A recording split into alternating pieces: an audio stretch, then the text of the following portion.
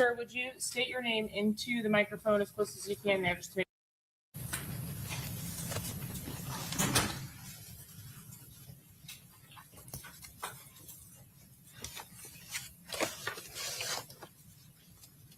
And once we have the witness seated, then let's go ahead and bring in our jury, okay?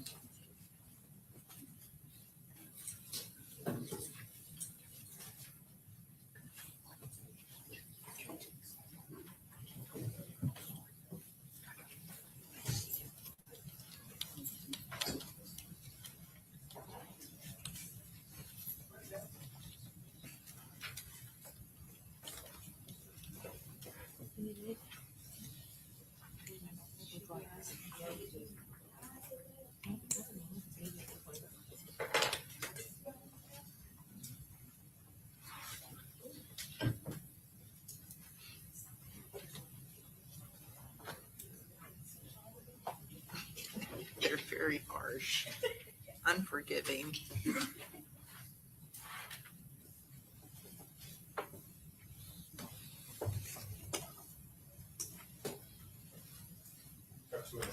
Okay, sure.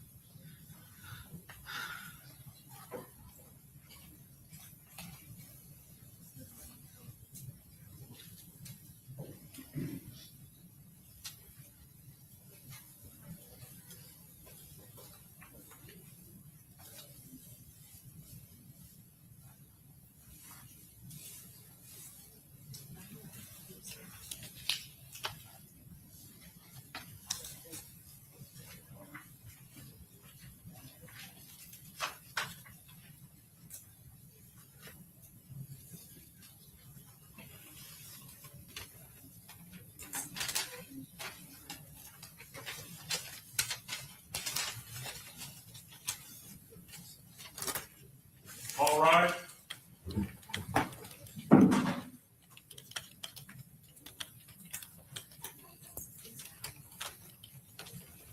Ma'am. What is your. Sit down. All right, you may proceed. Thank you, Your Honor. Sir, would you state your name into the microphone as close as you can there, just to make sure that everyone can hear you? Sir, do you have a nickname? Yes, ma'am. What is your nickname? Kenny Caps. Kenny Caps? Yes, ma'am. Can you get a little bit closer to the microphone, please? Thank you. Kenny Caps. Were you present with the victim, Charles Jones, on the night that he was killed? Yes, ma'am. And who is Charles Jones to you? Close friend How long have you known him? all my life. Did you all grow up in the same neighborhood or different neighborhoods? Same neighborhood. And did you know Charles Jones by any nicknames? Yes, ma'am. What are those nicknames? Foolio, 6, 7. Yes, ma'am. When you say 6, is that a reference to something?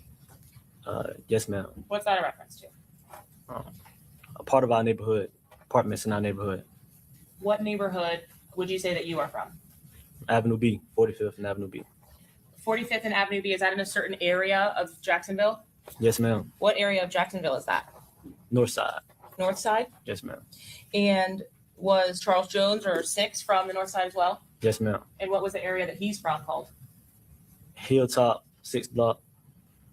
Yes, ma'am. Hilltop and 6th block? It's the same thing. Are they also on the north side of Jacksonville? Yes, ma'am. Now, clearly you're present in court today and you're incarcerated. Yes, ma'am. What are you in jail for? Distribution charge. A distribution charge Yes, ma'am. of drugs? Yes, ma'am. Drugs. Yes, ma'am. Is the distribution charge a state charge or a federal charge? Federal charge. And do you have additional state violations? Yes, ma'am. And is that a new law case or is that something else? A new law case, I think. What is the state violation for?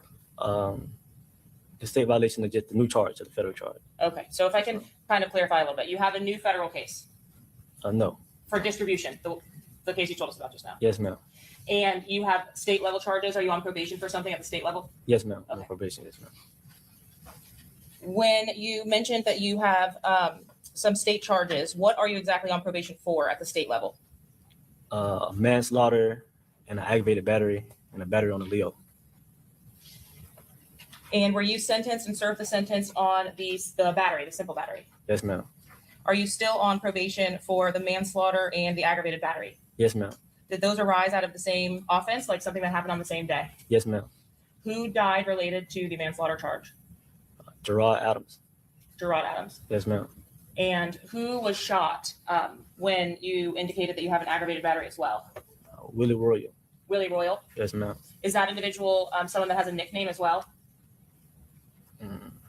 Yes, ma'am. Yes, ma'am. And do you know the nickname of Willie Royal? Go crazy, will go crazy, something like that. In that nature. Go crazy or will go crazy? Is that what you said? Yes, ma'am. Now, you entered a plea of guilty as to those charges. Is that right? Yes, ma'am. When did that actually happen? 2018. And did Joe Rod Adams have a nickname? Yes, ma'am. What was that nickname? Spaz. Spaz? Yes, ma'am. Do you remember the day it happened in 2018? I'm not sure. I'm not direct. I think it's the 24th. I think it was August 24th, 2018. August 24th of 2018? I think so. Do you recall how long it took for you to be arrested for that offense? Like 3 days. I think that Tuesday happened Friday, Tuesday. What were the circumstances of that manslaughter and aggravated battery charge? What happened? Well, can you restate that? Yes. Where was was it a shooting? Yes, ma'am. Where did the shooting happen?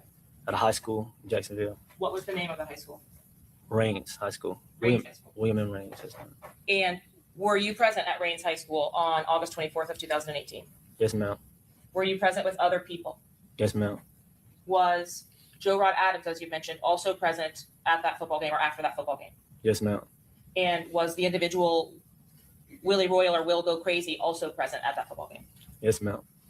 After the conclusion of that football game, was there a shooting? Yes, ma'am. And as a result of that shooting, did Joe Rod Adams or Spaz pass away? Yes, ma'am. Is that the crime that you were arrested for a few days later? Yes, ma'am. And what was ultimately your sentence for that crime? 5 years in, 10 years on probation.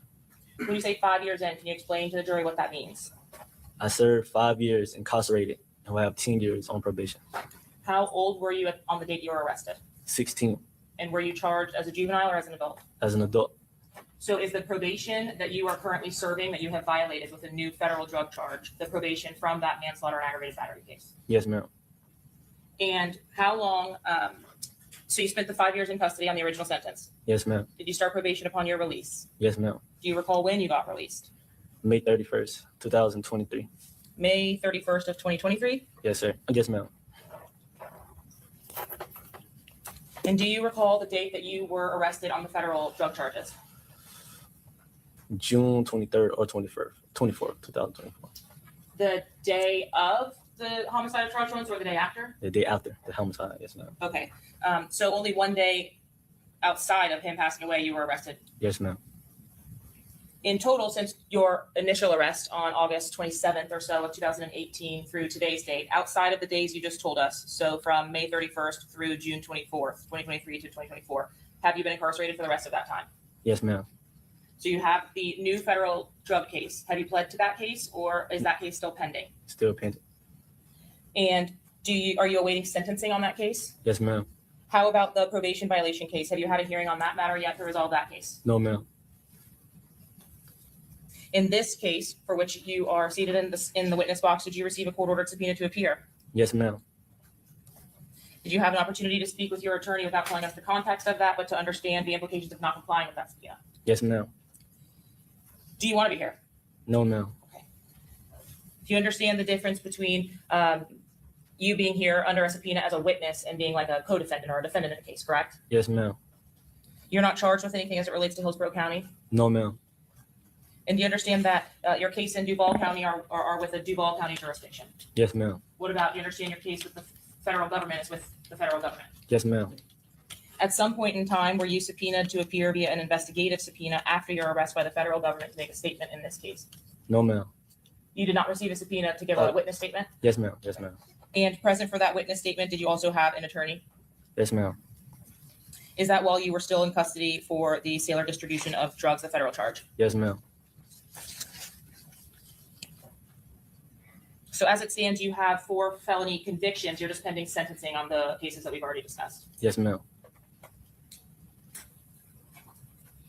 When you pled guilty to the death of Gerard Adams or Spaz, was there some type of, was there a reason you pled guilty to that case in lieu of taking that case to trial?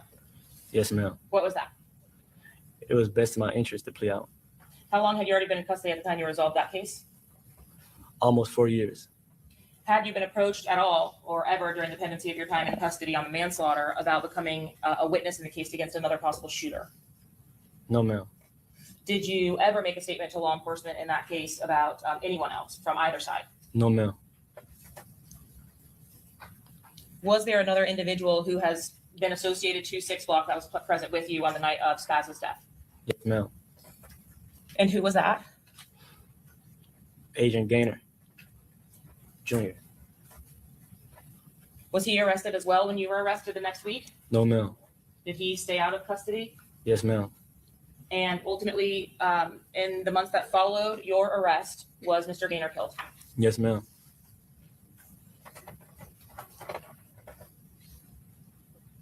Did you receive some type of benefit or notoriety for not making a statement against anyone in that particular case? Yes, ma'am. And how did that, what was the form of that? How did you get, I guess, credit for not talking? It was rumors about who actually pulled the trigger in that case. So, me not saying nothing gave me that honor or that fame. Yes, In ma'am. 2018, when you went to jail, was drill rap the primary source of income for yourself or Charles Jones in Jacksonville? No, ma'am. Okay, go ahead. No, ma'am. When did drill rap start to become popular, if you remember? In my city, in Jacksonville, around like 2020, I was already incarcerated around 2020. How would you hear about what was happening with the drill rap scene or YouTube and how you monetize that stuff? How would you hear about that? At the time, I was incarcerated, so video chat and new people coming in to jail. And they would kind of update you on the way things were evolving outside. Yes, ma'am. And when you actually were released in May of 2023, did you start to develop a little bit of your own following as well? Yes, ma'am. Even from custody itself, had you developed somewhat of popularity? Yes, ma'am.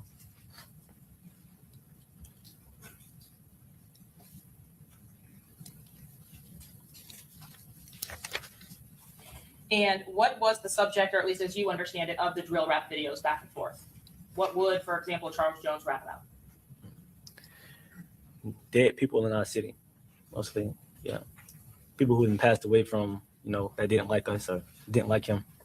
You say people that would pass away that didn't like us or didn't like him? What do you mean by us? Or where we're from, our neighborhood. What, I want to be respectful in asking, how did you learn what neighborhoods liked you and didn't like you? Like, how did that come about? The dissing and the songs and, just history of Jacksonville. Stuff. Did you know as a child in the neighborhood that you grew up in, areas that you were permitted to go to and areas that you were not? Yes, ma'am. How did you know that? It's growing up over time, deaths, people passing away when I'm 5 or 6, and just growing up, gaining knowledge of Jacksonville and what's going on in Jacksonville. What if you are not directly involved in those things that happen back and forth? If you weren't there or you didn't know anyone involved, are you still taking that on? You still take precaution. Yes, ma'am. What if any neighborhood like divisions are there? Are there territories? So you said you're living in the north side. Is Yes. Mr. Jones also living there, staying there? Yes, ma'am. How about out east? Would you regularly go out east? No, ma'am. Is that one of the areas that we've talked about? No, ma'am. Yes, ma'am. Tell me why you wouldn't go out east. Just the history of Jacksonville, things that's going on in Jacksonville. I'm sorry, Your Honor, I can't hear you. Can you just speak up a little louder, please, Mr. Howard? I said things that haven't occurred in Jacksonville. Are you familiar with a reference 1200? Yes, ma'am. And is that in some way related to or correlated with out east? Yes, ma'am. So if I said to you out east 1200, you would know what I'm talking about. Yes, ma'am. And what does that represent? Neighborhoods on the east side of Jacksonville. What about when I say to you 6 Block, to you, what does that represent? Apartments on the north side of Jacksonville. So neighborhoods is your Neighborhood. response to that. Yes, ma'am. Were you certified as a gang member when you were originally arrested for the manslaughter of Joe Rod Adams or Spaz? Yes, ma'am. And what gang were you associated to? PCE. PCE, is that Problem Child Entertainment? Yes, ma'am. And is that a group that ultimately was RICO'd about 2017, 2018? Yes, ma'am. And you're familiar with what a RICO is? Yes, ma'am. Did the older members of PCE at that time, were they all kind of arrested or scooped up? Yes, ma'am. Did you know the individuals who were arrested in that RICO case? Yes, ma'am. How were they related to you? Friends, family? Just in the neighborhood, same neighborhood. After PCE, the RICO comes down from that case. Do individuals that were associated with PCE start gaining popularity under the moniker 6 Block? Yes, ma'am. Okay, so I want to ask you a very direct question. Are you going to tell me at any point during the course of your testimony today that 6 Block is a gang? No, ma'am. Will you ever admit that? No, ma'am. Will you tell me if 1200 is a gang? No, ma'am. Will you tell me if ATK is a gang? No, ma'am. That's never going to happen. Never. Are you familiar with the statutes in Florida defining gang membership? No, ma'am. Are you, do you have concerns about making any admissions about gang membership on, as you testify? No, ma'am. Your position is that these are neighborhoods. Yes, ma'am. What if individuals from those neighborhoods kill on behalf of the neighborhood? You're still going to indicate not a gang. Not a gang. What if they throw hand symbols? Not a gang. No, ma'am. The statute itself does not matter to you, it sounds like. No, ma'am. So if I say groups or sides, would you understand the reference if you're refusing to say it's a gang? Yes, ma'am. Are 1200 and ATK affiliated to each other? Would they be friendly to each other? Yes, ma'am. And would 6 Block be friendly with 1200 or ATK? No, ma'am. Are you, strike that, is everyone that's in or identifies as 6 Block a rapper? No, ma'am. Is everyone that's in or identifies as 6 Block from 6 Block or Hilltop or 45th or Appy? Can you restate your question? Yes. You said 6 Block is a neighborhood. Yes, ma'am. Everyone who throws a 6, are they all from 6 Block? No, ma'am.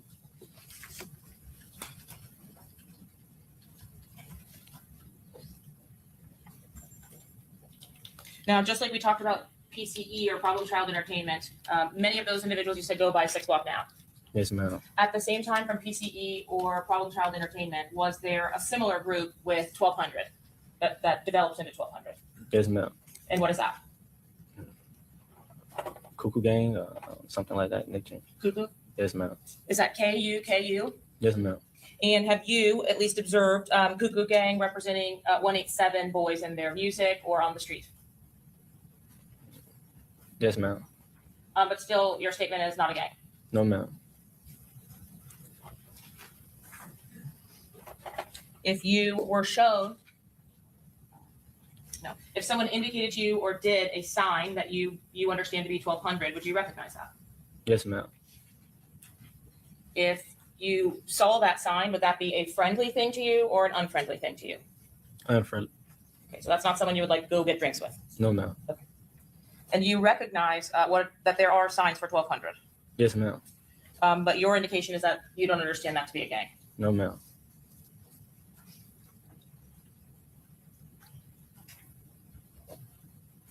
Do you understand the criteria for gang membership could include admitting your gang membership? Yes, ma'am. Yeah, I must sustain the objection. Can you agree that there are specific sides or areas of town that you do not travel to as a result of what's happening in Jacksonville? Yes, ma'am. What area of town do you not travel to? East, west.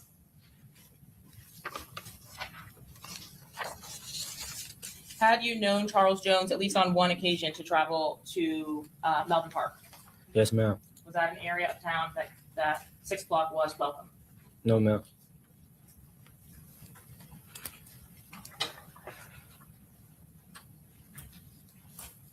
How long has the back and forth between whether it was this name, 6 Block, or PCE, 1200, Cuckoo, how long has this back and forth been going on? A long time. What do you mean by that? Before you went to jail 2018? Yes, ma'am. Before you returned the age of 10? Yes, ma'am. I was like, yes, ma'am. Before, is it as long as you can remember? As long as I can remember, yes, ma'am. When you came home from prison in May of 2023, had you had an opportunity to see or spend time with Charles Jones? Restate your question. When you came home from prison, did you have a chance to see Foolio? Yes, ma'am. And did you spend time with him regularly? Yes, ma'am. Were you able to catch up on the YouTube success he was having? Yes, ma'am. And were you also able to obtain some level of success in the same way? Yes, ma'am. Do you know an individual by the name of Gino Norris? Yes, ma'am. Who is that? It's like my cousin. close friend to the family, but cousins by marriage. My great uncle is married to his auntie. So Your great uncle and his auntie. Yes. When you say close to the family, I think you've said that a couple of times. Do you mean like your parents or your parents' siblings are friends with their families? yes, ma'am. Is that common amongst your friends in Jacksonville? Yes, ma'am. Do you know Gino by any particular nicknames? Just Gino. Just Gino. Yes, ma'am. Did Gino hang out the way that you and Foolio would hang out? Did he have club appearances or did he go to shows, things like that? No, ma'am. Were you profiting or making money off of attending clubs and making appearances with Charles Jones? Yes, ma'am. Were you benefiting on your own behalf or were you like working for Foolio? Kind of both. What do you mean by that? Some appearances it just be for me, and then sometimes with him coming to shows and stuff, I'll get a percentage of it. And are you paid by the club itself to go there? Promoters, stuff like that. What do you do? Do you put on a show or do you just hang out? I hang out and I also rap too. So sometimes it all depends on what's going on. It might just be an appearance or it might be me actually rapping as well. How do club appearances get you money or how does the club earn money from that? We bring people. People want to see us, so they benefit from it as well. And was, at least to your knowledge, Charles Jones or Foolio probably one of the more profitable rappers in 6 Block? Yes, ma'am. Are you familiar at all with the music of Isaiah Chance or Rashad Murphy? Isaiah Chance, but no, not the other one. No, ma'am. Not the other one. And do you know of more than one song for Isaiah Chance? I heard a couple. Are they doing the same numbers essentially that Charles Jones was doing on YouTube? No, ma'am. How long have these rival shootings been going back and forth, if you can recall? Before my time, a long time. Before your time? Does that mean before you were born? No, just before, when I was younger. Was this happening before you went to jail in 2018? Yes, ma'am. How many friends or family have you lost back and forth? A lot. Do you have a lot of the friends that you grew up with in Jacksonville still in Jacksonville? Some of them moved, some of them still here. In Jacksonville. If you lose a fellow, like a 6 Block member or someone from the neighborhood, are you helping or assisting their families in some way? Objection, no relevance. Sustain. You're under me approach. Yes.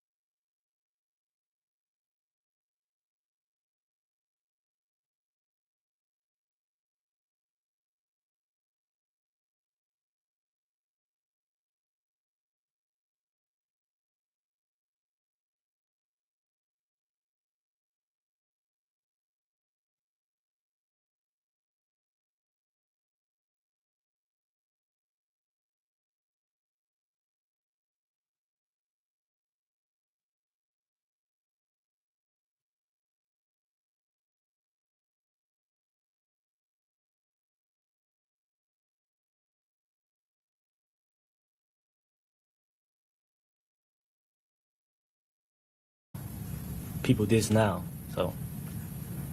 What do you mean by that?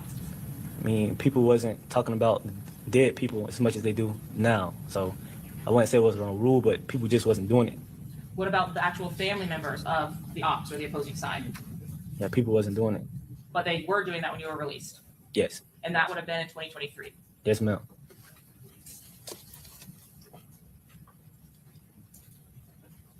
Did you also see a trend that level of disrespect that you called it was more lucrative? Yes, ma'am. But were you also witness to the fact that there were repercussions to that? Yes, ma'am. Are you familiar with the homicide of Jake Jett? Yes, ma'am. And are you familiar with the homicide of Daquan Pickens? Yes, ma'am. Excuse me, that's the same individual. I Yes, apologize. Of Antonio Tilly. Yes, ma'am. Are those individuals that were killed in 2023 after you came home from prison? Yes, ma'am. Are those individuals affiliated with the same side? No, ma'am. Which side was Jaquan Pickens affiliated to? Just from the north side, from My neighborhood, 45th area. And what about Tilly? What side was he affiliated to? I think north side too, but I think he was more like ATK, That would be friendly or unfriendly to 6 Block? unfriendly. Unfriendly. In the weeks leading up to the actual homicide in this case, so when Charles Jones is killed, did you see social media start to ramp up as it related specifically to Charles Jones and some of the defendants? Yes, ma'am.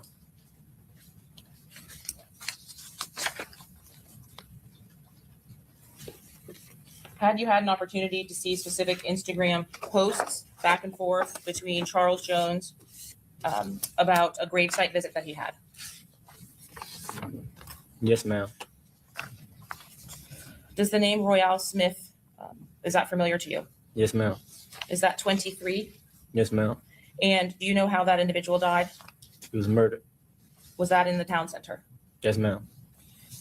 23, he did not die in the year of 2023, did he? No, ma'am. But were there social media posts where Charles Jones and other members from the north side went to 23's grave? Yes, ma'am. Did you see the responses on social media to that? No, not all of them. No, ma'am. Did you see some of the responses to that? Yes, ma'am. Your Honor, at this time, the state seeks to admit State's Exhibit 124A through D. Okay, the objection, Mr. Gonzalez? Just briefly, I know I've seen it, but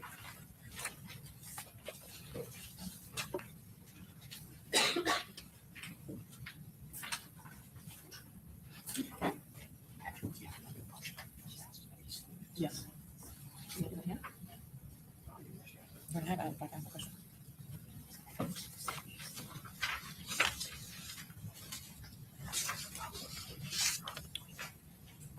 Okay, any objection, Mr. Gonzalez? no objection, Your Honor. Ms. Toomey? Mr. Wise? Mr. Katridas? Okay, they'll be admitted. 124A through D. In showing you State's Exhibit number 124B, is this one of those images that was on social media? Yes, ma'am. Was the response from the other side positive or negative to this post? So, restate your question. Was this post, did this post make people happy from 1200 or ATK or not happy? Not happy. Specifically, was there a post from the Instagram account Gadaze states 124C? That indicates the biggest mistake anyone on earth could have did. Mm-hmm. And ultimately did, on 124A, Mr. Jones post himself at that same place. Yes, ma'am. Was this type of dissing going on when you first got incarcerated? No, ma'am.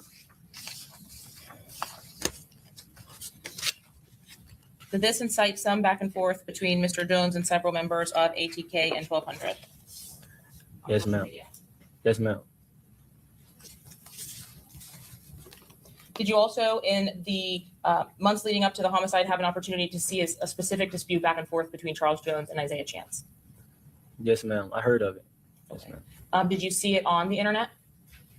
I was shown. Yes, ma'am. On what type of social media? I think Twitter. Is that Spaces, the X? Yes, ma'am. Was that a video or was that like a post? I think it was posts. I seen pictures and argument. What was the dispute about, if you recall? I think clothes, reference of. Hold on. So, This is not for the Spaces argument back and forth, the audio argument. This is an actual Spaces post argument that's going back and forth between Mr. Chance and the victim. okay. And come up real quick.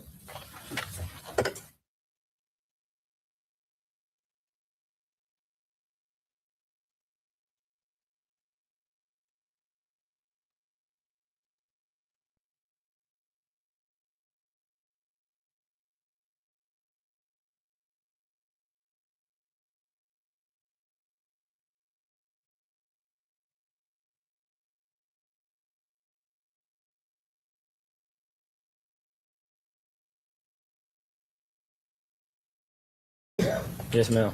Had you had an opportunity to see his face on Instagram or social media? Yes, ma'am. Had you ever been in face-to-face contact with him in person? No, ma'am. How many times do you think you spoke to Isaiah Chance? A lot. And why would you talk to Isaiah Chance? Is he 6 Block? No, ma'am. Was he affiliated with another side or another group? Yes, ma'am. So why would you talk to him? just catching up, things about life in Jacksonville. Did you know him before you went to prison? No, ma'am. How did you come to know him when you got out of prison? Social media. And who reached out to who? I think he reached out to me. On several occasions, did you have a chance to see likes from Mr. Chance on your social media accounts? Yes, ma'am. And during the course of these conversations that you had with him, you would talk about, you said Jacksonville. What about Jacksonville? Things that's going on in Jacksonville, people, stuff like that. People related to 6 Block and ATK and 1200, or the news anchor on the news at night? People in and from neighborhood, Jacksonville things. Okay. Let's talk a little bit about the weekend of June 21st of 2024. Did you have an opportunity to come to Tampa with Charles Jones? Yes, ma'am. What day did you come down here? I don't recall. Do you know what you did on the first day that you got here? Yes, ma'am. What did you do? We came down here, we got settled in, then we went out. Where did you stay? In a hotel or an Airbnb on night 1? Airbnb. Do you know anything about Tampa itself or the cities around Tampa? Not really. Do you know where the Airbnb was, like what city it was in? No, ma'am. Do you know that you went out to a club or a bar of some kind? Yes, ma'am. And would that have been Friday? Yes, ma'am. But you don't know the date that was yet? No, ma'am. When you went out on that day, did you have a performance or an appearance for yourself or Charles Jones or with anybody else in your group? No, ma'am. We just went out. Just for fun? Just for fun. What was the purpose of the whole trip to come down here? Birthday.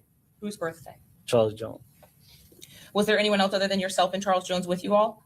It was me, Gino, and Charles Jones. In your car? Foolio's car. Charles Jones' car. And other than Foolio's car, did other cars come down to Tampa with you all? Yes, ma'am. Was there an individual present by the name of Xavier Edwards? Not the first night, no. Was there an individual by the name of Xavier Edwards on the second night? Yes, ma'am. Do you have any kind of relationship with Xavier Edwards? Yes, ma'am. What's that relationship? Another friend. Does he have a nickname? Yes, ma'am. What's that nickname? We call him Fat Zay. Fat Zay. Yes, ma'am. Is he heavyset? Yes, ma'am. Have you heard the nickname Fat Boy? Yes, ma'am. And has that ever been used in reference to Mr. Edwards as well? Yes, ma'am. Do you have several other nicknames for Mr. Edwards regarding his weight? Yes, ma'am. How about Taifa McCrae? Do you know that individual? Yes, ma'am. Do you call him Taifa? No, ma'am. What do you call him? Tata. Tata? Tata. And is that your friend as well? Yes, ma'am.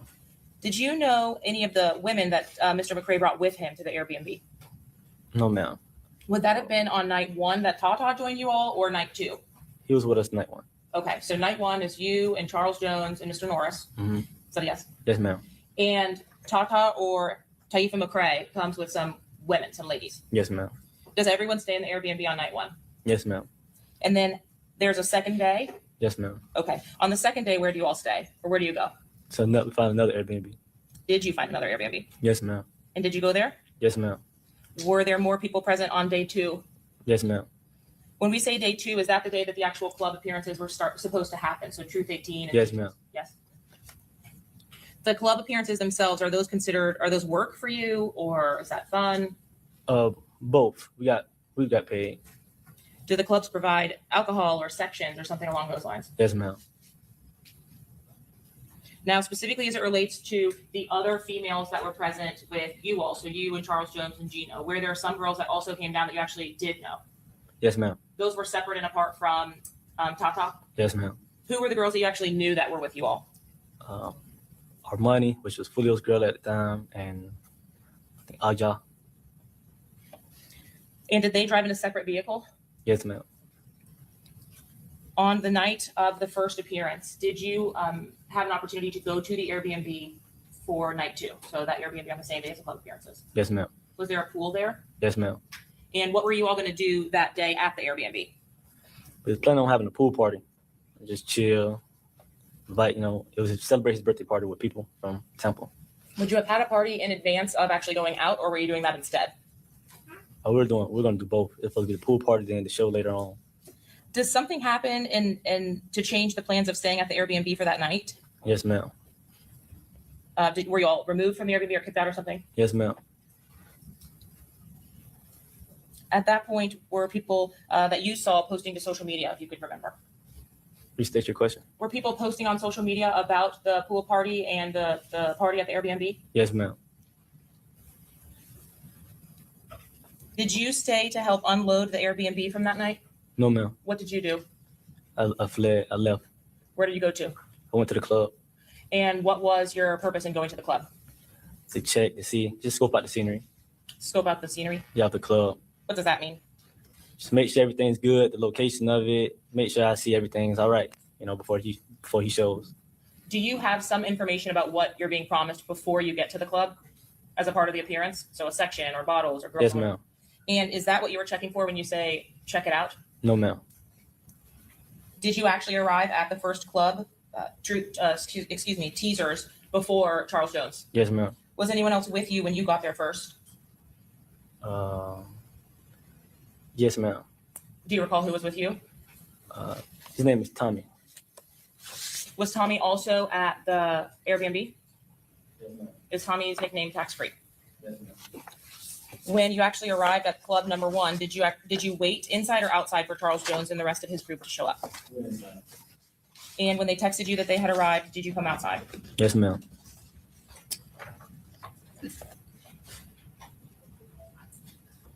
I'm showing you a still of what's been previously admitted as 641A. Are you able to see that picture okay? Yes, ma'am. And are you able to identify yourself in this photograph? Yes, ma'am. Where are you? If you could just describe yourself. I have on a white shirt, chain, Jordans, and a hat. If I point to the individual just to the left of the center of the photograph, is that you? Yes, ma'am. Now, whose car is this that you just grabbed here? Charles Jones. Okay. Is this where you've indicated you were waiting for them to come and arrive at the first club? Yes, ma'am. Have you already done your walkthrough of the club? Yes, ma'am. While inside of Teasers, did anything out of the ordinary happen? No, ma'am. Were there any problems inside of the club with people that were not a part of your party? No, ma'am. How about outside of the club? No, ma'am. Could you see that Charles Jones had been posting to social media? Yes, ma'am. And over the course of the night, did you see, Charles Jones drinking Don Julio? Yes, ma'am. Was there any significance to that? What do you mean by that? Was there any importance for that? Like, is that normal that he would drink Don Julio? No, ma'am. Did he normally drink? No, ma'am. Do you drink? No, ma'am. On this particular night, was he drinking? Yes, ma'am. And what was he drinking? Don Julio.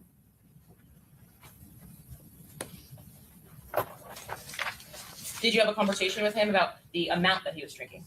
Yes, ma'am. Would that have been at club number 1 or club number 2? At the Airbnb before we left in the club What was the conversation like? to slow down on his drinking. Was he listening to you? No, ma'am.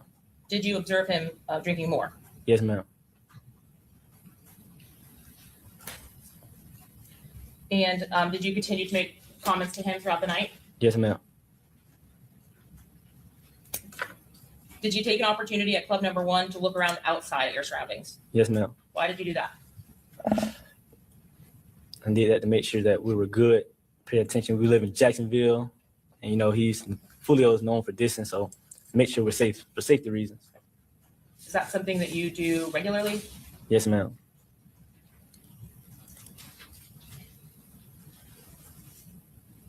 Did everything at club number 1 go as you had planned for it to go? Yes, ma'am. Did you finish that club appearance and head to another place? Yes, ma'am. When you got to the second club, is that the club that has 2 stories? Yes, ma'am. Do you remember the name of that one? I think it's Truth.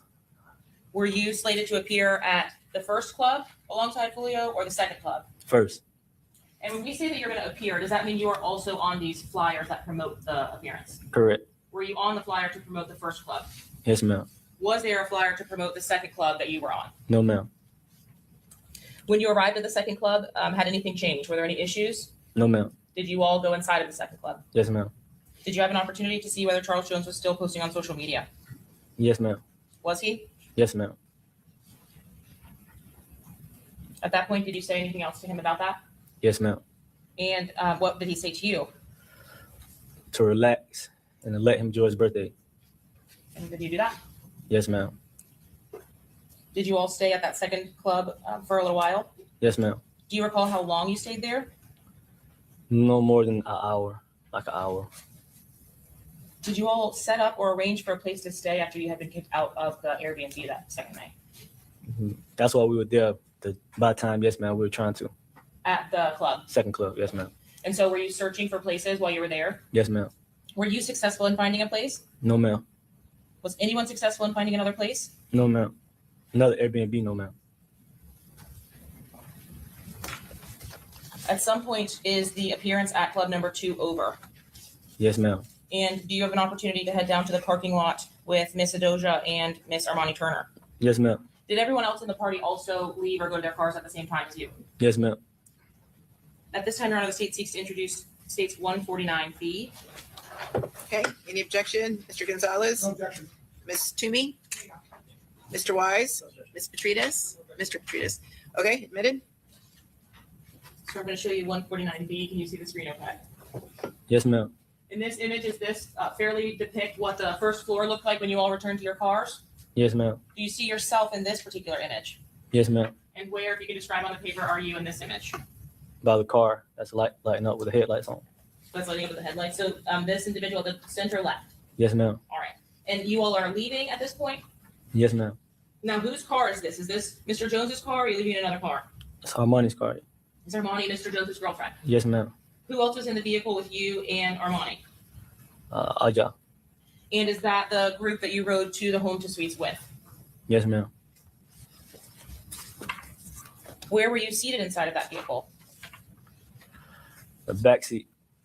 And who was driving? Armani.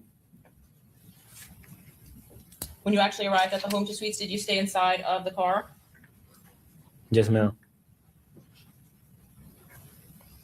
Could you see where Charles Jones's car was? Yes, ma'am. And what happens next as you are at the home to suites? That's when I hear the shots go off. Could you see where the shots were coming from? No, ma'am. What did you do? I ducked.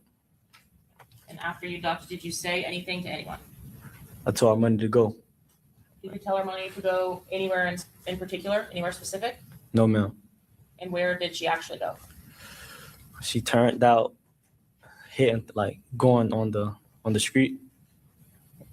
Yeah. When you say she turned out, was she driving the car forward or backward once the shots rang out and you told her to go? She backed up. Backed up. As she backed up, did she get out onto the street without anything else happening? We bumped into another car. You bumped into another car? Yes, ma'am. Does that mean hit them with your car? Yes, ma'am. And did you keep going after that? Yes, ma'am. Where did you go? We found help. She found help.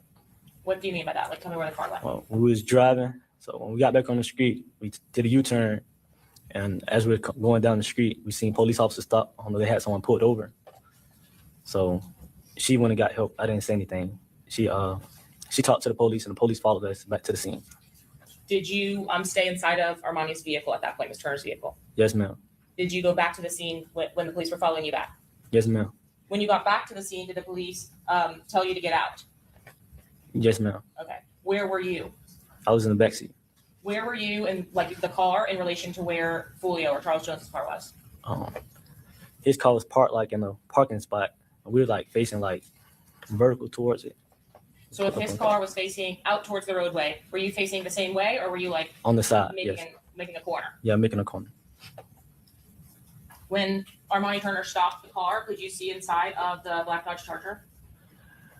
No, but when I got out and walked up to the car. When you walked up to the car, did the police start to yell at you? Yes, ma'am. And after the police yelled at you, did they put you in handcuffs or anything like that? No, ma'am. Did they give you any instructions on where to go? No, ma'am. So what did the police tell you to do? They told me they wanted to ask me some questions, but I had to wait till the lead detective came on scene, so I had to stay with them. Did you want to stay? No, ma'am. At this time, the state will seek to admit State's Exhibit 149C. Okay, any objection? Mr. Gonzalez? No objection. Ms. Toomey? No. Mr. Wise? Mr. Petrides? Admitted? All right, I'm publishing State's 149C. Are you able to identify yourself in this footage? Yes, ma'am.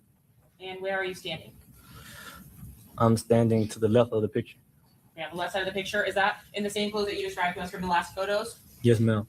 Were you still wearing a white top and basketball shorts, blue and white? Yes, ma'am.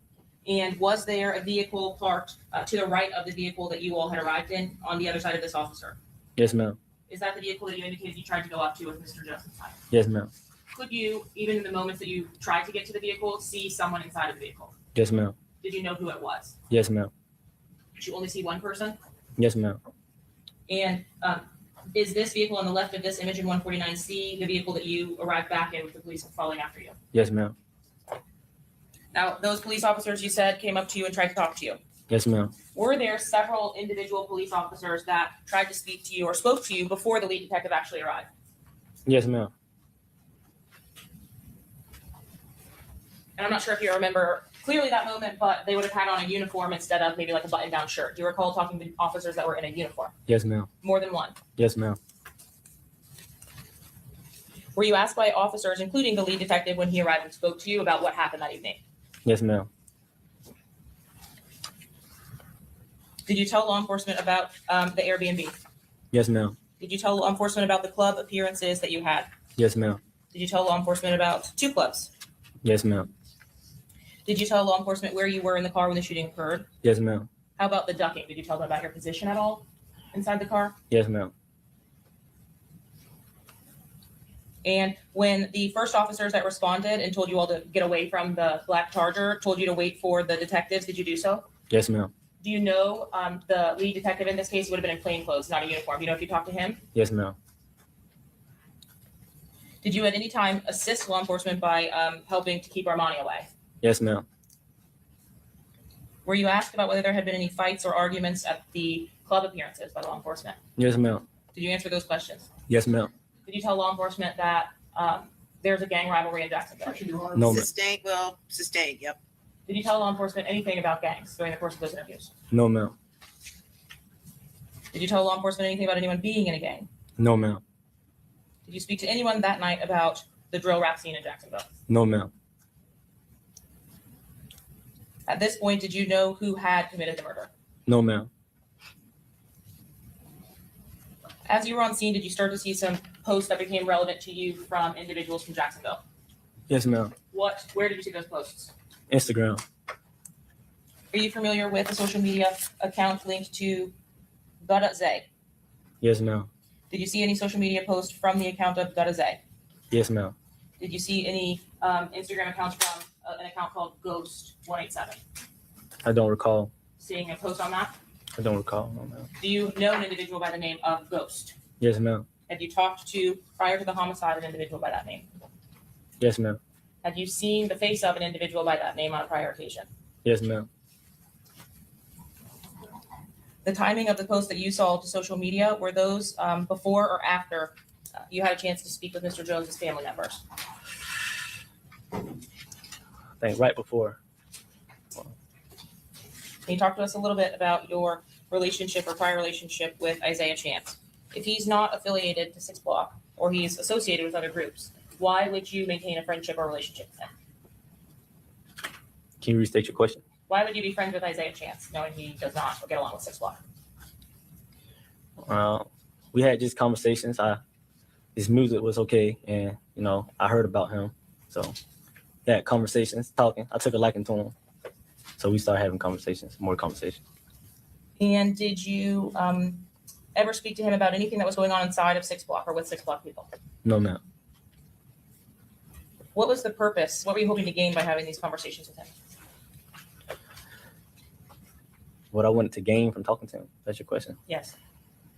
Just, stuff was going on in Jacksonville, hoping he'll say something or anything or leading to something, just excess stuff about other neighborhoods. So we're not talking about, like where the new nice restaurants are. No, ma'am. You were hoping to get information. Yes, ma'am. Were you asking him directly for information? No, ma'am. The way that you talked to him, were you hoping that he would accidentally give you information? Yes, ma'am. Objection, Your Honor. Reading. Overruled. Did he at times give you information? No, ma'am. Did you, in the course of your conversations with Isaiah Chance, actually slip up?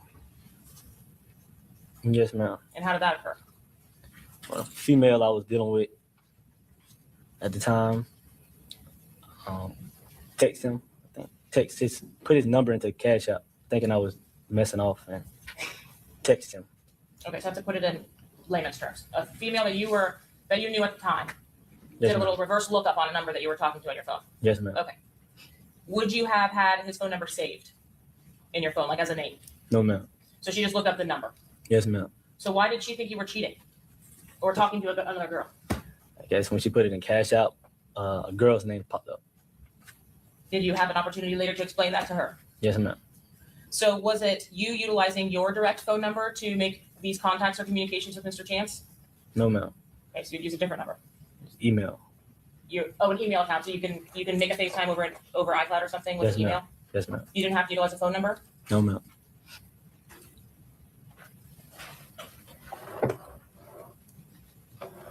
And prior to this homicide, did you also have an opportunity to speak to an individual by the name of Rashad Murphy? Yes, ma'am. Did you know him as Rashad Murphy at the time? Yes, ma'am. Had you known Rashad Murphy just from growing up? No, ma'am. Did you know the nickname of Rashad Murphy at the time? Yes, ma'am. And was that the same account you've already told us about, Ghost? Yes, ma'am. Did you talk to him on more than one occasion? Yes, ma'am. At the time that you spoke to him, were you able to see him? No, ma'am. You would talk on the telephone or on FaceTime? FaceTime. And how come you could not see him? He had his camera off. Had you ever, over the course of your conversations with him, seen his face? Yes, ma'am. How many times? Once or twice. And was that on FaceTimes? Yes, ma'am. How about to Rashad Murphy? Did you have his phone number saved in your phone as a contact, or was it just a number? Just a number. What was the nature or the tone of your conversation with Mr. Murphy? Was it the same as Mr. Chance? No, ma'am. Right. What were you talking to Mr. Murphy about? Stuff in Jacksonville, my prior case. Was Mr. Murphy related to the victim of that case? Yes, ma'am. Did he tell you he was related to the victim of that case? Yes, ma'am. Did he tell you what the relationship was? Yes, ma'am. What did he say the relationship was? That was his brother.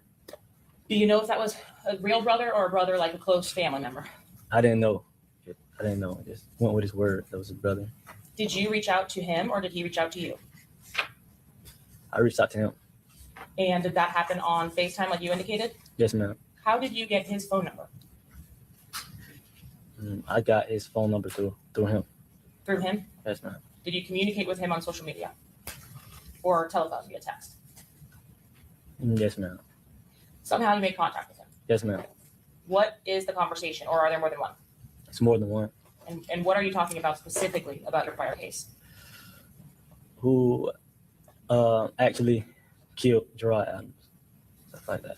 But this is at a time when you had already been released from custody Yes, from ma'am. that case, correct? Yes, ma'am. Are you still on probation for it? Yes, ma'am. So it would have had to happen after your release. Yes, ma'am. So at some point after you get out in May, you speak to him. Yes, ma'am. What is he asking? Who did it? That's it? Yeah, it's some clarity. Who actually did it? Or a lot of people asking you that question. Yes, ma'am.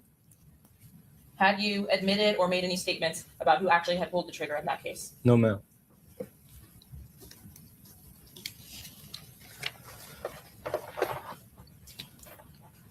And specifically after the homicide itself, did you have any contact with Rashad Murphy?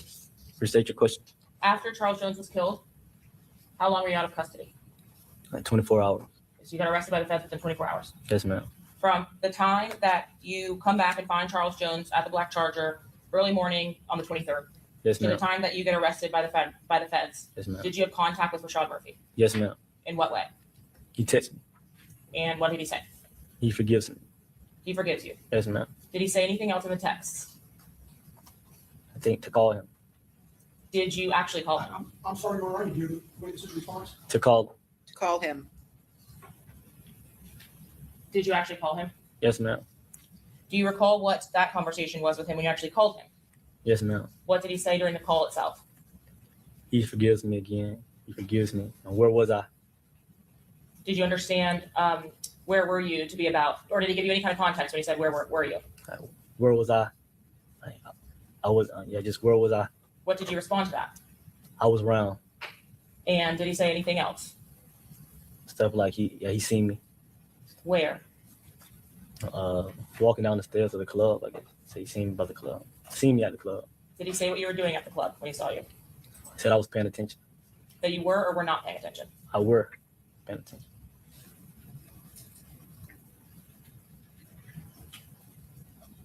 Then did he make any statements about the actual home to suites, the homicide scene, the location? Yeah. He said that was him in front of that car. Did you have any idea what he was talking about? I kind of did, yes, ma'am. At that point, had you seen some of the video? No, ma'am. So how did you know what he was talking about? I'm guessing he's in that car, so. When he said he was standing in front of the car, could you see where the shooters were when you were actually being shot at? No, ma'am. Did you know what area Rashad Murphy or Davion Murphy were from? Yes, ma'am. Where's that? Out east.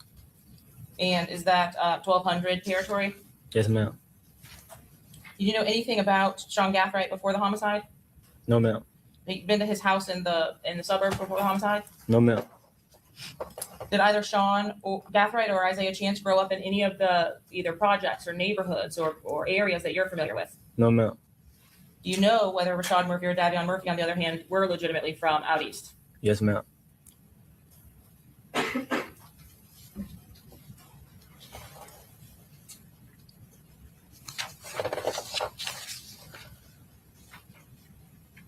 Did you have an opportunity when you spoke to law enforcement to be shown an array of photographs? Yes, ma'am. Were you asked in that array of photographs whether you could identify any of the individuals depicted? Were you asked if you knew anybody in there? Oh, yes, ma'am. Yes. Showing you what has been marked as case 107. Do you recognize these papers? Yes, ma'am. Do you recognize your signature? Yes, ma'am. And during the course of that, did you have an opportunity to make an identification of an individual in those photographs? Restate your question. Did you say that you knew anyone from those pictures? Yes, ma'am. Specifically as it relates to Davion Murphy, did you have an opportunity ever to have contact with him, No, ma'am. Mr. Davion Murphy? Correct. No contact. No, ma'am. Did you ever speak to him? Yes, ma'am. When I say contact, I mean in life, have you seen him physically? Yes, ma'am. And when you saw him, were you, did you have an opportunity to hear him say anything to you? Yes, ma'am. What specifically did he say to you? He just let me know who he was. He said his name, told me who he was related to, and told me that, you know, he heard, like, I was incarcerated for his cousin. And did you understand the things he indicated to you to be friendly or threatening in nature? Unfriendly. Unfriendly. Yes, ma'am. Is that the only time you ever had any contact? I don't mean contact like fist fighting, but I mean, Yeah. is that the only time you ever came into contact with Davion Murphy? Yes, ma'am. Have you seen Rashad Murphy, Davion Murphy, or Isaiah Chance in the parking lot at Teasers? What would you have done? I would have been on high alert. I would have protected myself. Same thing with Truth 18. Yes, ma'am. Same thing. Had you seen anyone from 1200 in the Tampa area? Would that have been a sign of anything to you? Yes, ma'am.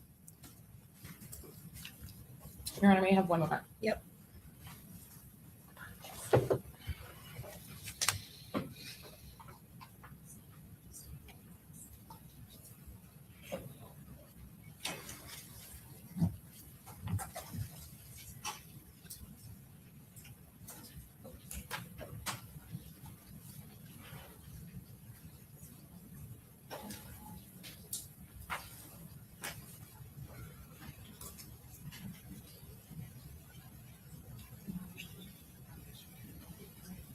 Your Honor, I will pass the witness at this time. Okay, Mr. Gonzalez? One moment, Your Honor. Sure.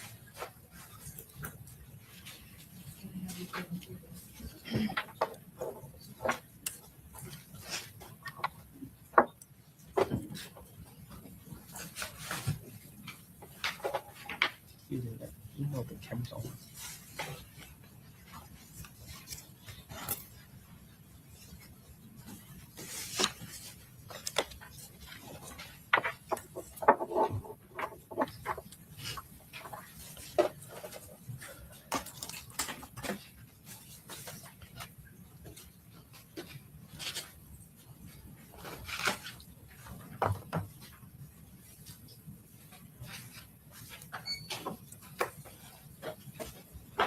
Mr. Howard, you have stated that with regard to when people talk about gang affiliations, 1200, ATK, 6 Block, whatever other gangs may be talked about.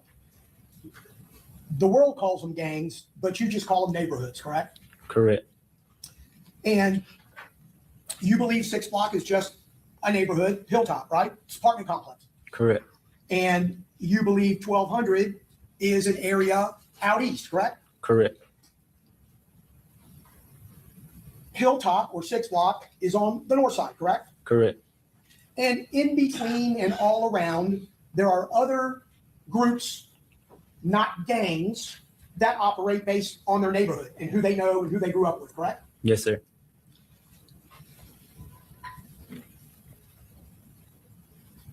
And I think you talked about on direct hand signs that are used, whether it be for 6 Block, whether it be for 1200, whether it be for ATK or any other group. Those hand signs depict that you are from that neighborhood. It can. Yes, sir. Okay. And putting your thumb with your middle finger like this, that's 1200, right? It can mean several things. Jacksonville, they would think that. Yes, sir. Jacksonville. In Jacksonville, yes, sir.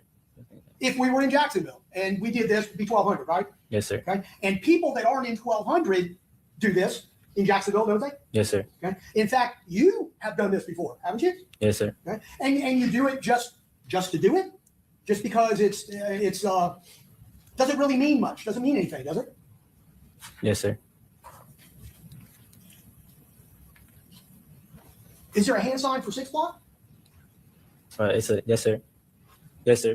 Show me what it is.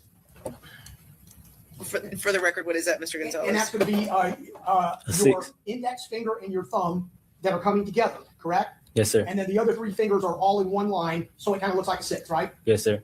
Other people that are not 6 Block do this too, don't they? Yes, sir. Could they do it because they are following maybe a rapper or a group that are producing or showing rap videos? Yes, sir. And because in fact, Charles Jones is 6, right? Yes, sir. And he named himself that, right? Yes, sir. In fact, he named 6 Block, didn't he? Yes, sir. And you were very close friends with Mr. Jones, correct? Yes, sir. You talked about some other people. You talked about Xavier Edwards, right? Yes, sir. Okay, who you know. Yes, sir. And you called him Fat Boy. Yes, sir. You've given some statements already, and you testified in the past in this case, right? Yes, sir. You've never referred to him as Fat Boy before today, have you? Yes, sir. You have? Yes, sir. You think you have in any statement you've ever given Oh. referred to him as Fat Boy? I don't recall. And what about, isn't he called 55? Yes, sir. 5'5". How about Omerta? Yes, sir. Okay, so these are some of his 6 Block names, correct? Just nicknames. Nicknames. I say 6 block. Yes, sir. But you don't know if you've ever referred to him as Fat Boy previously. Well, Fat Boy is something like we would call him on the one-on-one tip, like an inside Fat Boy, but to like social media, he'll be Omerta 5'5" and stuff like that. Yeah, so that's just something between a friend to a friend or Yes, a person sir. to a person that he knows each other, right? Yes, sir. Not what he's known as on the street, Yes, sir. right? Or what you would refer him as if you were talking to third parties. Yes, sir. And Tata, Yes, sir. he was 6 Block too, right? No, sir. Excuse me? He's No. not. He's He's not from, 6 Block? he's from around. No, sir. Okay. You don't know whether or not he was documented as a 6 Block member or associate? No, sir. I'm sorry, you don't know, or the answer is no. I don't know if he's documented as a 6 block game. No, sir. I don't. And what about you? You know that you are documented as a 6 Block member, right? Yes, sir. And I think you told the state on your direct examination that the night that you were at the hotel, you didn't talk to them about neighborhoods or gangs, correct? No, sir. And you didn't talk to them about conversations that you were supposed to have had that caused you concern, did you? No, sir. And you didn't talk to them about anybody that you thought, because of these alleged conversations, might have been a person that could have killed Charles Jones, correct? No, sir. In fact, you say on a regular basis, don't you? I don't talk to police. Isn't that a fact? On a regular basis. Yeah. You normally, and your position is in your life, I don't talk to police. Isn't that the case? Can you rephrase it? In your regular life, walking around, you have said, I don't talk to police. Isn't that true? Yeah, I've said that. Yes, sir. And that night was pretty much the same situation. You didn't talk to the police about the things that might have been going on behind the scenes, correct? I talked to the police about the questions they asked. Yes, sir. Every question they asked, I answered. Right, about what happened there that night. Yes, sir. And where you had been and who you stayed with and what you saw, right? Yes, yes, sir. But nothing about what really could have been happening, right? Correct. Yes, sir. And Mr. Howard, you're called Kenny Caps because you cap people. Objection, Your Honor. He can answer. No, sir. Right? And I think you said you're called Kenny Caps because of South Park. Correct. Kenny on South Park. Correct. Kenny McCormick on South Park, right? Yes, sir. Okay.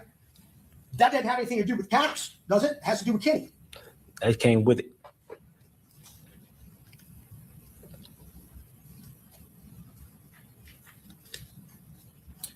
When it comes to whatever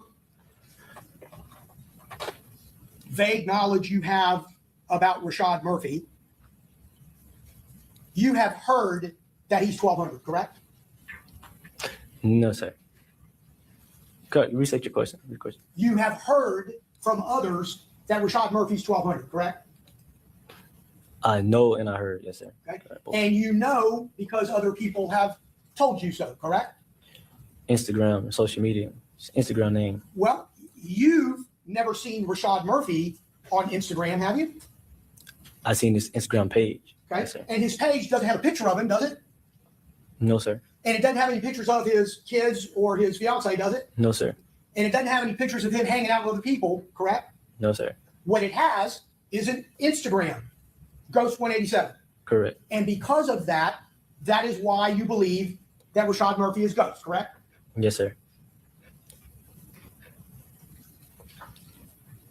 Along with other people that have said that, correct? Rephrase it. What you're saying? The other reason is because other people have told you that, correct? No, sir. But what you do know, right, is Rashad Murphy is from the East Side. That's where he was raised, correct? Correct.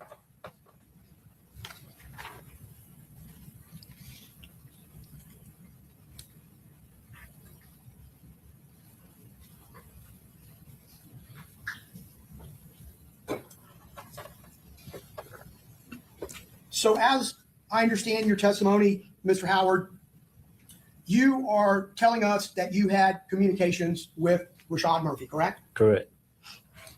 And the first time that you have told anyone that you had these communications with Mr. Murphy was the statement that you gave to prosecutors and law enforcement on August 4th, 2025, correct? Correct. And in June of 2024, which was the death of Charles Jones, you didn't tell law enforcement then that you had had conversations with Rashad Murphy, correct? Correct. But since that time, even though you were arrested right after you got back, I think you think June 24th, correct? Correct.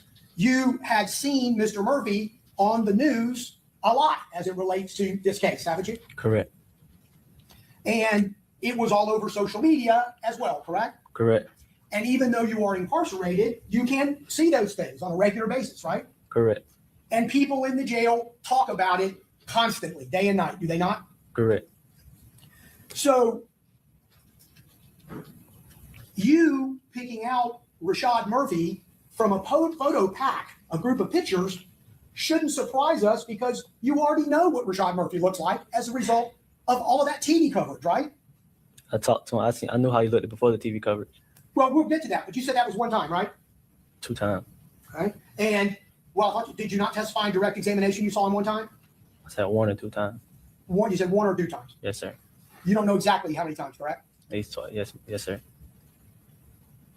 What you did say though is that you had 3 or 4 FaceTime conversations with him, right? Correct. And those FaceTime conversations were either showing a black screen or the ceiling or the wall, correct? Correct. That's what you testified to, correct? Correct. You also said that the way that that happened is that you got his number and you reached out to him. Correct.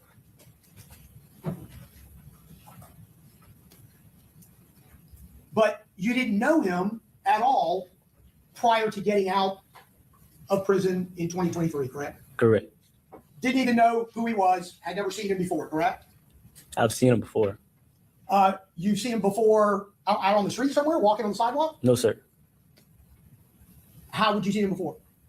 His pictures float around social media. Floating around social media prior to you getting out in 2023? You didn't see it then. You're talking about afterwards, right? Oh yeah, after I got out. Okay. So before then, you didn't know him. Oh no, sir.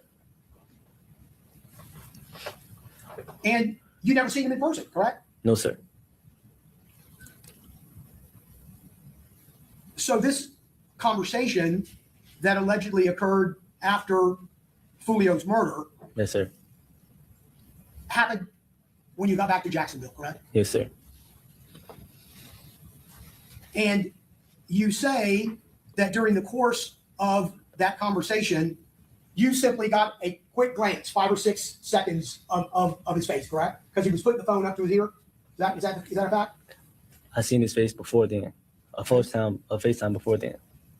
And that was I thought it was one time, 1 or 2 times, and you're not sure which, 1 or 2? Not the last conversation. A time before.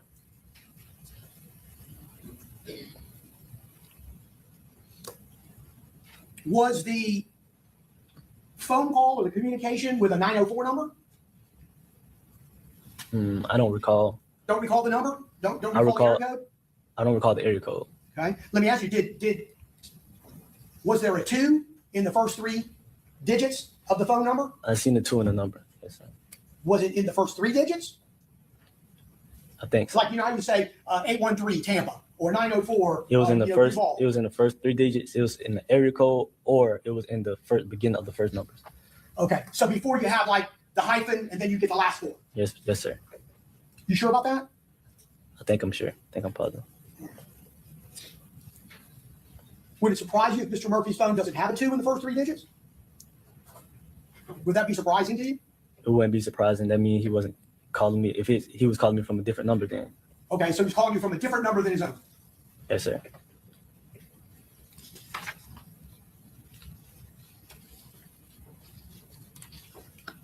You wouldn't have saved his number in your phone, correct? No, sir.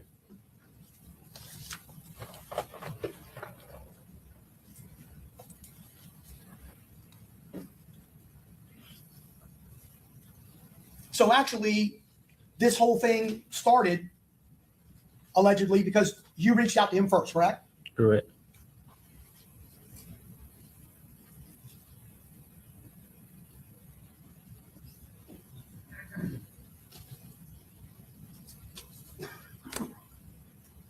Would the number that he was calling from end up being in your phone because of that communication, correct? Because it was FaceTime. Correct.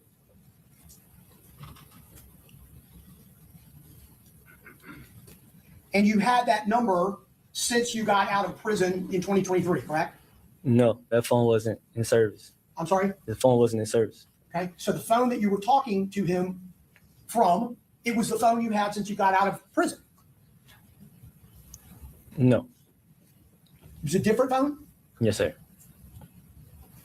And that phone had a username, correct? Correct. Penny caps, No, sir. 8 p.m. Yes, sir. 8 p.m. King Caps. Yes, sir. 8BM Kenny caps. Correct.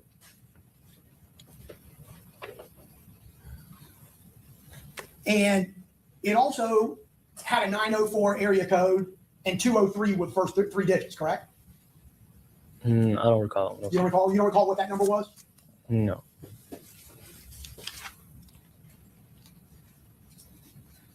But you had that phone on you when you were arrested in Jacksonville, right? Correct.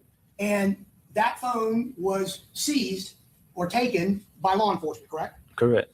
And that's where it is, as far as you know, right now, as we speak today. Correct. So talking a little bit, strike that.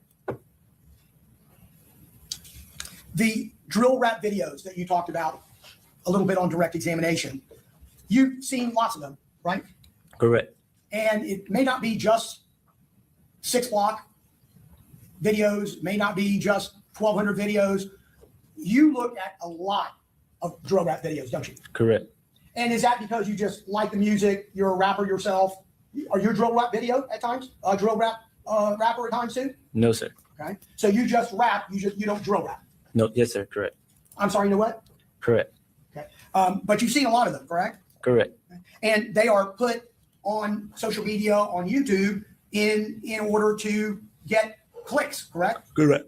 And that turns into money based on views and based on the platform that's being utilized, right? Correct. And it's been your experience that everything that's said in those drill rap videos are not true, correct? Depend. Yes, sir. Depends. So some is not, correct? Correct. You would agree with me that portions of what are in these videos, regular videos, drill rap videos, aren't always correct, are they? Correct. They're not always true, are they? Correct. They don't always have facts in them as much as they have lyrics that people want to hear, correct? Correct.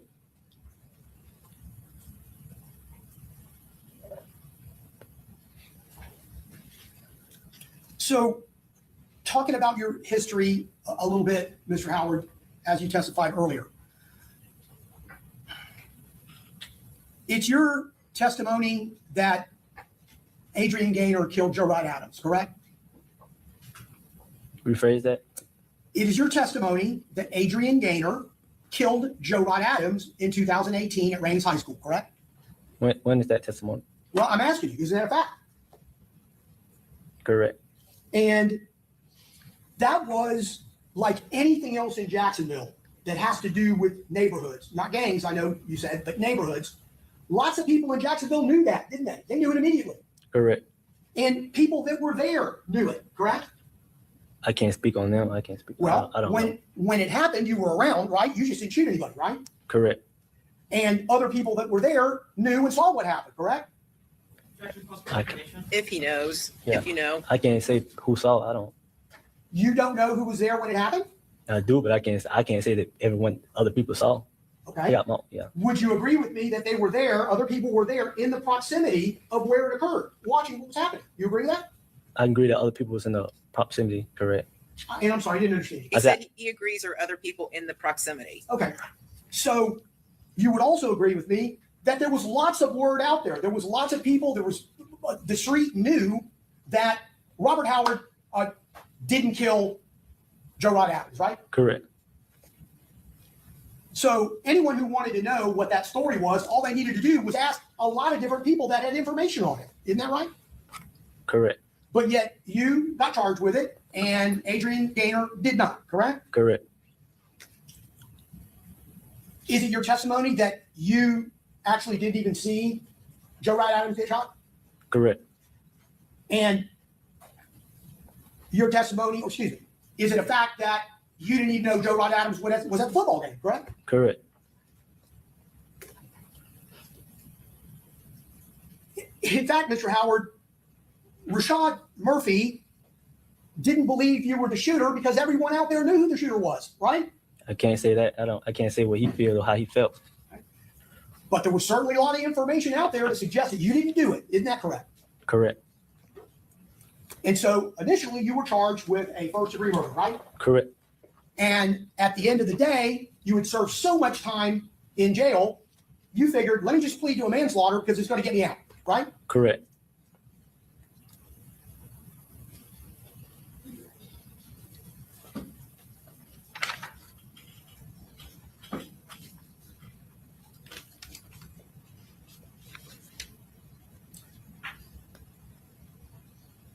Truth is, Mr. Howard, that when you got back to Jacksonville and you were thinking about who might have done this, you were concerned about a bunch of fake pages that were on social media that might have been involved in this case from other neighborhoods, right? Restate your question. When you got back and you were trying to figure out in your own mind who might have done this, you were concerned because there were lots of fake social media pages that were providing information, correct? When you say this, what are you referring to? I'm sorry, Judge. When you say this, do you mean this homicide or another incident? This homicide. Well, What's a fake page? a fake page, no, a fake page, a fake account. So somebody who doesn't want somebody else to know that it's them, correct? Correct. And they were putting out information, and you were trying to figure out from those fake pages who might have done this, right? My concern was my family, you know. I wasn't focused on fake pages concerning. I had just lost a friend, so I don't think my mind was trying to figure out who was on the fake page. Okay, so you weren't looking at and thinking that there were fake pages out there that were providing information? I wasn't worried about no fake pages of people. Well, if you weren't worried about it, you were looking at them, correct? And they, Sustained.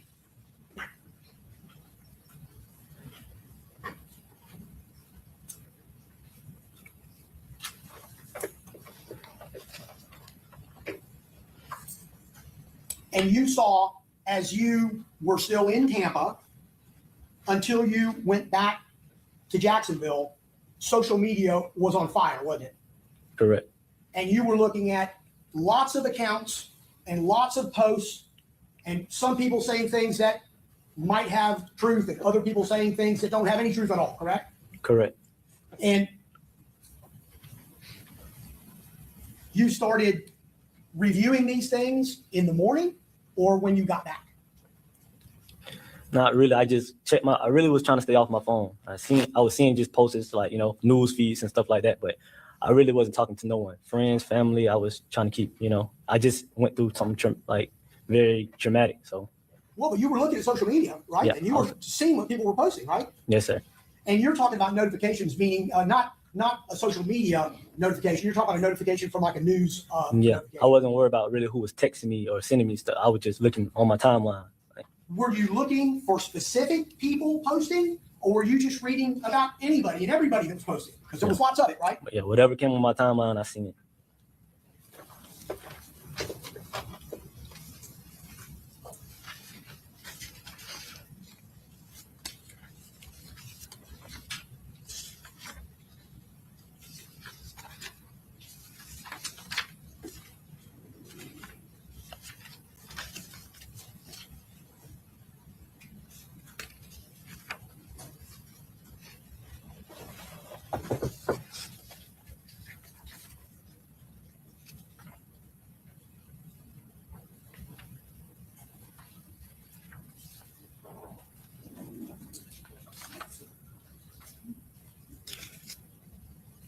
So, Mr. Howard, you talked about this conversation where you alleged that Mr. Murphy told you in Jacksonville, I forgive you, right?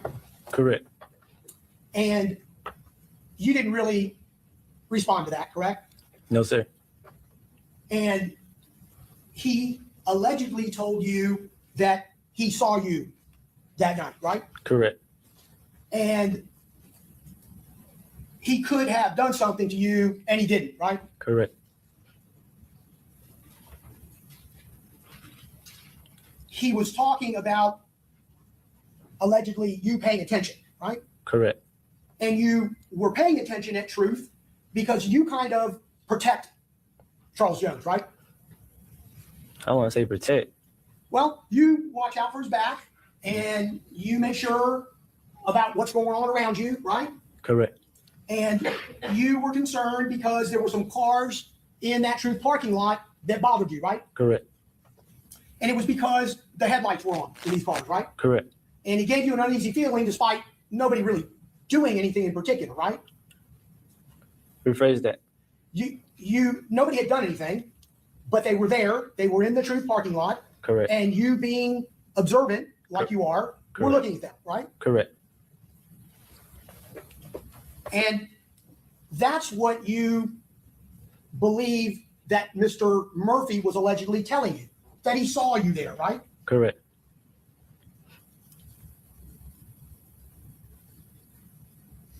when you saw these cars, were you on the bottom floor there of the parking lot, just taking a look around? Both. What do you mean by both? When I was on the floor and walking up the steps, I watched the whole parking lot.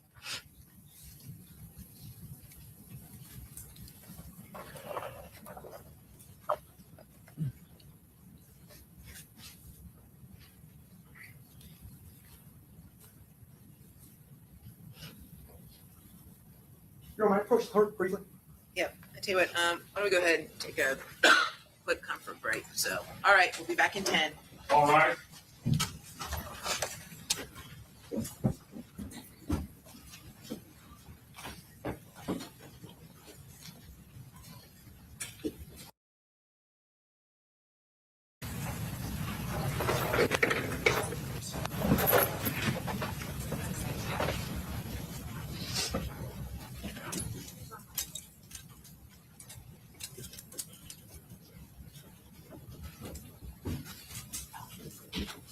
All yours right there. Okay, very good. Everyone have a seat.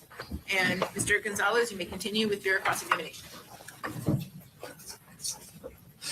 So, Mr. Howard, we're going to backtrack just a minute so we see where we were when we left off, okay? All right. Tired? No, sir.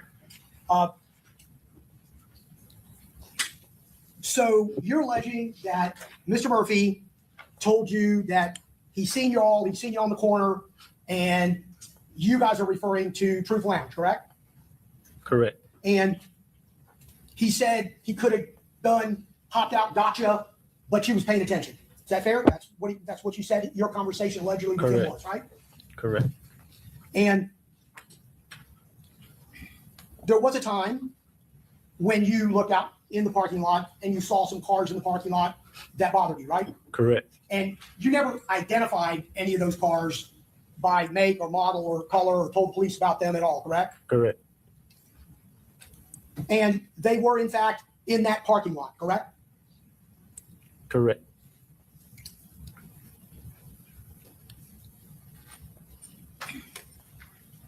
And this conversation that you're alleging and testifying to today is in relationship to what you were seeing when you were at the Truth Lounge looking through the parking lot and walking up or down the stairs, correct? Rephrase it. What we're talking about here is your concern and what you allege that he told you, Mr. Murphy. What he alleged he told you was that he's seen you in that parking lot, correct? Correct. You told us you saw a lot in the jail about this case, right? News, yes, sir. Okay. And the news had pictures of the people that were suspects or arrested, right? Correct. And the news had pictures of the hotel and the area where it occurred, right? Correct. And the news had a video of what occurred, where the people were shooting from, where the cars were. It was like a clip of the actual shooting, was it? Correct. How many times did you see that? They played it a lot. I've seen it on the news numerous times. I'm sorry, you seen it? I said I've seen it on the news a couple times. You didn't see the shooters while you were there that night, correct? Correct. You didn't see anybody come out and start to shoot.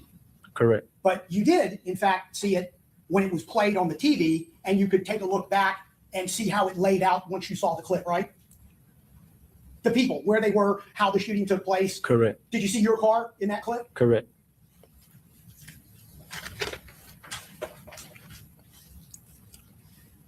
So, Mr. Howard, you have a pending federal criminal court case, correct? Correct. And you have a pending violation of probation in state court in Duval County, correct? Yes, sir.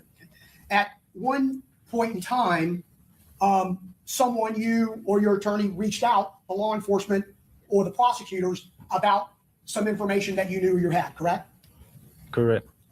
And that ended up with you providing a statement, which you said was under oath, on August 4th of 2025. You remember that date?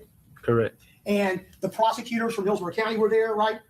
Correct. And the prosecutor from federal court was there, right? Correct. Law enforcement was there, correct? Correct. And your lawyer was there. You were represented, correct? Correct.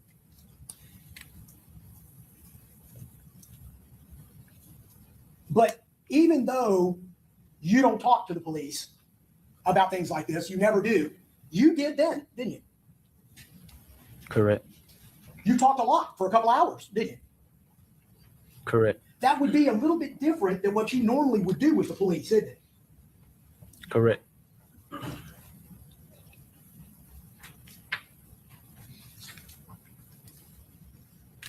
So from June 24th, when you got arrested, day after the murder, until August 4th of 2025, which is about 14 months, you never reached out to anybody to tell them that you had this information, did you? Correct. Did you tell your lawyer about it in that first 14 months? Did you have this information that can potentially, be of great benefit? So, yeah, not conversations he had with his lawyer.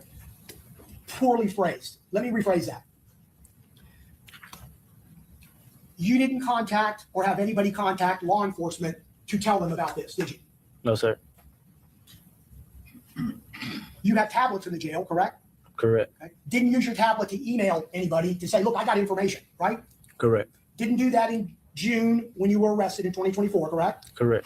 In fact, you never said anything about this until August of 2025, 14 months later. Is that right? Correct.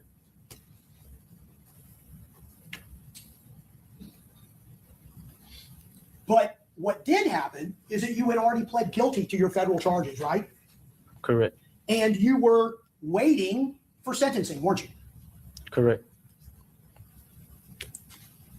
And you didn't provide this information to either law enforcement or prosecutors anywhere until you were getting ready to be sentenced in federal court. Isn't that correct?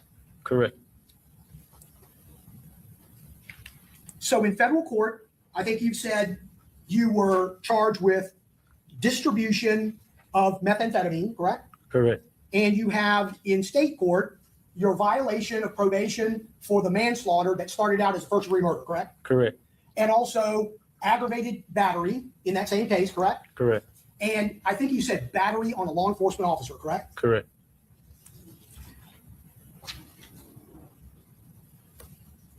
Your sentencing in federal court has been continued 3 or 4 times already, hasn't it?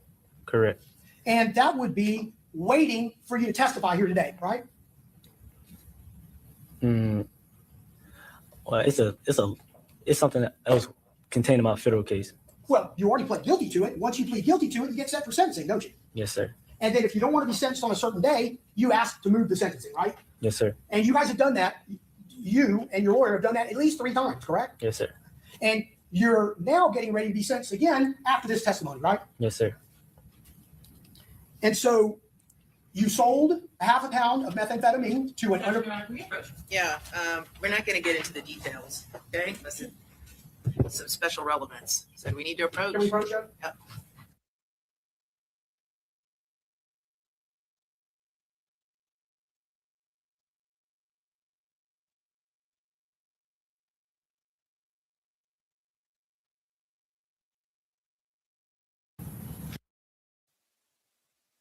Consent for them to use that phone and get into that phone, right? Utilize that phone any way they needed to, right? Correct.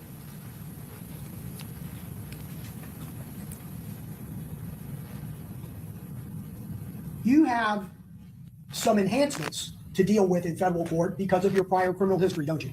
Correct. So it's not just regularly what the guidelines may call for. You also have, because of those priors, a possibility of enhanced sentencing, correct? Correct. Already, one of the 2 charges in your federal case was dropped, correct? Correct. And these offenses occurred directly between you and an undercover officer, correct? Correct. The federal case that you're awaiting sentence on has significant prison time, doesn't it? Correct. In fact, the maximum penalty is life in prison, isn't it? Correct. And also, the best case scenario for you would be a 15-year minimum mandatory sentence. Do you understand it that way? Correct. That does not include what could happen to you in your state court case, right? Correct. Because you have a maximum penalty of 15 years in that manslaughter case, correct? Correct. And you entered into a plea agreement with the federal government, right? Correct. But that plea agreement doesn't set out what your sentence is going to be, does it? Correct. It doesn't tell you, I plead guilty to this and I get this sentence, right? Correct. In fact, that is left up to a judge, right? Correct. But a federal prosecutor can file a motion in order to ask a judge to give you less time, right? Correct. Do you know what 5K 1.1 is? Have you been spoken to about that? I know what it We're is. not going to invade any attorney-client privilege, okay? Are you aware of what 5K 1.1 is? I know what it is. Yes, sir. And it allows for departures in sentencing than what the minimums and maximums would be, correct? Correct.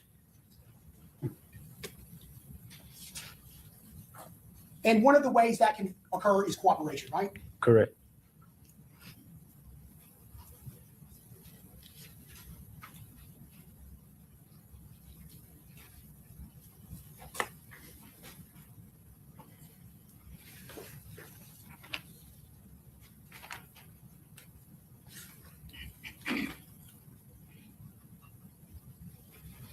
Your plea agreement was signed way back in February of 2025, right? Correct.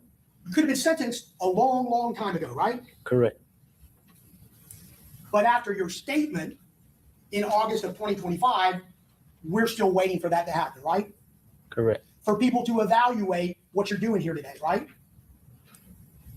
I wouldn't say that. I don't know how to answer that. Can you rephrase it? Are you aware of any other reason why your sentencing has been put off so long? Correct. May 1st. Well, just this upcoming May 1st, a federal law has changed in my case. So Well, you don't want to serve a 15-year minimum mandatory in federal prison, do you? no, sir. And you don't want to serve any more time if you can help it in your manslaughter and aggravated battery case in state court, do you? No, sir. And you would do about anything for that not to happen, wouldn't you, Mr. Howard? I wouldn't say anything. Right. Well, you wouldn't go out and commit another crime, right? No, sir. And you wouldn't get in trouble in jail or in prison because that could harm what could happen to you, correct? Correct. But what might be of significant benefit to you is what you're saying here today, right? I'm here because Well- I was subpoenaed here. You've spoken to prosecutors about wanting to get benefit for what you're saying here today, right? If it helps, it helps. But I'm here because I got subpoenaed. Oh, I know you got a subpoena, but the bottom line is you would have never got a subpoena unless you told somebody that you had information to give. Now, would you? Because nobody would have known. Correct. Sustained, and we're getting into a lot of asked and answered territory too. Yes, sir.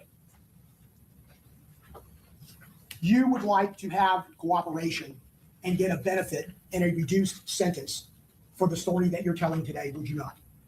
I would like to not get a contempt court and not providing or answering questions that will help me further violate my state probation. Nobody reached out to you before you reached out to somebody else to say you had this information, did they? Correct.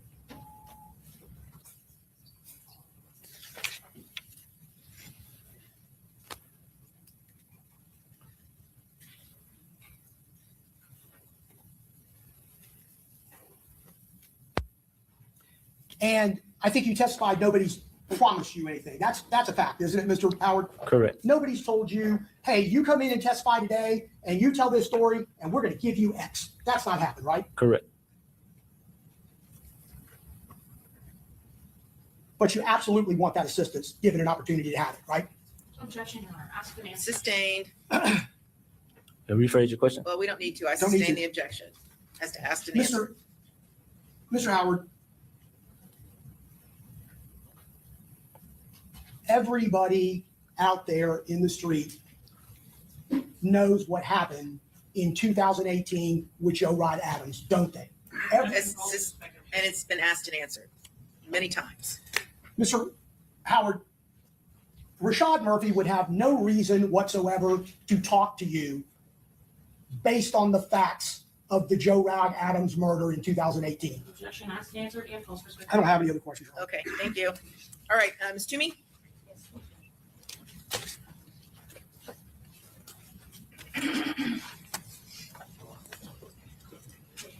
Yep. Good afternoon, Mr. Howard. How are you? I'm doing good. How about yourself? I'm doing well. Yes, ma'am. All right, so let's start off with kind of where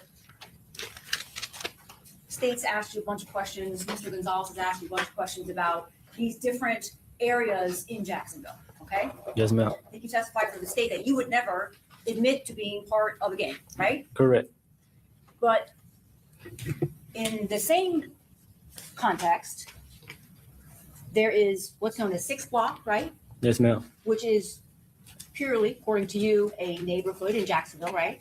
Yes, ma'am. And then there is 45th Avenue, I think, Avenue B, Yes, ma'am.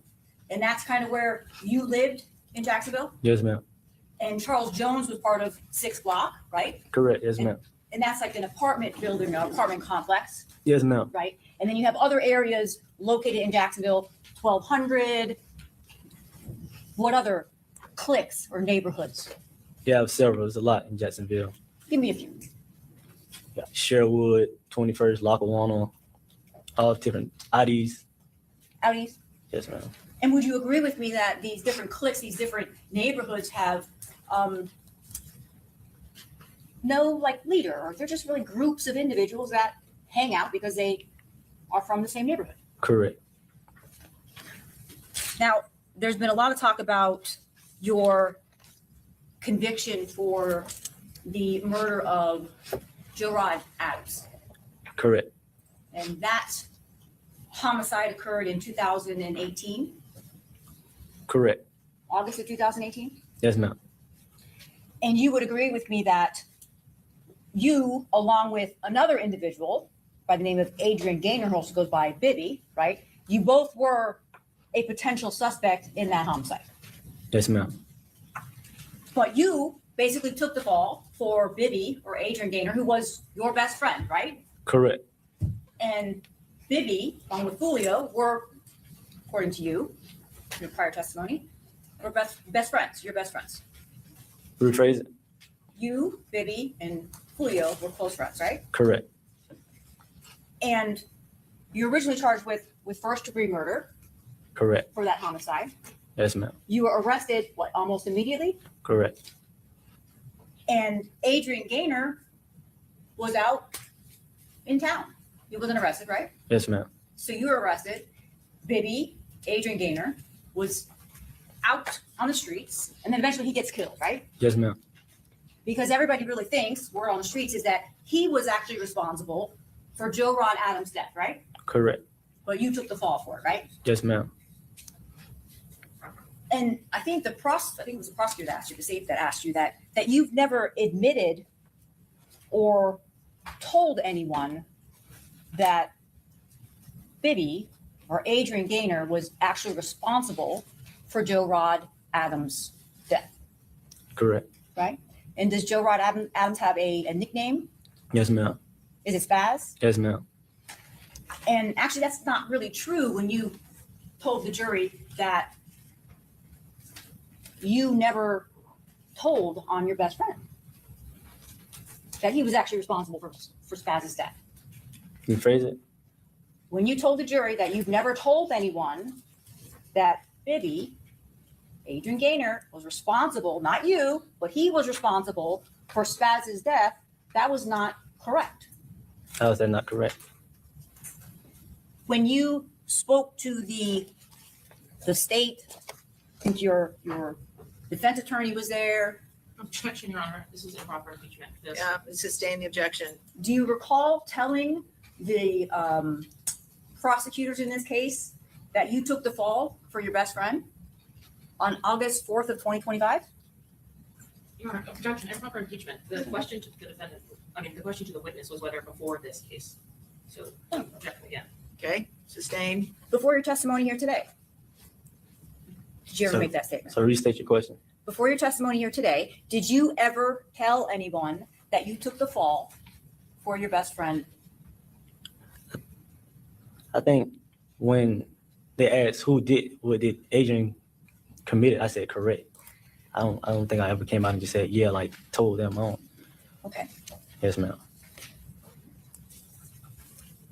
So I'm going to refer counsel in defense to page 52, August 4th, 2025, transcription of the recorded sworn statement. You recall giving a sworn statement on August 4th of 2025, right? Correct. Your federal or your defense attorney in your federal case was there. Correct. Members of the state attorney's office was there. Correct. I believe Detective Ramos of TPD was there. Correct. And you were placed under oath to tell the truth, like you were today. Correct. And during that interview, you indicated that I basically took the rap for my best friend. But he ended up essentially getting killed shortly thereafter. Correct. Right? Correct. I'll move on.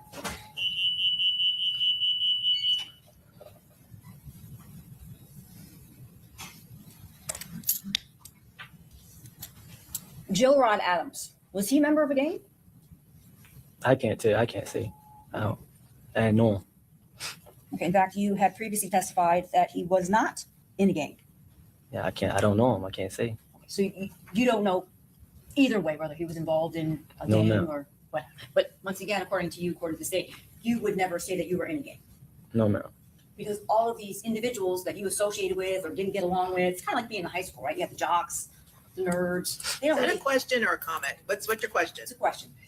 They don't really get along, right? Just like these cliques or these groups in Jacksonville don't get along, Correct.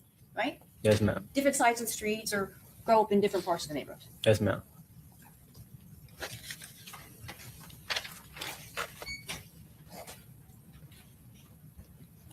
I want to talk to you, and I know I'm jumping around here. The state, if I can approach the cloak, 149 feet.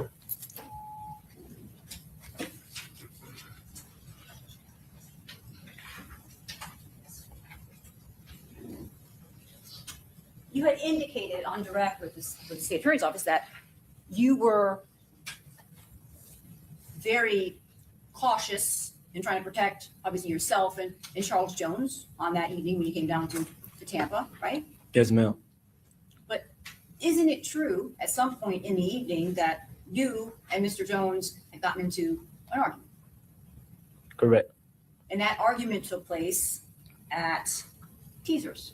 No, wait, take that back. Truth 18, Correct. right? Am I right about that? Correct. And the argument was about what? Him drinking, consuming drugs, drinking alcohol. Along with him posting where his location was, right? Correct. Wasn't that part of the argument? Both. Correct. And then when you left Truth 18, you actually didn't ride with Charles Jones, right? Correct. You left Truth 18 with someone else. Correct. And that would have been what, Armani Turner Correct. and another female? Correct. And so 149B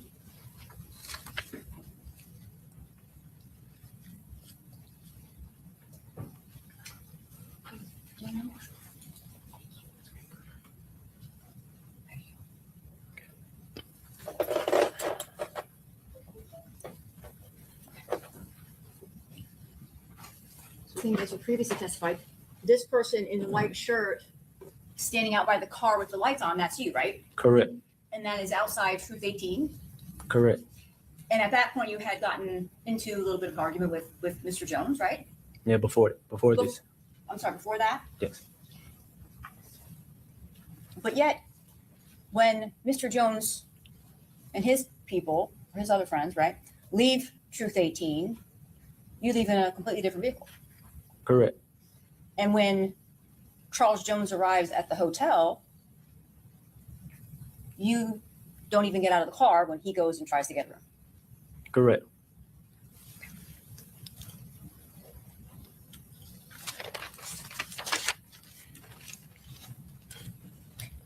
Now, you would agree with me that Mr. Jones is not well liked, right? Correct. And you yourself and Mr. Jones are well-known individuals, right? Correct. And that was part of the problem with Mr. Jones posting his location because you were concerned about that, right? Correct. Because people love you and people hate you. Correct. That's you, right? Yes, ma'am. And Mr. Jones, Charles Yes. Jones. Yes, ma'am. And when law enforcement, specifically Detective Ramos, spoke with you,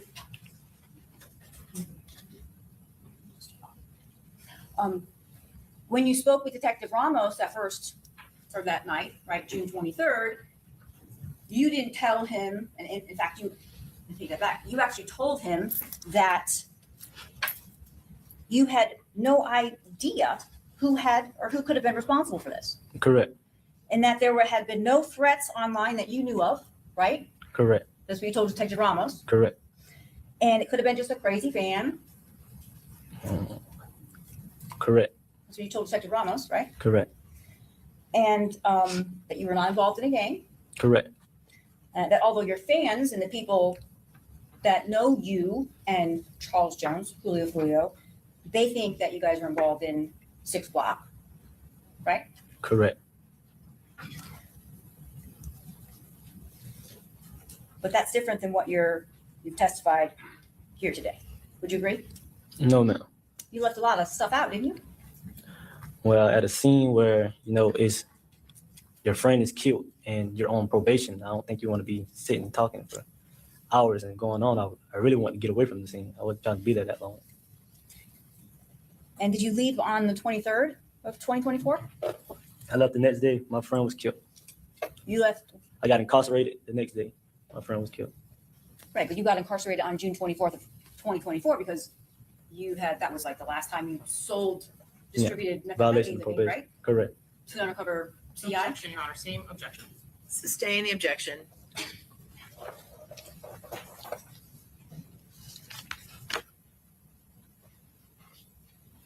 Let's talk a little bit about, I'm trying not to be repetitive, but Yeah, because at some point it's asked and answered. I'm gonna say to Marcus, defense exhibit 1 for David Murphy. Okay, which ones?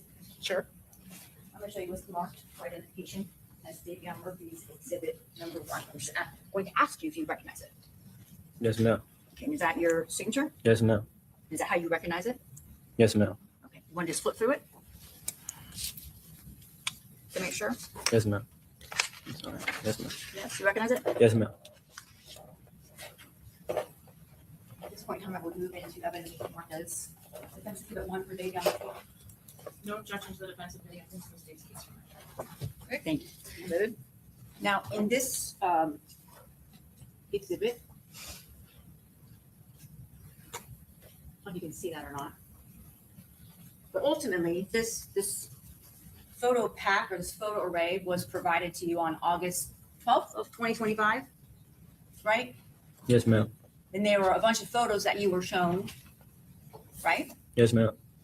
And you did not select, or were unable to select anyone that you could identify as Mr. Davion Murphy, correct? Yes, ma'am.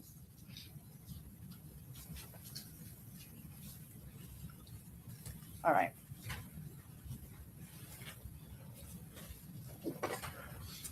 And just briefly about your pending federal charges. Your charges in federal court are pending, have been continued multiple times. Objection, Sustain.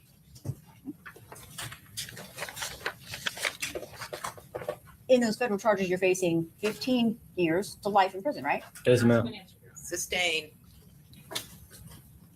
You indicated on direct or on cross that the lowest amount of time you could receive on the federal charges was 15 years. That's not really correct, right? Correct. Based upon your cooperation, potentially here today, you could receive below that 15 years, right? If it's correct. Right. And the plea agreement that you signed was not necessarily limited to your case in federal court. Objection, Your Honor, misstatement. What's his name? Judge Queen, approach. Yeah, come on up.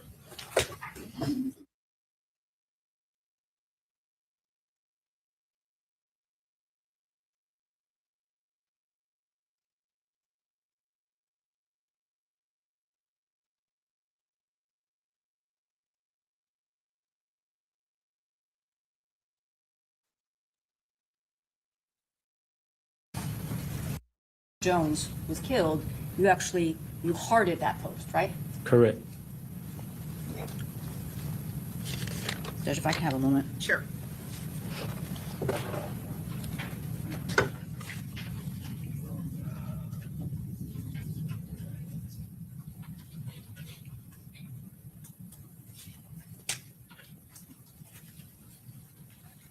Thank you, Mr. Howard. Okay, thank you, Ms. Toomey.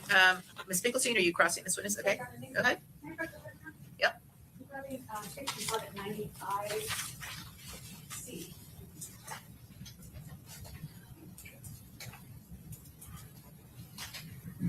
Good afternoon, sir. Good afternoon. My name is Jenna Finkelstein. I don't think we've met. I represent Sean Gaff, right? Yes, I ma'am. just have a few questions for you, okay? Yes, ma'am. I believe that you said, and excuse me if I missed anything or I can't see you from where I'm sitting. So Yes, ma'am. I believe that you said you don't know Mr. Gaff, right? Is that correct? I don't. And until this case happened, you hadn't heard his name? Yes, ma'am.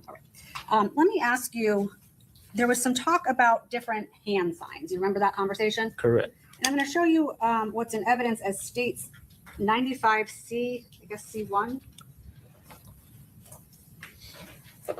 Bear with me. This is not my forte, as we've all learned. Can you see that, sir? Correct. Well enough. It's a little fuzzy, but is it okay for you? Yes, ma'am. Okay. And who's in that photo? Me and Charles Jones. I'm more of a visual person, and again, I couldn't see you from where I was. So I'm going to ask you about those hand signs. Are you able to see those from your screen? Yes, ma'am. Can you tell me the hand signs that Mr. Jones is holding up? We'll go with, if you're looking at the photo, what would be on the left, so technically his right hand, what sign is that? Is it a specific sign? No Pacific sign. Okay. So when somebody throws up a sign or they use their hand and they take their middle finger and their thumb, and then they have other three fingers, that doesn't necessarily mean anything to you. Correct. So if we hear that that means 1,200, that could be true, Yes, ma'am. but it also could be just something that Mr. Jones and other people throw up, right? Correct. Your understanding, Mr. Jones was not affiliated with and was actually, I guess, in opposition to people associated with 1,200, right? Correct. And from what you know, who else is in that photo? Is that you? Yes, ma'am. So this was promoting something, right? Yes, ma'am. So it's supposed to be, hey, come to our party, watch us perform. Correct. This isn't what you would consider or what we've maybe heard referenced as a diss, right? No, ma'am. This was a good thing. Correct. And this wasn't directed at anybody other than people in Tampa to come watch you perform. Correct. Okay, sir. I don't have any other questions. Thank you. Okay. Okay, Mr. Petridis?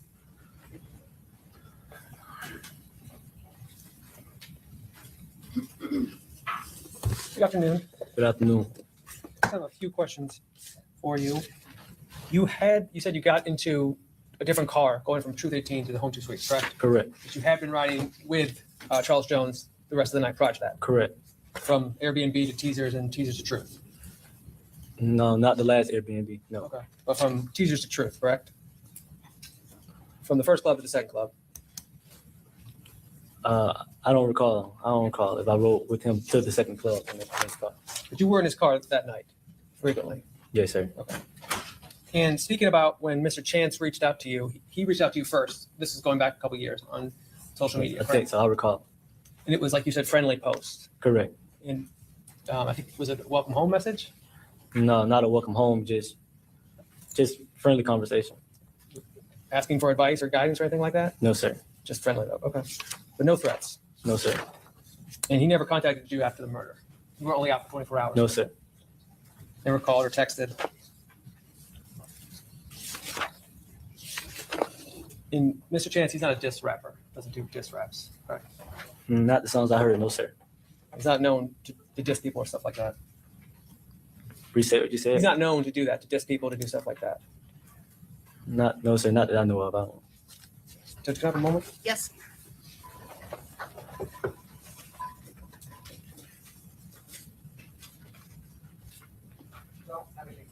Okay, redirect. Yes, Your Honor, very briefly.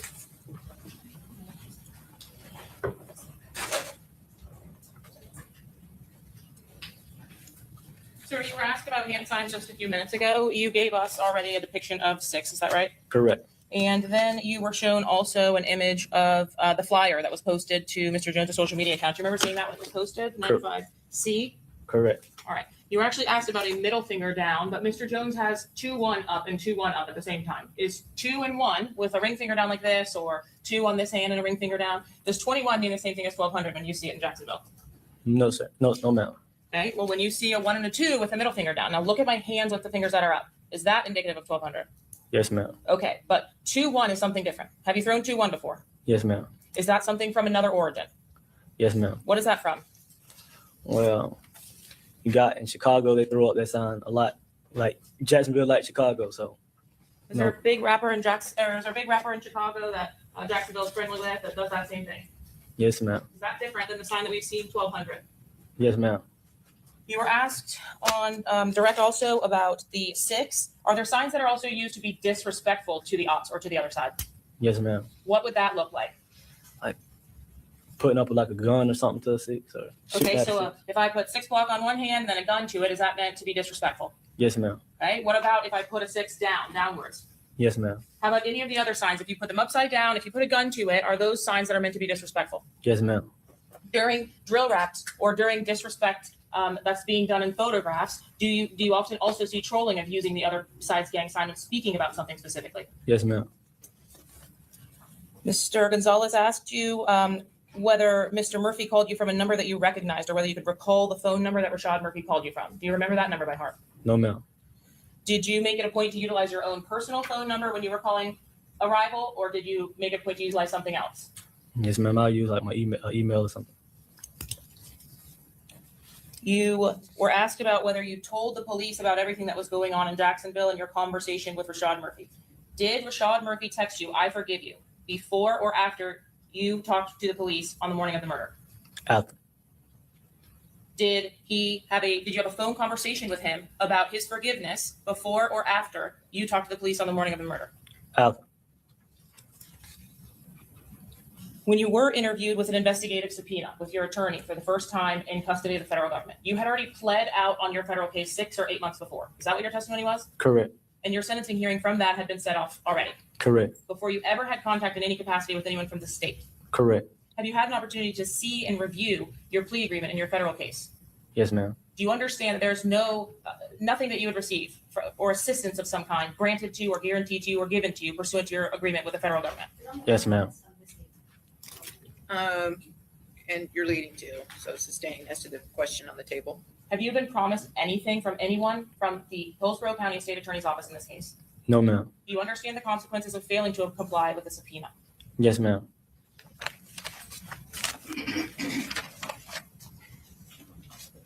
You were asked questions about who knows what about Bibby and Spaz's murder. At the time that you came home from prison, had you actually confirmed for anyone who pulled the trigger? No, ma'am. But in the events that occurred on the night of that murder, there were several witnesses, I presume, in that case. Yes, ma'am. But you had not confirmed that for anyone. Yes, ma'am. Was that the subject of your conversations before Charles Jones died with Rashad Murphy? Correct. Did you even confirm to him whether or not it was you that pulled the trigger that killed his cousin? I did.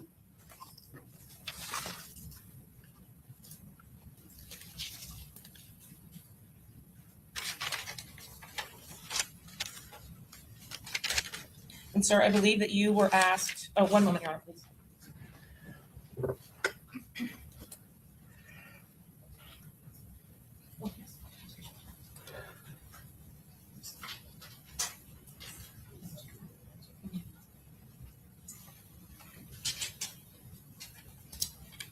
In your conversations with Isaiah Chance prior to the homicide itself or leading up to the homicide, did you have a conversation about the flyers that we saw on the monitor here?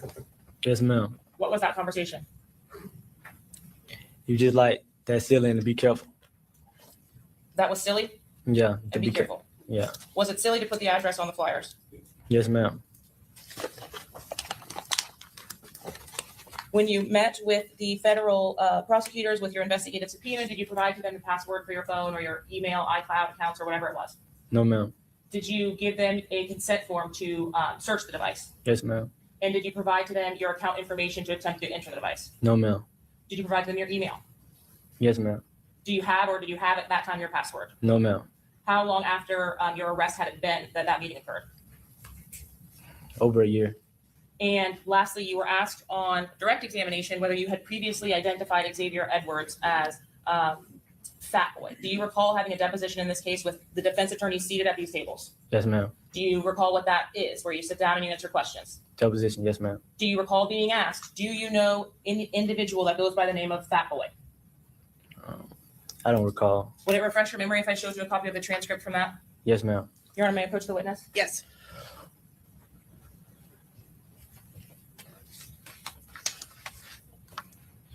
Just read to yourself if you would, and then let me know when you're finished. Yes, ma'am. Referring counsel to my page 63, lines 20. Sir, I asked you on direct examination what your nickname or what you called Xavier Edwards was. Do you recall that? Yes, ma'am. And what was your answer? Fat boy. And do you recall on this date of your deposition on February 4th, having provided to the defense attorneys here, being asked, do you know an individual that goes by the name of Fat Boy? Yes, ma'am. And what was your answer to that question? Yes, I do. And were you asked, and who is that? Yes, ma'am. And what was your response to that? Xavier Edwards. I have no further questions, Your Honor. Okay, thank you. All right, members of the jury, I'm going to have you step out momentarily. We'll be right back. All rise.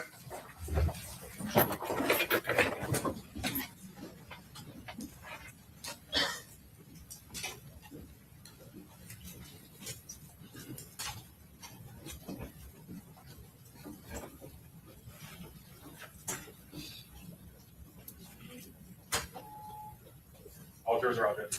Okay, very good. Everyone have a seat. May this witness be excused. Yes, Your Honor. Okay, thank you. Mr. Howard, you are finished. Who's going to be your next witness? Judge, Detective Matthew Jones. So once we get Mr. Howard out, then we can go and bring our jury back in. And are you going to put Ramos back on the stand today or tomorrow? Yes, Judge. Okay. So how long is Detective Jones going to take? He is not going to take very long. We do have before Ramos, Molly Carter from DNA. Okay. She'll take a little bit. Time for a couple of. If you need it, yes. That's exhibit one.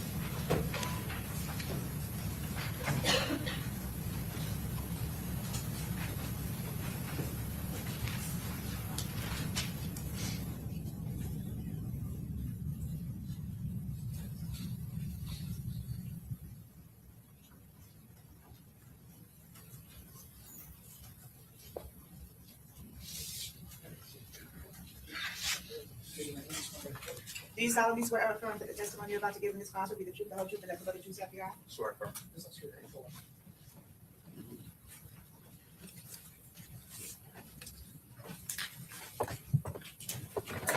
Okay, very good. You may proceed. Thank you, Your Honor. Please state your full name for the record. Matthew Jones. How are you employed? I'm employed with the Jacksonville Sheriff's Office. What unit are you with the Jacksonville Sheriff's Office? I'm in the Gang Investigations Unit. How long have you been with the Jacksonville Sheriff's Office? A little over 9 years. Back in August of 2025, were you contacted by Detective Christopher Drabeck? Yes, Is he also in the gang unit with you? he is. Specifically going to August 12th of 2025, you were still in the gang unit at that time? I was. Were you, did you take part or were you physically investigating the homicide of Charles Jones that occurred in Tampa, Florida? No. Were you asked to assist with showing what is called a photo pack or photo array to a witness in this particular case? Yes. I want to ask you a little bit about photo packs. Is there a policy and procedure how photo packs are administered or shown to potential witnesses in a case? Yes. Is there a policy in the Jacksonville Sheriff's Office and how those are to be conducted? Yes.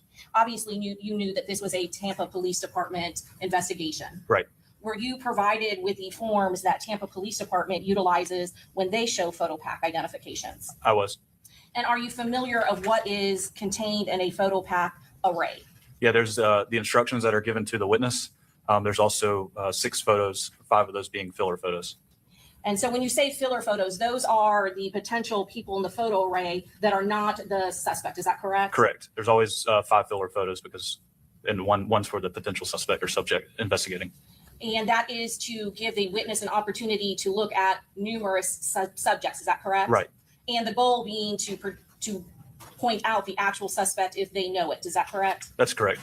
And when photo arrays are put together, are they put together so that the suspect and the filler photos are of the same ethnic background? Right. Typically, we try to pick out somebody with the same ethnicity, someone with the same complexion, same hairstyles and beard.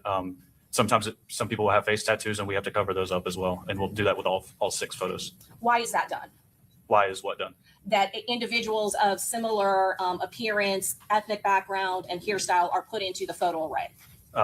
For the integrity of picking out the right person. For instance, if the suspect was an African-American person, if you put 5 filler photos of white people, would that make the suspect stand out? Yeah, absolutely. And is that what would be known as a highly suggestive photo array? Absolutely. And there are procedures and policies in place that law enforcement is not allowed to do that. Is that correct? That's correct.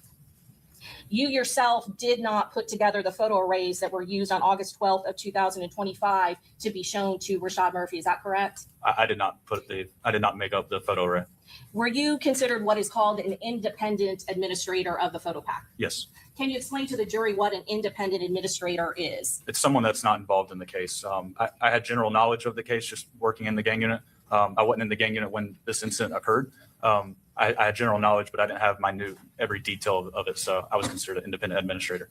And you yourself did not put the photo packs together, is that correct? I did not. When you were administrating the person showing the witness, did you know who the suspect is in the photo pack that you were showing? I didn't know what the photo lineup looked like until I opened it up. I was told it was in reference to a homicide in Tampa, but I did not know who was in the photos. And you did not know which one was the target suspect in each photo pack, is that correct? No, not when I opened it. Were you showing 2 separate photo packs to Robert Howard? Yes, 2 separate at 2 different times. And were you called to show it by Detective Christopher Drabeck, also with the Jacksonville Sheriff's Office? Yes. Where did the photo lineup take place? It took place in a neighboring county, Bradford County detention facility. Jacksonville doesn't have a federal housing facility, so the neighboring county was Bradford. It's about 45 minutes outside of Jacksonville is where we traveled to. That's a detention facility where Robert Howard was housed, is that correct? Right, that's correct. And so you went to the location where he was incarcerated? Yes. Who was present at the time when the photo array was shown to Robert Howard? Myself and Detective Drabeck, as well as Robert Howard. But you were the one that was administering it, is that correct? That's correct. Detective Drabeck present because he was assigned as the assist for the Jacksonville Sheriff's Office in investigating the homicide that occurred in Tampa, Florida. Is that correct? Yes. Your Honor, at this time, we'd introduce into evidence State's Exhibit 107. Any objection? No objection, Your Honor. Mr. Sonardi? No objection, Your Honor. Mr. Wise? Mr. Petrides? Admitted? Detective Jones, I'm going to go through each page of 107, and we're going to start at the top. You said that you yourself were provided with the Tampa Police Department form for the photo array lineup. Is that correct? Right. And when you met with Mr. Howard, did you go over all of the instructions that are contained on this form before having him look at these sequential photos? Yes, I read it verbatim because the Jacksonville Sheriff's Office has a similar photo lineup instructions. However, I was not familiar with this. Is the first time I had seen this, so I read it verbatim. And is there a place for you to put the witness's name and date and time when this is being shown? It looks like the witness's name was already printed, but that is my handwriting of the date, time, and the ID. And these instructions and the photo pack were provided to you by Detective Drabeck already compiled, is that correct? Yes. And so you said, what is the date and time when you were meeting with Robert Howard to show him this sequential photo array? 8/12, which is August 12th of 2025. The time was 10:11 a.m. And you said you read these instructions verbatim to him prior to showing him the actual photo array, is that correct? That's correct. Can you read to the jury what exactly you read to Robert Howard? Yes. Read to the witness before the photo display and have the witness then read an initial below. You want me to read everything? Yes, sir. Okay. You will be asked to view a series of photos of individuals. It is just as important to clear innocent persons from suspicion as to identify guilty parties. The person of interest may or may not be in this photo array, and the photos are not in any particular order. In parentheses, it says optional. Individuals presented in the series may not appear exactly as they did on the date of the incident because features such as head and facial hair are subject to change. You should not feel like you have to make an identification. If you do identify someone, I will have you designate the photograph of the person you have identified. Regardless of whether you make an identification, we will continue to investigate the incident. The photos will be shown to you one at a time and are not in any particular order. I do not know the order of the photos. There are some blank photos in the series. This is part of the normal process. Take as much time as you need to examine each photo. If you make an identification, I will continue to show you the remaining photos in the series. Since this is an ongoing investigation, you should not discuss the identification procedure or results. Detective Jones, you said that you read each one of those sections, including, did you read the optional section to Mr. Howard as Yes. well? And after that, and we'll go through some of this stuff, all of this is filled out after he's viewed the photo array, is that correct?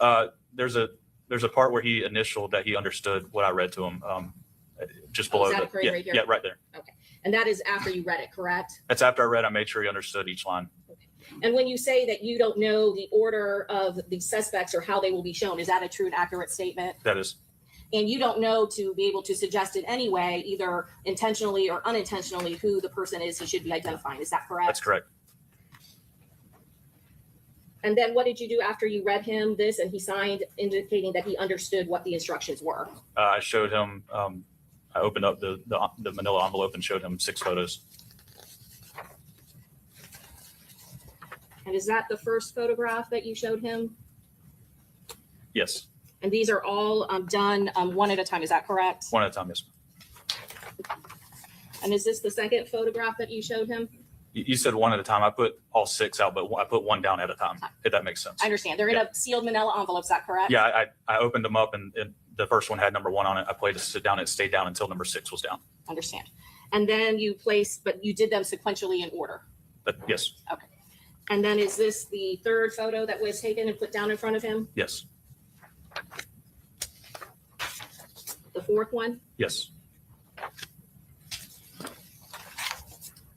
Number 5 yes, and number 6? yes. And after he reviewed and looked at all of those photos, was he able to make an identification in relation to Detective Drabeck's investigation? He was. I'm going to put back number 2. Is number 2 the photograph that he was able to identify? Yes. And what is this down here under the number 2? Under the number 2 is the date. So I'll start from left to right. On the left, it's got RH, which was the initials that he used to sign that he understood. The date, which was 8/12 of 25. And then in parentheses, that's what he identified this person in the photo as, Person he whether was- that be a nickname or his government name. So that was what he designated as Ghost, is that correct? It appears, yes. And then after he did that, did you then fill out the rest of this first sheet of State's Exhibit 107? Yes. And again, there is Mr. Howard's signature. Yeah, and just above that, he checked the box that says he selected photo number 2, and that's his writing. Okay, and that's as a person who is Ghost, is that correct? That's who he identified as photo number 2. Mr. Howard did. And again, he dates it, is that correct? Yes, And you then sign and date as well. correct. There was a second photo array that was provided to you by Detective Drabeck, is that correct? Yes, And again, it ends up being of Davian Murphy, but did you know that at the time when it was shown to Robert Howard on August 12th of 2025? I did not know.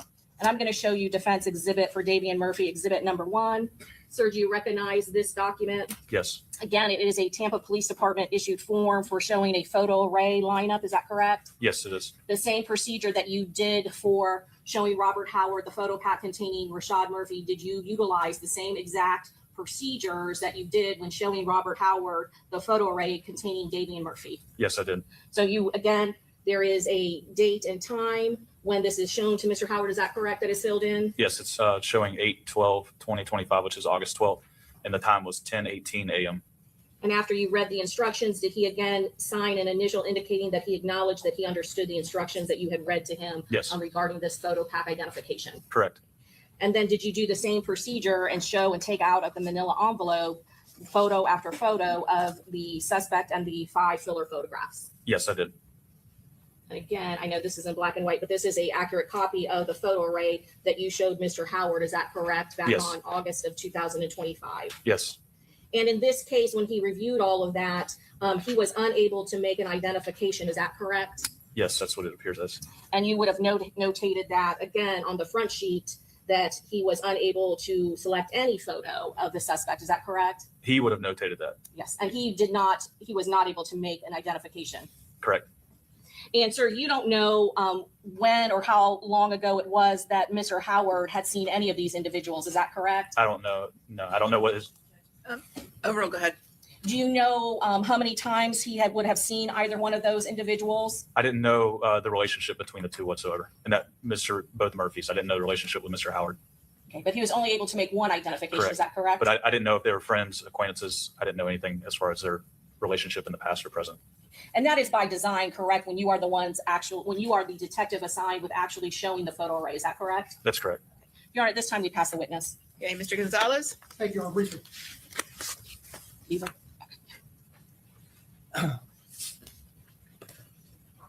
Detective Jones, hi. Hey, how's it going? Detective, and I might have missed it, excuse me if I did. Do you compile the photographs or are they provided to you? This was provided to me. Do you have any idea where the photographs are obtained? Do you know whether or not this is Rashad Murphy's booking photo from his arrest in this case? I do not know if it's from a Jacksonville arrest or a Tampa arrest. I do not know. Okay. Just for edification, do you know if you're arrested in Jacksonville, does Jacksonville utilize orange inmate clothing? They can. Is, Yeah, that, is that the standard I clothing? think the standard is green. Okay. Do you know what would designate someone as orange if it's not the regular everyday color of clothing? I didn't work in the jail, but I've been told it's like a high risk person. Okay. So you don't know whether or not photograph number 2 comes from Hillsborough County booking or not, correct? I don't know.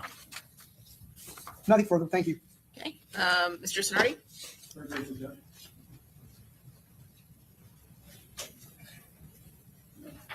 Good afternoon, Detective. Good afternoon. As I understand it, you presented 2 photo displays that were provided to you by Detective Drayback. Is that That's accurate? That's correct. And you've gone through the procedure and how you did that, correct? Yes, sir. And at that time, you'd had what, 8 years in the Jacksonville Sheriff's Office? At the time of the photo spread, Correct. yeah, around 8 years. Understood. Yes, sir. So it wasn't the first time that you had done a photo display, correct? That's correct. And so that I'm clear, and ladies and gentlemen of the jury are clear, the first photo display, the person that you provided that photo display to was Robert Howard, correct? Yes, both photo arrays were given to Mr. Howard. Howard, correct. And in the initial photo display, he was able to identify one of the photos, correct? The first one, yes, sir. Right. And I believe it was photo number 2. Whomever photo number 2 is, that's who he identified. Yes, sir. And then you showed him another photo display. You went through the same process and read him the what you were asking, et cetera, correct? That's correct. And that second photo display was Mr. Howard able to identify anyone? He wasn't able to identify. And then he Did not identify. he had notated that on. It just says unable. Yes, sir. Unable to identify Yes, sir. anyone, correct. All right, thank you. I have no further questions. Okay, any questions, Mr. Wise? No, thank you. And Mr. Petridis? Okay, redirect? No redirect, Your Honor. This one is to be excused? Yes. Okay, thank you. You're free Thank to go. All right, next witness? State calls Molly Carter.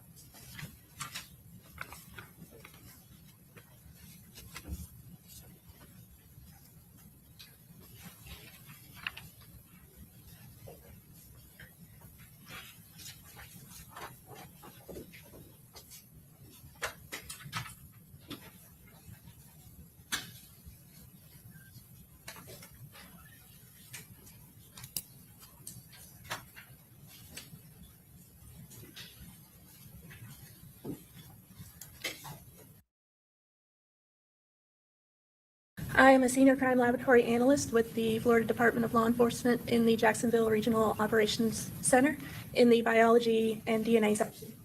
How long have you been with the Florida Department of Law Enforcement? 16 years. What are your duties and responsibilities as a senior crime laboratory analyst in the biology section? I examine items of evidence for the presence of body fluids such as blood, semen, or saliva. And I also can swab items or cut swabs for DNA testing. And then I analyze the results of those DNA testing and issue my findings in a report. What is your educational background? I have a bachelor's of science in biology from the University of West Florida. Have you received specialized training in the area of DNA testing and comparison and analysis? Yes. Can you tell us a little bit about this training? Yes. At FDLE, I underwent a two-phase training process. The first phase was primarily academic. I read a lot of literature, including journal articles and textbooks. I also tested numerous training samples, and I took written and oral exams. In the second phase, I worked actual cases under the supervision of a qualified analyst, and then I participated in a mock trial. Is FDLE, is that an accredited lab in the area of DNA testing and analysis? Yes. What does it mean to be an accredited lab? To be accredited, it means that we've met the standards of quality. And to do this, we have an audit where our policies are reviewed, our files are reviewed, our training program and educational requirements are reviewed, as well as proficiencies and our logbooks and the files. Have you ever been qualified as an expert in the area of DNA testing and analysis and testified as an expert in the state of Florida? Yes. Approximately how many times have you testified as an expert in this area? I've testified 58 times. Each time that you do a test and report a result regarding DNA analysis, is that subject to peer review? Yes. Can you explain to the jury what it means that your testing and analysis and conclusions are peer reviewed? Yes. So each file or case undergoes a technical review, and that is usually done by another qualified analyst. And it's a complete review of the entire case file. And it's to ensure that all of the policies were followed during testing and that my conclusions match the results. And then an administrative review is usually done by a supervisor, and it's also to check for adherence to policy. Is that a method of quality control for the testing that is done by your lab? Yes. Is it a generally accepted fact that everyone other than identical twins have different DNA? Yes. What is DNA? DNA is a very large molecule found in all cells of the body except for mature red blood cells. And it's our genetic blueprint. It makes us who we are. So like it guides processes like digestion and also determines characteristics like eye color and hair color. And again, no two people have the same DNA except for identical twins. And you receive half of your DNA from your mother and half from your father. So DNA varies from person to person. And when you are doing your analysis, you identify the difference in the DNA. Is that correct? Yes. And that would be the part that is unique to each person other than twins. Yes. Where is DNA found on the human body? It's found in skin cells, blood, semen, saliva, bone, and hair. Does it ever change in our lifetime? No. How does DNA get left on an item of evidence? So DNA can be left on an item from handling that item. And the more you handle an item, the more likely you are to leave your DNA behind.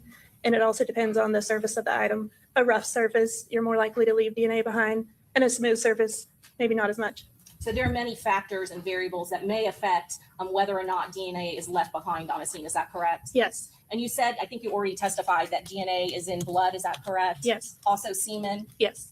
If a person did not bleed at a scene but still handles an item, what type of DNA is being left behind, possibly on an item? That would be your skin cells or epithelial cells.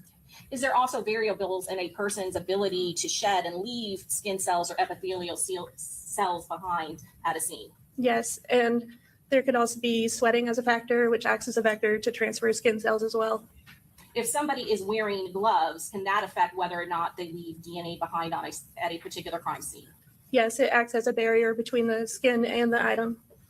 And if somebody never touches an item or bleeds, then there is the unlikelihood that DNA will be left behind at a scene. Is that correct? Yes. What is known as a DNA standard or a known DNA swab? This is a standard taken directly from a person. Usually it's a swab that looks much like a Q-tip, and it's used to swab the inside of the mouth to obtain epithelial cells from inside your cheek. And that is used to develop a DNA profile from a person that we can use as a known standard that we can then compare to question items or crime scene profiles. What is STR DNA analysis? STR stands for short tandem repeat. These are small segments of DNA, small repeating segments of DNA, and they're found throughout the body. And those repeats vary per individual, and that's how we can determine one person's DNA from another. How is that process done?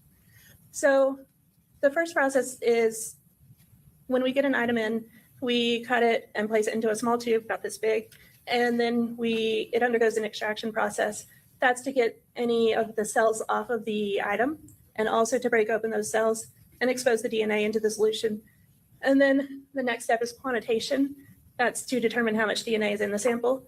And that helps us with the next step, which is amplification, where we copy these areas millions of times.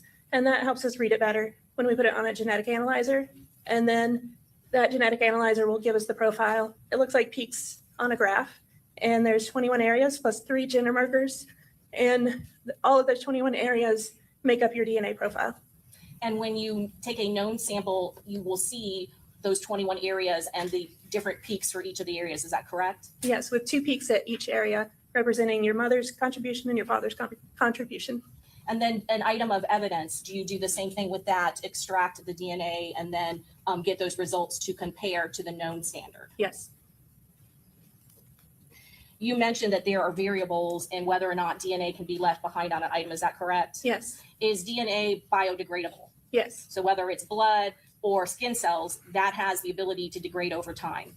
Yes, and there are factors that can affect that degradation, including sunlight, chemicals, humidity, and heat. And what about items that have been washed or wiped away? That's going to wash away DNA. There may be some left behind, but it can definitely wash it away. So if somebody were to take a white rag or a white cloth and wipe an area down, that potentially could take any DNA away from that item. Yes. Each case that you work on at FDLE, do you assign a unique case number that corresponds to each investigation? Yes. Does that help you later be able to document and identify each case that you actually worked? Yes. Did you work on FDLE case number 2024-0403-556? Yes. And that is for the listed subject of Sean Gathright, is that correct? Yes. Did you personally know any of the subjects involved in this case? I do not. And does the information that is documented on the items that you receive at your office, does it list the type of offense Yes. along with the law enforcement agency that submitted the evidence to your office for analysis? Yes. And who was the law enforcement agency in this case that submitted items of evidence for this specific FDLE case number? That is the Jacksonville Sheriff's Office. What items of evidence did your office receive in this particular case to review and conduct analysis on? Our laboratory received wrapping tape from the handle of a rifle, buccal swabs from Sean Gathright, and buccal swabs from Isaiah Chance. And those were the only 2 buccal swabs that you were submitted by the Jacksonville Sheriff's Office, is that correct, to do this analysis? Yes. I'm going to start with State's Exhibit number 140. It's already in evidence. Do you recognize State's Exhibit number 140? And you can look on your screen in front of you. Do you recognize this item? I do. And how is it that you recognize State's Exhibit 140? The yellow label is the FDLE label, and this tag here with the case number, item number, and the analyst initials is from FDLE. And was there another lab technician at the Florida Department of Law Enforcement in the Jacksonville area that actually opened the items and processed the items? Yes. And would they be responsible for documenting on this particular package the unique FDLE number, as well as initialing to indicate that they are the ones that received this package and opened and processed it? Yes, And do you recognize the initials of that person? I do. And who is that? That's Leanne Grissom. And is she another analyst assigned at FDLE to the biology section? Yes. And is that normal? What is the normal policy and procedure when a item of evidence such as State's Exhibit 140 comes into the Florida Department of Law Enforcement, your office, for processing? We use a teams approach, so there may be someone that actually processes the item of evidence and obtains the samples for it to go through the DNA testing process. And then another analyst may extract that item, and then another analyst will analyze the data and issue the report. And then again, other analysts will tech review that file. And is that what occurred in this particular case, that one of the analysts actually processed the items, but you received the data from the test and interpreted the results? Yes, And that is standard procedure at the Florida Department of Law Enforcement. yes, And does each analyst properly document the unique case number to ensure that you are working on a specific item with regards to a specific investigation? yes. And what process did the analyst in this case do to this particular item of evidence, 140, the wrapping tape from the lower rifle? So the analyst observed an adhesive side and a non-adhesive side on this evidence, and she swabbed each side with separate swabs, and they went through the DNA testing process separately.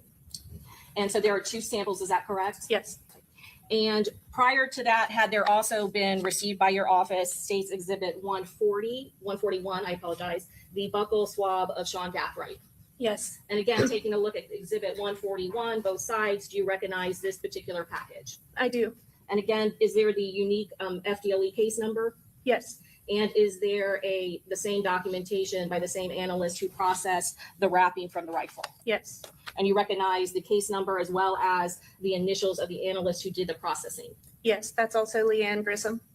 And did Ms. Grissom do the same type of test on this particular buccal swab in order to obtain Sean Gathright's DNA profile? Yes, Did you then look at the results and the raw data of that test to interpret the DNA profile? I did. Was there, from States 141, Sean Gathright, was there a full DNA profile for all 21 areas that was obtained from States Exhibit 141? Yes, And that is a unique profile to the known person that was obtained to Sean Gathright, is that correct? yes, Did you also receive a buccal swab from a known buccal swab from Isaiah Chance? yes, Did the same process happen with that buccal swab where it was put in and extracted and then a full DNA profile was obtained for Isaiah Chance? yes, And then going back to States 140, you said that there were two samples. One was from the adhesive side and one was from the non-adhesive side. Is that correct? yes. Let's first talk about the swabbing from the non-adhesive top side of the tape, the wrapping tape from the rifle. Were there DNA that was extracted from the non-adhesive side? Yes, And what was the results of the DNA sample that was extracted from the non-adhesive side? this demonstrated the presence of a mixture consistent with 4 contributors, including at least 1 male contributor. What does it mean to have a mixture of DNA? A mixture just means that more than one person left their DNA behind on an object. And if you have a mixture, is it more difficult sometimes to pull out each individual contributor to the mixture? Yes, it can be. And in this particular case, you said that you had at least 4 people contributing to the DNA that was found on the non-adhesive side. Is that correct? Yes, Did you then compare the results of the mixture to the full profile of Sean Gathright? yes. What was the results of that analysis? So Sean Gathright was included as a possible contributor to that mixture. And then after you are able to include him as a possible contributor, do you then do a statistical comparison? I do. What is that called? That's called a likelihood ratio. What is a likelihood ratio? So a likelihood ratio is a ratio of 2 probabilities that gives a numerical value that shows strength of support for one scenario over another.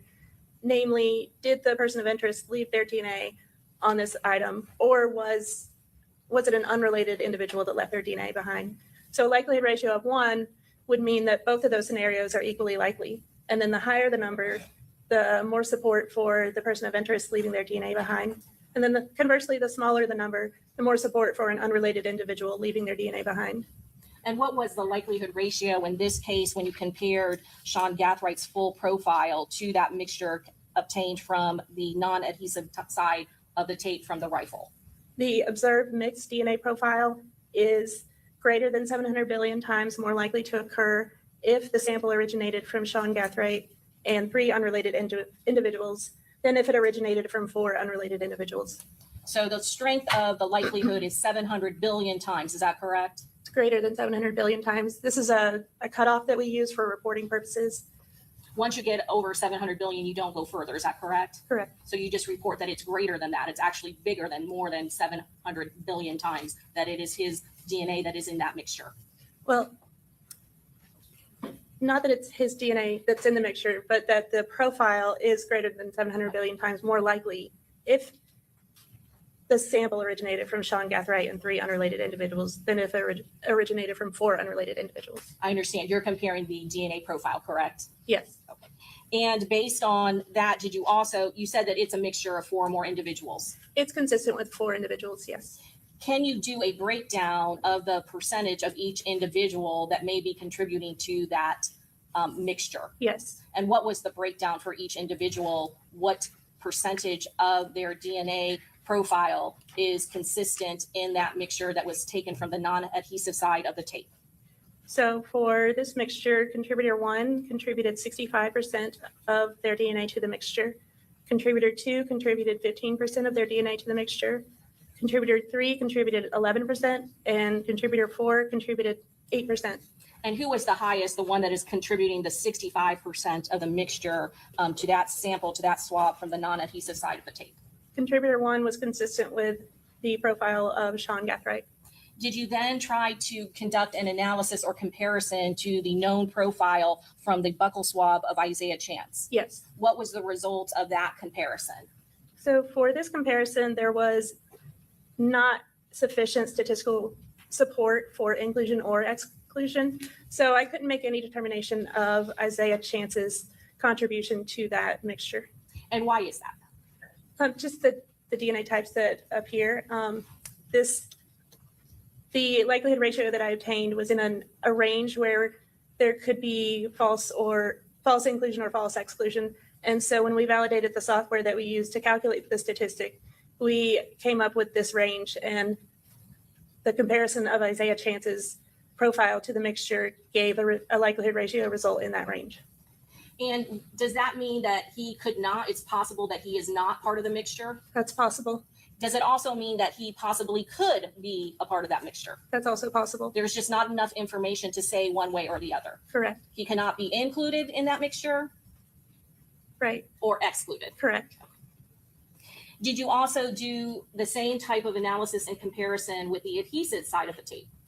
The adhesive side of the tape went through the DNA testing process, but at the quantitation step, it demonstrated that there wasn't enough DNA to process it further. So we don't expect usable results at a certain threshold of DNA. And is that what happened in this case when the tape is pulled up, the sticky side that would have been touching the rifle, there was not enough information for you to do then further analysis to see if anyone's DNA was on that particular sample? Correct. There was too little DNA in that sample.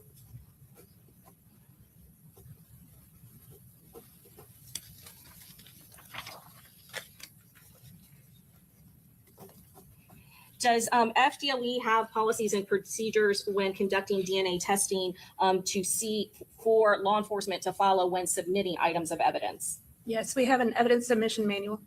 And is that to give guidance to law enforcement to know which items they could submit to your office for testing? Yes. Is there also a limit that is placed on law enforcement of the number of items that can be submitted for DNA testing? Yes. And why is that in place? Because we want the most relevant items to a case to be submitted first, and because we have a very high caseload. So it makes for more efficient processing. So for instance, if there were DNA swabs that were taken from a vehicle in which the assailant or attackers never entered, would you then test those items in order to determine identity of assailant? No, Why not? because there's no relevance of that vehicle to this particular crime. And so we would not process samples from it. For DNA purposes, is that correct? Yes. And so does law enforcement have to have a justification or a reason when submitting items to you to identify and analyze for DNA purposes? Yes. Your Honor, may I have one moment? Yes. Your Honor, at this time we pass the witness. Okay, Mr. Gonzalez, any questions? No questions, Your Honor. Okay, Mr. Sonardi, any questions? Do you want any of these items up here, Mr. Sonardi? Do you want these items up here? Good afternoon, Good Ms. Carter. afternoon. Hi. How many years you been with FDLE? 16, Always in the biology section or different department? always in biology. Okay. And as I understand it, you were provided by the Hillsborough County Sheriff's Office with some items to be examined for DNA, correct? No, I received items from the Jacksonville Sheriff's Office. They came from the Jacksonville Sheriff's Office. Yes, All right. And those items were basically a wrapping from the handle of a rifle yes, and a buccal swab from an individual, correct? yes, And as I understand it, you examined that wrapping on the adhesive side and the non-adhesive side, correct? Leanne Grissom did. She swabbed both sides separately. Yes, All right. So you examined both sides. yes, And as I understood your testimony, you indicated there are a number of ways that individuals can leave DNA, correct? yes, Including me touching this podium right now. Is that one of the ways that I could transfer DNA that could be recovered later and examined by you? it's possible. And saliva, Yes, perspiration, yes. any of the bodily fluids, correct? I wouldn't say any of them, maybe not urine, but Okay. saliva and sweat are good sources of DNA. And also, when I'm saying touch the podium, that would be a transfer because of my skin cells being transferred, or would it be my bodily fluids, the bodily oils in my hand transferring the DNA? Well, if we're talking about oils or sweat, then it's just a vector for the skin cells to transfer. So I'm actually transferring skin cells, not necessarily my bodily oils, correct? Yes, And those are very easy to transfer and very easy to be later identified in or recovered, correct? not always. Sometimes we don't obtain results and sometimes we do. There are a lot of scenarios that affect All that. right, but they can be recovered, correct? Not, well- again, not always. Well, I understand that, but you did examine the adhesive and non-adhesive tape, Yes, all right? And you did locate what you identified as DNA on the non-adhesive portion of the tape, correct? correct. So DNA was located there. Yes, All right, so DNA can be located on a number of different substances by a number of different means, correct? yes, Now, I also noted in your report on page 2, in examining the wrapping tape, which you identified as item number 7, there were possible hairs that you located on that tape. well, yes, Leanne Grissom did observe possible hairs on that item. Were there hairs or were there not hairs? We're not experts in hair identification, so we refer to them as possible hairs. Possible hair. It Yeah. looked like hair to you. Right. Is that correct? After 16 years, can you identify hair? I can identify if a possible hair is suitable for DNA testing, but I can't state that it's a hair. Okay. All right. And why would that be important to identify a possible hair? Because it's just the scope of the item and what she observed. And that can also be tested for DNA, can it not? If it's suitable for DNA testing, then yes, but there are definitely possible hairs that are not suitable. Well, we don't know in this particular case whether or not that possible hair was suitable for testing or not, or do we? Correct. They were not examined microscopically. They were just noted on the item. Thank you. I don't have any further questions. Okay, Mr. Wise?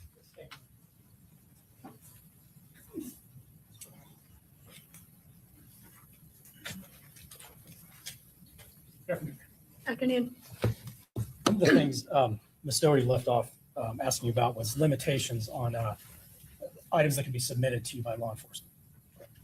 The limits we were talking about are actually limits on the number of items that can be submitted on each submission. Am I correct about that? There are limits on the number of items, yes. But law enforcement can make multiple submissions to Correct. FDLE, correct? Yes. And in fact, when we're talking about, I mean, you gave an example of items that might not be relevant for comparison in a particular case. But when we're talking about a first-degree murder case, any items that have potential value to an investigation can be tested for DNA by the FDLE. Correct. There is some discretion involved. After the first submission, our supervisors can deny additional submissions. And but that's something that would be law enforcement could submit whatever they feel is appropriate, and if FDLE believes that some items may not be suitable, they would reject them potentially, right? Potentially, yes. That didn't occur in this case, right? Correct. And ultimately, you as the examiner, it's not your decision to decide what should be tested, right? Sometimes it is. Okay, sometimes. In this particular case, did that kind of discretion come into play, or were you just testing what you were asked to test by law enforcement? In this case, it was just what was submitted. Now, the one item we've heard about today, wrapping tape from a rifle handle. You don't, I assume, know any information as far as like where that rifle was collected or what significance it may have to the investigation, right? I do not. And that's not really part of your job. Your job is to compare DNA profiles, right? Sometimes it is important for us to know where an item was collected, but Sometimes it's just straight DNA testing. Okay. And in this case, it was just straight DNA testing. Right? Yes. Now, the swabbing that we've heard about from the non-adhesive side of that tape, it has a mixture of 4 DNA profiles, correct? Correct. And the only DNA profiles you were asked to compare it against were Sean Gathrights and Isaiah Chance's, correct? Yes. And you determined that of the 4 profiles, at least one was male, correct? There at the gender determining markers, there was indications of male DNA. Okay. The other 3 could have been male, could have been female. Is that correct? Correct.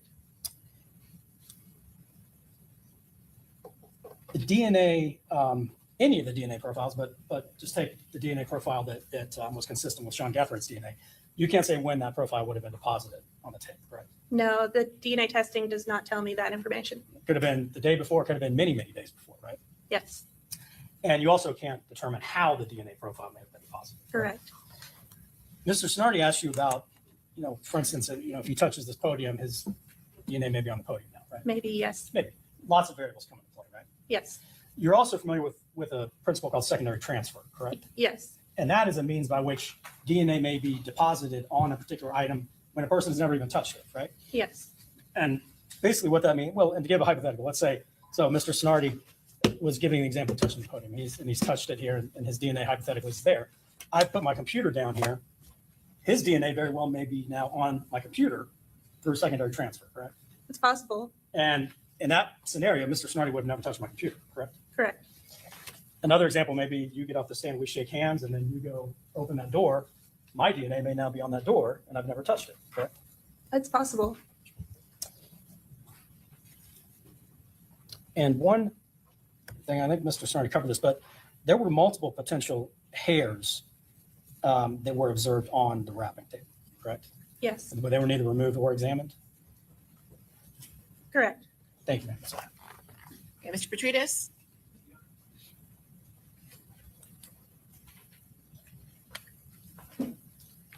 Good afternoon. Good afternoon. Now, we talked about the mixture, and you said 4 contributors. Is this a number that you found there, or you had to just put a number into the system?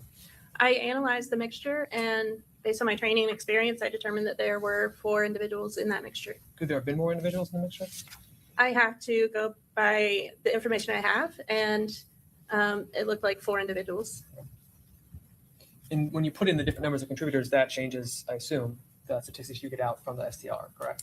Yes, that would change it. So if you put in 5 or 6, the numbers you gave earlier would be slightly different, It could be slightly different, yes. or significantly different, possibly? We don't analyze anything at 5, Okay. so maybe 3 or 4. It could be somewhat different. I don't know that it would be significantly different. You don't analyze anything 5 or more contributors? Correct.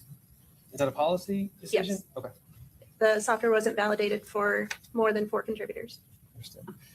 And like you said earlier, your conclusion was not to include or exclude Isaiah Chance as a contributor, correct? I could not include or exclude him, correct? And is that because the sample was not good enough to test against Mr. Chance's sample? No, it was just that the DNA types weren't sufficient to say that there was an inclusion or an exclusion. And you mentioned a 700 billion number earlier from Mr. Gathright, but that's obviously not the only number you use. It could be a lot lower, correct? Yes, And so in some cases, if there's a chance that multiple people could have left the DNA, the number could be in the millions or thousands or even hundreds, correct? correct. And you didn't use any of those. You couldn't feel comfortable using any of those from Mr. Chance, correct? Well, the likelihood ratio I got was not in the thousands or millions. Okay, so it was lower then. It was in the range, it was low. It was in the range that we use for not included nor excluded. Okay, so you can't say with any degree of certainty that he left DNA on that. No, I can't. Thank you. Okay, redirect? Just briefly, Your Honor. Ms. Carter, when you receive hearers at Florida law enforcement, why are they not tested? We can possibly test possible hairs. And it's always an option to go back to it and test it later if needed. But in this case, it was not determined to be needed. Is that because you were able to get results from the item that was submitted by law enforcement? Is that correct? Yes. And when you're looking at hairs, are all hairs suitable for testing? No. And what makes a hair suitable for testing? So when I'm looking at a possible hair under the microscope, I'm looking at the root end. And if there's cells attached to that root, or if it's in a certain growth phase, that means it would be suitable for DNA testing. And when you are examining an item or whether another analyst is examining items, are you examining and testing what you believe at, or that analyst at the time will give you the best source of DNA to compare to a suspect? Yes. And in this particular case, was it the swab that was taken directly from the tape that was surrounding the rifle? Yes. And you were asked specifically about whether or not you would look at mixtures involving more than 5 individuals. Is that correct? 5 or more. And you do not do that because the software is not designed for that. Is that correct? It has since been validated for 5, but we did not validate it at our lab for 5. So we stick to single source, 1 contributor, up to 4 contributors to a mixture. And is that what the policy and procedures for what is part of your accreditation for the DNA analysis that you do? Yes. And then going back to the call that there are 4 individuals that are in that DNA, is that based on your training and experience looking at all of those 21 locations and 2 possible peaks for each individual? Yes, I'm looking at how many peaks there are and knowing that there's half from your mother, half from your father, and also considering that some people could have the same DNA types at areas, but overall they're not going to have all the same DNA types. And then the amounts that each DNA type contributed, those all factor into my interpretation of the mixture as 4 contributors. And you were of that opinion that there were 4 contributors at least to this particular mixture obtained from the non-adhesive side of the tape. Yes. And when you're looking at, I believe Mr. Petridis asked you about that likelihood ratio and the percentage or the numbers increasing. When the individual that you said was it 64% who made up 64% of that mixture, John Gathright? 65%, yes. 65, thank you for correcting me. That is the person who you're able to do the likelihood ratio of the presence of his DNA profile is there was support for 700 billion times more likely. Is that correct? Yes. And that is based in somewhat part of the contribution of his percentage into that mixture. Is that correct? Yes. The less of the DNA that is in the mixture, then those numbers go significantly down. Correct. And when there is not enough of a person's DNA, you are in the position where you cannot say whether or not that DNA is truly included or excluded in a mixture. Is that correct? Yes. I have nothing further, Your Honor. Okay, may this witness be excused? Yes. Okay, thank you. You're free to go. Thank you. Okay, come on up real quick.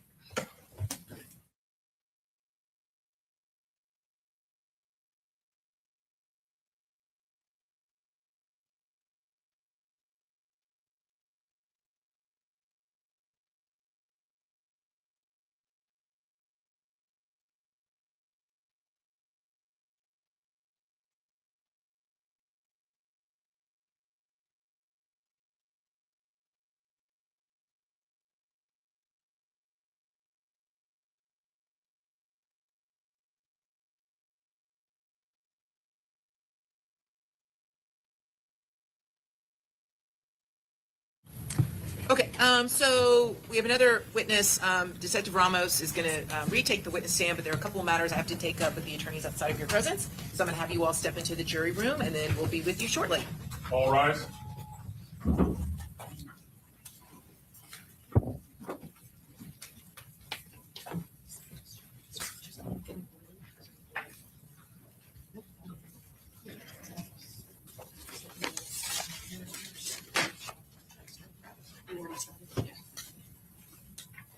All jurors are up. Okay, very good. Okay, so we'll take a 5-minute break and give Ms. Ismer a chance to get organized. Ms. Doherty's going to pull the exhibits if Your Honor wants to do the motions. I'm prepared. Okay. Okay, sure.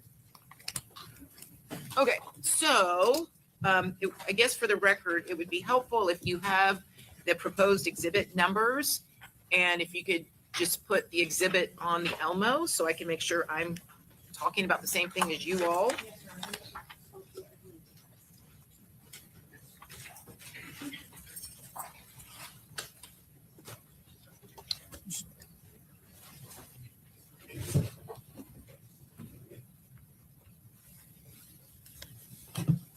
Okay, So, okay, begin, Your Honor? Yeah.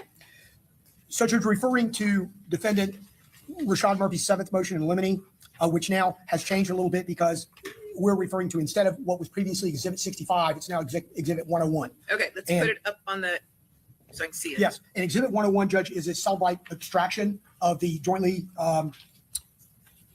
possessed phone, 904-386-0925. First, Judge, would be State's Exhibit 101R. Okay, And obviously, this photograph depicts Mr. Murphy face and upper torso.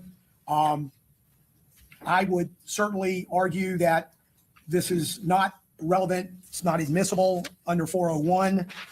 If there is any relevance whatsoever, it is outweighed by the extreme prejudice that would exist. Certainly, what appears to be Mr. Murphy's smug or otherwise maybe indicative of a lack of remorse after Mr. Jones's homicide. These facial expressions, I think, give rise to a significant risk that the jury will interpret this appearance as reflecting some sort of character that he's exhibiting or some type of consciousness of guilt. And I don't, A, understand relevance, and B, certainly would not suggest that it's outweighed by any prejudicial value. any probative value. Okay, so it looks like, Probative value. according to the records, it looks like this image was created June 25th of 2024 at 3:04:21 UTC time, correct? Correct, Your Honor. So what's the relevance, Mrs. Smurf? Your Honor, in this picture, the state's not asking for any witness to determine what the significance of the defendant's facial expressions are, but instead to assert the defendant's possession of this device, his wearing of the clothing that is depicted in the Walmart video footage before the homicide, and in apparently this description or depiction from after the homicide. It certainly puts the defendant, even with having a cap on and the jewelry and the black top, in the same position, same clothing he was in Walmart as well. I understand that the defense's argument is that it is a shared device, and that's fine, but there are dozens of posts that come from what the state is asserting is this device over the course of this 5-day period. So it is an item or an exhibit asserted to establish the defendant's possession of this device thereafter. Okay. No one's asking the opinion of what the face means. Right.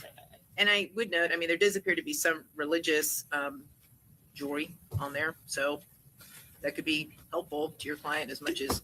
Judge, I'm certainly not looking at the religious aspect of it being helpful to Mr. Murphy, but certainly the fact that he's wearing a black T-shirt and a beanie would have, in my eyes, zero relevance to anything that occurs with regard to this murder, whether it be what shooter number one is wearing or what he's wearing at Walmart. We've never insinuated in any way, shape, or form, based on our questioning, based on the answers that we are eliciting, based on what was said to the jury in opening, that that phone is not a jointly owned or jointly possessed phone of Rashad Murphy. In fact, it is part of our case. So for the state to suggest that this is necessary because of some clothing relationship, I think the fact that it's a black T-shirt and what appears to be some kind of a black hat is wholly insufficient to suggest that it's relevant.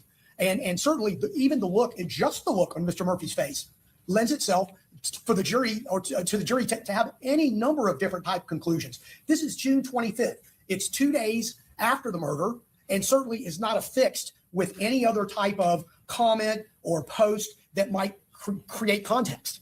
I think it does nothing more than present or paint a picture for the jury of what type of character Mr. Murphy has, simply based on the look on his face, and it would lend itself to that. I can't imagine it wouldn't. Okay. All right. Well, I do find it's relevant, and I find that any prejudicial effect is outweighed by the probative value. So overrule the objection. You can admit it. Okay. What's the next one?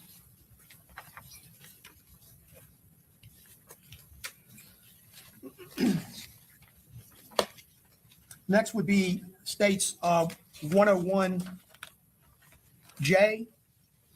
Okay. What is that? Your Honor, 101J. Yep. And I can't get it all up again. I know what I mean. That's fine. I just make sure I'm looking at the same copy. It appears to be someone's right arm and a car in a driveway. Yes, Judge. It looks like the associated date is the 20th of June. Right. At 7:16 p.m. UTC. I believe the state's going to intend to argue that this photograph is Charles Jones' vehicle. I don't know that there's going to be any evidence that this is in fact Charles Jones' vehicle, Right. or any identification of the person who happens to be in the partial picture, or what address that is and where it's at, what relevance it may play to Mr. Jones. Again, I think the state would assert, well, it's a couple of days before the murder. And Well, let me hear it from the exists- state then. So I'm sorry, let me Judge? hear from the state then what the relevance is. Okay. Judge, the exhibit posted in 101J was a photograph that was sent with another photograph at the same exact time and same exact second, which depicted the victim. There are also identifiers on the vehicle which are specific to the victim, or at least similar in nature to the victim's vehicle, including the hood, the bumper itself, the lights, the grille. But most importantly, it is sent in essentially a text message, 2 pictures, really 6 pictures with other context that Mr. Gonzalez is aware of. But the pictures do include photographs, or a photograph of the defendant, the victim in this case, on the defendant's device. So And- certainly relevant to each other. Okay, and they were sent either to or from the joint phone, the jointly owned phone with Ms. Steiger? Yes. Okay. Judge, the additional argument here is that there's no, in addition to there being no foundational evidence to establish the vehicle ownership, I think simply saying that generally it's a black car that may or may not be a Charger that has similar features doesn't get us any closer to determining whether or not it's Mr. Jones' car and it's relevant. I think in addition to that, Judge, it's the same argument that it's recovered in a part of the phone, which is a system generating cache. It's an area where I don't believe the state can testify that Mr. Murphy even ever saw this. The fact that it's in the phone, it's in the extraction, it's in an area, it's in a place that it could have been generated, it could have been in that cache, and I don't believe there's any means to determine whether or not it was ever viewed by him or whether or not he knew it was there. Well, it sounds like your cross of Detective Ramos and your argument for the jury. What's your response, Ms. Isler? Your Honor, there's a source file path associated with these images that has been attached to the exhibit itself, and these images were located in the mobile SMS or text messaging data of the device. So the state can authenticate these images as well as have the officer or the detective, testify about their authenticity. All right, again, I do think it's relevant evidence, and really this goes to weight, not admissibility. So, all right, overrule the objection. He admitted. Next. Judge, next would be 101C.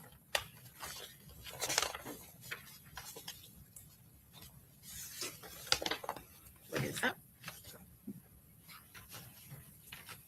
This is 101C, Judge. Is it the profile photo, the purported profile photo? Yes, Your Honor, that is what the state extracted it as. I don't know what app it is from because I do not have that information candidly Okay. on what account essentially. And is that so anyway, state, tell me why you need this. Why is it relevant? Only because of the content in the photo, Your Honor. It is obviously believed that the subjects or suspects in this case were utilizing face, head coverings, and gloves, and what would appear to be the defendant is taking a photograph of himself or some kind of a selfie on the 17th of June at 5:30 in the morning, in advance of our homicide. Charged conspiracy dates beginning of June before this date. Judge, first of all, I don't think the state can identify that that's Mr. Murphy taking a selfie of himself. Okay, that's the first thing. The second thing is the fact that this person is wearing gloves and a hood doesn't in any way, shape, or form comport, even if you look at the picture, with what was being worn by shooters that were Right. 6 or 7 days later. Again, whatever limited relevance it may have is certainly outweighed by its probative value. It's on the phone, and that's the end of it. If they could see a face and it's Mr. Murphy, or it's Mr. Murphy's profile picture on Mr. Murphy's account, one of his accounts, that would be another story. Do you have any evidence, or can you link it up to any account that's I do not have any kind of source or file data that says what account it came from, just that it is in the mobile library images of the device. all right? Okay, as to this one, at this time, I'm going to sustain the objection. Now, if something, Ms. Ismer, you think the door gets open somehow or becomes relevant, we can readdress, but at this point, I'm going to sustain the objection. All right, what's up next? Judge, we would be moving now to State's Exhibit 88. 88, Judge, and I believe that it would be, bear with me 1 minute. 88.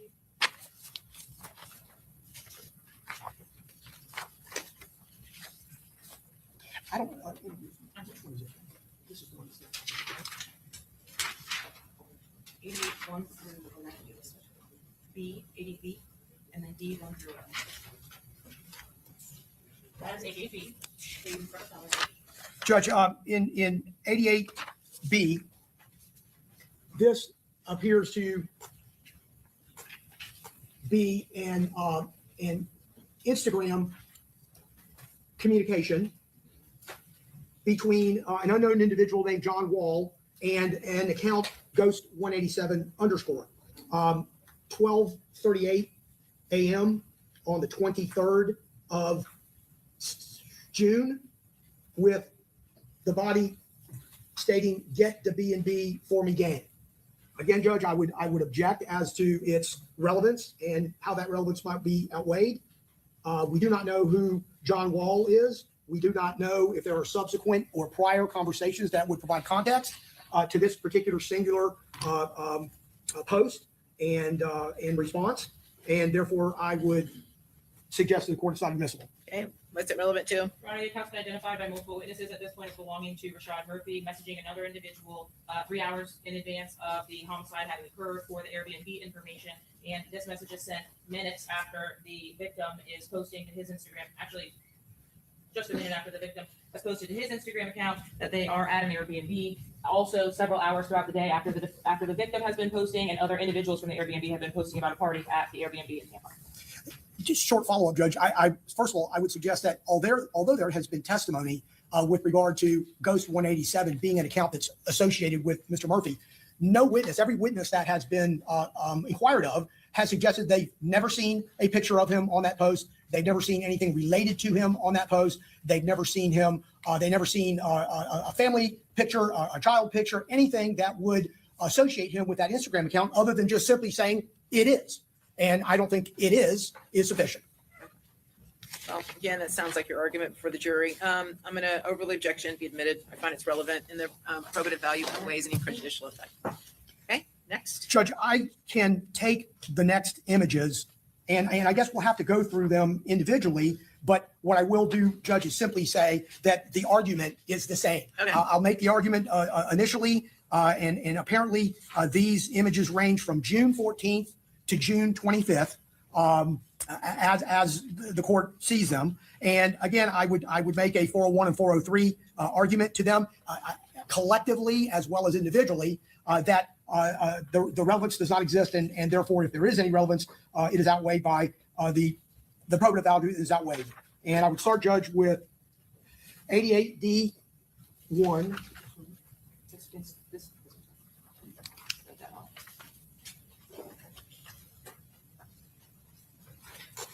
What am I looking at? Photo of whom?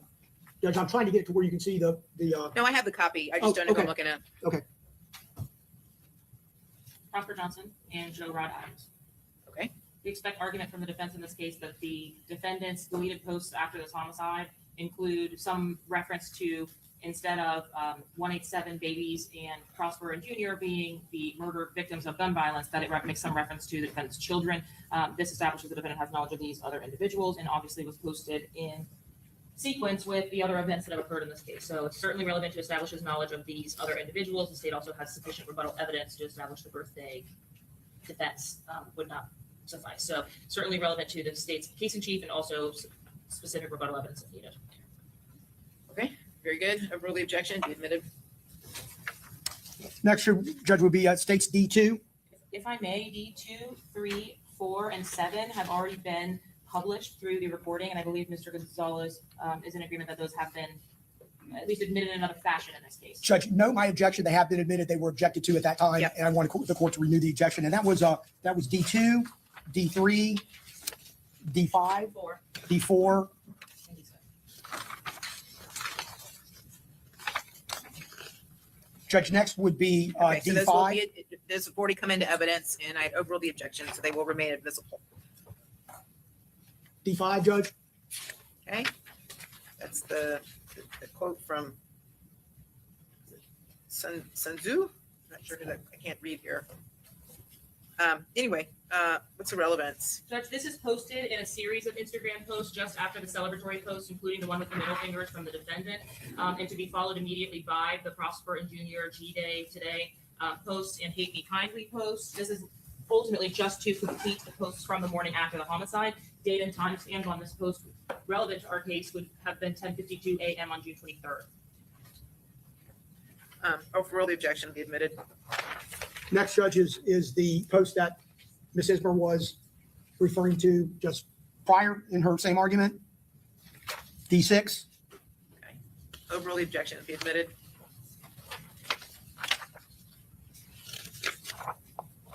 D8. What's that a picture of? a still image of Joe Rod Adams, the individual referenced in the earlier photo by the defendant, also the individual that was killed in the homicide. Robert Howard pled guilty to. And that was posted June 24th, correct? Correct, Your Honor. Okay. Overrule the objection to be admitted. D9, Same argument from the state, Your Honor. All right. And that was posted. I'm sorry, same argument being the relationship in time. Relationship in time to the other post and relationship to specifically the content of the other posts. Overrule the objection to be admitted. D10, And 11 are both images posted, in relatively close time to each other. Both posted relating to individuals related to the case. Individual in D10 is the individual whose account is linked to Henkin Airbnb. Individual in D11 is the individual who is the author of the Foolio Dead music video. Both of those music videos posted to YouTube on the 24th and 25th, and the defendant immediately reposting those in his account. Both make references to, or at least the J. Breezy video makes reference to this particular murder. I could not tell you about the lyrics on Gravedigger. I've not memorized those. Judge, my only additional argument there would be simply the fact that these are posted in the within the 2 days of the murder. There's no direct reference to the murder. These individuals are not related to the murder. They're not suspects in the murder. They're simply, as thousands of other individuals do, they follow drill rap videos. They post them. They share them. And I don't think there's any relationship to the crime and the offense at hand. All right. Well, again, that sounds like your argument that you would make to the jury or cross-examination of Detective Ramos. Overrule the objection and come in. Okay. Any other exhibits, proposed exhibits that you object to? Have we talked about all of your objections? Mr. Gonzalez. Judge, that covers the motion in limine number 7. Everything would be ruled on. We do have one more issue, Judge, and that is I had previously sought admission or told the court that I was going to be seeking admission to Right. the text message that was screenshotted, text message communication that was screenshotted and on the extraction of the jointly owned phone. Are you maintaining that or are you withdrawing that? Because originally it was kept out due to the fact that it could be deemed improper character evidence, right? This looks like a conversation where someone is discussing how to smuggle a contraband cell phone into a prison, which is Judge, what's your position on this? briefly. So here, and let me speak a little bit directly to your client, okay? And I don't know exactly what the relevance would be, so maybe you should tell me first what your position is. Judge, we have already elicited testimony, and there is testimony in the record that the jury has heard that items that were purchased at Walmart, Yes. items that were purchased at Walmart that night, inclusive of a cell phone and other items that would in fact be contraband, cigarettes, a telephone cable, things of that nature, were meant in fact to go that weekend, the weekend of the murder, to the prison where Mr. Murphy's brother was incarcerated. Why don't they, that's come before the jury? I'm sorry, Judge? That hasn't come before the jury. No, Just the Judge. fact that he was at Walmart and was purchasing items, and I don't even remember getting in any detail into what he actually purchased. I think- It showed him and like the technology area or the phone area, but I don't remember any specifics yet coming before the jury. I think, if I'm not mistaken, that Detective Ramos stated that he originally thought that that cell phone could be a burner phone for this particular offense. Come to find out during the course of his investigation, and he's meaning this text, that's not the case. That it wasn't that it wasn't for that Okay. purpose. So that's why you saw it originally, and that's why the state originally cropped out the photo, right? There was a photo showing just the photo that the jury has seen was just the shoes, the purported shoes Correct, Judge. of your client. Correct. And then there were other items that were on the floorboard that the state did not include in the photo that went before the jury. Yes, Right. Judge. And in looking at the totality of how So let me just ask you this: do you want to seek to admit this or not? do I want to do you- seek to admit the text message in conversation with my client? He wants to admit it. Okay, so here's the thing, Mr. Murphy, Rashad Murphy. This is what we would refer to as a double-edged sword. Okay, I could see how your attorney could potentially argue that this might be helpful to you, but it also could be harmful to you. And the reason why originally I'm assuming your attorney wanted to keep it out is because the state would never be able to introduce this text message in its case in chief against you, because it would be depicting improper bad character evidence on your part potentially. Because attempting to smuggle contraband items into a prison, again, it's a felony. So this would be an admission that you were attempting to commit a felony. So that's why the state could never introduce this as part of its case in chief. Now, if you really think this is important for your defense, after speaking with your attorney, this is your trial. Okay? If that's what you really think and that's really what you want to do, then I'll let your attorney admit it. But you need to understand there is downside risks to this. And there may be upside, and the upside may be worth it to you versus the downside. But at the end of the day, it may be only downside. And you just need to understand that going into it. So I just want you to know that. Okay? If you feel it's important, I'll let it come in. But you need to understand there's potential downside here. Okay? You want to talk to Mr. Gonzalez real quick about it? Or you know what you want to do? Why don't you just talk to him real quick, Mr. Gonzalez, and make sure what he wants to do. Just whether it's based on standing on the issue. Okay, let me deal with Mr. Murphy first, and then I'll wrap up with you.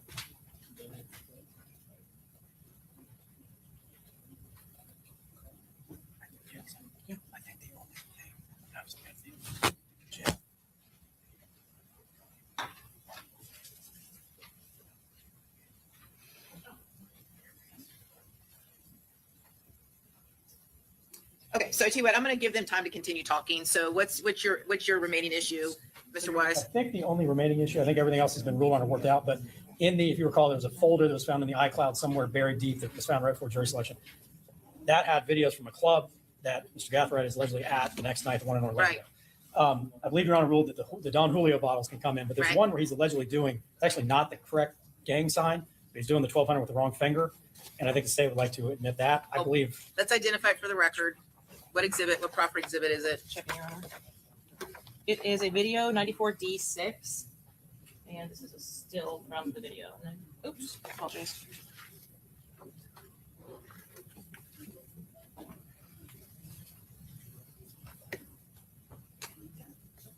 I can play the video as well for the court, but Well, it's just that's okay. something thrown during the video itself. Okay, so your argument, he's making a sign. Well, it is the wrong Something. one, but in any event, he's not alleged to be a gang member. He's not charged with that one. Everyone has said he's not a gang member. Right. So I think it would be a 4-3 issue. It sounds like your argument for the jury. I'll overrule the objection. And then the only other issue I think that's left, and this wouldn't really be from us, but just keep on court's radar, is that video from Mr. Gathwright's interrogation room where he pushes up a ceiling tile. Yeah. So that'll be sometime tomorrow. I Okay. Are you guys seeking to admit that? Yes, Your Honor. Okay. All right, we'll deal with that. What witness is that? Detective Griffin. Detective Griffin. Okay. Okay, so Mr. Gonzalez, has your client made a decision?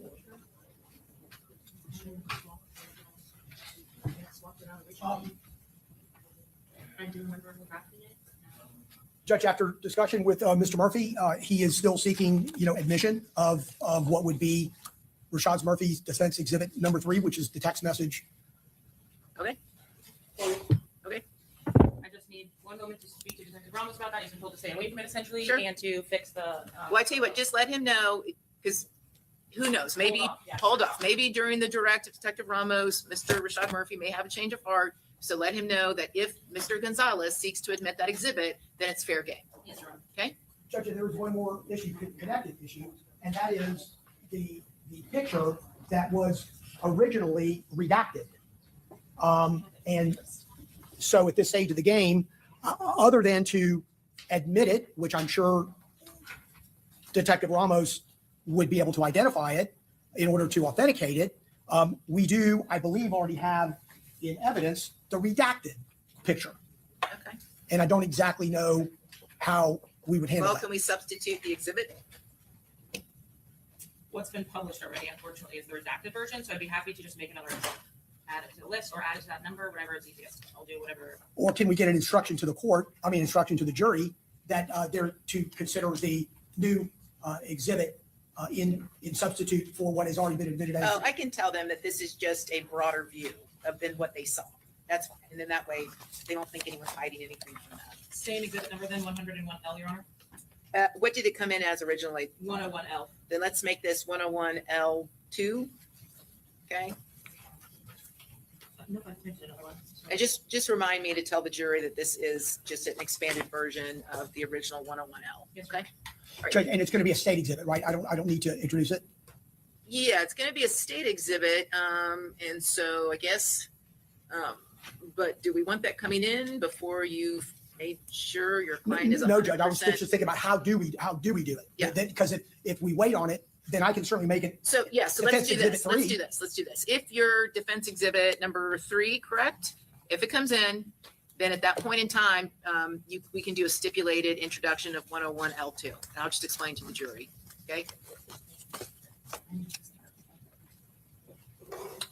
Okay, that's what we'll do. Okay, anything else before we put Ramos back on the stand? And you need to talk to Ramos real quick? Very quickly, Your Honor, yes. Sure. And I need to make an edit to the PowerPoint, which has those exhibits, to take out this updated photo. Okay, so let the jury know we're almost ready. So 5-minute warning, we'll get going.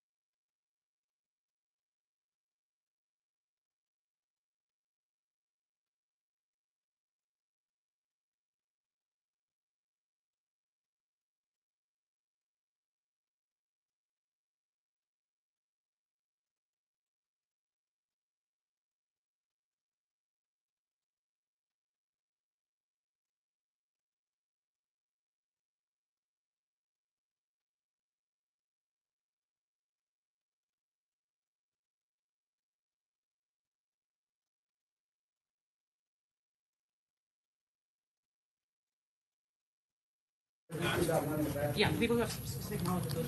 Yes.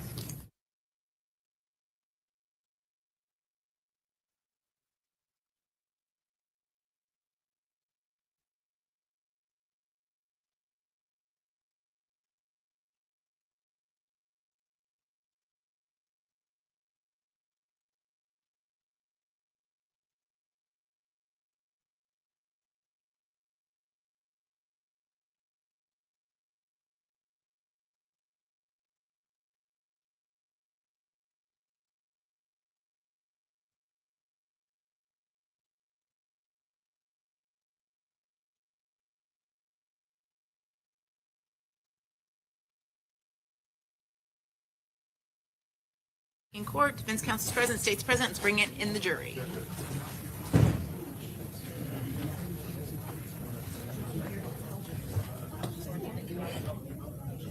All rise.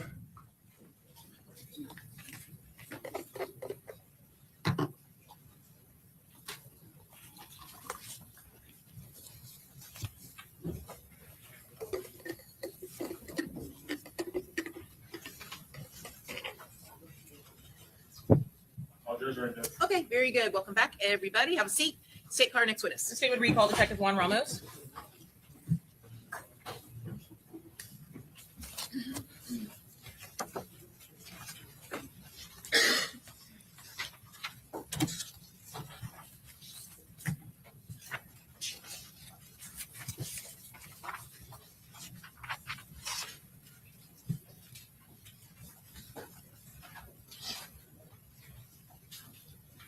All right, we'll go ahead and swear you in one more time, detective. Please raise your right hand. Do you solemnly swear or affirm that the testimony you're about to give in this class will be the truth, the whole truth, and nothing but the truth, so help you God? I do.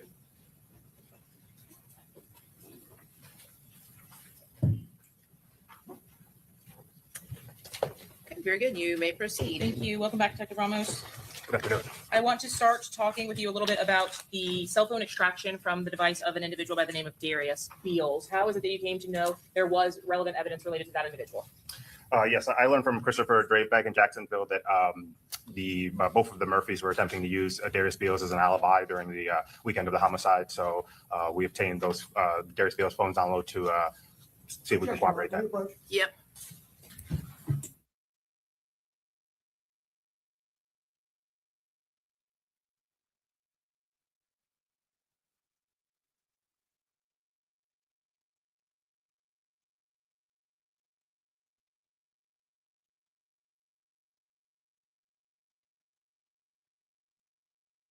Specifically to Mr. Murphy, at what time did you expect to see Darius Beals' device in Tampa? Rashad Murphy, excuse me. For Rashad Murphy in the morning hours of the 23rd. As it related to the statement from defendant Davion Murphy, when did you expect to see Darius Beals' device in Tampa? The afternoon hours of the 23rd. Your Honor, at this time, the state seeks to admit state's exhibits number 86 and 147A through C, Sorry, that was 86 and 147 A through E. A through C. C. Okay. Any objection, Mr. Gonzalez? No additional objections, Your Honor. Okay. Any additional objections, Mr. Sonardi? No, Your Honor. Mr. Wise? Mr. Petrides? Be admitted. Okay.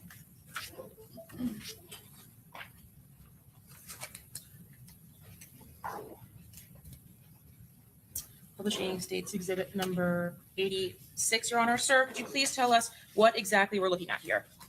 So in this exhibit, what I did was from Mr. Beals' cell phone, I extracted all of the GPS locations. So the store is storing GPS data in it for a variety of reasons. And I input those GPS locations into a program called CellHawk, which allows us to visualize where the device was for the specific time period. And we're looking at that visualization. Did you also have an opportunity to review the latitude, longitude points for each one of the responses that came back from that cell phone Yes. and include that in your mapping? Yes. What is it that we're looking for in state's exhibit number 86 before we press play?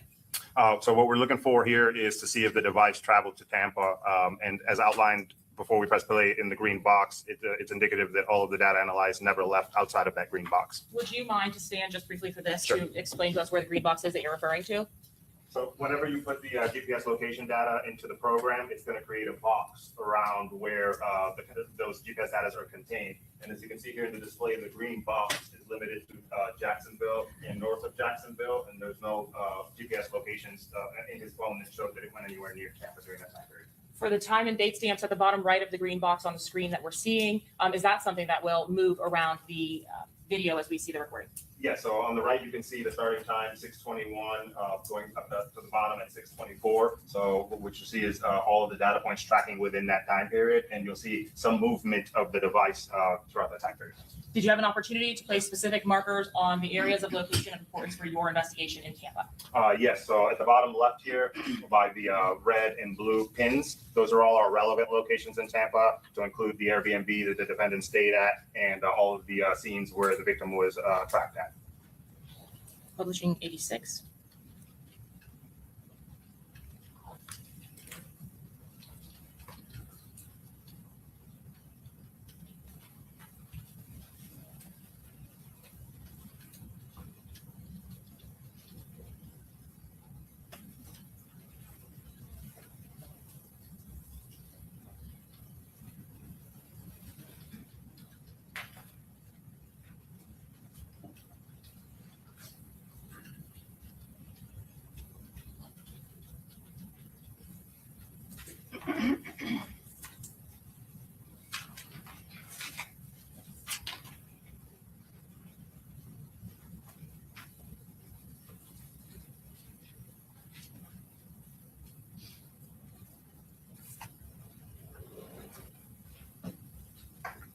Does the arm to the right indicating the movement that was tracked provide that that device was in the area of Tampa, Florida at any point on June 22nd or June 23rd of 2024? No, it wasn't. Did you have an opportunity specifically to look at a close-up of the device location from the relevant dates that you previously indicated? Yes. Is that what we're looking at here in slide 2 of 86? It's correct. So this is just a visualization of what we just watched, however, zoomed in to Jacksonville to where the device was at.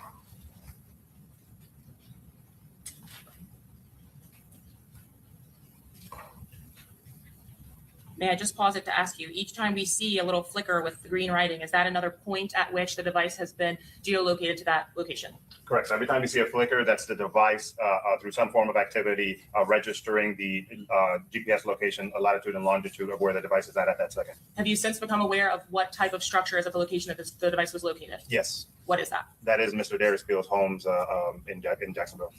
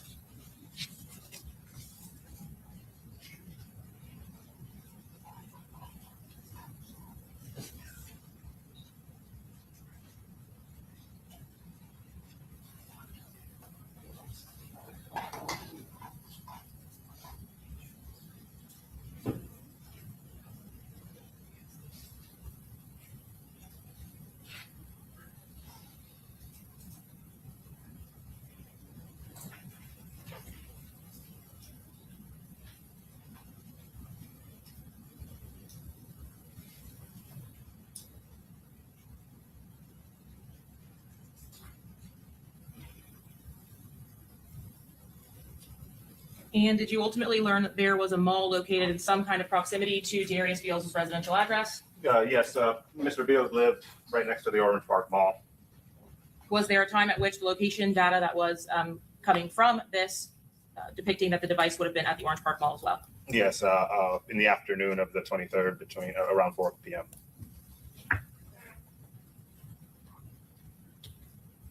Did you have an opportunity also to prepare what's depicted here, State's Exhibit 86-3? Yes. So, I'm sorry. So this is instead of the video visualization where you can see the movements, this is just a still photograph of all the GPS points that were plotted for Mr. Beal's phone during the weekend of the 22nd and the 23rd. So every one of those is a hit GPS location of where his phone was at in that specific weekend.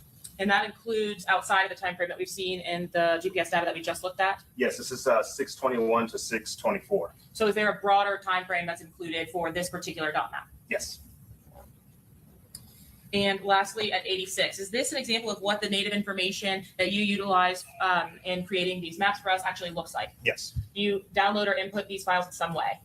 Yes. So from the cell phone extraction, I would export this data onto an Excel sheet and then load it into CellHawk, and it would register specifically the latitude and longitude to plot those points on a map. Now for states exhibit 147, in addition to the extraction of the location information that we've just seen, you have seen. Yes. Did you have an opportunity to analyze the actual content on the device itself? I did. And in analyzing that information, what types of evidence were you looking for? We're looking for evidence of who's possessing the phone at the time, and that could be digital files, whether somebody's taking selfies, or also how they're accessing the phone, whether they're putting in a passcode or whether they're using biometrics like a facial scan to open the phone. All that data would be in the extraction for me to look at. Looking first to 147B, over the course of June 22nd, June 23rd, and June 24th of 2024, did you have an opportunity to determine whether there were photographs on Darius Beals' device that we just saw tracking for? Yes, approximately 8 photos that appear to be selfies found within that weekend. And Mr. Darius Beals is depicted in those photos, and all of those photos had a reference time of throughout that weekend. On the second page of 147B, are these additional photos from the time frame June 22nd through June 24th? Yes. Did some include, for example, if we look at the top of the image that's on the screen now, the second page of 147B, some also included movies or videos, action images? Correct. Okay. And is this something that you would have done to further establish the actual possessor of the device, not Correct. just the location? Yes. Okay.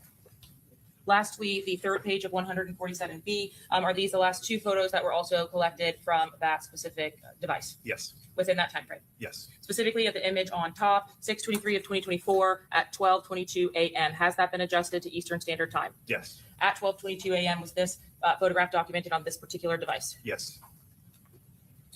In 147A, is this an example if you put just one of those latitude or longitude points into the software we've discussed?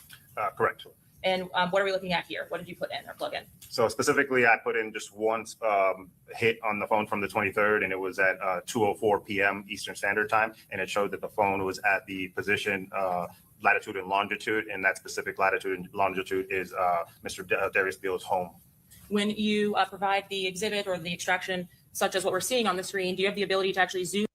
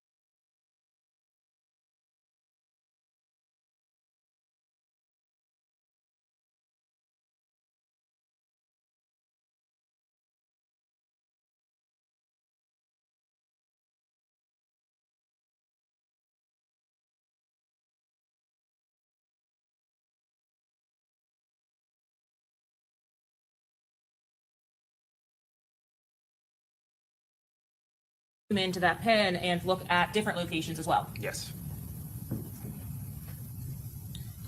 Lastly, in addition to the photographs, did you search for biometric information on Mr. Beal's device? Yes. Can you explain to the jury what that is?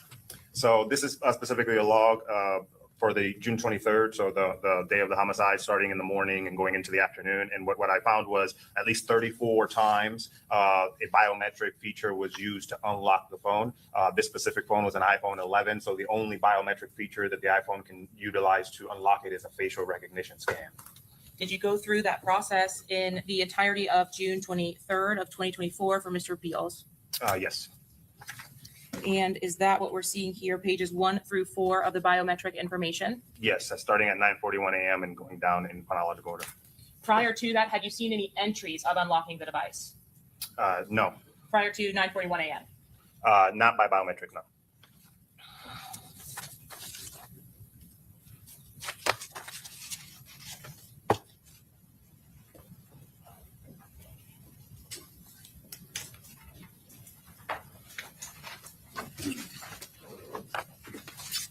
At the conclusion of your review of that information from Mr. Beals' device, did you draw your own conclusions regarding the statements that were provided to law enforcement by Rashad Murphy and Davion Murphy during the course of their interviews? Yes, I did.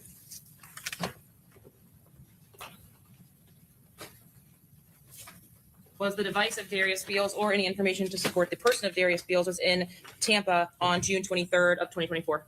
There's no evidence that Mr. Beals or his device were in Tampa on June 23rd, 2024.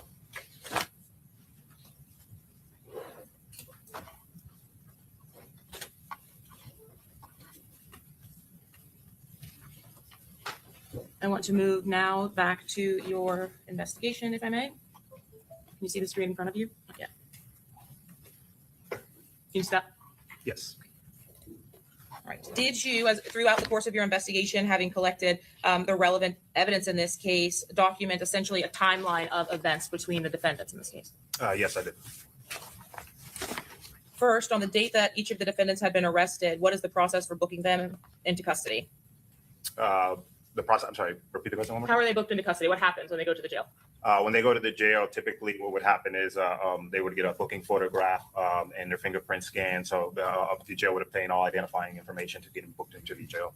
Did you have an opportunity to review specific booking photos for each of the defendants seated before you today? Yes, I did. And would that include Davion and Rashad Murphy, Yes, Sean Gathright, yes, and Isaiah Chance? yes,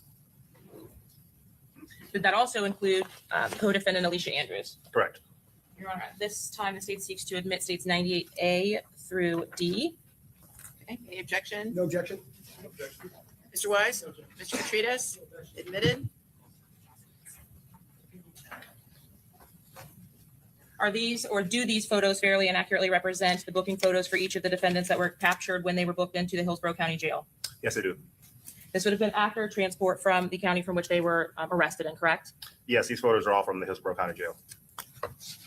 And speaking about the portions of your investigation where you collected certain types of evidence, were there social media accounts that you wrote search warrants for and subpoenas to? Yes. How does that process work? So typically when we identify a social media account belonging to a suspect that we're investigating, we start off by writing a subpoena to the whoever holds the data for that account. So if it's Instagram, it could be Meta or Google. So we write a subpoena. The company then returns identifying information for that account. And from there, we develop probable cause. We can write a search warrant in order to get more information or more data, specifically content, messaging, things like that. Did you have an opportunity to do that for the victim in this case, Charles Jones? Yes. When you wrote a subpoena, were you provided with sufficient responses to be able to obtain a search warrant as well? Yes. Was that search warrant approved? Yes. Did you run that same process for defendants Rashad Murphy, Isaiah Chance, and Sean Gathright? Yes. Why did you not run that process for defendant Davion Murphy? I was unable to locate an Instagram account or social media profile for Mr. Davion Murphy. And at the time, had you done the same thing for Alicia Andrews? Yes. Looking first to the social media account for Foolio or Charles Jones. You already previously testified about having screen recorded the account from the day of the incident. Is that correct? Yes. Would obtaining a search warrant allow you to get more information? Yes. What kind of information do you get that's more than just your screen recording? So what we're going to see with a search warrant is all the metadata from the company, which will include things like the location or time and date. Sometimes you get location, sometimes you get content. Specifically, we like to see when if we're referencing a post, the exact date and time down to the second when that post was made, so we can fit it into the timeline, understanding it better. Were you able to capture posts from both before and after the time of Charles Jones's death? Yes. At this time, Your Honor, the state seeks to admit states 95F, I believe 95A through D have previously been admitted. Okay, any objection to 95F? Mr. Gonzalez? 95F? Yes. Is that going to be just a new exhibit? Yes, sir. It is not, it is from the extent today. That's just the first. No objection, Your Honor. Okay, Mr. Sonardi? No objection. Mr. Wise? Certainly, Judge, said, Subject to renewal of all previously made objections. Any new objection? No. Mr. Wise, any new objection? No, Your Honor. Mr. Petrides, any new objection? Okay, be admitted.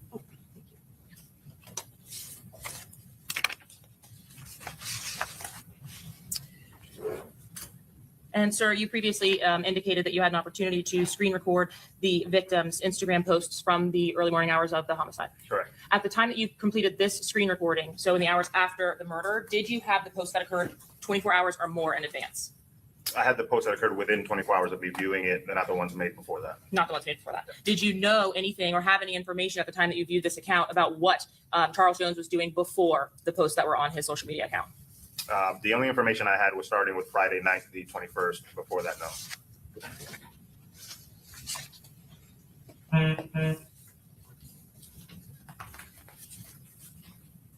When you received the return from Instagram on the search warrant that was executed for Mr. Jones's records, did you receive stills and the actual video clips like what we're seeing here? Yes, correct. And on the stills, for example, of this particular post, I don't even drink, this ain't me. This post itself, would you have also had data which gave you date, time, those types of things? Yes, Is that something that you don't necessarily get with the screen recording itself? correct. Are those returns in UTC as well? Yes, And is this 95A what we'd previously seen as the Airbnb and posts from victim Charles Jones's account before the homicide? correct.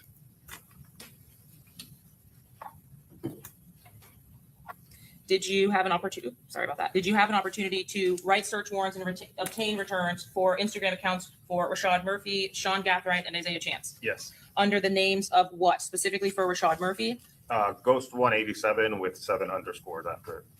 and for Sean Gathright? This one's at with the number 5, Andre Chandre.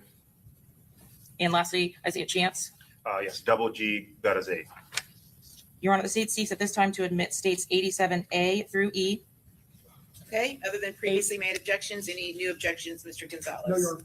Mr. Sonardi? No, Your Honor. Mr. Wise? No, Your Mr. Petrides? No, Your Okay, they'll be admitted. Your Honor, my apologies. 88A through F and 97. Okay, one more time. 88, A through F, and 97. Yes, 87, 88, 97. I'm sorry, wait, 87, 88? 3 total exhibits, Your Honor. 87A through E, Okay, 88A through F, okay, and 97. 97. Okay. Any objection to these, Mr. Gonzalez, Just other the than one photo. previously made No, Your objections? Honor. Account info, just the one photo. Mr. Sonardi? No objection. Okay, Mr. Wise? No objection. Mr. Petrides? These exhibits will be admitted.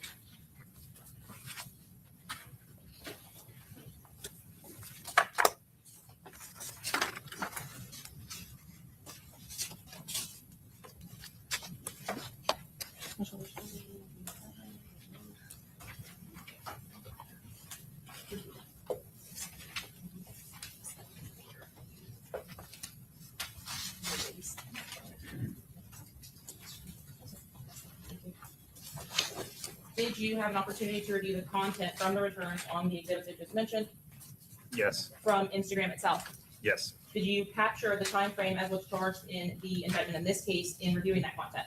correct. And did you pull items of potential evidentiary value from your analysis of the evidence that was included in the return from Meta? Yes.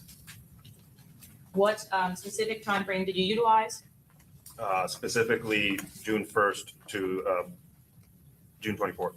Did you have reason to include that specific amount of time or that time frame? Yes, we had evidence that there was a conspiracy or the things were coming into play even before the weekend of the murder. Turning now to the actual cell phone records, how do the cell phone records differ from the records that we've just discussed from Instagram?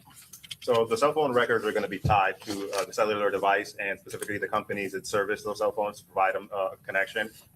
Typically AT&T, Verizon, T-Mobile, companies like that. Instagram is a social media account, whereas in the cell phone records, they're going to be call detail records and cell site engagements directly from the cell phone provider. Do you get additional information, call logs, subscriber information on the returns from cell phone records? Yes. And did you have an opportunity to obtain the cell phone records with the information that you just testified to for each of the defendants in this case? Yes. Your Honor, at this time, the state seeks to admit states 75A through D, 101A, 73A through D, 72A through D, and 71A through D. All right, other than previously made objections, any new objections, Mr. Gonzalez? No, Your Honor. Mr. Sonardi? No, Your Honor. Mr. Wise? Mr. Petrides? Okay, admitted. And lastly, Detective, did you have an opportunity to seek returns from something called iCloud? Yes. Can you explain to the jury what that is? So iCloud is a kind of a remote storage that Apple uses to store data from your phone if you have an iPhone or an Apple product. If we don't have a physical device to do an extraction from, the next best thing would be to try to get a iCloud backup in case you've backed up your data from that device onto the iCloud. Are those backups relevant only in relation to the last time the device was backed up? Correct. And what types of information are included on those backups? So it could be a substantial amount or limited. It all depends on what the user has preset. So some people only back up, say, photos or videos. Some people back up the context of messaging. So it all depends on what the user has determined they want to back up. But it could be a substantial amount of data that would be found on your phone. Were you able to obtain a full iCloud return from Davion Murphy's cell phone number? I got an iCloud backup. It wasn't full, though. How do you know when you review the content of it, whether the device information or the backup itself is full? There would be missing pieces. So specifically, there was no messaging for the period requested. So that's indicating that that user likely didn't have his iCloud set to backup messaging. What's the legal basis? Is it qualified as an expert? He's giving opinion. I'm not saying fact, Your Honor. Okay, rephrase. In your review of the cell phone extraction for Davion Murphy that was returned from Apple, did you see any text messages? No. Did you see a significant amount of photographs? Yes. What about video evidence? Yes. And were you able to view subscriber information connected to the return itself? Yes. Is there a software that you use to review all of the returns that come back from iCloud? Correct. What is that software? Cellbrite. And how do you use that when the information comes to you? So the data comes from Apple, and then that data gets put into Cellbrite. It gets parsed out so that we can view it, basically, so that I can conduct a search of the data in a viewable form to see the photos or any other data that's in that iCloud account.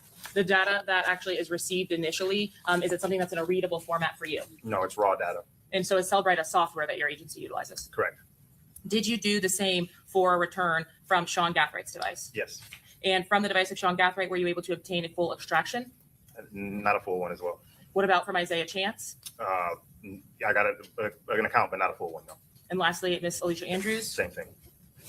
when you opened the extractions or utilized the software to open these extractions, were you able to view subscriber information? Yes. And did you have returns on iCloud accounts that you reviewed specifically for all of the four defendants previously mentioned?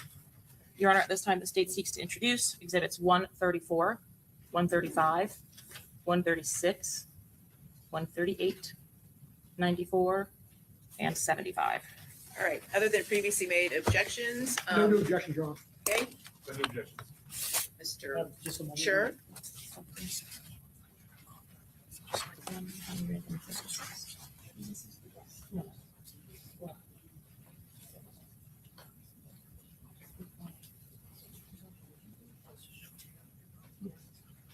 No further objection. Okay, Mr. Petrides? Okay, all previously made objections are renewed and they will be admitted.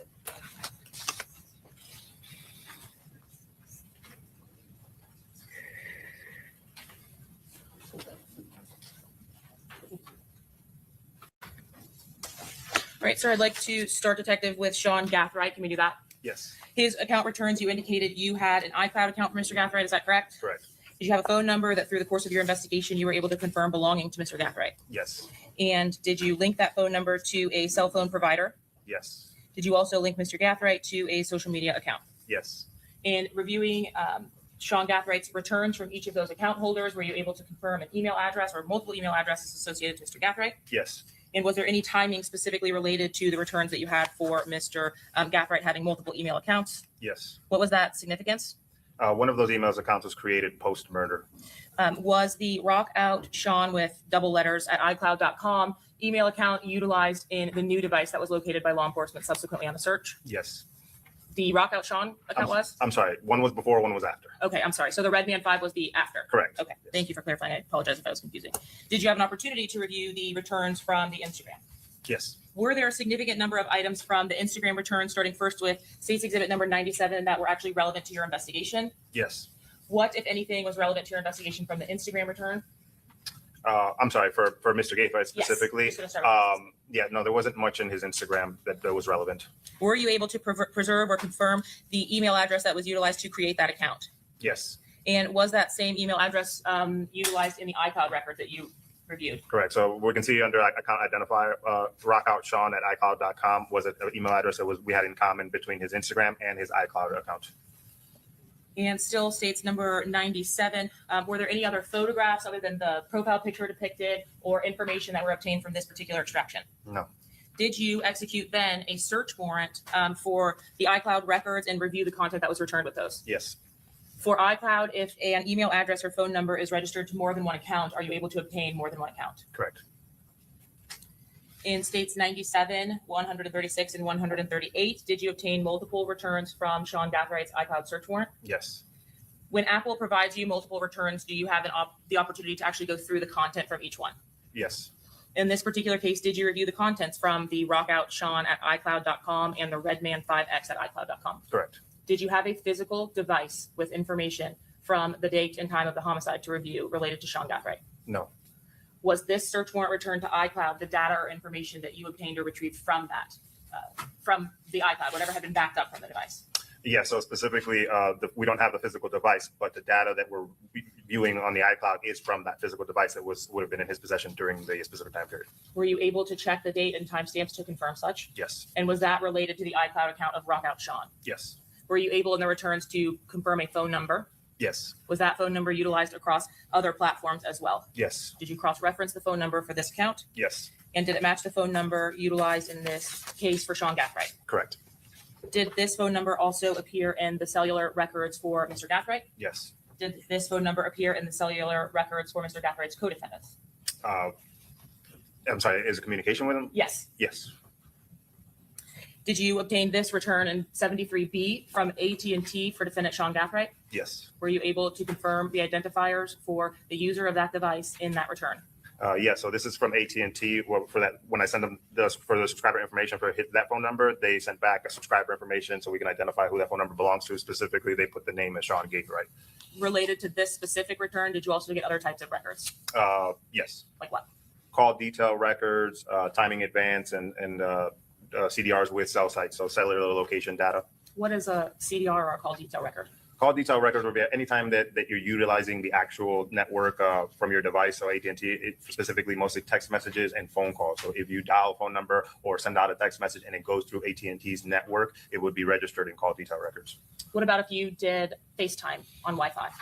No, so because like if you did iPhone to iPhone, on that would utilize Apple's networks or the internet through Wi-Fi. So that wouldn't be registered on call detail records at all. Is that the same for iMessaging and text messages? Correct. What's the difference in those two? So again, iMessaging is utilizing Apple's network, so it would not be registered on AT&T's call detail records. Is there another way within the device that you are able to retrieve or recover iMessages? Yes. So if we get the iCloud dump or backup, and the messages have been backed up to the cloud, then we would be able to see the messages that way from Apple directly. Did you have an opportunity to obtain records related to specifically Isaiah Chance? Yes. Our Mastermind one-on-one at iCloud, was that related to an Apple return that you received from Apple for Mr. Chance? Yes. Did you also receive gutazay42 at Gmail as a return from Apple? Yes. Are you able to use email addresses other than iCloud.com when utilizing Apple's iCloud service? Yes. Okay. And what happens when you use the iCloud again? Where does the information go when you're using iCloud? Specifically being stored on Apple's servers remotely. And you were able to complete a search warrant and the return based on the phone number itself? When we send the phone number off to the cell phone provider, they let us know what device was being utilized, and because an iPhone was being utilized, that gets us to Apple. Did you also have account returns for additional items for evidentiary value related to Mr. Chance? Yes, What about gutta double G gutta Z or G gutta Z? Were those account names utilized in this case on your returns for Isaiah Chance? yes, And lastly, Mr. Rich Off War, was that an account name utilized for Mr. Isaiah Chance on the returns that you obtained?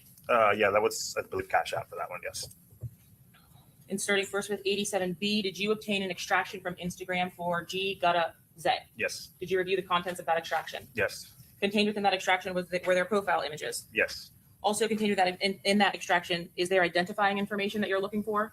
yes. Subscriber information, any email addresses or phone numbers. In 87A, was that information recoverable from the Instagram return records for Isaiah Chance? Yes, we got a vanity name, the email address, and a phone number. Were you able to link this email address to that account based on the return from Apple as well? Yes, What about this phone number that's linked to the account as verified? Were you able to identify the phone number that was ending 7534? yeah, that was an old phone number for defendant Isaiah Chance. Were you able to subpoena records to confirm that that was an old phone number that had been utilized? No, it was no longer his phone number. Had you, in the returns from your applications for a search warrant or subpoena to other accounts linked to Isaiah Chance, reviewed that number as an old number that was utilized? Yes, Specifically in iCloud, did you have an opportunity to review the contact information or the location information related to Isaiah Chance? yes, Was the number that had been utilized previously by date and time as it was registered with iCloud depicted on the returns? yes, And is that 7534 number that was utilized to create the Instagram? correct, And did that number ultimately change? correct, Did the residential address for those accounts remain the same? yes, In looking at that iCloud account itself, were you able to confirm the address that was returned on the iCloud return as being a legitimate address for Mr. Chance? It was one of the addresses historically listed under his driver's license information, correct? And did you obtain the records on the right from another subpoena to Cash App, the image specifically? That image specifically came from Cash App. Cash App requires a user to upload a picture of their ID. And was this the ID that was utilized in the Cash App, Correct. or at least provided to you from the Cash App return? Correct. Your Honor, at this time, the state seeks to admit State's Exhibit number 93. Okay, any objection, Mr. Gonzalez? No, Your Honor. Okay, Mr. Snarty? No, Your Honor. Mr. Wise? Okay, Mr. Petratus? Okay, no new objections, it'll be admitted. And then, sir, did you have an opportunity to review the actual phone record returns for the same individual, Mr. Chance, when the subpoena returned back from AT&T? Yes, Was AT&T the provider for the cell phone device or information for Isaiah Chance? yes, And were you able to confirm that information in your review of those records? correct. Were you able to confirm the active number at the time of your homicide is the number depicted ending in 4707 here? That is correct. Rashad Murphy, did you have an opportunity to complete the same for Rashad Murphy? Yes, With the exception of the cellular device, did you actually obtain a search warrant for the Instagram account linked to Mr. Murphy? yes, I did. And what about the Gmail account itself? That was a subpoena for subscriber information. Did you obtain a return on that subpoena? Yes, And did you have an opportunity to review the content on the return from that subpoena? yes,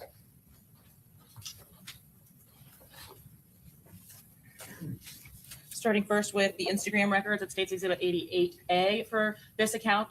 Ghost 187 official, is that an email address used to make this account? correct. So when you set up your Instagram, you don't have to submit too much information. In this specific Instagram account, the only subscriber identifier that they gave us was a vanity name, Ghost187, and then the registration email address, the email address the user used to create the Instagram account. And I've kind of condensed or tried my best to condense it to a slide, but do you receive a significant volume of information on your returns from Instagram, Yes, the metadata? yes, Do you then go through that information, searching for dates and times that are relevant to your case? correct. Did you do that in this case with Ghost187, the Instagram account? Yes, Your Honor, at this time, the state seeks to admit State's Exhibit number 108. No new objections, Your Honor. Okay, any other than previously made objections, any new objections, Mr. Snarty? No objection, Your Honor. Mr. Wise? Mr. Petrides? Okay, that will be admitted. Did you have an opportunity at this point to review the screen recording from the account Ghost187 on Instagram? yes. And could you see any identifiable markers at that point? No, No photos or pictures that identified the account holder? No. What steps did you take when you actually received this Instagram return to identify the account holder's information? being that all we had was a registration email, since it was a Gmail, what I did is I subpoenaed Google to have them give me subscriber information on that Gmail to see who the owner of that Gmail was in an attempt to identify the owner of this Instagram account. When you reviewed the screen recording or looked at the account itself, was there a legal or recognizable name that was utilized in the profile that you could potentially search? No. Was a name listed on there? No. On the profile itself in the descriptor area, was there a name or words listed? I'm sorry, for Instagram or Gmail? Yes, for Instagram. No.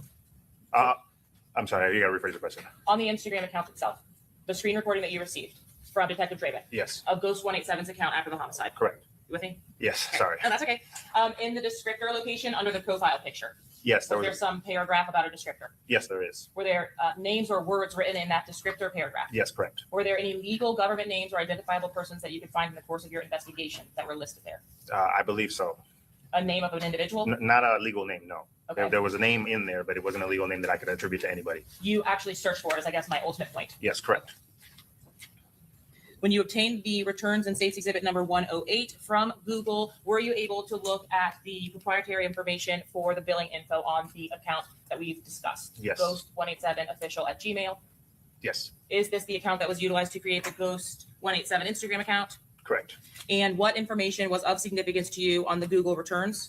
So because of the use of different kinds of names that might not be legal names or might be aliases, I focused in on the Google Pay information that was attached to that Gmail because you can't utilize a fake name or an alias or not a real name, specifically when it comes to Google Pay. And the Google Pay account linked to that Gmail had the person's real name, which was listed in the return as Rashad Murphy.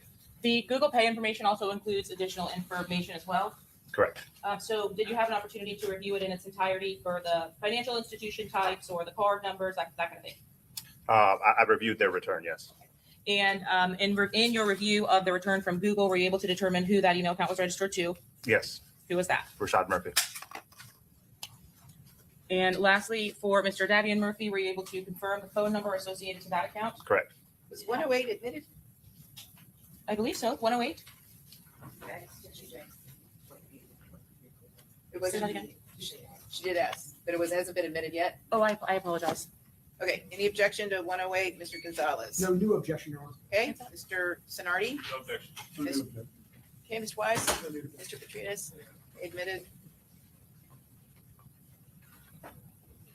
Did you do the same with Mr. Davian Murphy's information? Correct. How did you come to gain the information for his assigned phone number?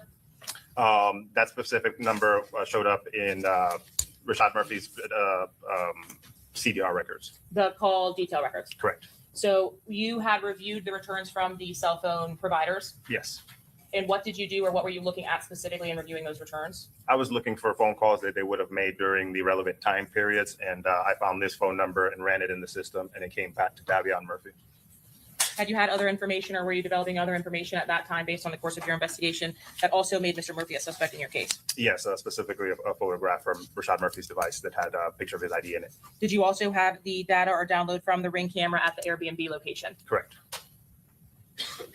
Did you obtain a subpoena for the records from T-Mobile? Yes. And did you ultimately seek a return from the records for T-Mobile for the device assigned to Davian Murphy? Yes.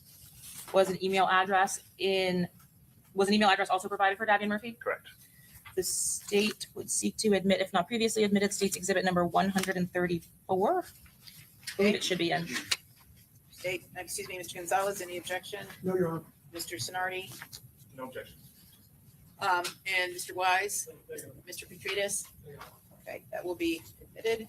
And just so you know, I told the jury 6, we're gonna go to 6:15, and then that's it for today, okay? Will you just yell when you're on? I shall. Thank you. Did you have an opportunity to review the record that were provided in State's Exhibit 134B, the return from T-Mobile? Yes. Publishing 134B, is this the subscriber information page that T-Mobile had provided to you? Correct. Were you able to establish a relationship between the defendant and an individual by the name of Serena Beeks? Or was there some relationship between the two? Family. And the subscriber name, did it reflect Davion Murphy? No. Throughout the course of your investigation or speaking with other law enforcement officers, did you determine or were you able to learn of the significance of the subscriber name utilized to create this account? Yes, specifically Suge and Spaz are nicknames to people who died in the war. Did you have an opportunity to obtain an iCloud return as well for the email address that was utilized to create the accounts? Yes, And was that davianmurphy44@gmail.com? correct. I'm going to publish dates 134, B. Is the return also able to give you any additional information regarding subscriber information? Yes. Was there a different name utilized in 134, B, for the return from iCloud for the subscriber? Yeah, it appears to be another fake name, Koopa Cutway. Did you have an opportunity to observe whether the email account that was utilized for both the cell phone and the iCloud return were the same? Yes, davianmurphy44@gmail.com. And was the number utilized to register both also the same? Correct. Throughout the course of your investigation, was the number ending 3137 attributed to defendant Davian Murphy? Yes, that is correct. Your Honor, I believe the next portion is actually when we actually dig into the timeline, so it may be a better time to stop. Sure. Okay. All right, very good. So members of the jury, we're going to have our evening recess. We will reconvene at tomorrow at 9 a.m. Just remember my previous instruction. You're not to discuss anything about this case with anyone, read, watch, listen to any news or social media posts, and you're not to do any independent investigation. So just so you know the schedule, we are working towards the conclusion of the evidence happening sometime Wednesday. Thursday, we would come back for closing arguments. And then Friday morning, you all would come back for the final instructions on the law. Okay? So my plan is to attempt to send the case to you Friday morning. All right, just so you know. And so that may mean we may have to work a little bit past 5. Did y'all just hear that? Evidence in and done, but we are Friday? making progress. And I just want to thank you all so much for your patience with this. And we're almost there. All right, very good. See you tomorrow at 9 a.m. All right. Wow, so I guess they are working on Friday. Let's go into our next day. Let me get that up here. Whoa, so this is going to the jury Friday. I didn't think that we was going to the jury Friday. So the defense must not be bringing up that much of a case.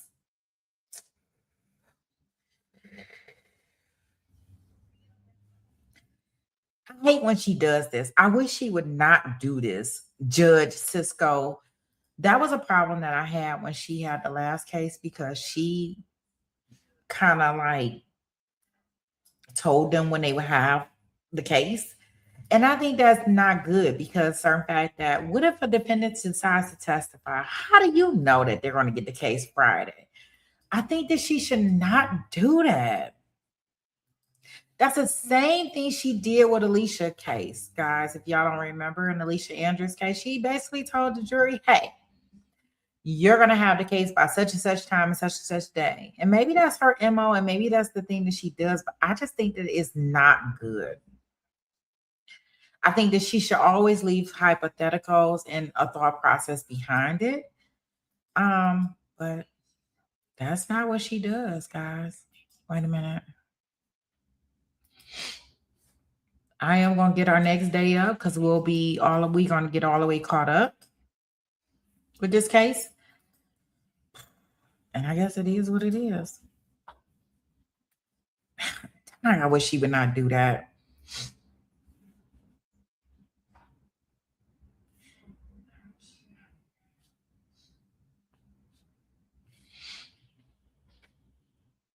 So this is day 8. This is the testimony that they had earlier today. I'm not sure why it seems like it's bringing it in at a weird spot, but here we go. Club number 2.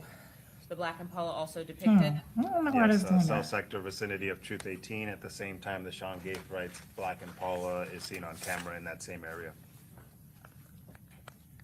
And the secondary location drop from Alicia Andrews' device to Sean Gaithright's device Yes, captured on the map that you provided to us. yes. How about the Black Impala itself at the murder scene? Was it depicted on the Tesla footage? Yes. So here on the left, we have cell site and a couple timing advance circles. And as you can see, it's going in the vicinity of the murder scene around 4:34 a.m., which is the same time that the Impala is arriving at the murder scene on camera. Does it remain at that scene consistent with the timing advance or the sectors? Yes. And then after the homicide is committed, you see the following day prior to leaving the Airbnb, Mr. Gaithright on that camera? Yes, so here we have cell sector on the left at 3:13 p.m. after the murder on the 23rd. At the same time, I don't think this is the beginning of the stream, guys. Let me take you to Airbnb another part that I device seen. as So let me well. take y'all over here. I'm gonna Location stop unit this one device because I don't removed think this Polk is the County, is that beginning correct? of this. It looks like Court TV has a different stream part. So this looks like this is the beginning of the stream for today. I don't know why that other stream is like that, but let's go with this one because I want to make sure we get all the information that we got that they received today, if we can possibly. So this seems like it's it.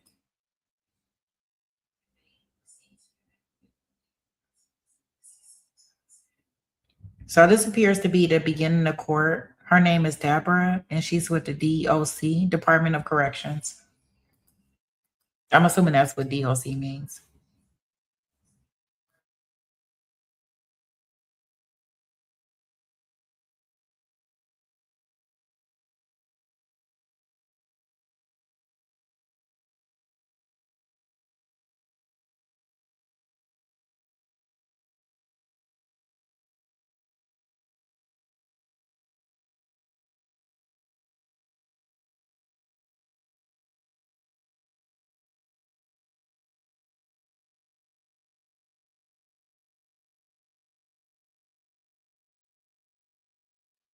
Put a 1 in the chat if y'all can hear anything. Hey, Amy.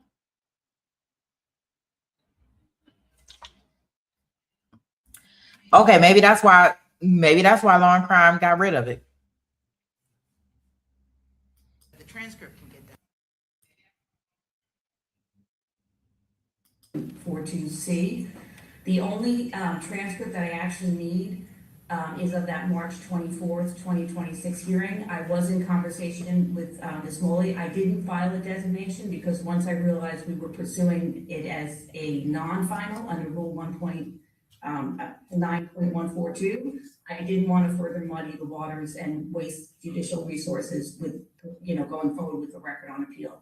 I am prepared in the non-final to ask them to treat it as a final if they decide that's the proper vehicle, because they will have all of the necessary records in front of them at that point, which is really only the orders that were entered by the court, the DOC's notice of non-production of records, and then that one hearing. So I think that's all the Supreme Court really needs to resolve our narrow issue as a non-party records custodian. So I wanted to mention that up front so that I know everybody's here, so that we're not unnecessarily taking up your honor's time and the clerk's office. And Sure. And has that transcript been filed? And tell me the date again of that hearing. it's March 24th. I believe the last conversation, I had email conversation with Ms. Moley, who was very helpful. The last conversation was that they weren't going to file it until there was payment. I think that she was under the impression if we represented the defendant, we didn't have to pay for it. I've been told by my office that those transcripts get filed. So that's kind of that's why there hasn't been a designation at this point. Okay. So Ms. Molly, where are we from your perspective? We just need a transcript from this one date, March 24th, 2026.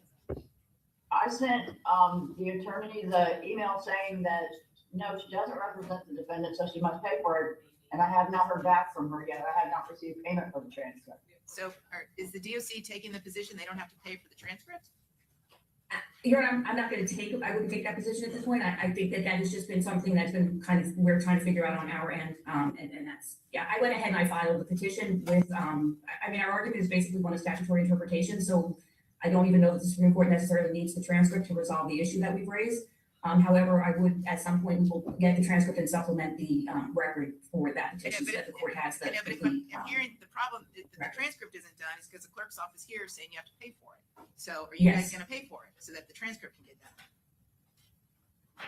And yes, Your Honor, if that's what's required, that's what we will do. Yeah, I don't know, but that's what the clerk's office is saying. Since it's DOC, not an indigent defendant, and they're saying that you got to pay for it. So I would just ask the department to go ahead and submit payment for the one hearing. It was a brief hearing. It didn't take all that long. So March 24th, 2026, and to get it filed. And then this is an issue for you guys to probably research down the road. But we need to get this going. So the Florida Supreme Court has given this a case number, and they've accepted the petition. We just need to get the record. All right. So how quickly? Yes, Your Honor. How quickly do you think you can get payment to the clerk's office? I will work on that today. That has been going. That's been going through the Tallahassee office, which I'm relying upon, the payment process from there. So it is up and working through, our channels for payment. So I've got to file a report. At least my understanding was I have to file a report within 20 days from today by March 26th on the status of the record on appeal. So we just need to get that transcript filed before then, because I think everything else is in the record ready to go. Is that correct, Ms. Molly? Yes, ma'am. Okay. All right. Okay. So let me grab my calendar.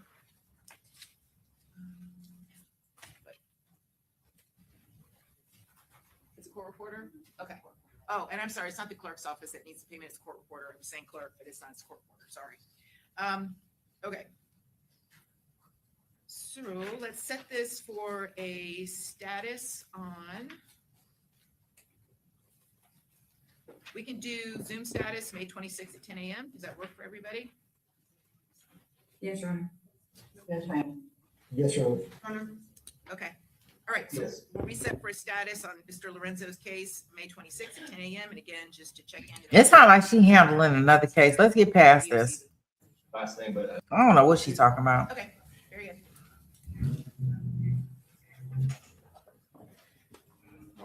Morning. Let's get our main officer on the trial. I should have knew he was going to be probably possibly close to the last witness. Lead detective, Mr. Ramos.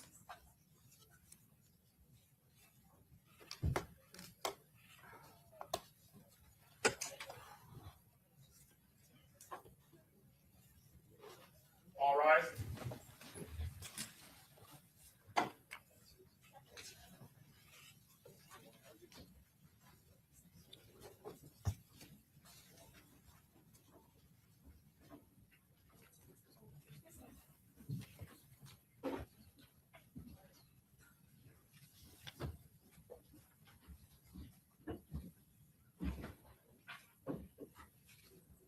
All jurors are rendered. Okay, very good. Everyone have a seat. Welcome back, members of the jury.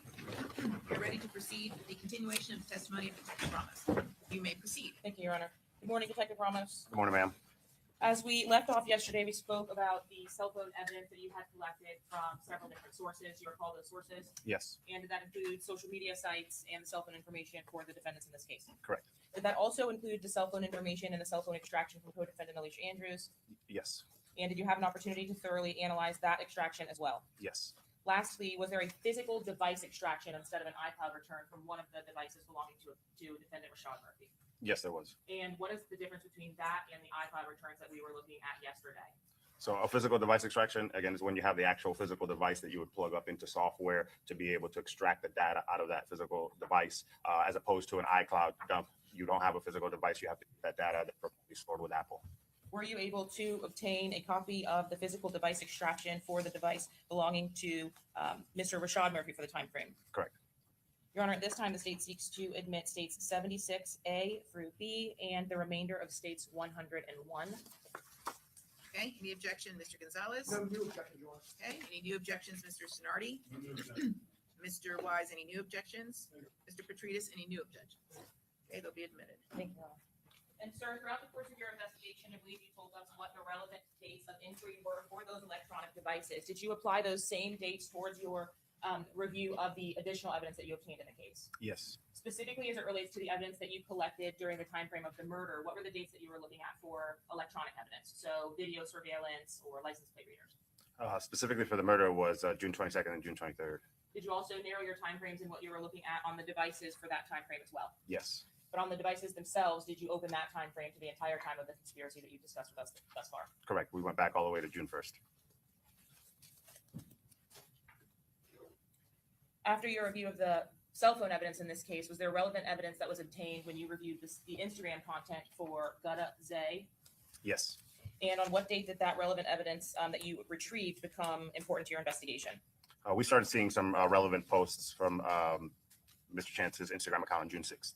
Did you work with the Jacksonville Sheriff's Office to understand the relevance of that information? Yes. Were there some items of evidence on the returns, both from this account and the social media accounts that you obtained, that you were able to determine their importance on your own as well? Yes, correct. In publishing states 87C1, is this one of the exhibits or items that was retrieved from the Instagram account of Gutta Zay? Correct. And what was the importance of you documenting this post? So on June 6th, Isaiah Chance's Instagram account starts posting several posts that we found relevant. This is the beginning. It was posted at 3:40 p.m. and specifically there was a caption at the bottom of it, and then the picture of Mr. Chance and another gentleman doing signs with that lead gentleman doing the bully down sign, and then the caption at the bottom. Were you able to speak with law enforcement in Jacksonville throughout your investigation to determine the signs that you were looking for, or Yeah. the gang signs from each of the different gangs involved? Yes, And is that why this image specifically was of relevance? correct. When you looked to the caption of the image itself, did you share that information with Jacksonville detectives? Yes, And Bully K, when you read that information, were you able to understand whether that was relevant or not to your investigation? correct. Was there a specific gang affiliated with the victim's gang of 6 Block called Bully Gang? Correct.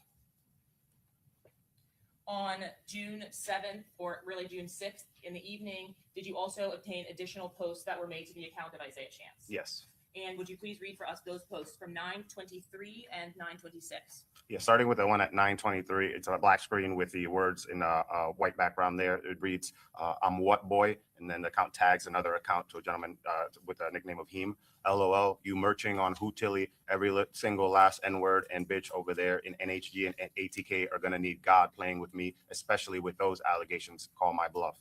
And then moving on to 9:26, another post from the same account. I be quiet. I don't be saying shit because I know what's going on and who's faking and who's not, who really contributed to the war and who didn't. Man gone. I can count on one hand who fucking sliding and done killed shit and who didn't. Boy, what the fuck? I'm talking about confirmed kills, bitch. Let's be for real. Based on your investigation, your communications with law enforcement in Jacksonville, were you able to determine who Tilly was? Yes, Antonio Tilly, correct. And was Mr. Tilly someone that was alive or deceased at the time of your review of this information? Deceased. When did that individual die? October 6, 2023. And was that the was that the murder offense which occurred in the hours before Charles Jones's attempted murder? Correct. To your knowledge, at this time or at the time of this post, was Isaiah Chance associated or affiliated to NHG or ATK? To my knowledge, he was having a falling out with NHG and ATK. Moving to 87C 4 through 5. Minutes thereafter, were there additional posts to the Instagram account or the story of Isaiah Chance? Correct. And at 9:33, what was the post provided? At 9:33, Mr. Chance's Instagram account posted, Heem, you never did shit about Tilly. Green ass, purple ass, N-word, light skin, fuck you. Couldn't even go get them ones who was sliding a location. N-word, don't do shit but run your fucking mouth all day like a AH bitch. Y'all believe them fake ass rumors if you want. To that one man, let y'all green ass N-words claim his work. He ain't even want to claim shit. It was only about 3 people around that bitch sliding. I'm done, you sissy. Tell him how you and that same boy, yeah, the one you had allegations with laid up in a bed at the spot with nobody there. LOL. Boy, I tell you, all you, Objection, Your Honor. I would object to narration of what the jury can see on the screen. Overruled. He can read it into the record. man, I'll spill it all. Motherfuckers better go sit down, roll over, and play sleep. When you had an opportunity to see the posts that were created or the story that was posted at 8:38 p.m. After that individual post, was there a screenshot of some kind posted to Mr. Chance's story? Yes, it appeared Instagram was flagging Mr. Chance's posts. So he posted at 9:38 p.m. a screenshot and then says, go on my Twitter, Instagram, keep deleting my shit. After this post, is there one additional post that's actually created to the Instagram account before you change over to Twitter? Correct. And is that at 9:46? Correct. In 87C6, what was the additional post by Mr. Chance? Before he switches over to Twitter, the last post on Instagram was, I'm done saving you N-words. I tried. Who else next? Anybody come out of the shadows? Then by the time you had received these returns from Instagram, had you already been updated by detectives in Jacksonville and provided with a Twitter Spaces conversation? Yes, correct. Who was that conversation between? That conversation on Twitter Spaces was between Isaiah Chance and the victim, Charles Jones. And did the content of that, or were you able to hear the content of that conversation? Yes.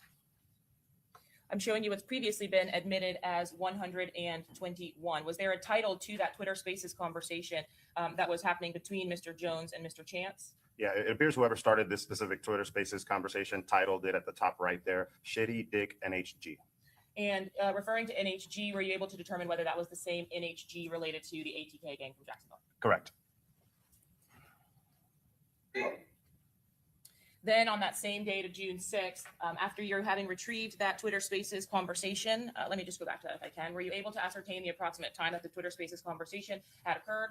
Yes, from Christopher Drabeck's screen recording, you can see the top in the top left of the screen recording. The time was approximately 10:36 p.m. on June 6th. were you able to go through the cell phone information of Mr. Sean Gathright once you obtained the iCloud return from his account? Yes, correct. So the screen we're looking at now is directly from defendant Sean Gaithright's iCloud backup. On 94, C5, were you able to ascertain whether there was a contact saved to Sean Gaathright's account with the associated number of 0925 ending? Yes. And throughout your review of the cell phone returns, who was the 0925 device attributed to? Defendant Rashad Murphy. What was the account name that the device was storing this number as? Ghost. And were you able to ascertain who was on which side of the conversation based upon the ghost number being saved in this device? Yes, ma'am, correct. In looking at the content of the conversation between these two at 11:18 p.m., were you able to ascertain speaker and responder in a text chat? Yes, ma'am, correct. And are the person who is sending the text and the person who is receiving the text depicted in two different colors? Correct. I am showing you 94C4. Is this a portion of the conversation which on retrieved from Sean Gaathright's device that was between Sean Gaathrite and Ghost? Correct. And could you please read to us the text message that was delivered on 6/6 at 11:18 p.m.? Yeah, so starting at the top there, this message in blue is coming from defendant Rashad Murphy's phone being delivered to defendant Sean Gaithright's phone, and it reads, "Make sure, bruh, in a good headspace before he go with his move. We got bigger shit to tend to. They ain't even worth an N-word's energy right now." During the course of your review or listening to that Twitter X or Spaces conversation, was there chat about having bigger fish to fry? Yes. Did these text messages come in before or after that Twitter Spaces conversation? After. Could you please provide to us what was texted then at 11:20? Yes. So Sean Gaithright's device liked the first text and then responded, "I ain't heard from bro today, but I'm going to check in with him." Did Ghost respond? Yes. He responds in the blue there. He probably not going to pick up on, he's on IG letting these N-words get him out of character. He turned up on that motherfucker right now. Before the Twitter Spaces conversation, was Isaiah Chance posting the post that you read to us on Instagram? Yes. And at 11:22, or excuse me, 11:29? The Sean Gaithright's device responds to Rashad Murphy's device saying, "Damn, all right, let me see what's up." In your review of the extraction from Rashad Murphy's device, did you also document some items that were relevant in your investigation, showing you 101B? Yes. What is being depicted here? So from the device of Rashad Murphy's physical extraction, we located this profile picture on the left that was saved as an image on the device, and specifically that profile image was a profile pic to one of the victim's social media accounts. Are you able to articulate how or why the image itself would have been saved? Meaning, do you have any data on this particular exhibit which says that it's because the profile was visited versus actually saving the photo to the phone? No, not definitively. Were you able to confirm the image itself against your comparison to the returns from the Charles Jones Instagram in 95E? Yes. Was the photo itself being utilized as the profile image on the Instagram account for Charles Jones? Yes. Did Isaiah Chance ultimately on June 11th post any photographs of relevance 87C8? Correct. And why was this photograph relevant to your investigation? Because in this image, the defendant Isaiah Chance appears to be flashing gang signs with his hands, and there's some weapons in there as well. Did you provide this information to the Jacksonville Sheriff's Office? Correct. On that same date, was there an additional post? Yes. Defendant Isaiah Chance's Instagram account posts a picture of Antonio Tilley. And is this the individual that you previously testified was deceased on the evening before Charles Jones' attempted murder? Correct. Moving now to June 14th, were there several items of relevance from June 14th of 2024? Yes. Which accounts did those items come from? Specifically the victim's Instagram account, Mr. Jones. In 95C1, could you tell us what we're looking at? Yeah, so this is actually the very first time that we see that the victim's advertising that he's going to be in Tampa, specifically detailing the date and time and the actual address to the location that he's going to be performing at. It was one post, and you can tell by the dots there were actually multiple flyers for that same event. Now, if I bring the mouse to the screen, are you able to see the mouse there? Correct. On the image on the right of your screen, when you say multiple dots, are you talking about under the image here? Correct. Did those images include depictions of someone who identified themselves as Robert Howard? Correct. So when you said the address was included, is it in the comment somewhere on the image? Yes. Were these flyers for the same event or different events in Tampa? For the same event. And did they include or indicate the timeframes as well? Correct. Was there some reference to an Airbnb in the flyers that were posted by Foolio? I believe the party before, yes.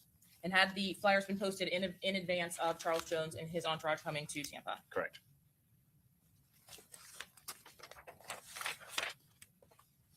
On the 14th, was there also a post by Mr. Chance to his account? Yes. Can you tell us what we're looking at on 87C10? So this is a post from Isaiah Chance's Instagram account on June 14th at 7:46 p.m. What did he articulate there, or what was included in the post? It's some words here. It says, I don't clear up rumors. Believe what you want to believe. Just know what you're doing and who you fucking with. Do your homework on me before making allegations. I don't forgive and I don't forget. Were there allegations against Isaiah Chance from the Spaces X conversation? Specifically, there was allegations that he was a homosexual. On June 15th, were there relevant Instagram returns for Ghost187 _? Correct. And is that an account that was attributed to Rashad Murphy? Yes, correct. With this account, was this the account that was confirmed by the Google Pay records? Correct. I'm showing you at 7:44 a.m. States Exhibit 88F1. Do you recognize that exhibit? This should be PM, I believe, but 6:15, 11:44. Oh no, AM. You're right. Correct. My bad. So it's yes, correct. This is from Rashad Murphy's Instagram account. He's actually searching for Isaiah Chance's Instagram account. As you can see there, selected is what you would input into a search box, and he puts in double G Gutta Zay. So he's searching for Isaiah Chance's Instagram account at this time. Was this search conducted after the Charles Jones flyers had been posted to Instagram? Correct. Yes. What is it that we're seeing in 88E1 and 2 at 7:50 or 6 minutes later? Correct. So what we see here is Rashad Murphy's Instagram account is actually liking the post the victim made about with the flyers that he was going to be in teasers. So we can see a liked post author, Foolio, which is the victim, and then it puts the actual timestamp that Rashad Murphy's account likes that post. And when you have the return records, which the actual physical papers or documents are in evidence, are you actually able to click on these links that say URL under the like timestamp post and go to the post itself? Yeah, that's how we confirm the exact post that Rashad Murphy's liking. Did the information from the Rashad Murphy device come from the physical extraction of this phone in 65A and B? Yes. And is this the condition that the device was in when you either received it or received the photographs of it initially? Correct. On June 18th of 2024, was there an image that was obtained from this device? Yes. And is that what's depicted here at 129? Correct. Were you able to identify the individual that was depicted on the driver's license in 101D? Yes, that is defendant Davion Murphy. And was this image on Mr. Rashad Murphy's device? Correct. At 4:44 a.m. on that same device, was there a still saved? Yes, just like the victim's profile picture was saved in Rashad Murphy's phone, we also found Isaiah Chance's profile picture saved on Rashad Murphy's phone. Can you again tell us whether that was, downloaded or because of a visit to the site? Not definitively. As it relates to photographs, so you see how this is a shape of a circle? Correct. When you see that and have the device path information, are you able to ascertain the difference between a profile picture or something like that that has been stored versus a photograph that's been saved or received?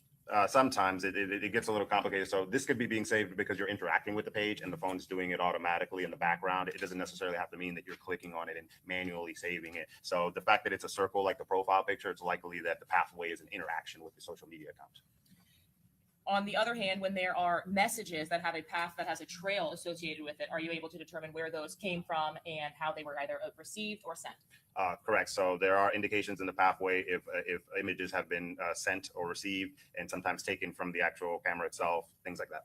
In 101 F through G on June 19th, was there or were there images that were received to this device? Yes. And is that what we're seeing here on the screen? Correct. What was the relevance of the image on the left? So this is specifically, it was a picture of a scene, and they captioned a Young and Ace song on it. And was the image on the right-hand side, double G or 101G, was that sent at or received at the same time? Correct. Did both of those images have the same time and date stamp down to the second? Correct. And does that also provide you, in addition to the pathway, information at all about whether it was something that was sent from the phone or received to the phone? Sent or received. Yeah. On June 19th at 11:02 p.m., was there another image on Rashad Murphy's cell phone extraction? At 101H, is this the image that was documented on that device on June 19th at 11:02?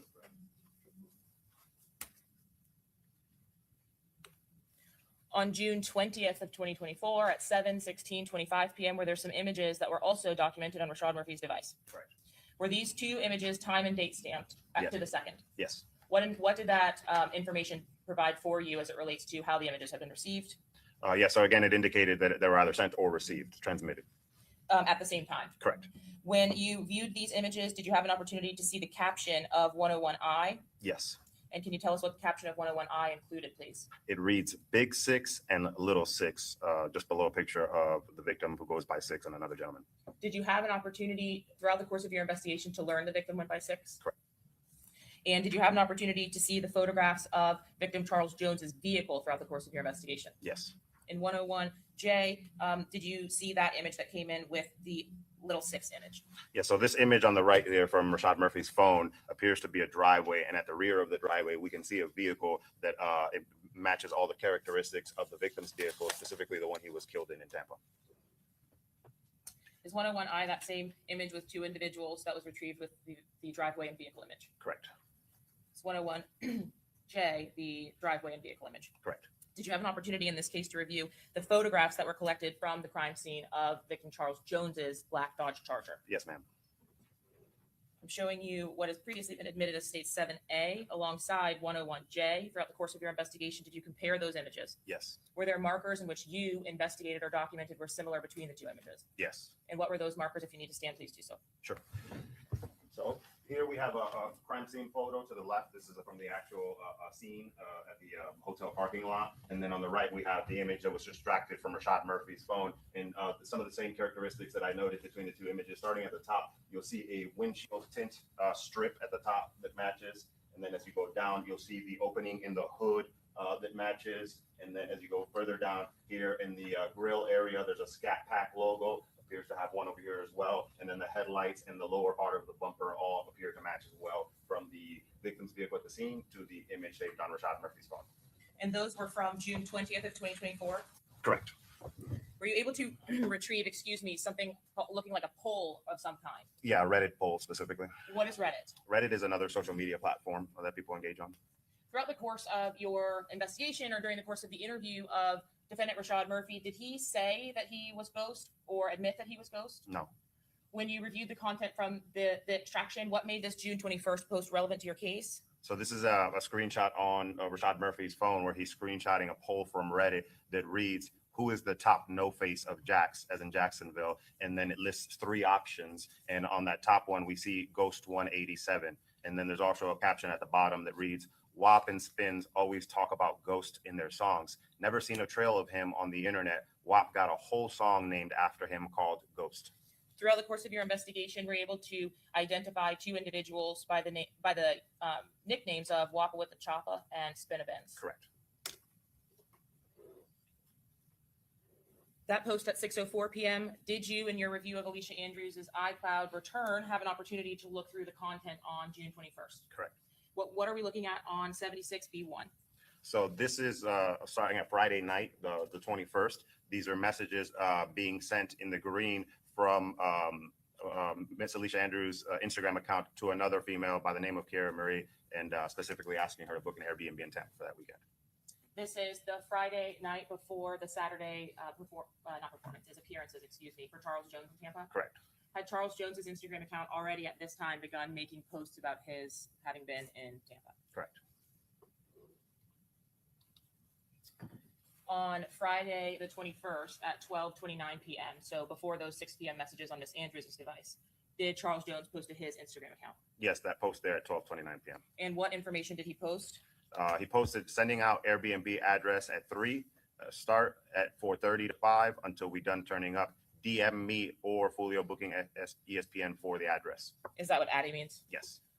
And now in 95F, what is that we're looking at? That's a location indicator on a video. So this is a video posted indicating that when this is posted, he was in St. Petersburg. Is St. Petersburg in Florida? Yes. And is St. Petersburg close to Tampa? Correct. What time was this one? This one was at 1:15 a.m. on the 22nd.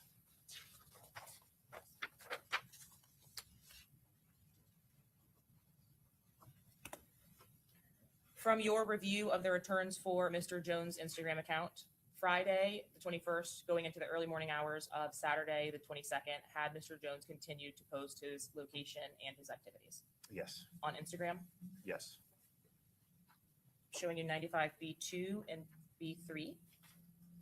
Were these posts representative of what then came after the St. Petersburg post? Correct. And can you describe for us what we're seeing here? So these are posts from the victim's account. So on Friday evening, the 21st, he also went out to a club. These are posts where the victim posted and he tagged the person he was with. Specifically, the person in the image is known as Tax Free. Were these videos or stills? Videos. And have you had a chance to look at those videos? Yes. When you watched the videos, could you tell the setting that the individuals were in? Yes. Where were they? A nightclub of some sort. The individuals who are tagged in 95B2, were they seen on camera in the videos? Yes. Tax-free 52K, is that the individual that's depicted in both 95B2 and B3? Correct. And what are we looking at in 95B3 at 4:06 a.m.? That's a still image of Tax Free, and it has the location stamp of Tampa, Florida. Did he tag anyone in that post itself? Yes. So this is from Tax Free's own account, and he's tagging the victim's account and Robert Howard's account. Why is this on the victim's return then, if it was Tax-free's post? Engagement between the two. Does Charles Jones or Foolio have the ability to repost? Yeah. So if somebody tags you in their post, you can repost it on your post. How it would show up. If they don't tag you, can you repost someone else's post? Yes. In this particular instance, did Charles Jones repost this tagged image at 4:06 a.m.? Yes. Did you have an opportunity to review the Instagram returns of Rashad Murphy to determine whether there was any interaction with Charles Jones or Tax Free's account after this post was made? Yes. 88F3. Can you explain to us what we're seeing now? So this is after the post we just spoke about. This is Rashad Murphy's Instagram account searching for the gentleman who made that post, Tax-free 52K, and that search is highlighted here in yellow, and it is at on Saturday the 22nd at 13:43, which is 1:43 p.m. UTC. So it would be 9:43 a.m. Eastern Standard. Was this after Tax Free's posts and Yes. Charles Jones's repost? Correct. In the same cell phone extraction, in the early morning hours of June 22nd, was there an image depicted on the device of Rashad Murphy? Yes. And was this one of the photos that through the pathway you could determine whether it was actually taken with the device? I can't recall. Okay, but this image was present on that device? Correct. Were there other messages with this image as well? Yes. And did you save this image as relevant in some way to your investigation? Yes. Showing you 100, 101L, and 139E in evidence. Can you explain to us how it became relevant and what we're seeing here? So in the middle here, we're seeing the image that was extracted from Rashad Murphy's phone. Some of the things that stand out immediately as it pertains to our investigation were on the left side of the image, you can see black pant legging tucked into a military style black boot. So our review of the two separate videos, the one from Walmart on the left and then the one from the homicide scene on the right, we compared those pants being in that style, kind of slim fit, tucked into the boot to both the footage of Mr. Rashad Murphy at the Walmart in Jacksonville on Friday and the person at the homicide scene who we've identified as Rashad Murphy on Sunday morning, the 23rd. Also in this image in the center, if you look to the right and zoom in, there appears to be the pistol grip to a rifle poking out of the bag there. 101L, is this a zoomed image of that same photograph that we have discussed? Yes. So in the yellow circle there, there's a what we would refer to as an A2 pistol grip with the finger grooves there that would be commonly seen on an AR style pistol or rifle. Forgive me, but can you stand up? When you Sure. point at your screen, we can't see what you're pointing at. My apologies. That's okay. You'll just describe for us what you described for us just then. Sure. So if you look here in this yellow circle, right here where I'm pointing, this is an appearance to a pistol grip that would be commonly found on an AR style pistol or rifle. And you can tell that it has a finger groove right here and the same kind of coloring and style of a pistol grip for a rifle. This is 6:22 at 3:09 a.m. Correct. Had you recovered records both from Rashad Murphy's records, Isaiah Chance's records, Airbnb, Cash App, additional records during this time frame Yes. that proved relevant to your investigation? Very, yes.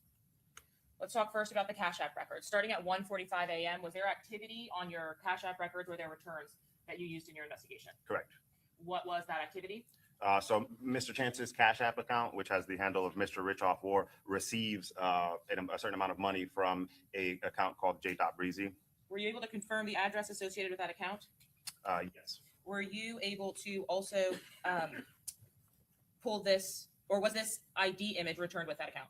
Yes, so as we can see here in this image, the top right has a image of a Florida driver's license. So when Cash App gave me the return, they also included the images that the user would upload to prove their identity. And this specific photo was uploaded by the user, given to Cash App, and then provided to me. Did you receive with their return the history of the user names associated to that account to confirm beyond just the identification card that was used? Yeah, so on Cash App, whenever you change your handle, the name that you can be visibly seen by, it registers when the date and time that you changed it. So you can change it an unlimited amount of times. It's going to keep track of every time you change it and what you changed it to. What was the date of the most recent change of the name to Mr. Richoff War? August 11th, 2023. And was that the last name change documented in the return from the Cash App records? Correct. Dating back to the origination of the account, were you able to trace back to determine whether Isaiah or the true name of Isaiah Chance had ever been used as the display name for the Cash App account? Yeah, so if you look at the top of the image here to the very first one on November 9th, 2018, which would have been the very first screen name registered by Cash App, you can see the display name of Isaiah. And were you able to look through the display name history to ascertain whether some of the names used match the other user accounts that you had identified to Isaiah Chance? Yes. And does that include double G Gutta Zay? Correct. The last change to this account, though, would have been, looks like August 11th, from the Ghost 556s to the Mr. Richoff War. Correct. Now, you mentioned a transaction. Please just talk to us about the transaction that occurs in the early morning hours of June 22nd. Yeah, so on Cash App, it highlighted that approximately 1:45 a.m. on Saturday the 22nd, early morning hours of Saturday 22nd, an account with the name of J. Breezy sends $390 to Mr. Richoff War, Isaiah Chance's account. Are you, at this point in your investigation, familiar with J. Breezy when you're reviewing these records? Yes. Do you understand the relevance or the importance of then seeing this transaction at this time in advance of the homicide? Yes. Did you discuss or share this information with the Jacksonville Sheriff's Office? Correct. And did you confirm that the image depicted of J. Breezy was a fair and accurate depiction of his album or something of that nature? Yes. What was the meaning behind the album, or what was depicted in it? So this is an album cover from J. Breezy, where he's specifically doing the gesture of a middle finger and then holding a 6-ball, so fuck 6. And 6 was identified as a name for who, or identification for whom in this case? The victim, Mr. Jones. Was the initial transaction for $390 sent by J. Breezy to Mr. Richoff War, or that account? Correct. Was that initial transaction at 1:45 p.m. actually successful? 1:45 a.m. I'm sorry, 1:45 Yes. a.m. Yes. And was the first transaction itself or sent successful? So I believe the transaction from Mr. Breezy to Mr. Richoff War was successful, but then Mr. Richoff War's account attempts to do an Apple Pay, and those weren't successful. At 2:09 a.m., was there a successful transaction? No. At 3:53 a.m., was there a successful transaction? No. By 3:42 a.m., had a successful transaction securing an Airbnb been made? Yes. And based on the return of those records, was a confirmation number included in the return from Airbnb? Correct. And, and the Cash App records? Correct. Is that what's depicted in, this slide? Yes, correct. So at 3:42 a.m., we can see a successful transaction on Isaiah Chance's Cash App for the Airbnb. And the way we know it's the Airbnb is here on the right of the image. You can see Airbnb and then a star and then a confirmation code starting with H ending in 5N. That same confirmation code is on the Airbnb return for Rashad Murphy's Airbnb booking of the Airbnb that the defendant stayed at while they were in Tampa.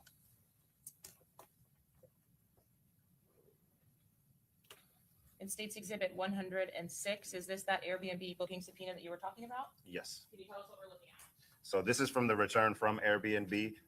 They specifically provided all the information that they register when an Airbnb is booked. And as we can see here, importantly, we see the date that the reservation was made, which is Saturday the 22nd. That time is also in UTC, so the correct time would have been 3:54 a.m. We can see the same confirmation code starting in H, ending in 5N, and we can also see the address of the Airbnb that they booked, which is 3703 Gazebo Pond Lane in Tampa, Florida. And then we can see the method of payment. So the credit card that they use, it has the first 6 and then the last 4. It appears the zeros chopped off, but it would be 0642.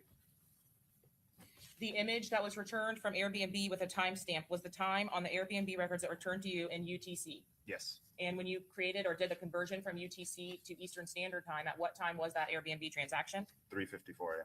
And at what time was the successful payment in the Cash App records? 3:54 a.m. Did you review the subscriber for the Airbnb account records? Yes, And did you confirm the address that was secured for the Airbnb itself? correct.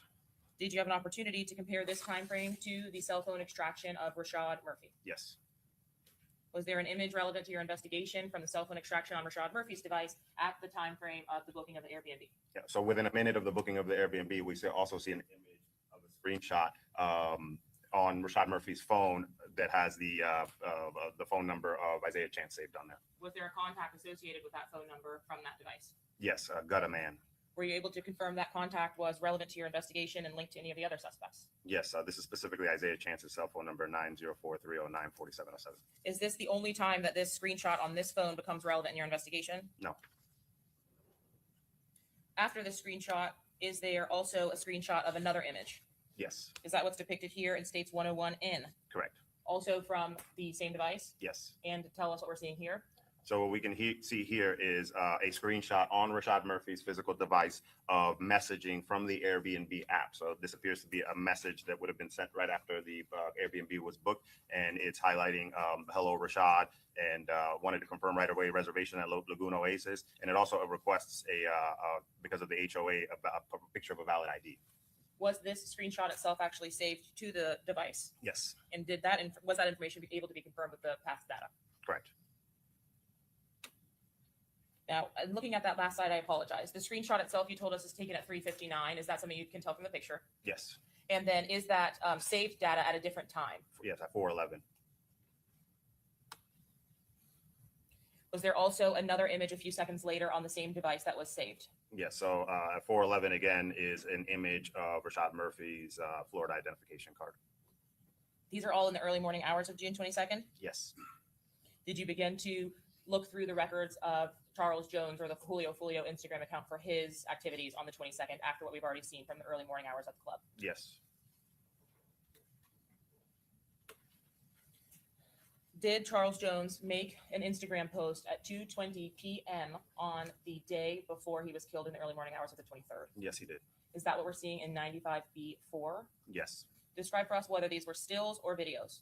So the one on the left that posted at 2:20 p.m. on Saturday was specifically a video. Mr. Jones is in some kind of store, and then he puts in the captions 5 or 6 o'clock pool party, and then he tags another one of his accounts, Foolio Booking ESPN. Did you have an opportunity to watch those posts to Mr. Jones's to his Instagram? Yes, Was he describing a pool party occurring at the Airbnb he was utilizing on that day? correct. Would this have been the first Airbnb that group had booked, or the second? The second. Was the image on the right also of importance from 4:58 p.m.? Yes. And was that depicting anything in particular? So this specific video is posted at 4:58 p.m. It actually is a video of the Airbnb where the pool party is going to be at, shows the pool in the background, and then it has a location tag of Tampa, Florida. And that's 4:58 p.m. on the 22nd. Correct. Was there something also depicted or returned from Mr. Rashad Murphy's device at 4:59 p.m.? Yes. What was that? It's that screenshot again from of Isaiah Chance's number, and we can tell in the pathway SMS that this was an image that was received at that time. What is SMS? So SMS is like a coding for text messaging services. At 5:22 p.m., were you able to, from the extraction of Sean Gathwright's device, retrieve any text messages of relevance? Yes. Is that what we're looking at here? Yes. Who were these messages with or to?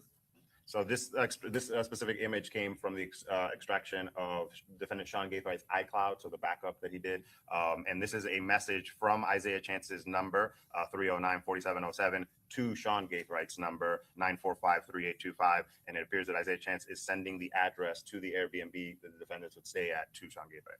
I understand that we'll get to the cell phone location data later, Sure. but are you able to tell us where the devices were at this time? At this time, they're all traveling down from Jacksonville to Tampa.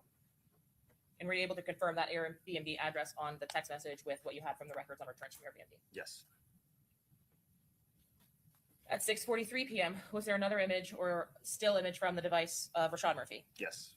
And was that same screenshot? Correct. How is it that you were able to determine that it was the same screenshot that we saw 1 minute after the transaction and then around 4:53 and now at 6:43?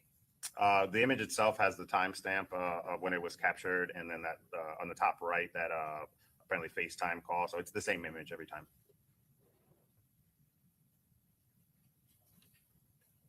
At 7:55, p.m. in Exhibit 61B, were you able to confirm the group's arrival to the Airbnb? Yes. When you reviewed the ring footage, was there more than one individual depicted as arriving at 7:55 p.m. on the evening of June 22nd? From the ring footage, no, we can only see co-defendant Alicia Andrews arriving. Was there other information that you took into consideration as to arrival times? Yes, the cell phone location data. Who else would have been arriving at the Airbnb location based on the cell phone location data? At the same time that co-defendant Alicia Andrews arrives, the devices to Isaiah Chance and Sean Gaithright arrive, and then within 2 minutes after that, we see the device of Davion Murphy arrive in this location as well. In 95B4, is the image on the left the Instagram video that you previously indicated Mr. Jones had posted from some kind of a store about a pool party? Correct. What is it that we're looking at in 138B1, please? So the image on the right here is actually a screen recording that was saved on Sean Gaithright's iCloud backup, and it's a screen recording where it appears that his device is watching victims' posts on social media and screen recording them at the same time. May I confirm that 138 has previously been admitted? Yes. Is that a yes? Okay, thank you. Did you have an opportunity to review that screen recording? Yes. Did you have an opportunity to identify markers in that recording and identify the device on which that recording was retrieved from? Yes. Was this recording that once you obtained it on any of the extractions or returns? Yes, it was specifically on Sean Gaithright's iCloud return. Publishing 138B1. Was there volume or sound? I can't recall. The original post, yes. I can't recall the screen recording.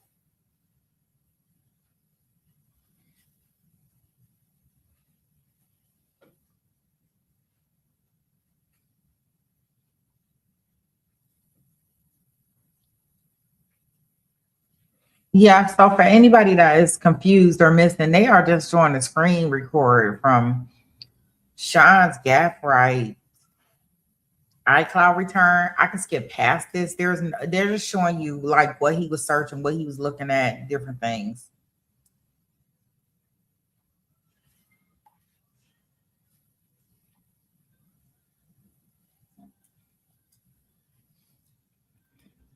Nothing that has to do with nothing, as far as I'm concerned.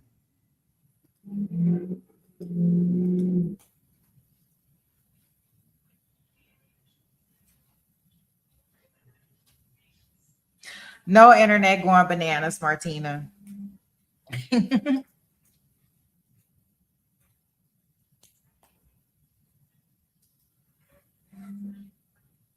I guess this is them looking for Airbnb.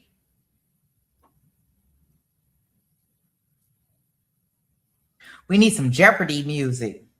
Do do do no no no no do no no no no no no no no. I guess mine's probably not working for y'all.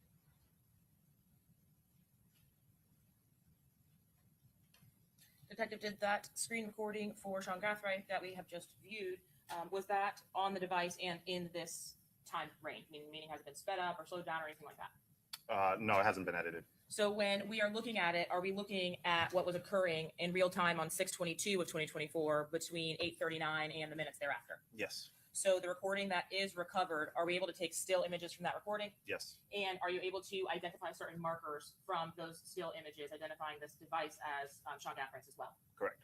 There was some discussion about media also recovered from this device. Was there an opportunity for you during the time frame of the conspiracy in this case to review the photographs on Sean Gaffright's device? Yes. Were you able to, at least peripherally, identify the child that's depicted as a relative's child on the back of the device? Correct. In looking at the home screen itself, are you able to find the calendar app on the phone? Yeah. So in the image in the right, in the yellow circle, you can see the 8 little boxes, and you can see the calendar app is listed as the 22nd. So that's what helped us figure out that this video was screen recorded on the 22nd, and then the time is listed at the top left as 8:41 p.m. Was there also some data as well from the cell phone extraction for the video? Yes. Talking about the screenshots specifically from that screen recording on his device at 138B1, what are we looking at on the left?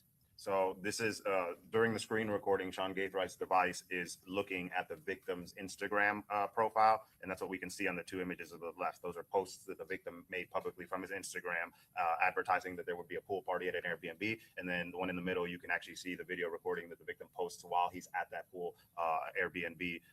We can actually see Gino Norris there in the background in the middle photo. So in the center photo there, you're able to identify one of the people present with Charles Jones?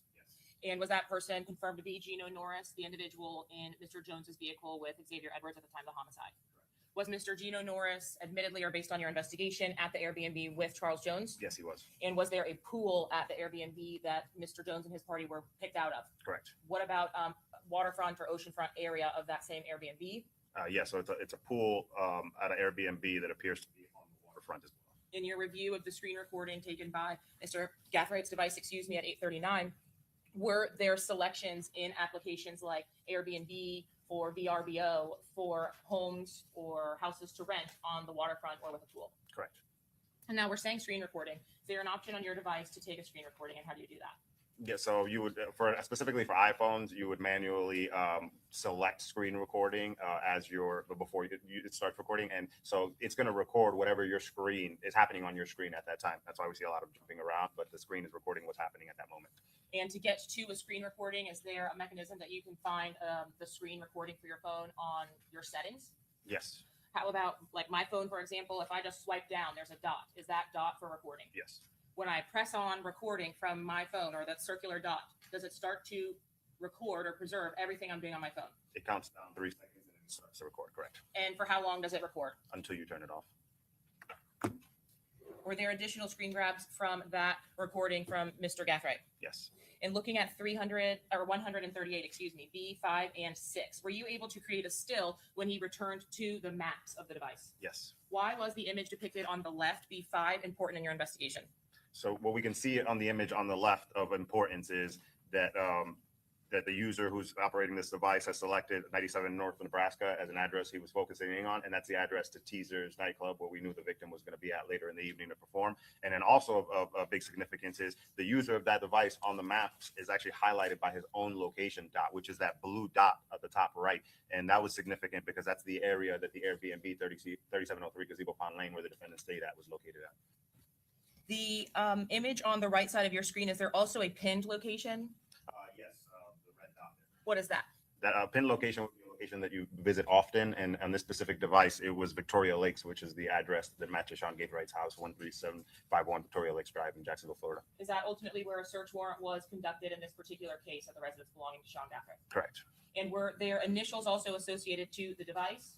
Yeah, so in the second yellow circle to the right there, you can see the initials SG, and that's indicating the account holder of the iCloud account or the iPhone at that time. SG are the initials of Sean Gatebright.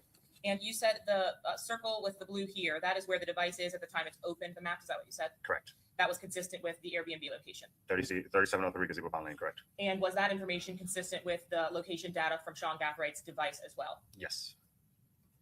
At this point, had any information about the Truth 18, the second club, actually been released on social media by the victim? No. So the only information about appearances or Charles Jones's location that had been publicized by Charles Jones had been the teaser's performance location, or appearance location, which was location 1, club 1. So at this point, there's only 2 things that were advertised. The pool party, but he didn't give the address, so that wasn't publicly available, just that he was having a pool party. And then the only publicly available address had been the teaser's performance, correct. And what were the instructions on Charles Jones's pages if you wanted the address to come to the pool party before teasers at the Airbnb? Mr. Jones was requesting, in the video, he specifically requests any females who want to attend the party to privately DM him, and then he would send them the address. In the additional stills from the recording, were there specific searches for Teaser's Gentlemen's Club? Yes. Did those also occur at 8:44 p.m.? Yes. And is this the same Teaser's Gentlemen's Club that is advertised on Charles Jones' social media account for his appearance later that evening? Yes. From the return on Sean Gaathright's device, were you able to access the searched items? Yes. Was there anything of relevance in the searched items from Mr. Gaathright's device? Yes, so we can see in this image that Sean Gaathright's device actually uses the search feature in the web browser Safari to search the value Teaser's Gentleman Club at 10:03 p.m. on Saturday, 6/22. By 11 p.m., is Charles Jones again starting to post to Instagram 95A? Yes. And are these the stories that you had recorded from Mr. Jones's Instagram account, or include the stories that you had recorded? Correct.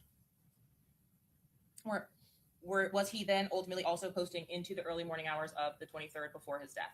Yes, he starts Saturday night and then goes into Sunday morning, the 23rd. Is this the last of the post from Saturday night on the 22nd? I believe so, yes. Oh, apologize.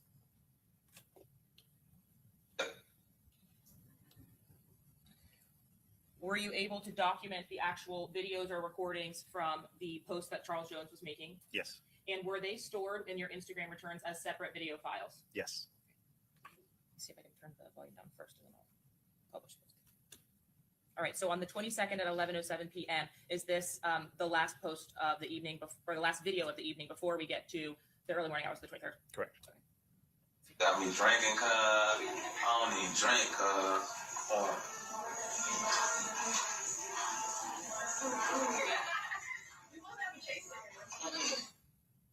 Was this video after your interview of the individuals present in your investigation in this case of the information returned from social media and their devices at the Airbnb before they go to Teasers for the first appearance? Yes, correct. This video is being recorded at the Airbnb where the pool party is happening before they go to Teasers.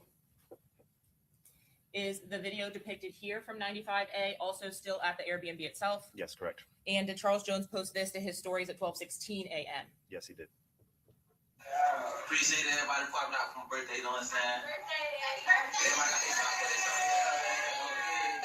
Everybody about to take that shit on 3, man. 1, 2, 3.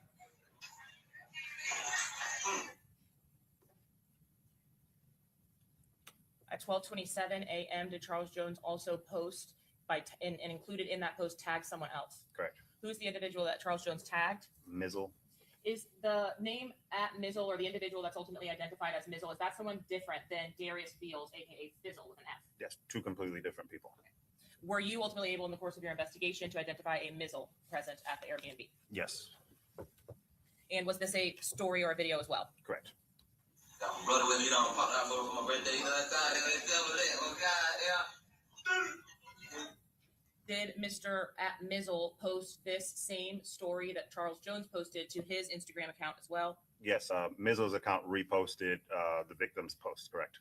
In 125, is this Mr. Mizzle's account return of the story from Mr. Mizzle's account? Yes, And were you able to review after this post at 12:27 a.m. the return records for Rashad Murphy's Instagram account? yes. At 12:38 a.m., approximately 11 minutes later, was there an Instagram message exchange with Ghost 187 and John Wall 22? Correct. And again, Ghost 187 had been identified to Rashad Murphy. Yes. And what was the exchange that occurred at 12:38 a.m. on the 23rd? So what we can see from Rashad Murphy's Instagram return is a message sent to the user John Wall 22, and in the body you can see the actual message that he sent. And at 12:38 a.m. on the 23rd, Rashad Murphy's account messages to John Wall, "Get the B&B for me, gang." What does Mr. John Wall reply, if anything? John Wall replies, "Man, you know I want it myself, and if I could, I would have had it. There's so many hoes there. Just ask one of somebody can get it from them." At this point in your investigation, based on the stories and the returns from Charles Jones's account, are they still posting from the Airbnb? Yes. That's 12:38 a.m. What about at 12:44 a.m.? Is there anything of relevance or significance that occurs with likes on Mr. Rashad Murphy's account? Yes, he likes a post by Young and Ace from ATK. Is Young and Ace Kenyatta Bullard? Yes. And is that the same individual who created the raps videos that we've seen thus far? So Who I Smoke or Do It? Game Over. Yes.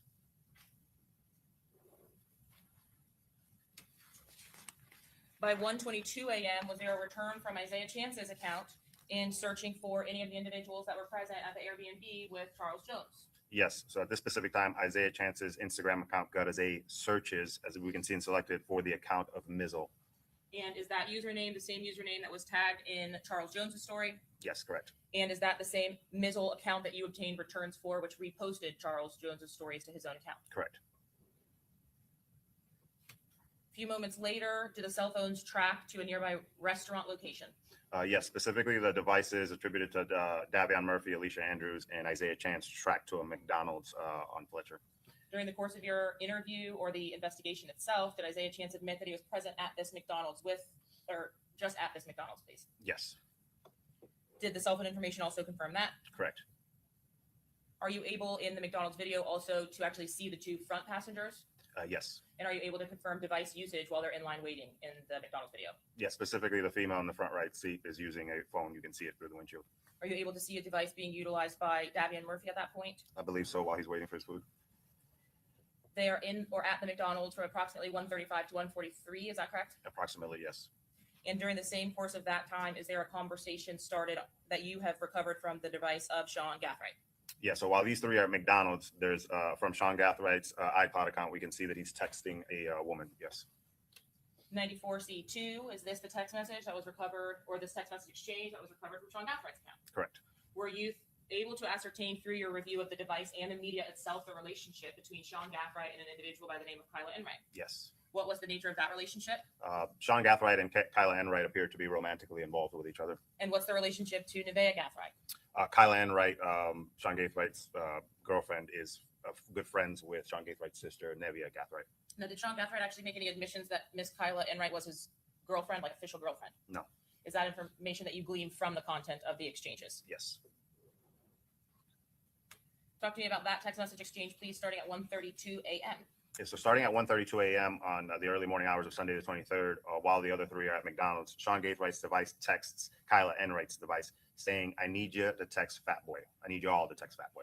Were you able throughout the course of your investigation to determine who Fat Boy was or may have been? Yes. Who was that? Xavier Edwards. And what, if any, response is there? Kyler responds about what? Does Mr. Gathright respond? Yes, he says, "Hey sis, I need you to text Fat Boy and tell him you're trying to pull up and trying to see him tonight." At this point, do you know who's on the other line from Miss Kyla Enright's device? From Kyla Enright's statement, we knew that her and Nevia were together at this time, but when he says, "Hey sis," I'm not 100% sure whether Sean's talking to his sister through through Kyla's device, or if he's talking directly to Kyla. And is there a response as well to his messages about texting Fat Boy? Yes. What is that? He know I'm gone. I've been FaceTiming him while I'm out. Does Mr. Gathright send additional messages, and what were they? Yes, he says he's in Tampa right now. Bro, make it seem like you don't know that he's there. He's at a B&B with 6. Be like, "Where you at? I want to pull up. I'm drunk and trying to fuck." And then never mind. Was there a response to his 4 text messages? Yes, we at Tierra the club. Were you able to, throughout your investigation, determine where the devices for Kyla Enright or Nevaeh Gathright were on the early morning hours of the 23rd when these messages are sent? The devices, no. Or where they are? Yes, their statements in Orlando. Does Kyla, or the title Kyla, respond? Yes, Kyla says, "You want to come to the B&B with us? ? And Sean Gathright says, "No, I'm in Tampa. I'm trying to see where his B&B is at." Kyla then responds, "Whose B&B?" And then Sean Gathright responds, 6. Throughout the course of your investigation, who was identified as 6? The victim, Charles Jones. Was there anything after 6 and before Sean Gathright sends another text? Yeah, he in between 6 and Fools. There was nothing in between 6 and Fools. The very next one, he elaborates Fools. And what was the message after that? Fools, and then it's his birthday and Fat Boy's with him. To your understanding, was it Charles Jones's birthday weekend, the celebration for which they all came down to Tampa? Yes. And did Kyla respond? Yes, not here in Jacksonville. And Gathright? Nah, they're in Tampa. Kyla then responds, "What?" ? Does Kyla send another message after what? The very next one after what is, "Let me FaceTime." And does Sean Gathright respond? Bro, make it like you don't know it. And then Kyla responds, "Fat Boy's going to Beezer's tonight," or some shit like that.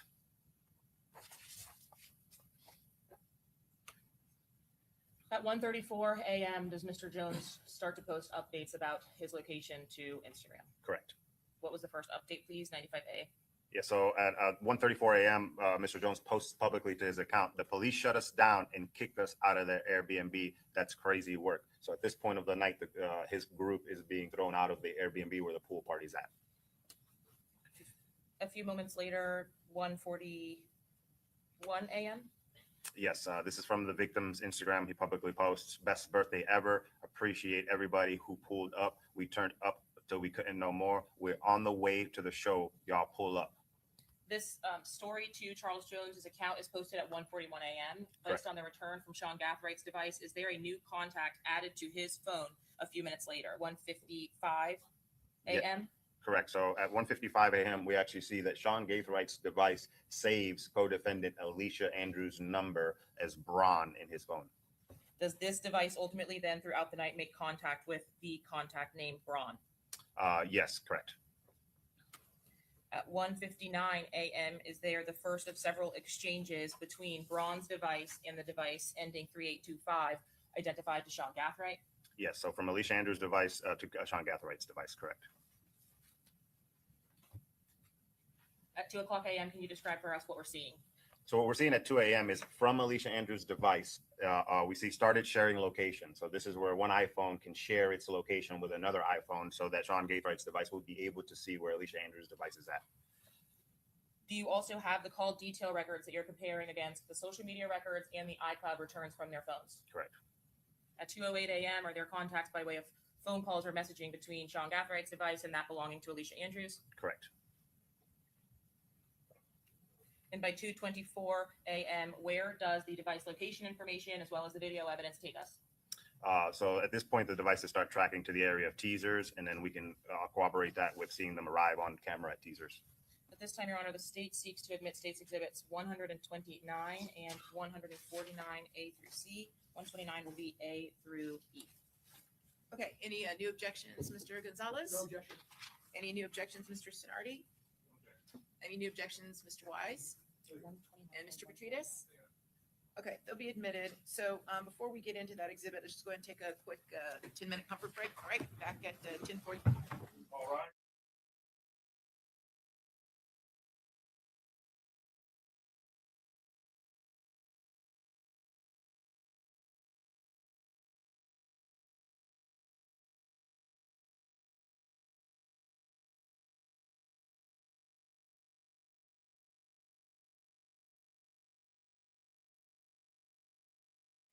Well, we can skip past that.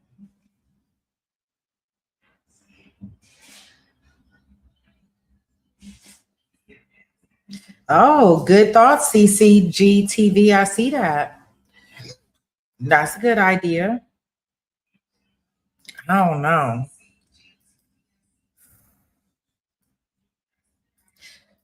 They was doing too much. That's what I do now. Everything was tracked. Like, how could you be this guilty? Dang. Look, he look like he in the showroom. Y'all see that? Gosh, that looked nice in that courtroom. He look like he in a showcase or something, like a movie. Don't he? Or is it just me? You think she was telling the truth about her phone now, SD? Wow. Okay, very good. Everyone have a seat, and you may continue. Detective, we left off talking about the teasers footage that you had not. She gonna get a new trial, I believe. In 41A at 2:24 a.m. Are we seeing the vehicle arrive, the silver Chevy Cruze? Correct. And based on your investigation, did this Cruze belong to a family member or someone's family member with Rashad Murphy? Correct. They had obtained this vehicle. Correct. At 2:27, does that vehicle park into the occupant's exit? Yes. And at 2:28, what is it that we're seeing here on the left of the screen? What we're seeing on the left of the screen is the two occupants of the silver Cruze walk through the parking lot on foot towards the area of the front door of the Clinton Teasers Club. Are you able to show us where at 2:28 on the image to the right of 41A, Charles Jones is depicted when he arrives? Yes, on the right. Can I point it out? Sure, yes, and you can say standing for next as well. So on the image on the right, we can see the victim Charles Jones right here with the red beanie cap. At some point, does he stay outside for a minute or two before actually entering the club? Yes. And at 2:29, what are we seeing? Now we're seeing the occupants. Yeah, maybe she didn't know because she not looking in that direction at all as From the camera angle on the right, is that Mr. Jones entering? Yes. Isaiah. She ain't even paying him no attention really. And you know how men can be sometimes. And the footage in its entirety. Let me see your phone. Were you able to determine the point at which Miss Andrews and Mr. Chance actually walked to before returning to the vehicle? I'm sorry, what's the question? Could you see where they stopped before coming to the front door? No, they stopped just out of view of one camera, but it would have been in the area of this camera here. That speed limit sign at the right there. And were they captured on this camera here? No. I'm showing you a depiction of 39, but with only the movement that you previously testified to of Isaiah Chance or Alicia Andrews. And is that what's depicted in blue? Yeah, so the blue box is the silver Cruze, and then the blue dots would kind of resemble the path that the two occupants took. And then they come just off of view in what is essentially the southwest corner of Teasers, which would have been directly in line with the front door of Teasers at the southeast of the building. And is Charles Jones's vehicle that was backed into a spot also depicted right at the front door there? Correct. That's designated by this green box right here. Based on the review of the footage, could you see at any point Mr. Chance or Miss Andrews entering the frame of the video camera that covered the door? Yeah, Alicia and Isaiah never go anywhere near the front door. In 125 was the account of the individual Mizzle or Mr. Taylor posting as well throughout their time inside of the Teasers nightclub. Yes. And based on the information that was obtained from that account, was it consistent with the same time that victim Charles Jones was located at that Teasers club? Correct. While still inside of the club, while the victim and the on-charge are still inside of the club, are there still messages or communications between the Andrews device and Mr. Gaffright's device? Correct. So from Sean Gaithwright's iCloud download, we were able to see that Alicia Andrews' device at 2:31 a.m. sends a message to Sean Gaithwright's device saying "N-word, pick up the fucking phone." Is that message sent or attempted to send twice? Yeah, it's the same. It's actually not the exact same. We can see OH and PH. So, but the same message is being delivered twice. One at 02:31:19 and one at 02:31:24. What was the significance of the Teasers footage as it related to the messages that were sent and who actually possessed the phone? Specifically, we can see from the video that Isaiah Chance had taken Alicia Andrews' phone to use during this time period. In 71D, did the CDR or the call detail records that you got actually support the communications between those two devices beyond the text messaging? Yes, so from the call detail record, we can see that Alicia Andrews' device is placing a call outgoing at 2:31:54, 2:32:07, and those calls did not connect. And then we see the messages, pick up the phone, pick up the phone. Did you capture Charles Jones exiting the club at around 2:54 a.m.? Correct. And did you capture on the back camera the Black Impala arriving to the club? Yes. By this point at 2:54, 2:55, had the Silver Chevy Cruze left the parking lot of Teasers? Yes, the Silver Cruise left around 2:31, went down towards Hillsborough, and then started working its way back up. And is that what the cell site information told you? Correct. Looking first at 2:55, is this the time frame at which you see the Chevy Impala arrive? Yes. And after the Chevy Impala arrives there on video, is there a still in the returns from Alicia Andrews' device depicting a map or a screenshot that was taken on that device of a map? Yeah, so from Alicia Andrews' iCloud, we actually see a screenshot that was saved, and that screenshot has the time at the top left listed at 2:58, and appears to be map directions going back towards Castle Street. Castle Street is a side street that Teaser sits on.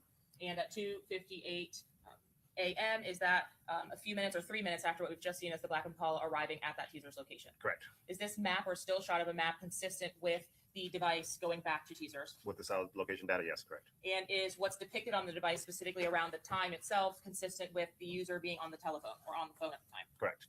The green, you can tell by the green at the top left that he's on the phone.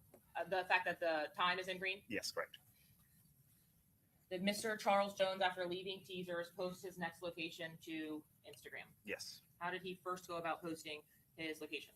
He posts two posts. The first one at 3:28 is him and his entourage coming up the stairs of Truth 18. And then the one after that is an actual flyer with the Truth 18 name and address on it. At the time that he came up the stairs, had he actually posted on his Instagram account the location of Truth 18 or an address or any kind of information about Truth 18? Not yet.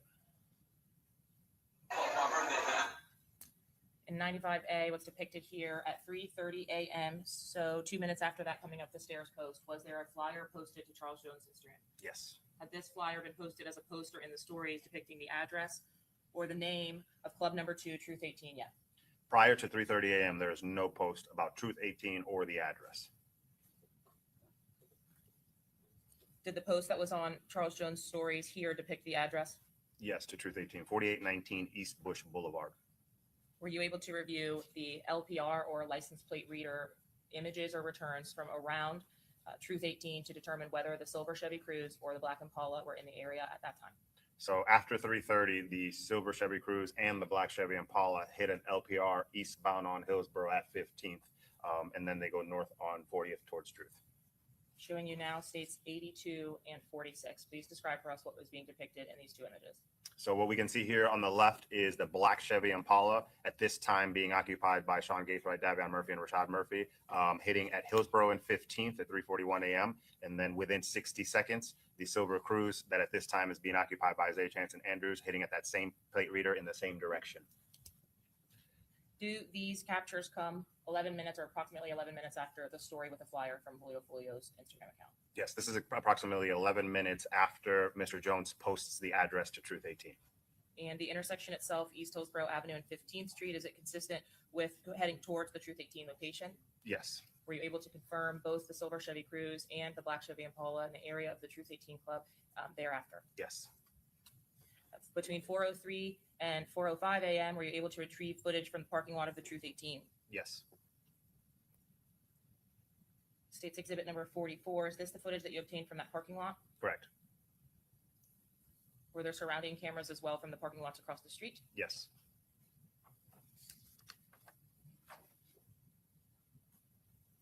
The two individuals at the top of the screen, are those the individuals that you had previously described dressed in the same manner as having been in the parking lot of the first club Teasers? Correct. Did you review all of the camera angles from this location? Yes. Did these individuals go up the stairs to the Truth 18 Club? No, they do not.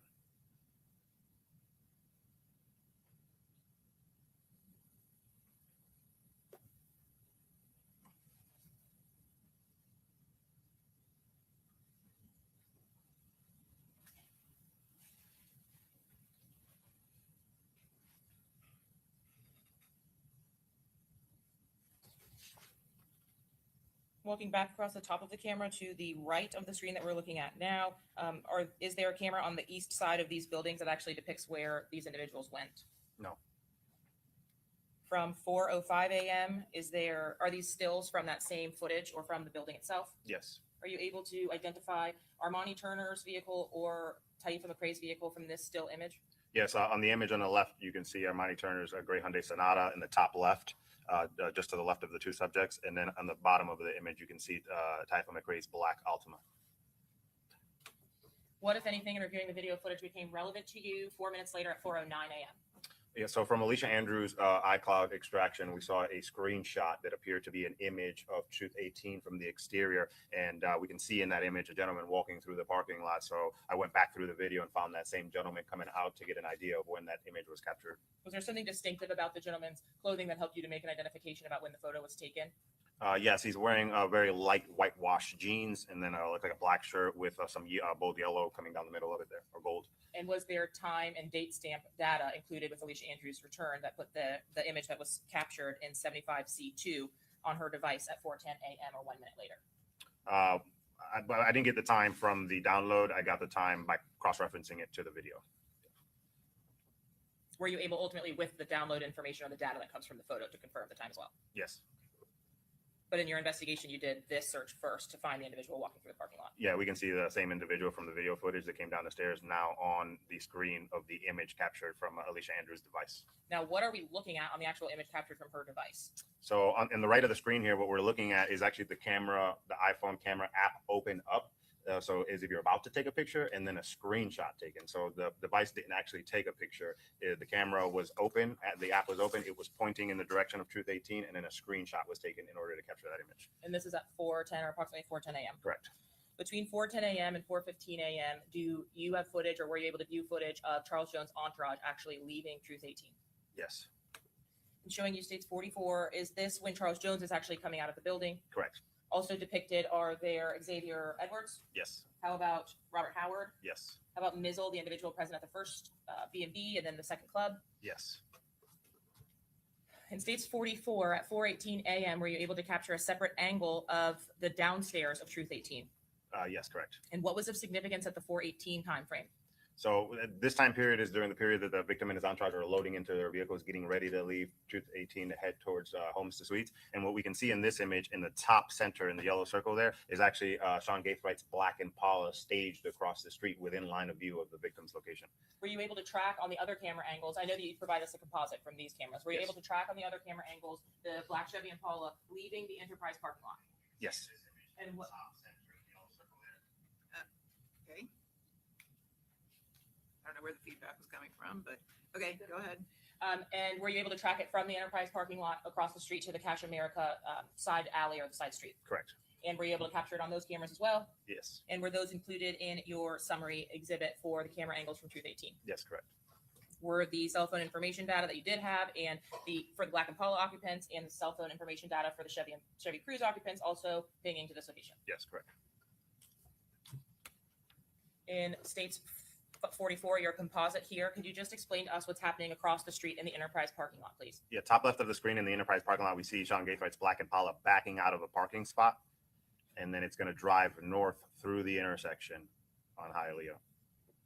And at this time, in your summary, are the entourage exiting the club and entering their vehicles? Correct.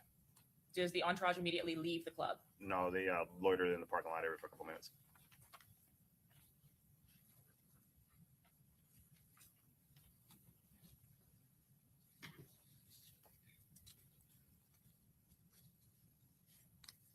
And in 44, were you actually able to see on this camera angle or the Truth 18 cameras that were returned, the rear taillights on the top of the screen up here? Yes. And are you able to see the Chevy Impala headlights come back into frame up this roadway here after a U-turn? Yeah, so at this point in the image, both the Silver Cruze, the bottom wheelbase of it, and the taillights are visible at the very top center. And then we can see the black Impala at the top right here at the stop bar. And do you see the white pants, black top individual walking across the street? Yeah, he here? just walked past the Cruze to the left. Does the black Chevy Impala then remain here for several minutes? Yes. Is this an accurate depiction of the movement of the black Chevy Impala in relation to the Truth 18 in 42? Yes. And at this time, based on the amount of time and the distance to the Home to Suites Hotel, are the occupants of the black Chevy Impala, based on your investigation, depicted? Yes. Who are they? Sean Gaithright, Rashad Murphy, and Davion Murphy. Based on the Chevy Impala parked across the street there, is the blue box in this image a fair and accurate depiction? I'm sorry, not the Chevy Impala, the Chevy Cruze. Is the blue box a depiction fairly and accurately of where the Chevy Cruze had been parked at this time that we saw in the video? Correct. So the blue box is where the silver Chevy Cruze was parked. And the black box, the Chevy Impala. The black Chevy Impala, correct. How about the green boxes just outside of the Truth 18? Those are the victim's Dodge Charger, Armani Turner's Hyundai Sonata, and Tafa McRae's black Altima. From the camera angle that we have, which vehicle is parked opposite of the others? Armani Turner's gray Hyundai Sonata. Which vehicle is parked directly under the camera angle? Tafa McRae's black Nissan Altima. And which vehicle is parked just to the right there at the stairs? Mr. Jones' black Dodge Charger. By the time that they actually leave, were all of the vehicles leaving together? Yes. Showing you now the higher side on 149 of the camera angle at 420. Was that black Chevy Impala still there? Yes. Is that depicted in the composite exhibit of 44 that we've already seen for the video? Yes. And did that black Chevy Impala remain there until the entourage starts to leave the parking lot of Truth 18? When the entourage starts to go mobile, the black Chevy Impala darts across the intersection southbound. I'm just going to fast forward the video composite for you if we can here. Are you able to see the people who had previously identified themselves in these images as Robert Howard, Armani Turner, and Adoja Randolph? Correct. Is this black Nissan Altima that which you had described as Mr. McRae's vehicle? Yes. And is this in the parking lot activity that you described for a couple of minutes? Correct. Is the vehicle that is coming across here the black Chevy Impala you've just described? Yes. If I speed forward, do you see that black Chevy Impala come back to the stop sign? Yeah, it made a U-turn and now it's facing southbound. You can see the headlights of it at the stop bar in the top right. And between 417 and 421, are you able to monitor whether that vehicle leaves that position? It stays there.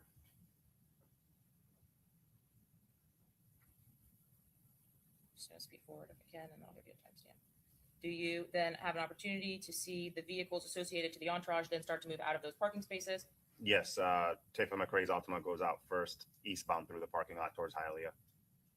And do you ultimately see or capture the victim vehicle of the Charger heading out as well? Correct. The Charger and then Armani Turner Sonata, all three going east through the parking lot towards Hialeah. That is between 4:17 and 4:21 a.m., is that correct? Correct. By 4:25 a.m., are there exchanges between Sean Gathraight's device and Alicia Andrews' device again?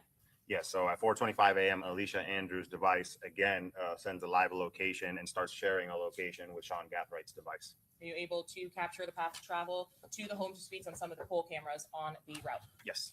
Are you able to capture the black Dodge Charger on the poll cameras? Yes. The other vehicles associated to the entourage? Yes. And are you ultimately able to capture both the Impala and the Chevy Cruze at some point on the poll cameras? Correct. From 425 at the sharing location to 427, is there an update on the Home to Suites camera that's already been admitted as 22B? Yes. What happens at 427? This is when the victim and his entourage are arriving and parking in front of the hotel. Are you familiar enough with the area to know where the intersection is that the poll camera captures this Dodge Charger and the Cruze arriving after it? Yes, so from this image, it would be towards your top left, off to the left. Have you been to this location? Yes. From that intersection, are you able to see this location? No. Are you able to see the entryway? You can see the entryway to the parking lot. You can't see the entry to the front door. At 428, 1 minute later, can you describe for us why it is that at 427 the entourage is driving through and then at 428 the entourage is parking? They did a little bit of driving around, specifically Tafa McRae's vehicle seems to go around the parking lot a little bit, and then they readjust under the canopy there. Are there more than one hotel entrances and awnings in this parking lot alone? Like, are there multiple hotels? Yes. And separate parking lots, but they're all connected? Correct. At some point, does Charles Jones actually exit the vehicle and go inside of the hotel? Yes, he does. Is that at 4:30 a.m.? Yes. Are you able to capture on a camera at the back parking lot the black Chevy Impala actually arriving to the Home to Suites lot? Yes. 22A. It's the black Impala arriving at 4:34. Are there several camera angles of that black Chevy Impala arriving to the parking lot? Yes. And are you able to also identify the silver Chevy Cruze as arriving as well? Approximately 3 minutes later. At 4:37, does that silver Cruze pass the victim and his entourage? Yes. And so what side of the vehicle would the entourage and the victim be on as this Cruze passes them for the first time? On the passenger side of the Silver Cruze. So coming into the Home to Suites the same direction that Charles Jones and the entourage came in. Correct. And then ultimately, do you see this silver Chevy Cruze interact in some way or come into contact with that black Impala? Yeah, they travel in tandem in front of the Tesla on the west side of the vehicle. The black Impala parks and the Cruze makes a U-turn to come back out. Looking first to the black Impala from your state's 22, is this the black Impala as it arrived and came up to that corner? Yes, this is as it arrives on the west side of the building. So I had driven through the whole parking lot, and now it's on the west side, making a kind of a 3-point U-turn here. Had the black Impala actually continued driving forward in the path of travel and turned left, how would it have been positioned against the victim's entourage? If this black Impala continues to the left and doesn't make this U-turn, it would come directly in the line of sight of where the victim was facing and parked under the overhang. Now, when we look at this video from the Impala after it makes the U-turn, does it actually go any further than just on the other side of this white van, at least at first? It stops to wait here for a bit. Are you able to identify light here from the headlights of that vehicle? Correct. At 3:37 and 26 seconds, are you able to see additional activity on this camera related to the Impala on the other side of the van? Yes, the silver Cruze arriving behind the Impala, and the Impala starts moving as the silver Cruze arrives. Does the Impala ultimately park at the top of our screen? Yes, the top center of the screen above the van, below the pillar, we can see the tail lights and the back Impala backing into a parking spot. Now, what about down here? Was there anything of relevance that we were able to get from the Tesla camera from the Cruze? Yeah, the Cruze is making a 3-point U-turn to come back towards the victim. And is this the silver car that just made a U-turn? Yes. Now, if that silver car turns left, do they come into contact with the victim and his entourage? They're going to pass the victim for a second time. This time, the victim's going to be on the driver's side of the Cruze. So this is 4:37:26, and then at 4:38:05, has that U-turn been completed by the silver Chevy Cruze, and it is now going towards the exit? Correct. Before that silver Chevy Cruze exits the parking lot, is it at that stop Yes. bar for the exit of the home suites? Yeah, with the tail lights engaged, yes. Did you document when it actually exited? Yes. And at this time, was the Impala fully parked? Yes. I apologize. Let's start here. Sorry about that. Were you able to document the occupants of the vehicle actually exiting the vehicle on the Tesla cam? Yes. Is that at 4:38:36? Correct. And the Cruze departure at 4:38:05 would have just been maybe 30 or so seconds before that. Correct. The individual at the back of the Tesla, so the back Tesla cameras, is that what's being depicted here in 59 on the right of shooter number 3, as you previously identified? Yeah, correct. So the image on the right is from the driver's side rear view mirror pointing backwards towards the fence line. And so this is this shooter would be traveling along the rear of the Tesla along the fence line. Yes. And were you able to document those individuals actually exiting the vehicle by zooming that video in? Yes. When you focus in and zoom in, you can see that the 3 occupants come from the exact vicinity of where that black Impala backed into. Now, the one individual along the fence line, is that what's depicted by the circle in the image underneath it? Correct. So the image bottom left is the circle in the top left. And the right of the screen and the individuals depicted down here? Correct. This is home to suites footage, but utilizing the Tesla images as well. Is that correct? Yes. Does the shooting then ultimately start after those individuals had exited the Impala and come towards where the victim was located? Yes. Is that what's here in this little clip? So if we look at the top of the screen, behind the Tesla up here, are you able to tell me if that's the individual that you referenced before as going behind the Tesla? Yeah, so you can see in this clip the third shooter there along the fence line on the north going towards the left. Once he gets off view here, it's going to be directly in front of line of sight of the victim, and then the shooting begins. And can you tell me the same about the top right of the image here and the exit of the vehicle of 2 individuals? Yes, so the shooter number 1 and shooter number 2, top right here in between the top of the van and the pillar, you can see them coming from the Impala and crossing the front of the Tesla headed towards the victim. Now, were you able to take still images at 4:38:57 as the shooting begins in front of the victim vehicle? Yes. And is that what's depicted here? Yeah, so on the left side of the screen, we see shooter number 1 coming into view of this camera, starting to raise his pistol. And then on the right side of the screen, we can see that same shooter now having the pistol leveled off towards the victim's vehicle, in front of the victim's vehicle, and the muzzle flash of that pistol coinciding with the first impact strike on the windshield of the victim's vehicle. Is the impact strike documented here on the black Charger in the center of the windshield? Correct. In this camera angle from 139 between 4:38 a.m. and 4:39 a.m., are these images of another shooter? Yes, so on the left side of the screen, we see shooter number 2, correct. And did you also have an opportunity thereafter to review again the content of the iCloud return from Davion Murphy and the Instagram return from Rashad Murphy? Correct. In reviewing the iCloud return for Davian Murphy at 4:56 a.m., is there a search on that device? Yes. Just after the return to the Airbnb of the other devices? Yeah, this is approximately 1 or 2 minutes after Gaithright arrives back at the Airbnb that Mr. Davion Murphy's iCloud, or from his iCloud, we can see that he's doing an internet search for Tom Brady, Bill Belichick image. Were there images saved from Davion Murphy's device of Tom Brady and Bill Belichick? Yes. Did those images have any kind of tags on them, or were these specifically saved with the data from the downloads from YouTube, or from the internet? Yeah, so on Davion Murphy's iCloud extraction, we could just see the images that he searched on the internet and then saved to his device. They weren't yet tagged or posted to social media. And that's 4:56 a.m.? Correct. By 5 o'clock a.m., is this a post from the return on Rashad Murphy's device? Yes. Instagram. Rashad Murphy's Instagram. At 7, let's start with his Instagram. Let's start with Rashad Murphy if we can. At 7:52 a.m. on the same date, is there a search for the victim's account? Yes. Going back to the early morning hours post, was there also a post of the same image saved to Davion Murphy's iCloud account, posted to the story of Rashad Murphy? Correct. And at what time was that? That was posted on Rashad Murphy's Instagram account at 8 to 10 a.m. Was that posted with music, or was it just a singular photo? I believe this was a part of a music video, yes, or audio. But just the still image that I'm had sorry, been, just the still image of it, correct, with a location of 22nd added to it.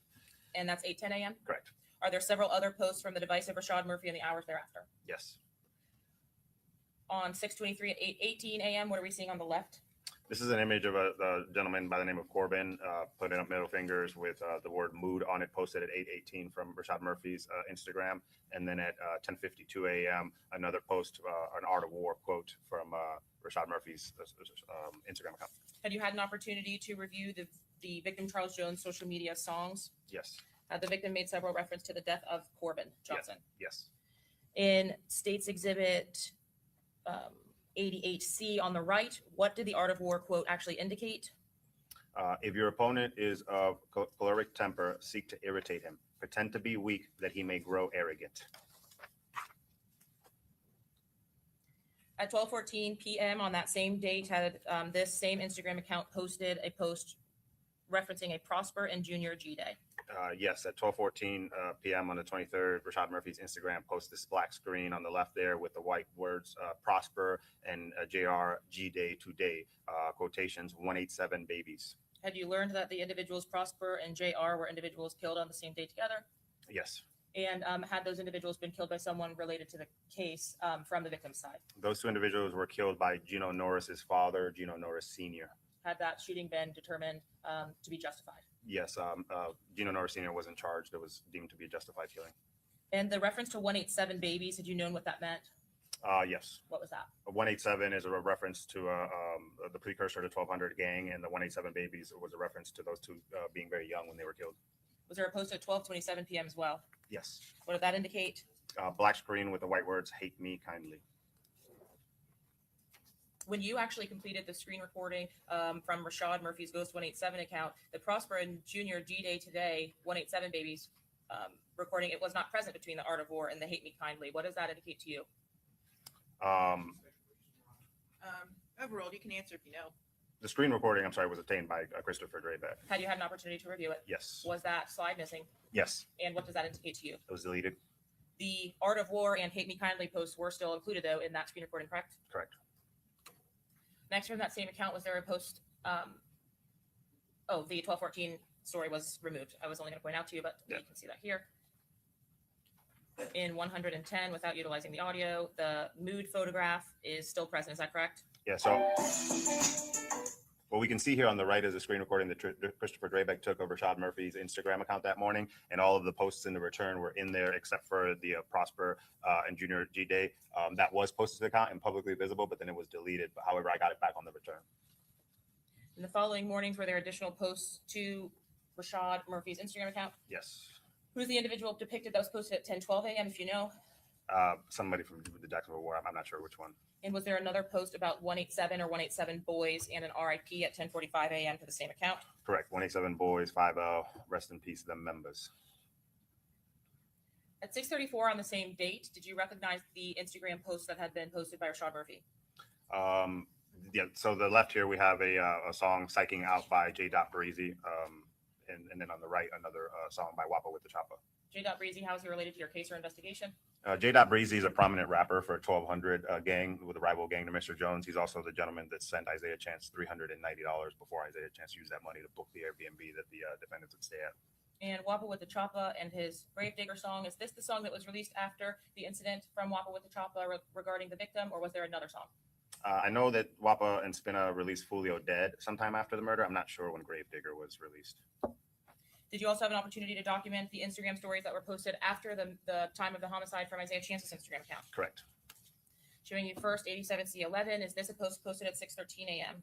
Yes, 6:13 a.m. So approximately an hour and 20 minutes after the murder. Isaiah Chance's Instagram account, got Isaiah post this picture of Bill Belichick with the two hands emoji, bottom right there. 87C12. Was this at 6:32 a.m.? Another post. Yes, specifically an image of Little Durk, a prominent rapper, at 6:32. Did this include a video or a still image? Yes. Which one? I'm sorry, this is a video, 8-second long video. And was this another post that morning, 6:29 a.m. to Mr. Chance's account? Yes, this was another 13-second video of rap lyrics to a J. Breezy song. It's frozen in on run down on a P word, N word, like what you gonna say about my dog. Had Isaiah Chance's account been posting about someone named Antonio Tilly or Tilly? Yes. Is that someone who has died in this war back and forth? Yes, specifically October 6, 2023, before the attempt on Mr. Jones on October 7th. And had Isaiah Chance also made posts or worn jewelry in reference to a 23 in his posts? Yes. Did that relate back to also someone lost in this war? Yeah, 23 was killed in a car when Ace, the town center shooting, 2018, I think it was. At 8:58, is there another post by Isaiah Chance? Yes. At this time, are the devices still at the Airbnb? Yes, they are. How about at 2:55 on the 27th? Are you able to document a post about Tilly from Mr. Chance? Yes, Mr. Chance's account, black screen. I love Tilly. I miss Tilly. This is at 2:55 p.m. as they're getting ready to leave the Airbnb to head back towards Jacksonville. How about another screen grab from a Will Go Crazy account? Yes. Were you familiar with the shooting death of Spaz in Jacksonville, or did you learn of that throughout the course of your investigation? I learned of it. Was there a Willie Royal also present during that altercation that was shot by Robert Howard? Yes. Was Will Go Crazy account linked to Willie Royal? Yes. And at 10:29 a.m., did Isaiah Chance repost a post by Will Go Crazy? If it ain't Don Julio, don't pass me no bottle. Correct. How about on the 23rd again at 10:31 a.m.? Was there a post regarding Antonio Tilly? I'm sorry. Was there a post regarding Antonio Tilly at 10:31 a.m. on the morning of the homicide? Yes. In this image from Isaiah Chance's Instagram, we can see Isaiah Chance to the right with his face covered up by a ghost emoji. And then in the center of the picture, we can see Antonio Tilly giving the middle finger. Were there some edits to this photograph and this photograph reposted minutes later? Yes. Is that what's depicted in C17? Yes, this is a repost. Now it says, I miss my joking and laughing buddy with a teddy bear at the bottom of it. At 11:31 a.m., was there an image which you are actually able to link to the location of the Airbnb? Yes. The other photographs that were taken, are you able to tell from the stories themselves when they were taken? So, for example, this image of Antonio Tilly, he would have been deceased at the time of this murder, correct? Yeah, this image is older because Antonio's been dead for months now at this point. The context of the photographs, though, and looking at the post from 11:31 a.m., were you able to look at surrounding circumstances to determine whether that was taken on the day of our offense? Yes. And what were those circumstances? Specifically the ground and some of the shrubbery materials on the ground, and then the clothing as well. A few minutes later, does Mr. Chance make a post at 11:37 a.m. regarding or wearing a hat? Yes. Was that a video also? Yes. What did the hat say? I love my girlfriend. To your knowledge, did anyone else bring their girlfriend along with them to Tampa to the Airbnb? No, just Isaiah Chance. Was that Miss Andrews? Yes. Does Mr. Chance, before the vehicle actually leaves the Airbnb at 2:56 p.m. on the day of the homicide, make another post? Yes. And is that what's depicted in C20, 87C20? Correct. This is another still image from a video containing music lyrics, but what we can see in this image is, again, the white pants and white shoes and that glass, champagne flute or wine glass in between his 2 feet. Did you have an opportunity to compare that with the ring video? Yes, it appears to be the same glass. In 61B3, is that what's depicted here? Mr. Chance actually exiting the Airbnb at 2:09 p.m.? Correct. And the image that was posted to his account would have been at 2:56 p.m.? Correct. Was there some significance about the Airbnb videos regarding Davian Murphy? Yes. In 61A, what was that significance? Here we can see Davion Murphy coming into view of the camera. However, he didn't come out of the front door. It appears he's coming from the back. Is this the first time that you saw him depicted on that ring video? Yes. Does Davian Murphy actually re-enter the Airbnb through the front door at this time? Yes, he does.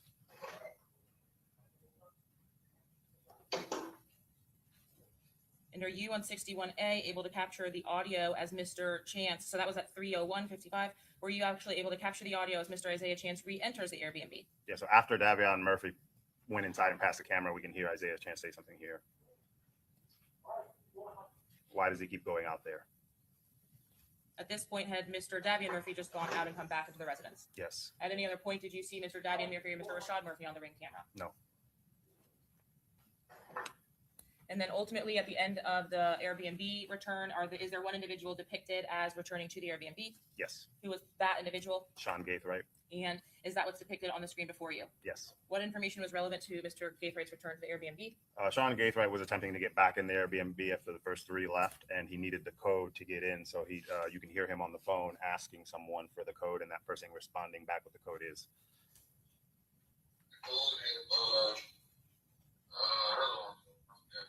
Code is 0925. What, if any, relevance did the entry of the code have to the case of your investigation of 0925? 0925 is the last four of the phone number for Rashad Murphy, which was 904-386-0925. Does Mr. Gathright then leave at 3:13 p.m.? Correct. Are you able to tell us what we're looking at in 130, please? Yes, this is a still image from Young and Ace's song "Do It." It was uploaded onto YouTube on the day of the murder, 6:23, approximately 6 p.m. ish in that time frame. Did that music video refer to Young and Ace's Little Duets? Correct.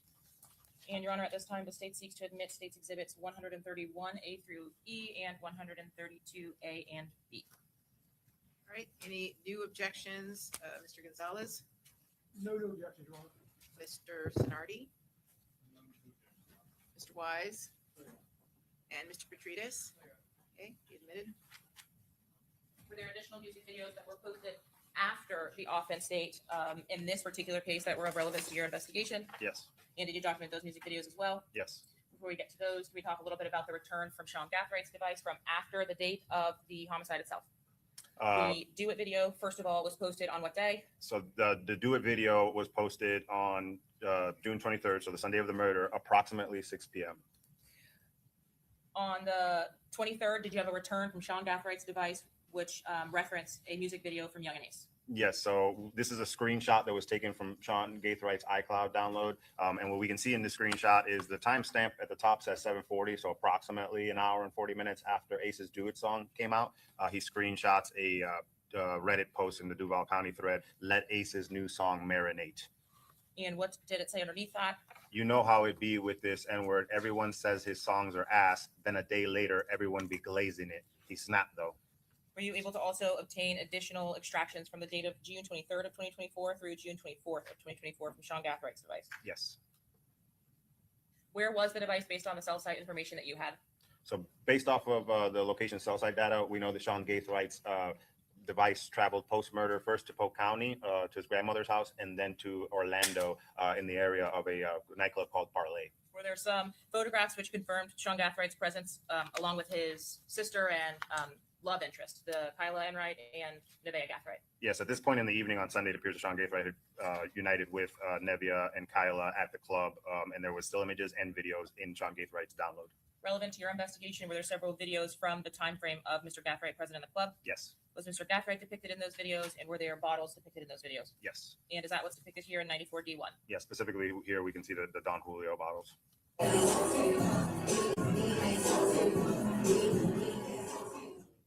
Is the music relevant on any of these, or may I mute them? Is it just music in the club? No, yeah, you could just mute them. I think it's just general music. I don't think they're playing any A songs. 94D1, did that depict bottles inside of this parlay club? Yes. And did the location information for the device also put Mr. Gathright at that location? Correct. Is there a separate video in 94D2? Yes. Is there knowledge other than himself and Don Julio bottles? Were there any other videos during this time? No. And how about the video depicted in 94D3 or the still in 94D6? Do those come from the device of Sean Gathright from his time at this parlay club? Correct. Was the video or the image depicted in 94D6 from the video that's skipping in 94D3? Yeah, that's a still image on the left from the video on the right where Sean Gaithright throws up that sign there. About 94D4, was that a photograph on Sean Gefford's device? Yes, still at the same club. You can actually see in the image on the left, on the top left, you can see the name to the club, Parlay. And are these the indicators that you had referenced to us or mentioned to us before that you're using to confirm the location information, photographs, messaging, etc., for where the person or the device are? Yes. Did you have an opportunity to go through Mr. Davian Murphy's account beyond the Bill Belichick searches? Yes. And did you locate this item on the 24th on Mr. Murphy's account? Yes. Can you read to us what Mr. Murphy posted on that day? Thanks to everyone for all the congratulations. To everybody else, stay in your lane. Again, happy G Day. Corbin, I love you, my N-word.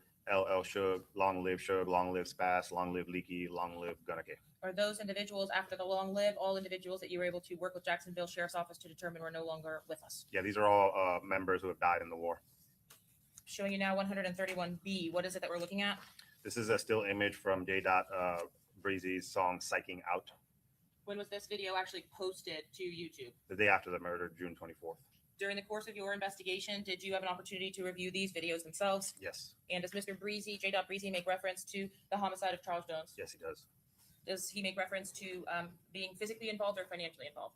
Specifically, he uses this murder shit I sponsor. He's indicating he financially sponsors the murder.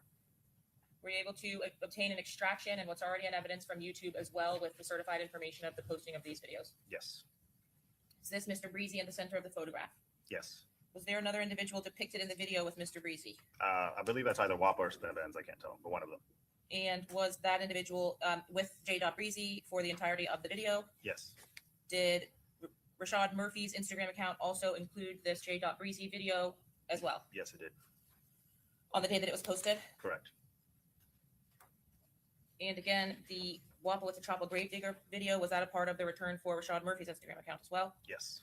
From the physical device extraction for Rashad Murphy, was there a still or selfie image that was depicted on June 25th? Yes. And was that image what's depicted in 101R? Yes, this is an image from the extraction of Rashad Murphy's physical device. Appears to be a selfie of himself. And lastly, did the rapper Young and Ace publish a song on June 28th of 2024? Game over.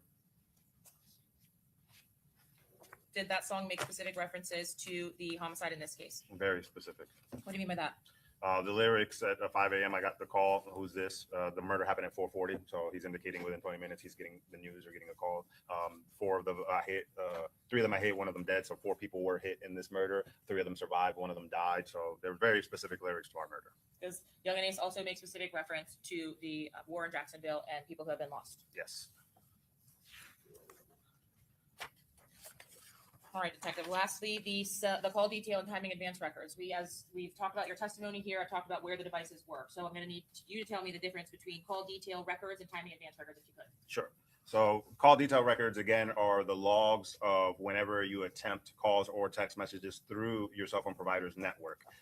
And we get call detail records. We can get them with or without cell site. When they come with cell site, which is what we got in this case, it's going to indicate the date and time that a call or text was attempted or connected. And then it's also going to have the cell tower that's utilizing, that cell phone's utilizing. So we'll know a general location of where that device is at during those call or text message attempts. Timing advance is a separate set of data. Timing advance is even more accurate in the sense of it's tracking not the cell tower itself that it's pinging off of, but giving an estimate location to where the device itself is at, providing GPS locations for the device.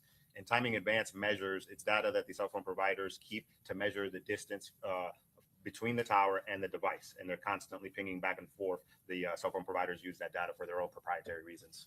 The data from timing advance, is that more precise and kept for a short amount of time based on the volume? Correct. I'm going to show you just this demonstrative of what you've described for us. So if we're looking at timing advance in the image on the left, at the end of the arrow, if that's the device on the image on the left, the ping is directly from the tower to the phone. Yes. And that's back and forth between tower and phone, tower and phone. Correct. Do you get timing advance on everything, on every phone? No. Is it provider dependent? Correct. And do you get timing advance for all of the defendants in this case? No, specifically Davion Murphy's device. So timing advance, it's very high volume, a lot of data, and it's kept a lot shorter of a period. So by the time we got to Davion's data extraction from the cell phone provider, they actually just had a large gap missing, and it's just missing from the data. What about the other defendants? Yeah, we got timing advance for Sean Gaithright, Alicia Andrews were the 2 most active, and then some for Isaiah Chance as well.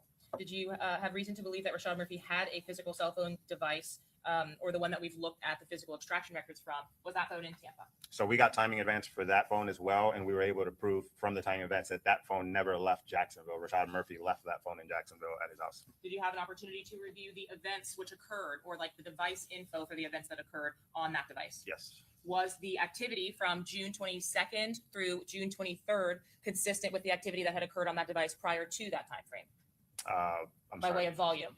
No. What was happening on that device at that time frame, basically? Barely being utilized. What were there two messages of a photo that were sent from that device while that device was still in Jacksonville? Yes. Were those two screenshots that we've already seen here today of Gadaze's contact? Correct. Yes.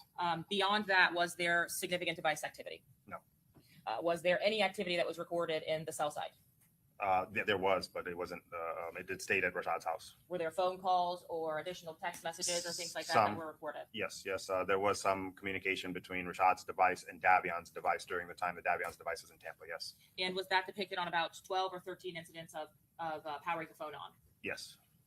Did you have an opportunity to review the interview of Rashad Murphy? Yes. And did Rashad Murphy give a statement that he in fact did not have a device in Tampa? Correct. And that he utilized another individual's device? Yeah, he claimed he used Fizzle's, Darius Beal's device. And based on the cell mapping that we had reviewed in the beginning of your testimony yesterday, had Darius Beal's device actually come to Tampa like Mr. Murphy said? Not only did Darius Beal's device not come into Tampa, we got a full extraction of all of his calls, and Rashad Murphy's phone number is never stored in Fizzle's phone or utilized for any text messaging or calling, his or Davion's. Did you utilize the returns that you had from the cell phone companies to create cell phone mapping composites in this case? Yes, I did. At this time, Your Honor, the state seeks to admit 150A through D and 77. Okay, any new objection, Mr. Gonzalez? Give me 1 moment, Your Honor, please. Sure.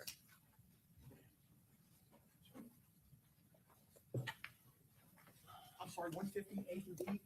Yes. 77 and 77, I believe. I'm sorry.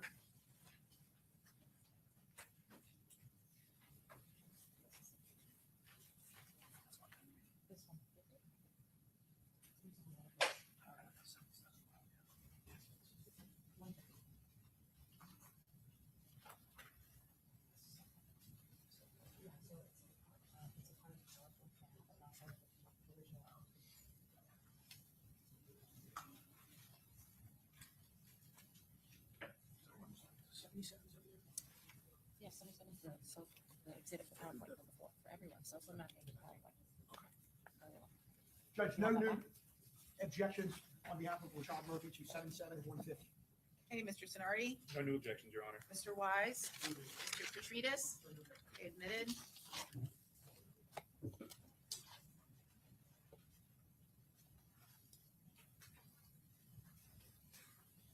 Thank you, Your Honor. And the image on the right of our screen, is that more indicative of the sectors that you talked to us about? Yes, each tower has 3 sectors on them. Yes, this just shows one of the sectors being illuminated, where the device would be. And those sectors, is that what you just described to us as the location of the device having been within there or utilizing that tower? Correct. So timing advance is a little more specific because it's to the phone itself. Yes, call detail records are to the tower sector, and then timing advances to the phone itself. Yep.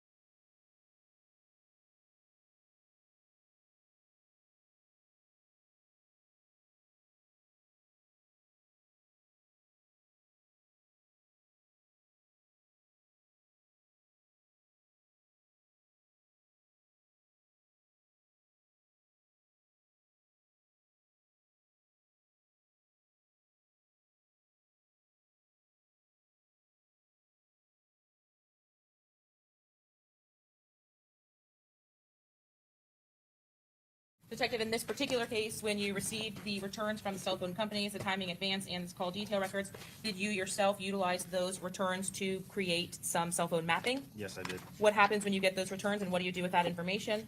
So when I receive the returns, they come basically in raw data files, PDFs or Excel sheets with lines for every single information registration as far as the location, time, date, all of that.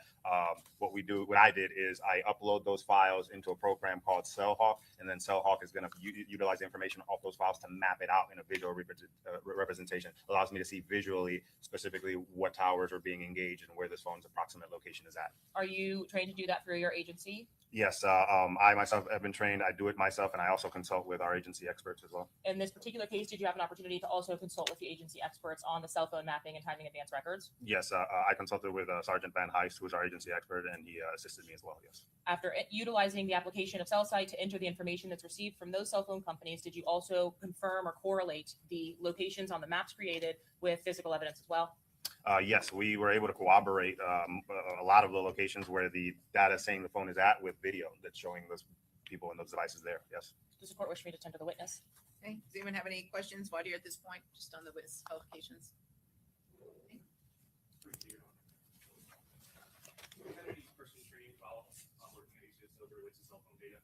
I'm sorry, HCSO? TPD.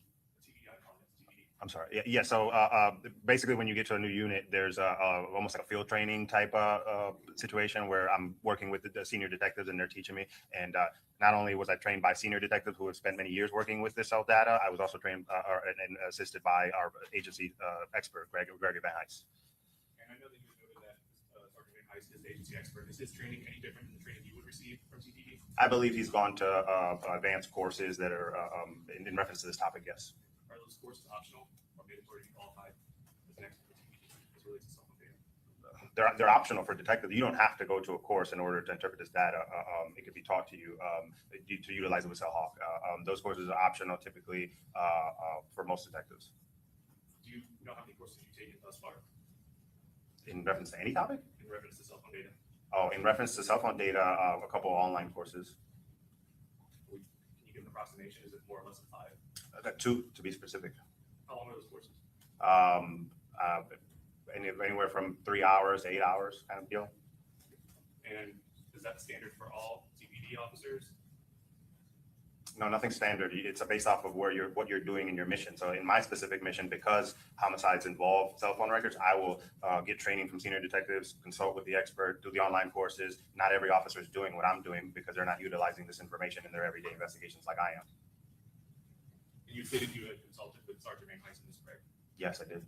Did he draft an opinion as to the data for this specific case? He verified that it was properly loaded and it was accurately being represented at CellHawk the way we represented it. Have you ever been qualified to offer an opinion to the court as it relates to cell phone data as an expert? As an expert, no. I don't have any other questions on the application. Pardon me? I don't have any other questions on the application. Okay, very good. You may proceed. Detective, did you take those data files that were provided from the cell phone company and enter them into the CellHawk program? Yes. And I believe you just indicated that you also had some kind of confirmation from Detective Van Heist after those uploads were complete and the data was returned with mapping. Yes. Does that mapping look visual? Like, can you actually see a map and see activity on those maps? Correct. I am showing you State's Exhibit number 77. Are these the maps that you created by entering the data that was returned from those cell phone companies for the defendants in this case, for which you had timing advance records or call detail records? Yes. Starting first with Ms. Andrews' device, can you tell us what we're looking at?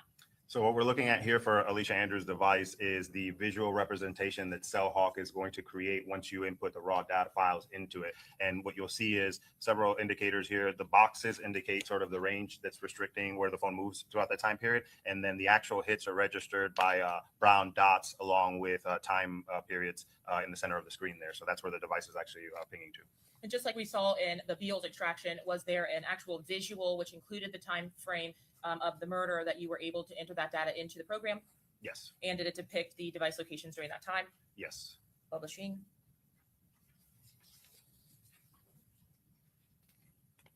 The device themselves, are those each the pings? Yes, this is timing advance Saturday, approximately 3:50, goes near Sean Gatebright's house.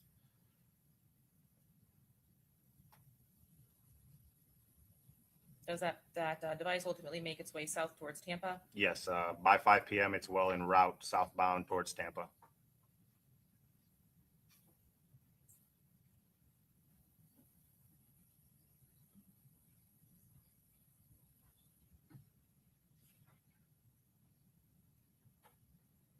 And again, each one of the timestamps that pops up are the little pings or connections. Correct.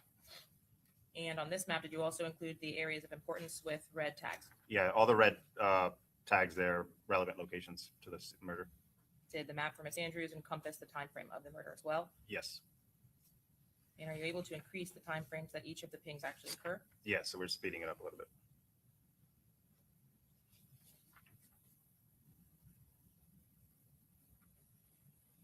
Were the pings at the time frames that Miss Andrews was depicted at the Airbnb consistent with her being present at the Airbnb? Yes. Did that device move consistent with the video footage that you had from the McDonald's? Correct. From the teasers? Yep. How about the Truth 18? Yes, eventually it works its way to Truth 18. Is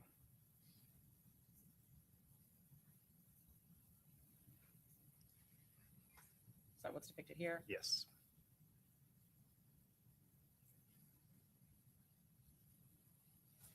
And finally, to the scene of the homicide? Yes, Does that phone travel south before returning to the Airbnb a few moments after the homicide? it does.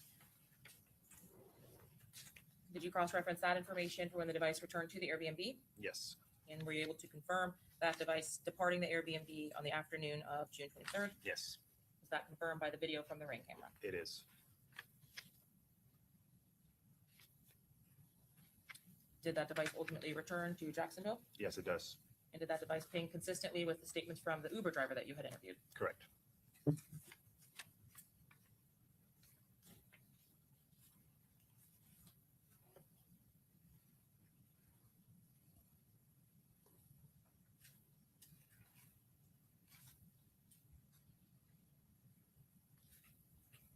Are the pings also consistent with the footage that was obtained from Sean Gathwaite's residence Yes, and Miss Andrews being present on that camera? correct.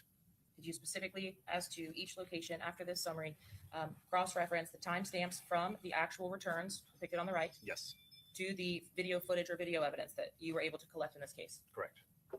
First, starting with Airbnbs, that was depicted here, 7:55 p.m. on June 22nd.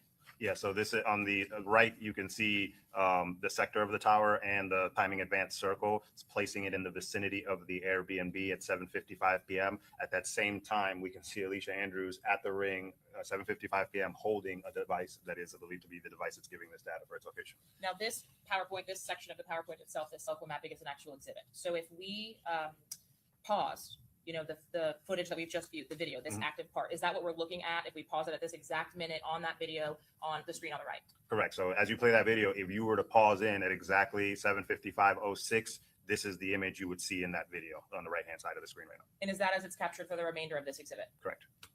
Were you able to confirm that the Andrews device was present at the McDonald's location? Yes. So top right there, you can see the device in the vicinity of the McDonald's around the same time that you can see Miss Andrews arriving in the Silver Cruise at the McDonald's. In this particular case, is there some more specificity inside of the sector? Yes, you have the sector and you have timing advance circle. And is that what's represented here with a circle, a line, and an ultimate dot? Yes. Did you have an opportunity to review the McDonald's video? Yes. And did you have an opportunity to confirm Ms. Andrews is an occupant of the Silver Chevy Cruise? Front right seat passenger, yes. How about moving to the Teasers nightclub and the parking lot? Yes. Tell us what we're looking at. So what we're seeing here on the left, again, is another still shot of the cell site data. You get the sector and the timing advance. It places Alicia Andrews' device in the vicinity of Teasers Club. At that same time, 2:31, or in the general time frame of 2:31, we know that Isaiah Chance and Alicia Andrews are seen on camera at the same Teasers and getting into their car, getting ready to leave.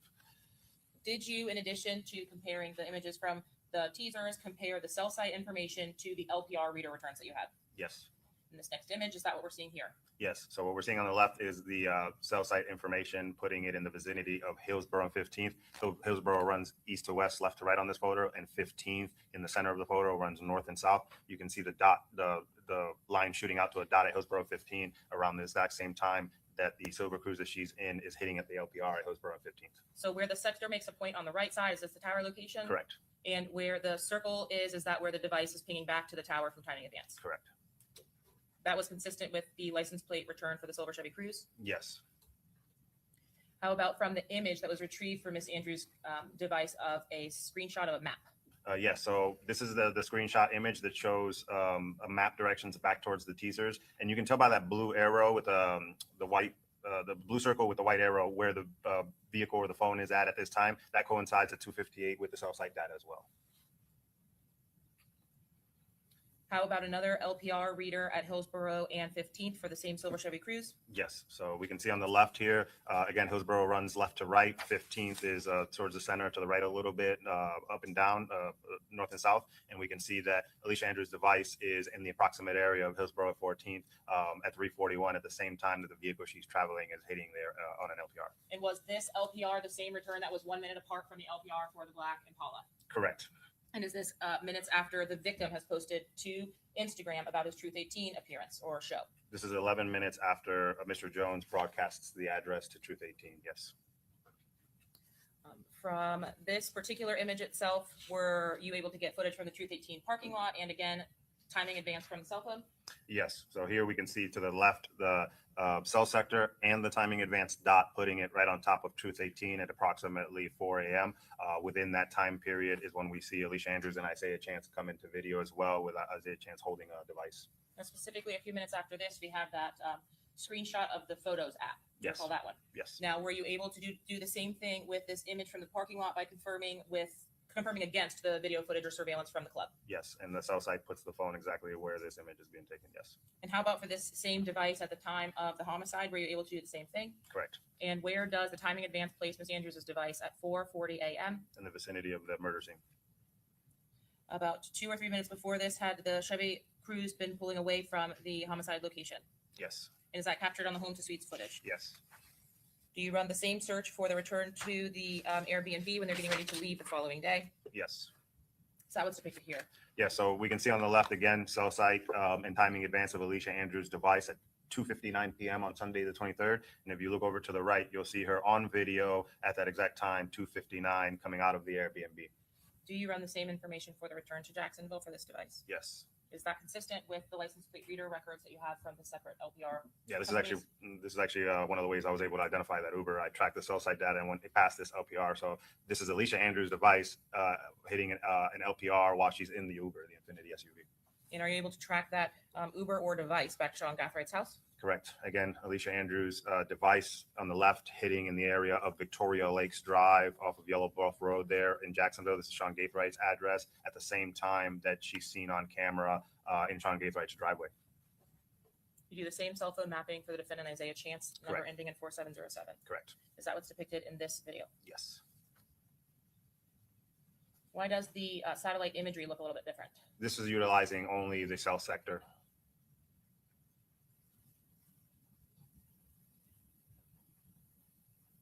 Do you run the search for the same time frame? Yes.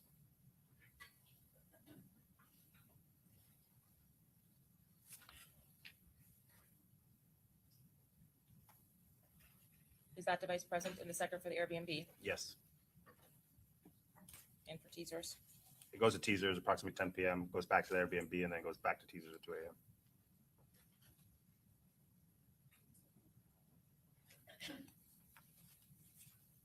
The McDonald's. Mr. Chance had admitted to having been at the McDonald's, correct? Correct.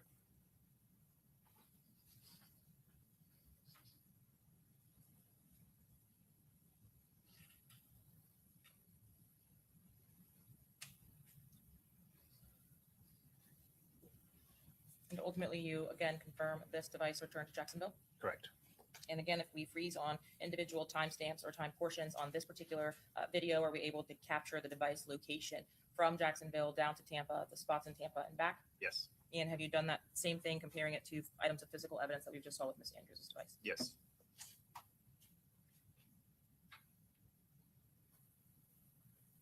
Does this device ultimately travel back to Jacksonville consistent with Mrs. Andrews' device? Correct. What about the Uber driver statement Yes. and the video from Sean Gaffright's residence? Correct.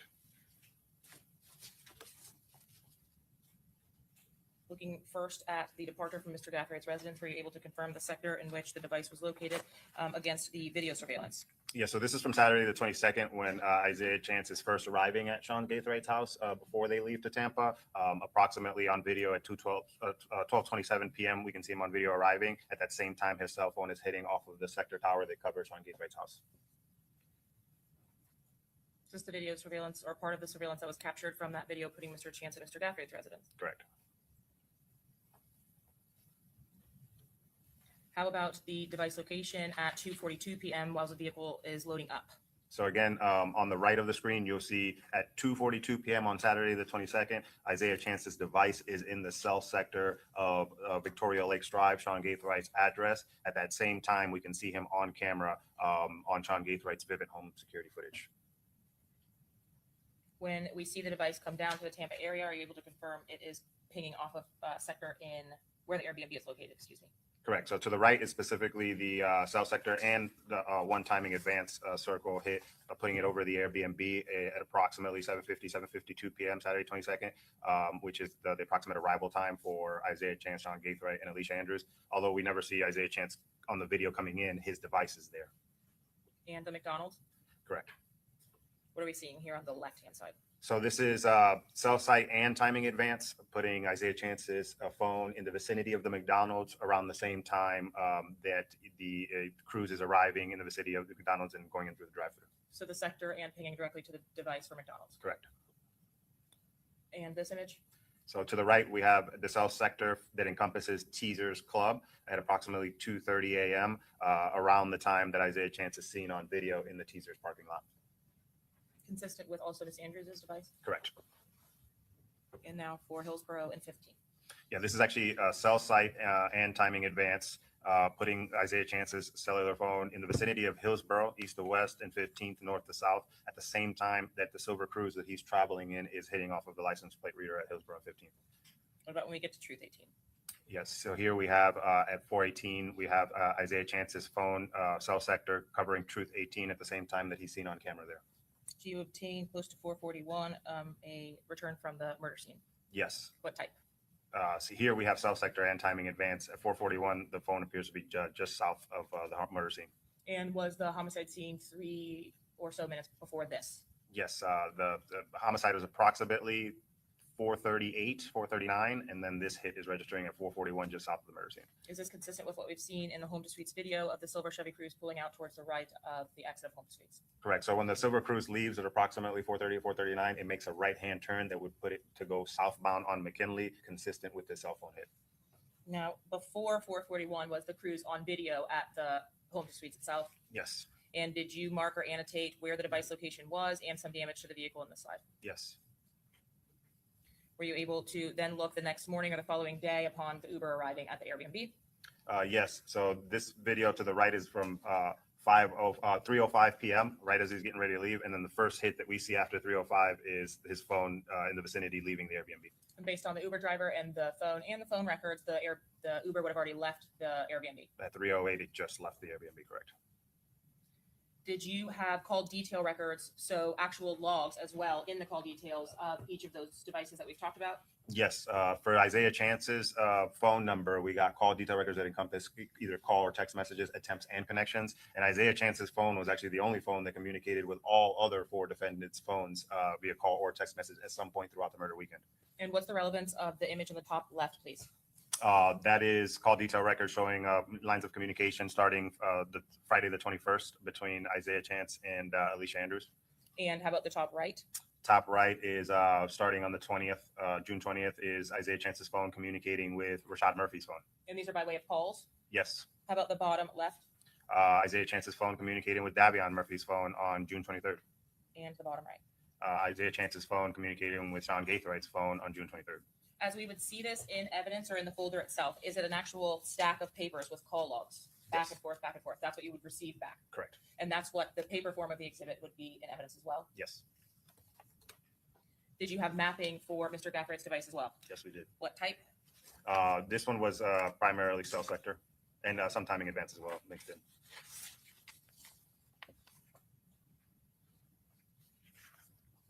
At least for the trip south to Tampa, does Mr. Gaffrey's device follow the same path of travel as Isaiah Chance and Alicia Andrews? Yes, it does.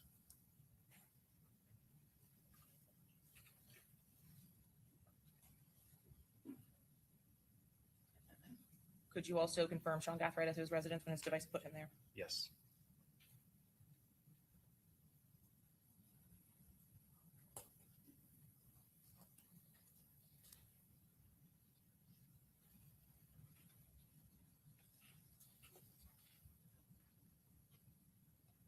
If we follow each one of those locations down to the Airbnb itself, is the device arriving at the Airbnb at the same time frame that Ms. Andrews is depicted on the video? Yes. Does that device travel to the McDonald's? It does not to the McDonald's. It goes to teasers around 10 with Isaiah, but then goes back to the Airbnb and does not go to the McDonald's. Are you, throughout the course of your investigation, ever able to explain why Mr. Chance's device and Mr. Gathrigh's device go to the teasers around 10 p.m.? It appears to be a pre-scouting mission. Did the device of Mr. Gathright include a teaser's searcher at 10:03 p.m.? Yes, from the screen recordings.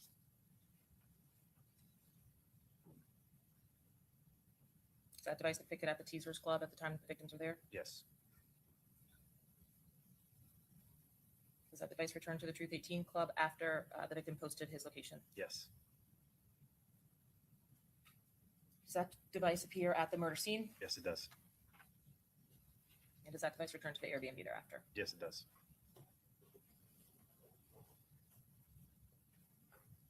Ultimately, did that device, after we see Mr. Gathright leave on the Ring camera, head towards Polk County? Correct. Showing you the image from the pre-incident footage for Mr. Gathright's residence. Tell us what we're looking at here, please. Yeah, so to the left, we see the cell sector that covers Victoria Lakes Drive and Yellow Bluff Road, Sean Gathright's address in Jacksonville. This is from Saturday, the 22nd at 2:45 p.m. His cell is putting him in the vicinity of his own house at the same time that his camera is capturing him on image at his house. This is for the packing of the black Impala. Correct. Were you able to also track that device as it traveled down to Tampa? Yes. And as you reviewed that tracking information, could you determine where the device was located when the messages between Isaiah Chance and Sean Gathright occurred to move for the Airbnb address? Where were they when that message for the Airbnb address comes through? Specifically at, are you asking at 5:22 p.m.? Yes. They're en route from Jacksonville to Tampa. Isaiah Chance, Alicia Andrews, and Sean Gathright's devices Correct. in the black Chevy Impala. Yes. Are these the messages between Mr. Gathright and Kyla? Yes. Mr. Gathright's device still in Tampa? At the Airbnb, yes. From the start of those messages through the request to contact 6, is the device still in Tampa? Yes, at the Airbnb in Tampa, correct. How about for the sharing of the device information, location, and messages between Alicia Andrews' device and Sean Gathright's device? Yes, in Tampa. And at the locations you've already described, the Truth 18, the teasers, the homicide scene, and the Airbnb? Yes. The device also pinging from the surveillance footage from the teasers club for Sean Gathright Correct. and the black Impala? Yes. Consistent with the images when we see the victim in that same lot? Yes. How about from across the street at the Truth 18 club number 2? Is the black Impala also depicted? Yes, cell sector vicinity of Truth 18 at the same time that Sean Gathright's black Impala is seen on camera in that same area. And the secondary location drop from Alicia Andrews' device to Sean Gathright's device Yes. captured on the map that you provided to us? Yes. How about the black Impala itself at the murder scene? Was it depicted on the Tesla footage?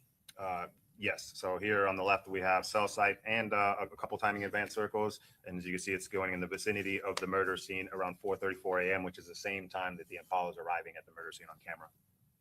Does it remain at that scene consistent with the timing advance or the sectors? Yes. And then after the homicide is committed, you see the following day prior to leaving the Airbnb, Mr. Gathright on that camera. Yes. So here we have cell sector on the left at 3:13 p.m. after the murder on the 23rd, at the same time that Sean Gathright is visible on camera at the Airbnb holding a device in his hand. From this location, you indicated the device had moved to Polk County. Is that correct? After this, it leaves and goes to Polk County, correct? Were you able to confirm the address or location of that Polk County visit? Yes, 4-something Opal Avenue. Is that what we are seeing here in this image? Is the device consistent with the footage of Mr. Gathright at that address? Yeah, so on the left, you'll see Sean Gathright's device is being placed by the cell sector right over Opal Avenue, and Opal Avenue is where his grandma's house is at. This is happening at the same time or around the same time that we see Sean Gathright arriving at his grandma's house on video. Did the call detail records, the actual calls back and forth between those devices, confirm what we saw on video? Yes. And did the cell information also confirm, Sean Gathright's location at the Parlay nightclub hosting the videos of the Don Julio bottles? Correct. The cell phone data placed his device in the area of Parlay in Orlando at the same time that those images are captured. Lastly, Davia Murphy, did you have device information for Mr. Murphy? Yes, I did. And did you have the same depiction of the device movement? Correct. Did you have as many hits for the device of Davia Murphy? No, there was a significant amount of timing data missing. Is what's depicted here Mr. Murphy's device headed to Tampa on June 22nd of 2024? Correct. And does it capture the same time frame as what was depicted in the prior defendant's screen grabs for their mapping? Yes.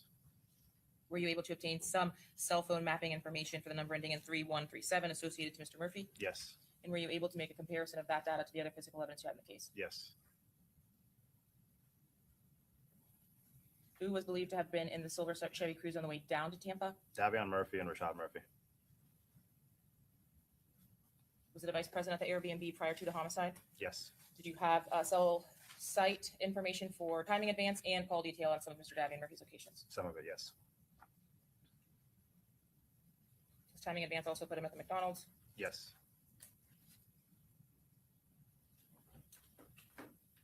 All of these blanks where we don't see a sector or a ping, there's no data or information about the location of the device?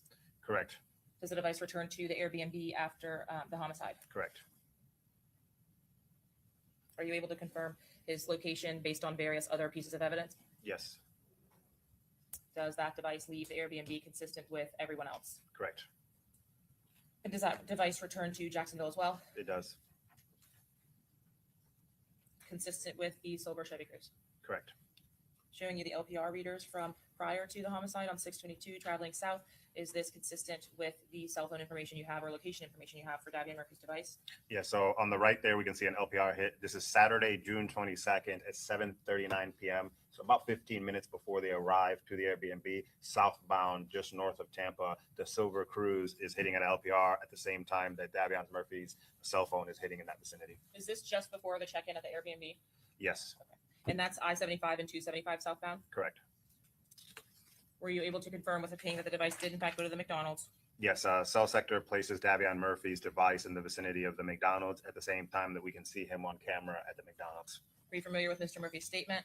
Yes, And did Mr. Murphy deny having been in Tampa on the 22nd or the early morning hours of the 23rd? correct. He said he was not in Tampa on the 22nd and didn't arrive till the afternoon of the 23rd. How about confirmation for the location information on the Airbnb camera right before departure around 3 o'clock on the 23rd? Correct. So this is on the left, we see Davion Murphy's cell site information placing his device in the vicinity of the Airbnb at the same time that we see Davion Murphy on camera at the Airbnb. And did you have an opportunity to confirm the trip back as well with LPR information? Yes, this is how we figured out that Davion drove the Silver Cruze back to Jacksonville post-murder. We can see on the right an LPR at 6:02 p.m. on Sunday the 23rd en route back to Jacksonville, hitting in an area where his cell phone was also hitting. And then again, did you use the call logs from this case to determine whether he had been in communication with Rashad Murphy? Yes, Rashad Murphy and Isaiah Chance during that weekend. Murphy's phone had been in contact with Isaiah Chance's phone as well. Correct. And did you use the information that we've described here today from social media, from the cell phones, to determine who occupied what vehicles at the time of this homicide? Correct. Your Honor, may I have one moment? Yes.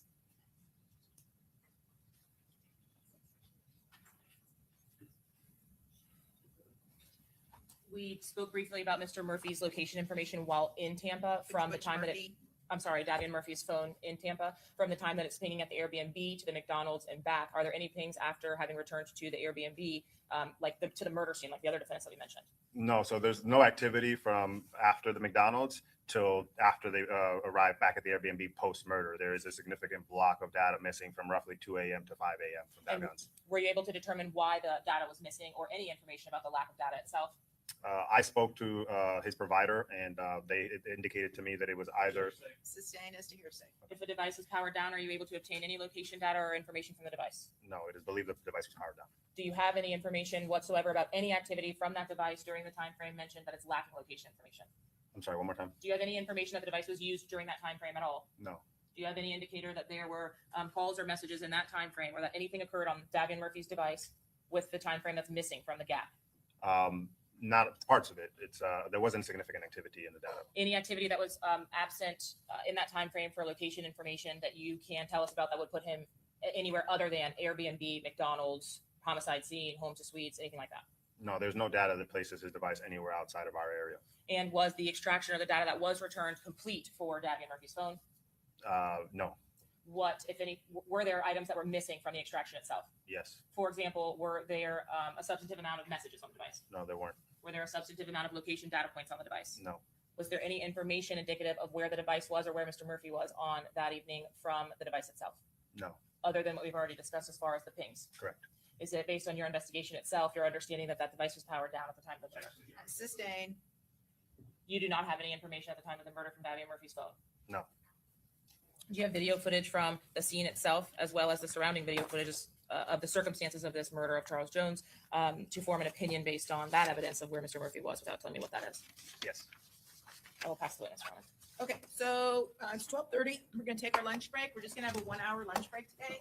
And so we're probably gonna need to work late tonight, just let you guys know. All right, so you might want to let whoever know that you might not be getting home shortly after 5 o'clock. I believe we have a number of members of the Jacksonville Sheriff's Office that really need to get on the stand, off the stand today if we can. So today may be a little longer day, but we're trying to stay on track, or I'm trying to keep us on track for the schedule that I discussed yesterday. Okay, all right, see you guys back here in an hour. All right.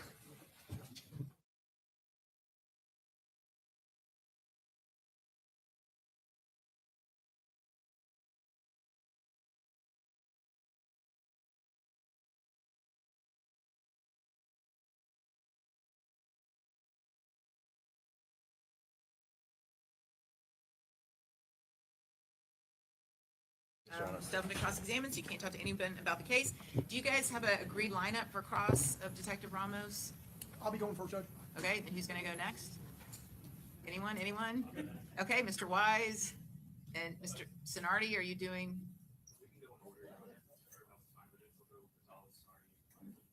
Okay, with you? Okay, that's what we'll do. Okay, so we're gonna work late today, all right? So get your energy drinks, get your coffee, whatever it is. We're gonna get these JSO members on the stand, or the CD, whatever it is. Okay. She's something else. What she mean? We working late. She is something else, boy. I would not want to be a jury Of Rashad Murphy. person on her thing.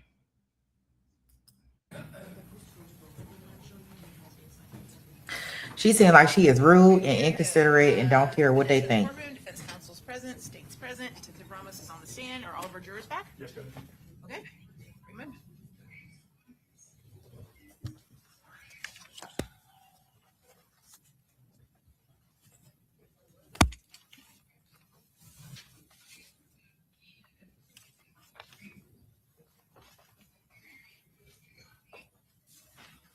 All right.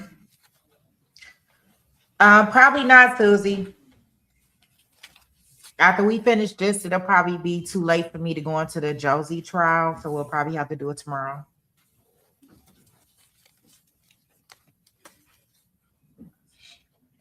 All jurors are in. Okay, very good. Welcome back, everyone. Have a seat.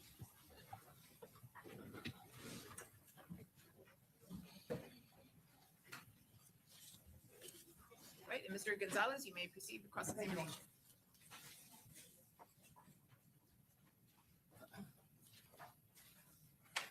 Good afternoon, Detective Ramos. Good afternoon, sir.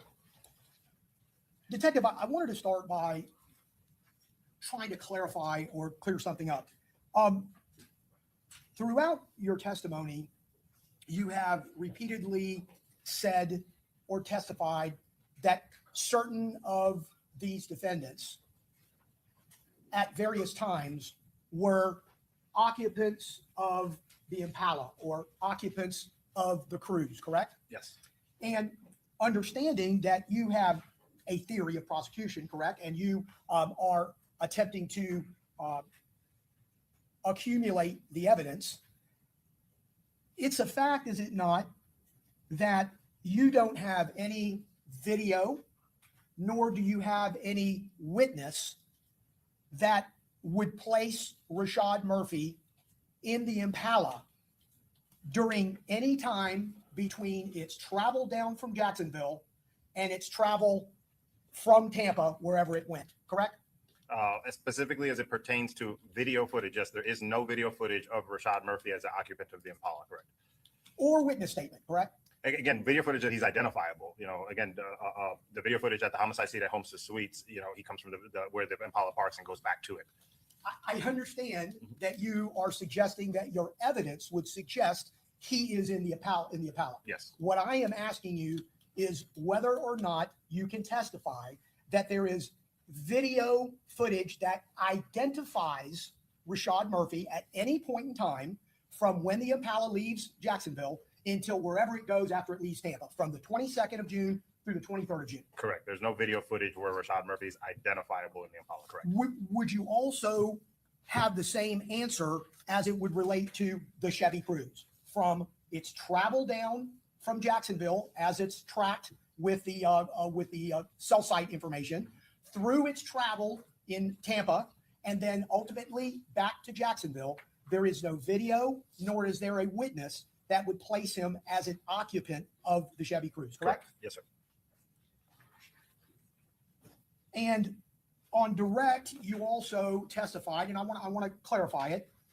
You testified that Rashad Murphy, I'm going to paraphrase, tried or said that he was utilizing Darius Beals as an alibi. Correct. Okay. Well, I want to make sure that we're on the same page. He never insinuated, stated that he was with Darius Beals at the time of the murder, 4:40, 4:38 in the early morning hours of June 23rd. That's not what he said, is it? Correct. He said that he came down after the murder. Correct. So he was not attempting to use Darius Beals as an alibi, as opposed to being at the murder scene at 4:40. Correct. When I say alibi, Darius Beals, if it were true that he came down with Darius Beals on Sunday, then it would be true that he wasn't here for the homicide. That's why I say alibi, because that story is made in an attempt to put him out of Tampa during the time of the homicide. Correct. But again, he's not saying at the time of the murder at 4:40 a.m. I was with Darius Beals somewhere. No. Okay. And I know you talked about having received a download from Darius Beals' phone on August 2nd, correct? Correct. And Darius Beals is also known as Fizzle. Correct. Fizzle, yes. And by the time that you had that download, Darius Beals had passed and there was no way to talk to him, correct? Correct. And when you got that download, you found multiple things to indicate to you that that phone was in the Jacksonville area in the early morning hours of June 23rd on through the afternoon hours of June 23rd, correct? Yes, sir. And that would have been cell site information that had it moving from one place to another, correct? GPS location. GPS location. And I know that in speaking about State's Exhibit 147, you indicated that you saw multiple, and this would be 147B, you saw multiple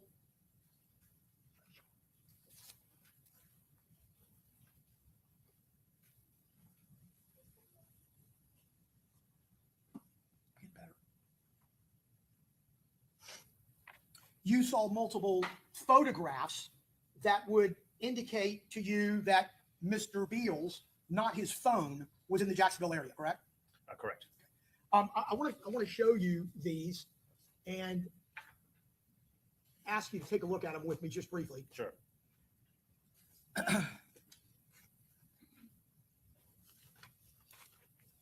And easier for you to do than for me. We're going to try to do this in Eastern time because these photographs would be UTC, correct?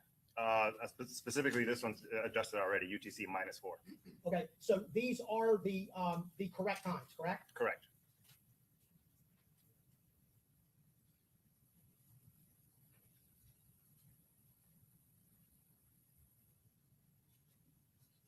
When you review this first page, and if I get the entire first page, let me see if you're capable.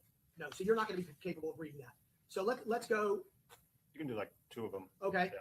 let's do two at a time. Sure. The first two would not be indicative or would not overlap the time in which Mr. Beals could have been in Tampa, correct? Based on their dates. Correct. Yeah. Based off these dates, it would be earlier Saturday. Okay. And how about the next two? Those also would not contemplate the timeframes that we're concerned about, correct? Correct. Those are 21st and 24th. Yes.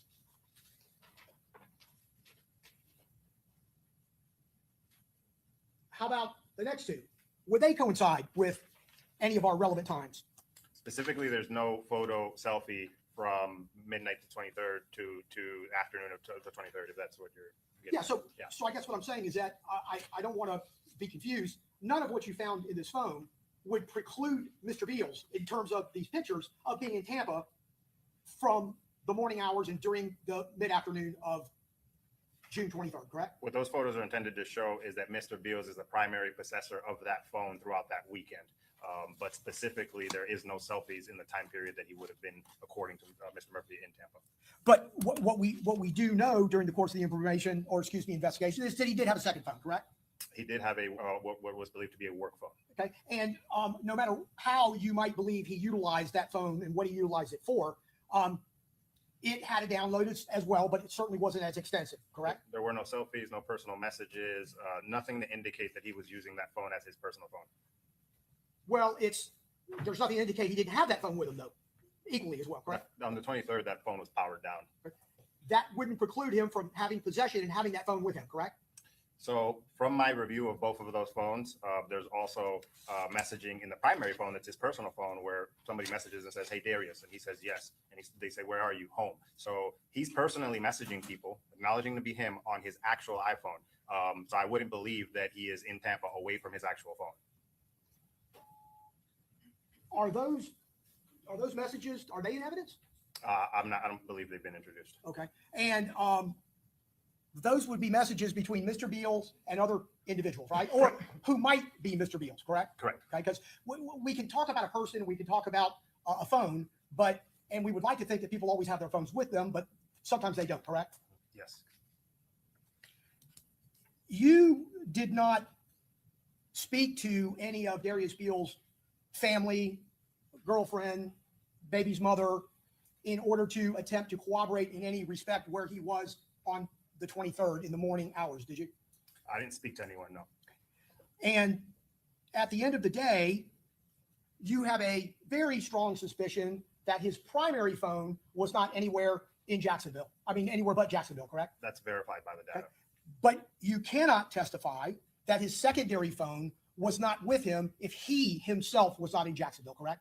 Again, the evidence shows that he was with his primary phone and that phone never left Jacksonville. So there's no evidence that his powered off work phone traveled to Tampa with him away from his primary phone. And the evidence that he is with his primary phone is what? Predominantly the selfies throughout the weekend showing he's in possession of that phone, the biometrics log on the 23rd that shows he's utilizing a facial scan to unlock the phone, and messaging from within that phone where he's responding to his own name. But those pictures do not encompass that time frame that's relative to us, correct? The pictures don't, but the biometrics log do.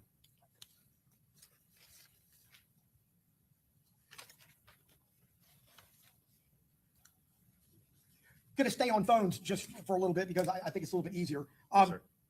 This extraction that we're talking about with regard to Rashad Murphy, the jointly occupied phone with Charmaine Steiger, it was downloaded and extracted in Gwinnett County, correct? Correct. And you had an opportunity to review that extraction. Yes. And you are obviously aware that that extraction had to be done in a BFU mode, correct? Correct. And the reason that happens is that there was, for lack of a better term, a mistake or a situation that occurred where the phone actually powered off when it shouldn't have powered off, correct? My understanding was that the phone was severely damaged and that might have contributed to some power issues. I'm not sure about the specifics, though. Well, even if you're not knowledgeable about the specifics, you do know that it was put on a wireless charger overnight, and the damage to the phone kept the wireless charger from charging it. And unbeknownst to Gwinnett County, when they came back the next day, the phone was dead, and therefore it couldn't give them a full extraction, correct? I can't testify to the specifics of whether the phone being dead would hinder or did hinder in this specific situation a full extraction, but I'm aware that, yes, there was power issues to the phone. Okay. And when it does go into BFU mode, it limits the recovery of data, doesn't it? I'm aware in prior cases that if there's power issues or the phone powers down, that there could be an effect on limited data, yes. And that could keep from getting the totality of text messaging, correct? You're correct. It could keep you from getting location, certain types of location information, correct? Yes. It could potentially keep you from getting additional user data, correct? Correct. This was a partial download. There's some data, not all of the data. Yes, correct. And one of the things that was determined as a result of that extraction was Detective Drabeck seeing the phone at Walmart on the 21st of June, which would have been Friday night, sometime after 10 o'clock, correct? No, that's not correct. That information did not come from the extraction. Again, we were very limited because of the issues on partial data. Specifically, the information that Detective Graybeck utilized to find the Walmart was from the timing, advance, and cell site data return written directly to the phone provider. So we got that data from the cell phone provider, not out of its physical Got it. extraction. And when you got that information,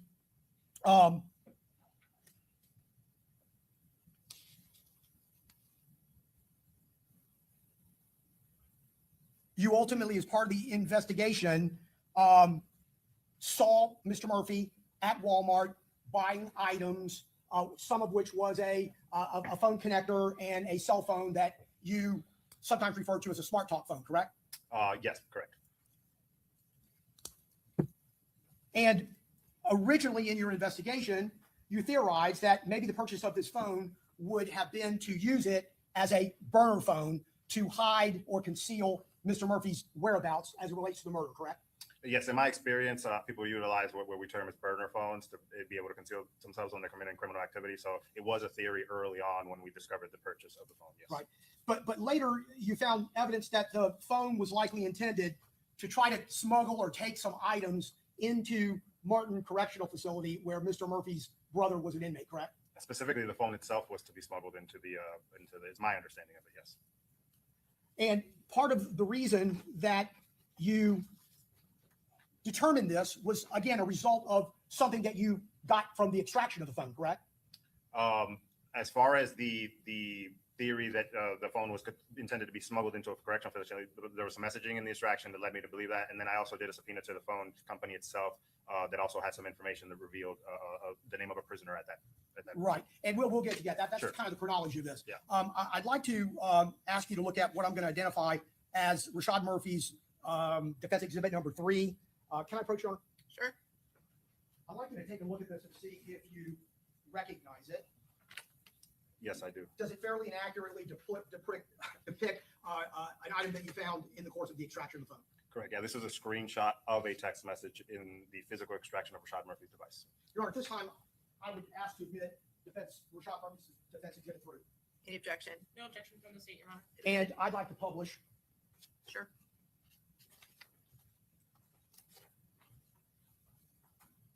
So if you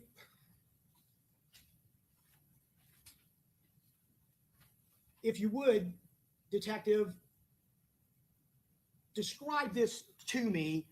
It is a text message, a screenshot of a text message that was in the jointly owned phone of Ms. Steiger and Mr. Murphy that talks about items in a Walmart bag that are to go to the jail on that weekend, correct? So this is a screenshot of text messaging from an 813 number at the top there, unknown to who it's being sent to because it's not the actual messaging from the message log. And it appears to be instructions to deliver a Walmart bag, and specifically how to get place it in a trash bag at the visitor's parking lot. Yes.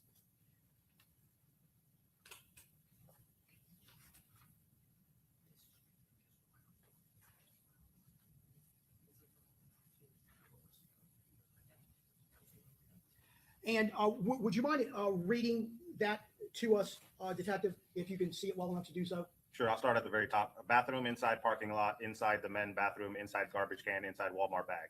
In the green, okay. Then the last instructions, right? Question mark. Yeah, but remember, before they actually let you in the parking lot, it's going to be a checkpoint. Tell them I'm applying for a job. I called up here yesterday and they told me come pick up my application today. Then they're going to let you in the parking lot. Make sure you park close to the bathroom and have the shits in your pants or something. And once you put in the garbage can, walk up to the entrance or it's cut off. I can't see. You need to move up the exhibit so you can continue reading it. Oh. Or window of prison and get an application for real before you leave back out. What's going on, bro? Did you make it? My people say they didn't see it.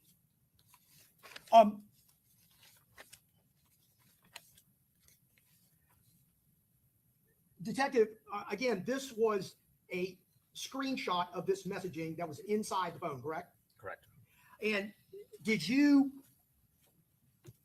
do anything further in terms of investigating that phone number. You did, correct? Yeah, from the receipt at Walmart, we were able to get the exact device number, the IMEI. I wrote a subpoena to Straight Talk to get me whatever data they had on that device.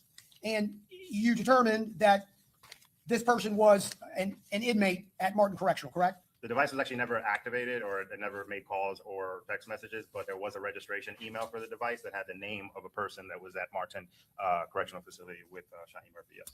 And Martin County Correctional, or Martin Correctional, is down past Tampa, Jacksonville, Tampa. It's down past Tampa south on the east coast of Florida, correct? On the East Coast, Southeast, yes.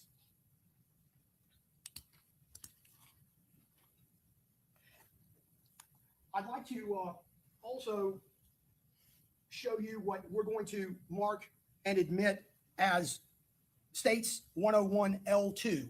L1 has already previously been admitted, and this is just a larger section of that photo.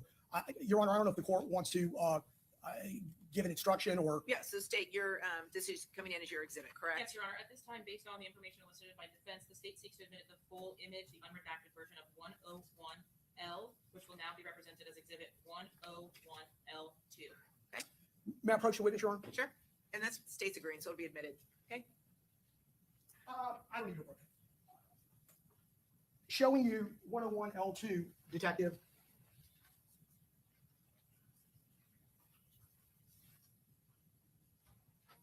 This is also a photograph that was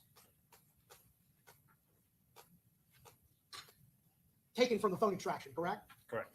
And it is showing a number of items on the floorboard of a vehicle that are inside a Walmart bag, correct? Correct.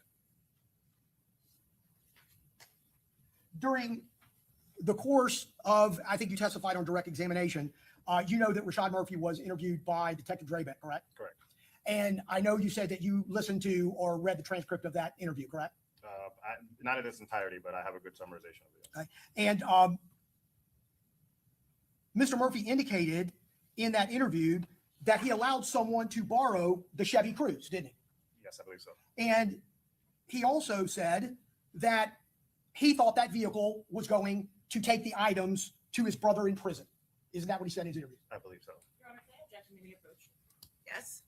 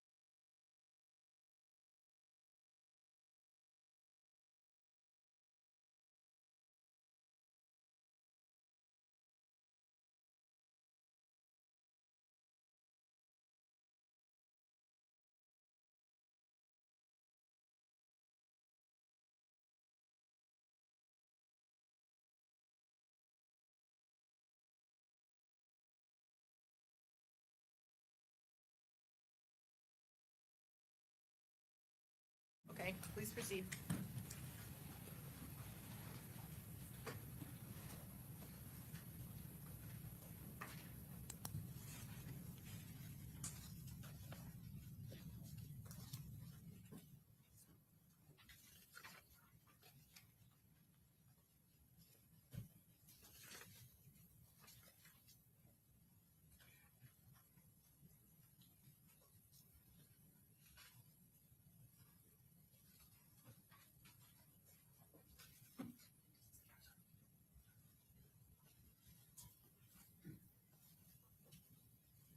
Staying on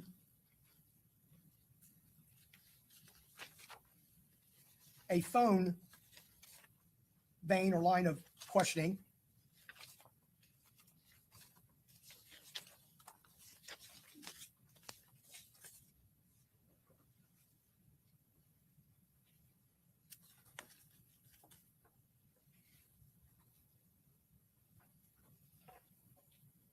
Rashad Murphy's phone for the weekend of June 21st through June 23rd was in Jacksonville, correct? Correct. So all activity on that phone, including Instagram posts and otherwise, was occurring through that phone in Jacksonville, correct? No, I wouldn't agree to that. You don't need your phone to post on your Instagram. You can log on to your Instagram from anybody's phone. When it comes to these Instagram posts that you have testified to, isn't it a fact, Detective, that if you wanted to know what phone was accessing an Instagram account, you could have gotten the IP address for its origin from Instagram in order to access that data, right? I'm aware that Instagram keeps some logs in reference to IPs, but I don't know if they're tracking IPs for the source of the internet or the device itself. I didn't obtain any specific location or specific device from Instagram.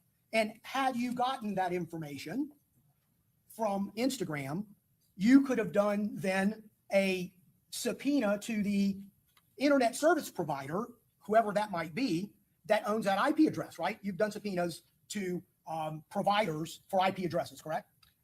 So I'm not aware of what IP records Instagram keeps or doesn't keep. There's not one listed with each post. So I wouldn't be able to see specifically if you post a post and it has the date and time and the like. It's not also giving you a correspondence IP address. There might be a list of historical IP addresses, but I can't see specifically for each post. But you did seek those records in order to either determine or eliminate or try to find out if another device was accessing that Instagram account as opposed to it being accessed in Jacksonville. That's something in my experience we've never done. We've never utilized IP addresses in relation to Instagram downloads. But if you found out by way of carrier records about the IP address, it could provide you a subscriber, couldn't it? We're talking about IP addresses, but my understanding of your questions in relation to the Instagram records, I'm telling you that we've never used IP addresses in relation to Instagram records to figure out that that's not something that's common. But you can do that, correct? Could I track IP addresses? Sure. Okay. And if you did that, then you might be able to determine the person who might be attached to a phone that you're aware of in this case to be able to say, okay, that's the phone that this Instagram account was accessed through, is all I'm trying to say. In theory. And that might not give you anything at the end of the day, but it also might tell you, well, someone who's accessing Ghost 187 was doing it through this person's phone or that person's phone or this person's phone, because as you've said, that can be done, right? Again, that's not my experience with Instagram returns. In all of the cases that I've worked with Instagram, we have never had enough data to do a comprehensive IP location of who's accessing what from where at what time. So you don't know, you're suggesting that the Instagram account was accessed through another phone, not the phone that was in Jacksonville, correct? I'm suggesting that the Instagram account was accessed. Yes, it would have not been through that phone because that phone was in Jacksonville, correct? But you don't have any evidence to support that. Correct.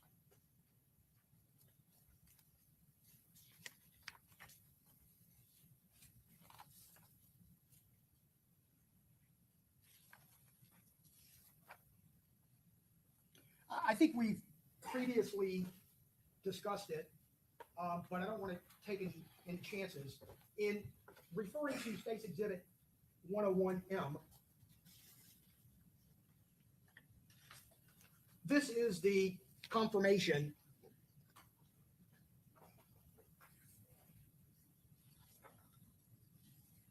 the Airbnb confirmation that you found as a screenshot on the Rashad Murphy jointly possessed phone, correct?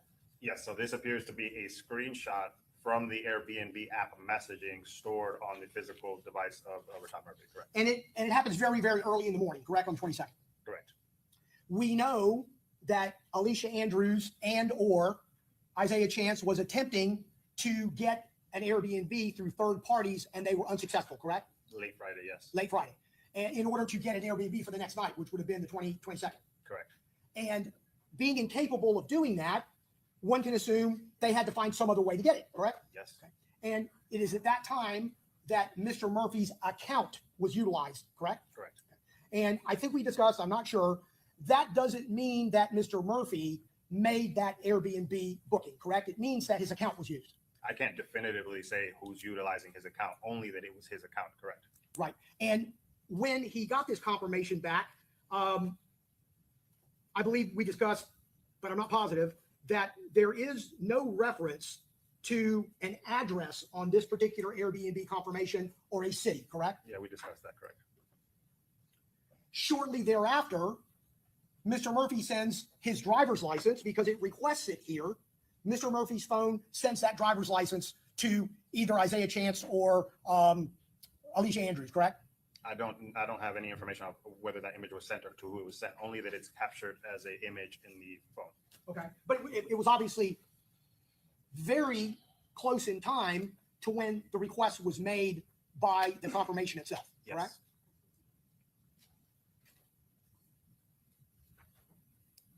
And then what we see is Isaiah Chance's Cash App paying for that Airbnb, correct? Correct.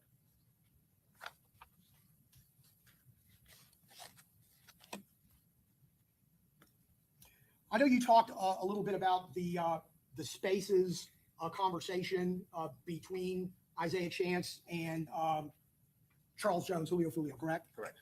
And that was a Spaces conversation that had many people involved. I think there were 15 or 16 people that were involved in that conversation throughout the course of it, right? Yeah, I believe somebody creates like an open forum and then people log on and can chime in, basically. Yes, there was multiple people speaking. And at this time, Isaiah Chance, he was a rapper as well, correct?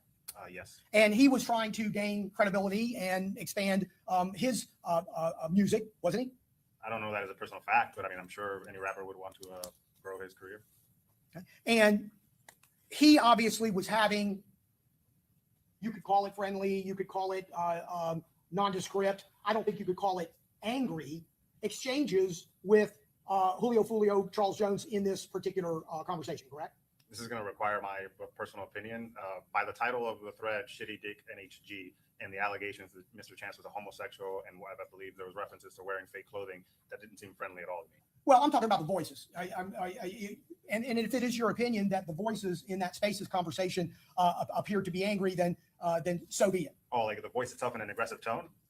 Yeah. Or no, because I mean they were drawing at each other insults. Okay. And insults are pretty common amongst rappers in the music industry, both during their music and their videos, in person, by text, in any social medium, right? Sure. It was Charles Jones who said in that conversation that you got bigger fish to fry. Wasn't it Charles Jones that said that? I can't recall specifically. Best evidence would obviously be the conversation, correct? Yes.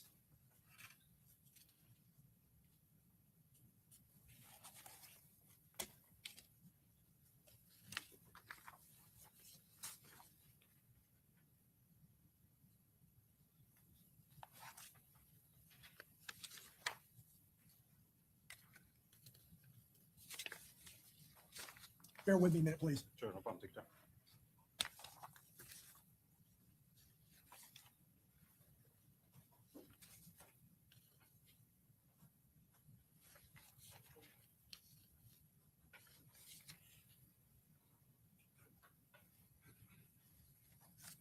One of the posts that you attach some significance in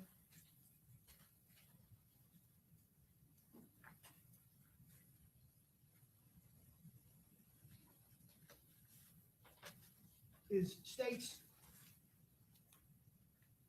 88D6. And I'm going to show you that and ask you if you recognize it. Yes. And this is a post from June 23rd at 12:14 when you take into consider UTC, correct? I can't see the timestamp here, but if you say so. Okay. Yes. So UTC -4 would be 12:14 p.m. on June 23rd, correct? And I think you indicated that Prosper is someone who had been previously killed, correct? Prosper Neutron, yes. I'm sorry? I believe his name's Prosper Neutron, yes. Prosper Johnson? Or John, it's Prosper, somebody who was killed. Yes. Okay. And somebody else was killed too. Are you familiar with any of the facts or details? Only what was told to me by Jacksonville that these two gentlemen were killed, I believe, in 2014, and that they were killed by Gino Norris Sr., and that investigation ruled it a justified homicide, and he wasn't charged. Do you know that the other person killed was Devontae Holsey? Does that ring a bell? I can't recall the specific name. So you wouldn't be able to indicate to me the background information on these individuals? From personal knowledge, no. My understanding comes from Jacksonville's gang knowledge. If that name you said, if that person goes by the nickname of Junior and that's what Jacksonville understood, that's what I'm understanding. Okay. And this post is June 23rd, correct? Correct. You are aware of who Noah Williams is, right, from your investigations? Benz, yes. Right. And you're aware that Benz has a son named Junior? I think I've heard that, sure. And he was born on June 23rd. Do you know that? I do not know that. Are you aware that Noah Williams and Rashad Murphy grew up together since they were very small children? I'm aware that they have a history, yes. And Prosper, you're aware that Mr. Murphy has a son named Prosper, correct? I've heard that, yes. And Mr. Murphy's son also, like Mr. Williams' son, his birthday is on June 23rd, correct? I don't know that. Did you testify as to what G-Day means? Yes, what was shared with me, yes. Okay. And that would have been through Jacksonville, correct? Correct. And G-Day means what? In this specific, so there could be multiple meanings. I've heard G-Day being birthday, I've heard G-Day being gangster day, and I've heard G-Day as get back day.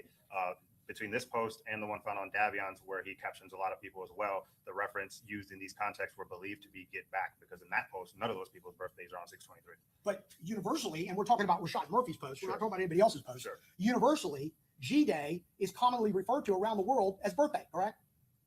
That could be one of the references that it's used by, correct. And it just so happens that two of the people that are discussed in this post, their birthdays are in fact that day, June 23rd. Correct? My knowledge of the people being discussed in the post are the males who got killed in this war, not any one's children. Okay. But you can confirm for me that Mr. Murphy's son's birthday was in fact this day, June 23rd, correct? I don't know that. Okay.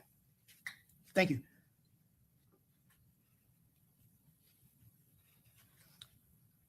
$187 back in the day used to be a music label, correct? My knowledge of 187, that it was some kind of precursor to the group 1200, or like the guys in 1200 have used that 187. The portion of that group that was the music side of it, 187. I don't know what they were using it for. I just know that they were using it. Understood. And Noah Williams, Benz, put out music through 187, correct? He's used 187, yes. Thank you, Detective. Yes.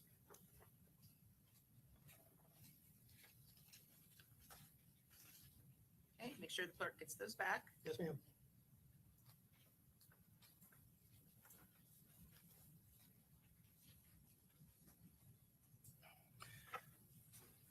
Charles Jones lived in Jacksonville primarily, correct? That is my understanding. Yes, sir. And are you aware whether or not he was in hiding, or he was afraid to go out, or he was concerned about his safety to the extent that he remained at home? I am aware that there have been numerous attempts on his life in the past, and that as a result of that, he tended to be on the cautious side with his movements. I don't know that he was specifically hiding. I mean, obviously, he wasn't hiding this weekend. Well, you're aware he went to clubs, right? Yes. You're aware that he met with friends. You're aware that he produced music at different locations, correct? Not specific, but yeah, I'm aware of that he had a life. And his profile would show that he went to stores and he went to places where he met with fans and provided, whether it be autographs or copies of his music or whatever it might be, correct? Sure. He performed at different places, right, in public? Yes.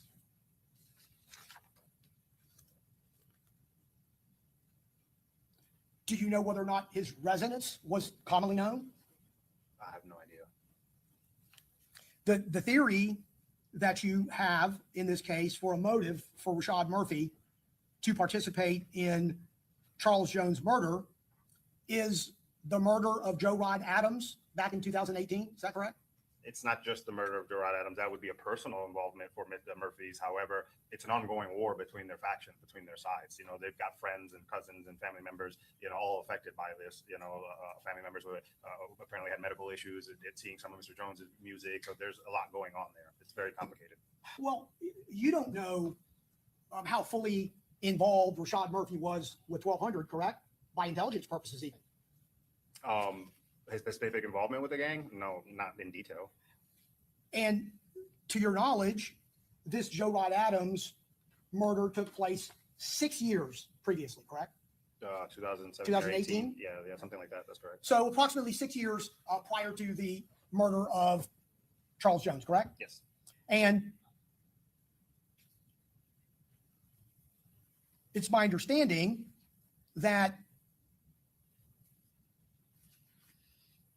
either Robert Howard or Adrian Gaynor, one of the two, each separately friends of Charles Jones, was the person who killed Joe Rod Adams at Rains High School in 2018, correct? That is my understanding. Yes, you're correct. And subsequently, Charles Jones in different videos would disrespect or would bring up the killing of Joe Rod Adams, correct? Yeah, one thing I noticed in these rap videos is they make it clear just insulting the image of a dead person, a dead friend could get you killed on its own. So yes, Mr. Jones did insult the death of Gerard Adams vigorously on music videos. Yes. Which happens a lot in drill rap videos. No matter what group you're with, no matter who you like, who you don't like, it is a common theme to do so for a number of reasons, correct? Correct. And that would be because it gets clicks, it gets views, it gets notoriety, it gets you a persona, and sometimes that turns into money, correct? That's my understanding of the drill rap scene, yes.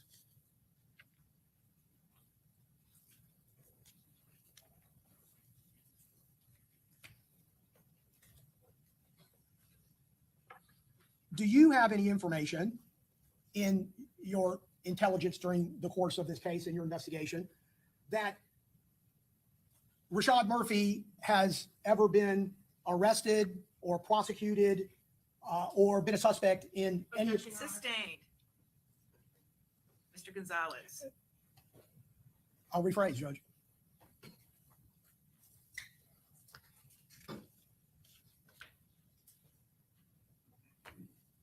One of the incidents of importance was Charles Jones' attempted murder or him being shot in the foot. October 7th, 2023? Correct. Yes, sir.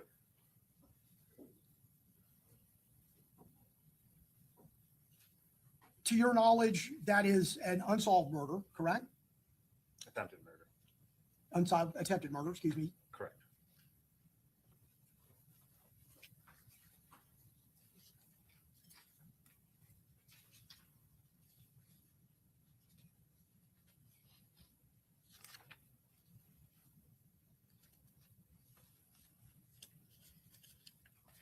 I think you testified, Detective, as it relates to State's Exhibit 100, that there are a number of still shots, and then there was a composite done that compared the clothing in State's 100 with regard to clothing that you say side by side has similarity with shooter number one, correct? You're specifically talking about the Walmart footage to Correct. the Homes and Suites and Tesla footage? Yes. Correct. Yes. And I'm going to presume that the most significant portion of that would be what we see here on the left knee area that looks like it's a rip, correct?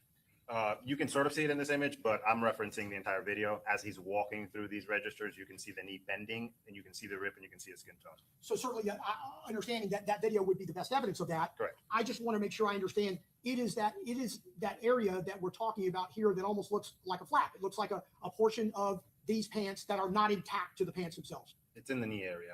I'd have to watch the video again to give you the precise, but yes, in the knee area. That seems right. And you're saying that the Walmart video would give you a better perspective of that than this image, this still image? The video itself, yes.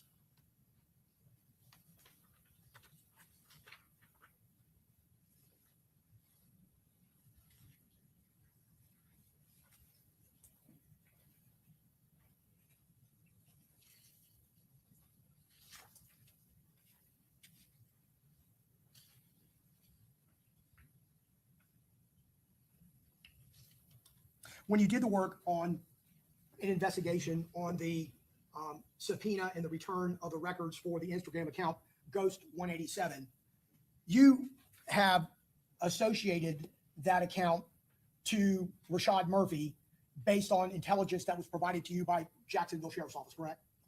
Before the returns, yes, Jacksonville Sheriff's Office told me that Ghost 187 belongs to Rashad Murphy.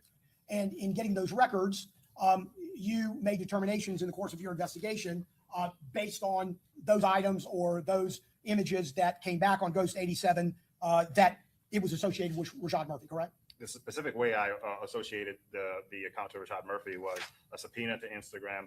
They gave me the subscriber information, which for his case was just a Gmail, ghost187official@gmail.com. And then I wrote a subpoena to Google to get subscriber information or identifiers to that Gmail account, and his Google Pay information gave his name. So that's how we linked him officially to the account. Yes. That's the Google Pay account. Correct. So your suggestion is that because his name and phone number appears on the Google Pay setup of the account, which is what pays for the Instagram monthly fee, correct? No. So the registration email to Instagram is a Gmail. Correct. The Google Pay account linked to that Gmail is Rashad Murphy. Correct. Yes. And you would agree with me that he could have given someone permission to utilize his information for that Google Pay setup, correct? Are you asking if I'm sorry? Yeah, he could have provided his information like he provided his information on the Airbnb in order to set up that Google Pay account, correct? Could his Google Pay be linked to someone else's Gmail? Is that what you're asking? No, could someone else have utilized that information in order to set up the Google Pay account? So someone's utilizing Rashad's name to set up their own Google Pay account and he doesn't know about it? Is that Well, what you're saying? either get with permission to do so or without, one of the two. I mean, either sure, way. in theory, yeah, sure.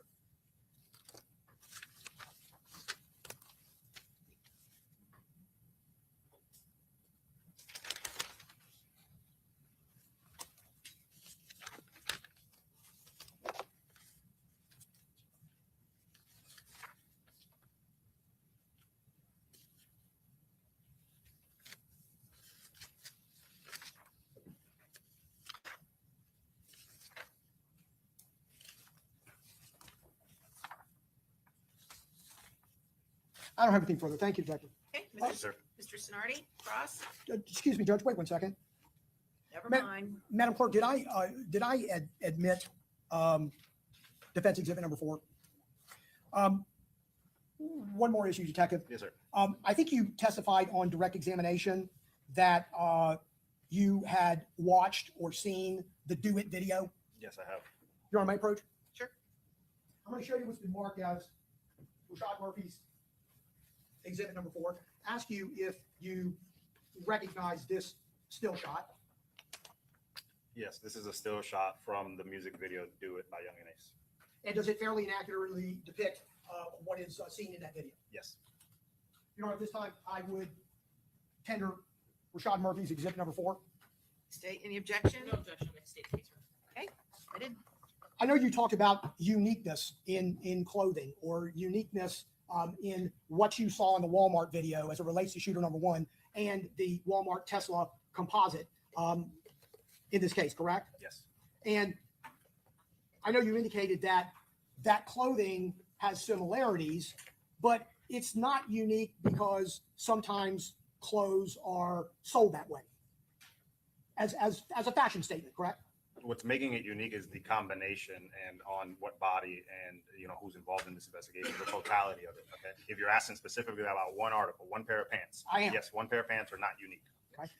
Well, they would be unique if potentially pants weren't sold that way. Sure, when we're talking about the rip shirt. Yes. And as I recall, we don't have these pants, correct? They weren't located in a car or in a home, or We don't they have weren't them. on Mr. Murphy at any particular time, correct? Correct.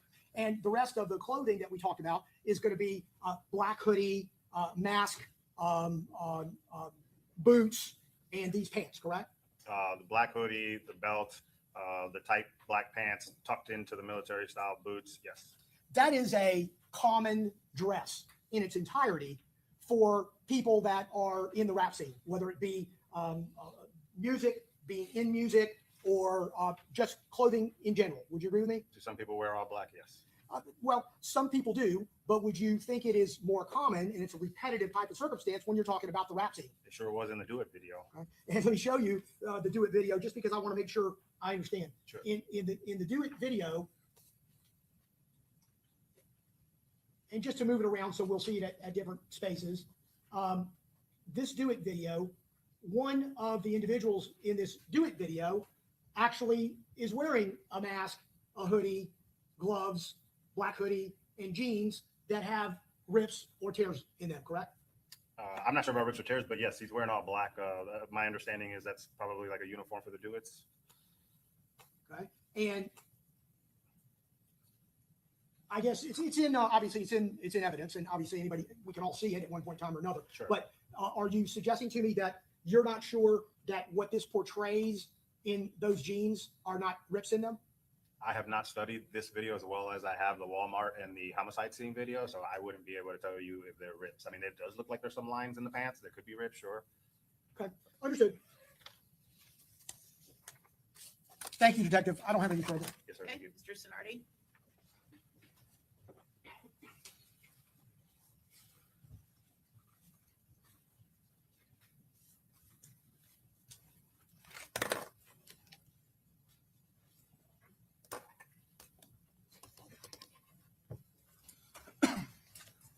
Good afternoon, Detective. Good afternoon, sir. Cell phone data specifically was important in your investigation, right? Yes. More so because you rely on it because most of the time people carry their cell phones on them, right? So it's a good indicator of location for a person. Yes, I believe, we believe that the cell phone's an extension of the body. Most people carry cell phones with them. All right. And so you didn't have an actual device for Davion Murphy, correct? We didn't have a physical device for anyone except for Rashad. Okay. Nonetheless, though, you were able to obtain CDR records Correct. for Davion Murphy, correct? Correct. All right. You used those records throughout your investigation to ultimately conclude that he traveled from Jacksonville down to Tampa, correct? Yes. And throughout that, you concluded that he traveled with Rashad Murphy in the Chevy Cruze? Correct. Okay.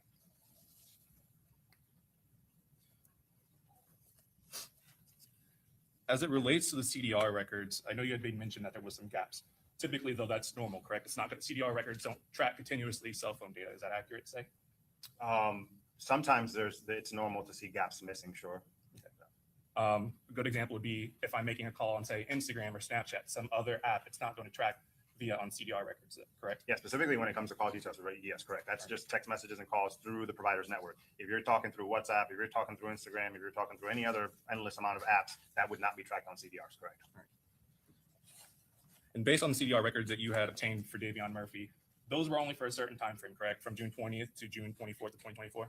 Correct. Okay. And that only tracked him for coming from Jacksonville to Tampa, then back to Jacksonville, correct? Correct. Right.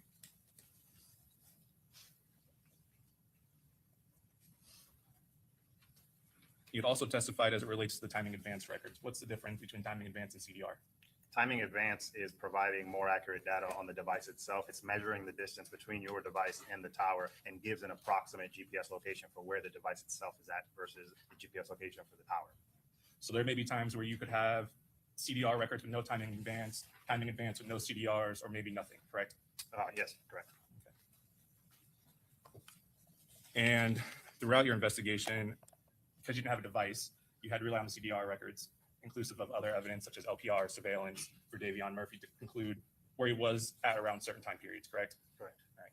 And based on those CDR records and other evidence, you did at some points place him at the Airbnb, correct? Yes. Okay. Throughout your investigation, you had ultimately concluded that Rashad Murphy had left a phone in Jacksonville? Correct. All right.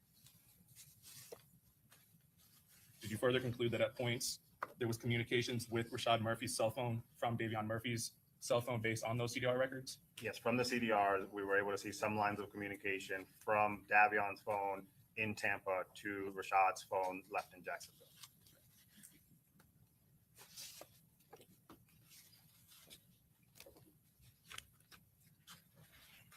Bear with me here.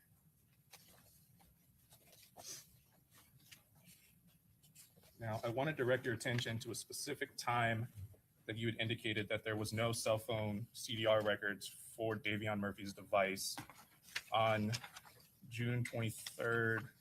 Let's see if I can pull it up here.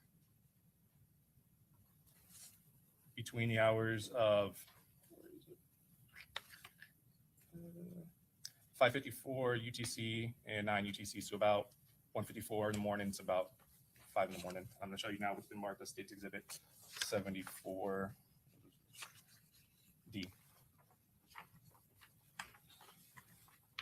Starting with the first page of the CDR records.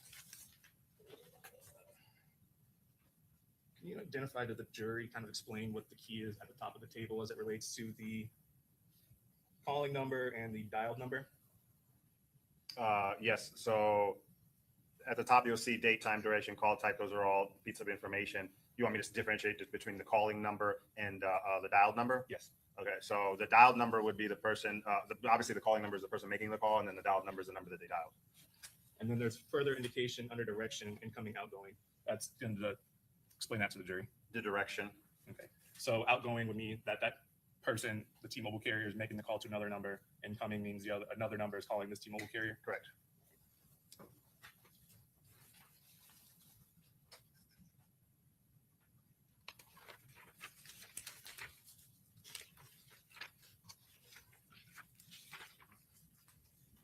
Looking specifically at the date of June 23rd, 2024, between the hours of, it's in UTC, but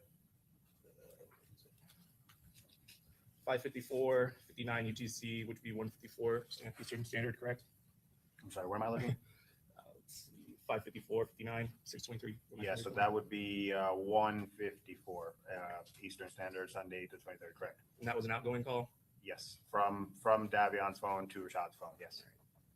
And then the next activity would be at 5 a.m. on that same date, or I'm sorry.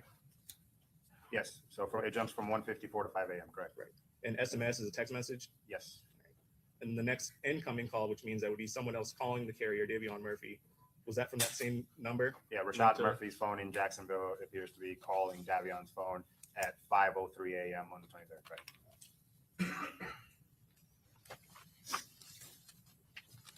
Based on your investigation, are you aware of any relationship between Davion Murphy and Charmaine Steiger? Oh, between Davion and Charmaine, I'm not sure, no. Would you have any reason to believe that Davion Murphy would have a reason to call Charmaine Steiger? I can speculate. Well, based on your investigation, would it be fair to say that you believed, based on that CDR record, that it was Rashad Murphy using that cell phone at that time, calling Charmaine? At 5 in the morning, it could be Rashad using Davion's phone to call Charmaine, sure. Okay. And what about at about 1 in the morning, 1:54? At 1:54, again, at this point, they haven't left the Airbnb yet. So sure, it could be Rashad again using Davion's phone to call Charmaine. Between those two times, there's no activity as far as location that actually indicates that Davion Murphy left the Airbnb. Is that correct? There's data missing between 1:54 and 5, correct. We have no timing advance or cell site data between 1:54 and 5. So the only data you have is 1:54 at the Airbnb and 5 in the morning still at the Airbnb. Is that correct? Yes. You can't testify as to what would cause such a gap in data definitively? Definitively, no. There's multiple reasons why that data could be missing. Would it be far easier to determine what could have caused that if you had the actual device? Oh, if I had the physical device, yes, it would tell us power down, power on logs, sure. Sure. And if you had the actual device, there's a number of things that tells you, especially with iPhones, heart rate, if it's linked to health, power on, power off, airplane mode. Yeah, of course, yes.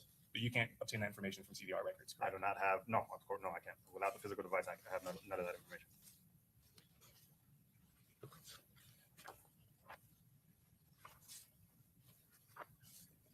You had conducted a subpoena for Mr. Murphy's iCloud, is that correct? You were able to obtain a return? Davion Murphy's iCloud, yes.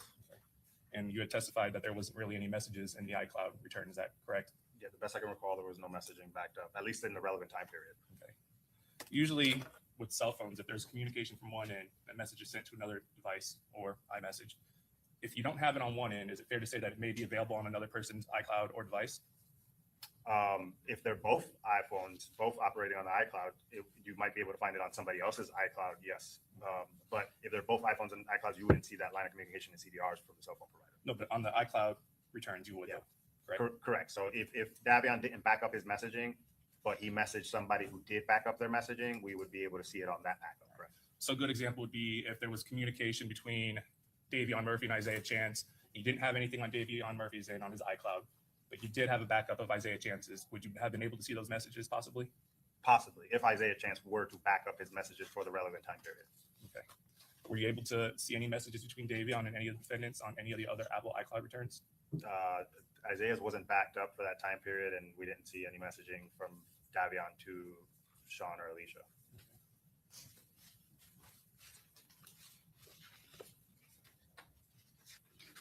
I'm going to show you, it's already been admitted as State's Exhibit 134.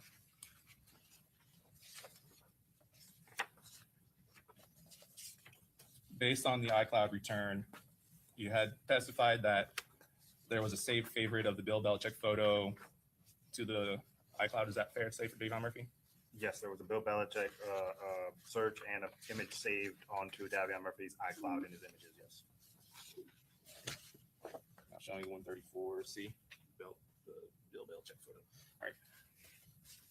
You are not aware of any social media that Davion Murphy has. Is that fair to say? I was never able to identify a social media account for Mr. Davion Murphy, correct. There's been a lot of focus on Instagram, but inclusive of Instagram, there was no other social media that you were able to obtain, whether it be Facebook, TikTok, Snapchat, Twitter, X, none of that? For Davion, no. Okay. You had testified that you believe that Rashad was using Davion's device. Is that fair to say?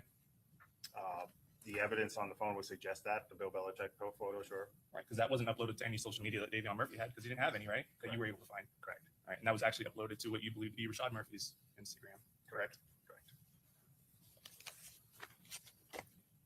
Now showing you State's Exhibit 134D. This is a photo that was in the iCloud return for Davion Murphy. Can you read it to the jury? Thanks to everyone for all the congratulations. To everybody else, stay in your lane. Again, happy G-Day, Corbin. I love you, my N-word. Long live Suge, long live Spaps, long live Leaky, long live Gunna K.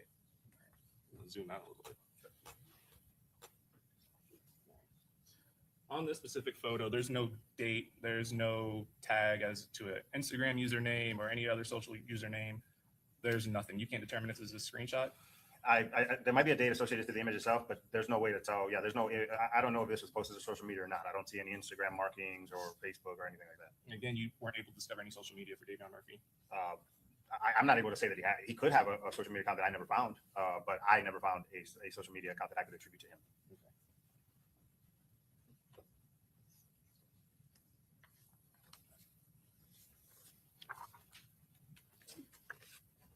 A moment to confer, Your Honor. Yes.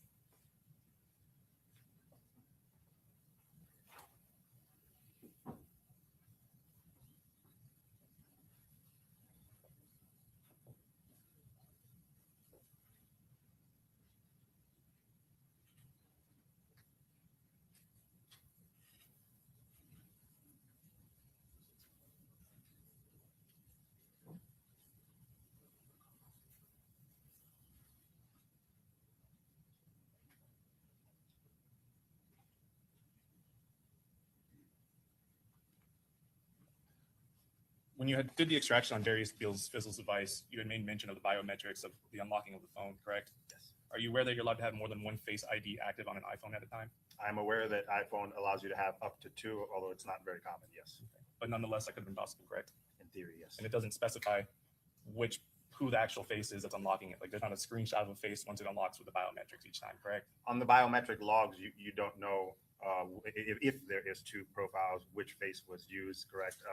Again, there was a culmination of other evidence to determine that it was Mr. Beals' face. Thank you, Detective. Yes. Okay, Mr. Wise?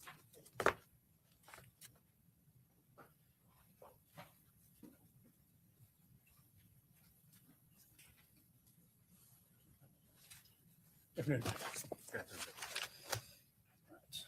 Trying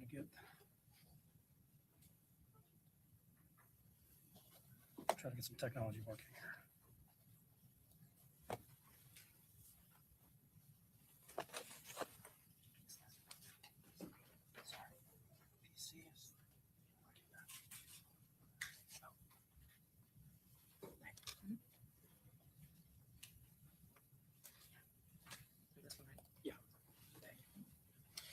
All right, so Detective, I want to go back over to start a little bit about these phone records again. Sure.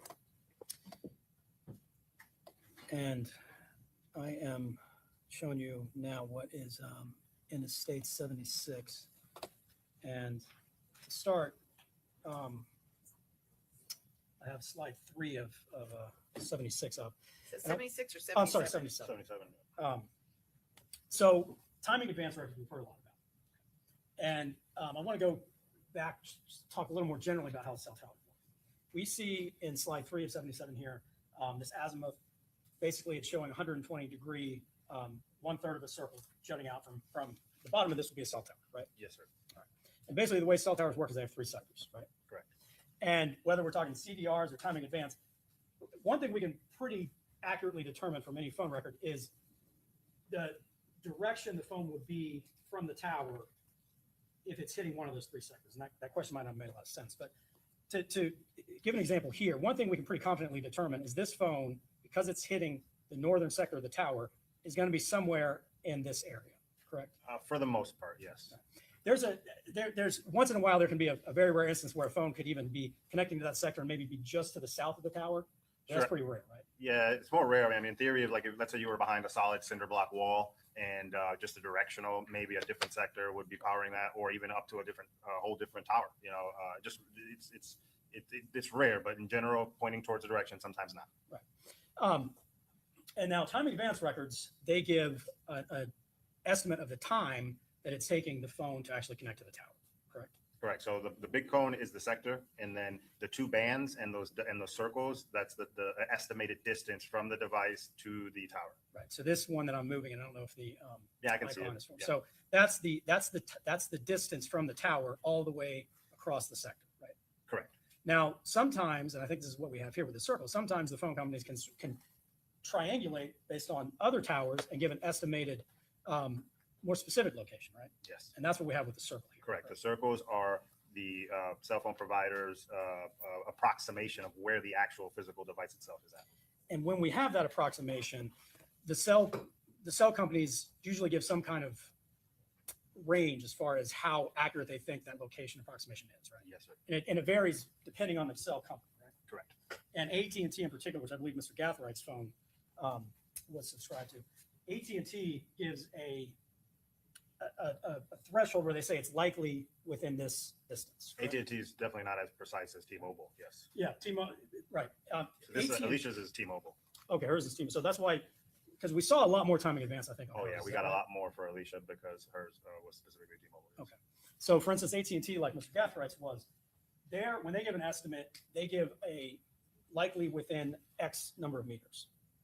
So there's a strength and a distance. So like you're talking about like low, medium, high, Right. and then the meters associated to low, medium, high approximation. Yes, sure. Yes. And some of those, when you get the AT&T records, in some extreme instances, it can be likely within 50 meters. On the other end of the spectrum, sometimes it's likely within 2,500 meters, correct? So what we see typical common is in dense urban areas where there's a lot of infrastructure and residential housing, there's more towers. So in those dense urban areas, the distances would likely be shorter to a tower. If you were in a rural area out in the middle of nowhere and the nearest tower is a mile away, 2 miles away, yes, that distance could be very large.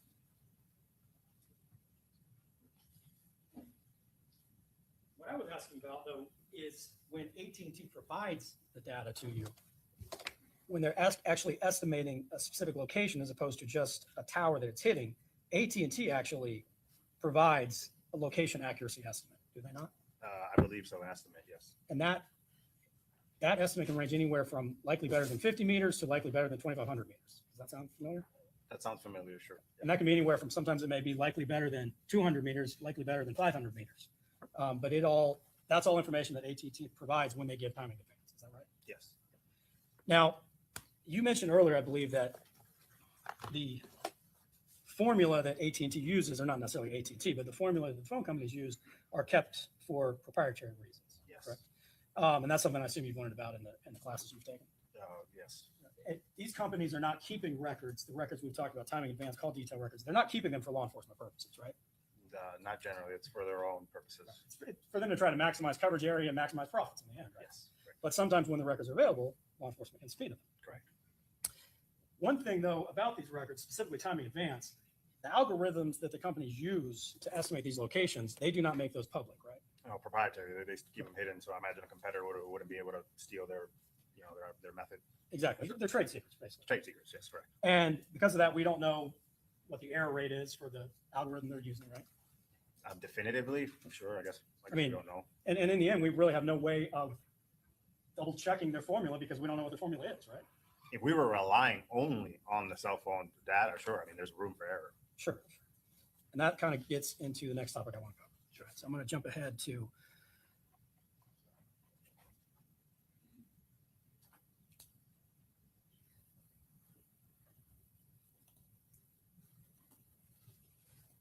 I believe this is slide 27 of Exhibit 77. And oh, shoot. Okay. And this again is a map you prepared, correct? Yeah, this is from Sean Gaithwaite's data, cell site data. And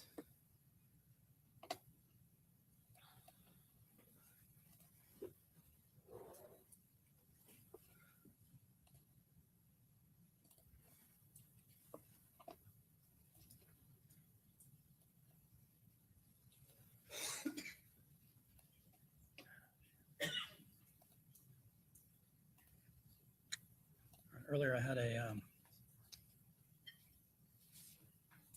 something down here where I could jump ahead, so I may have to wait for this to catch up.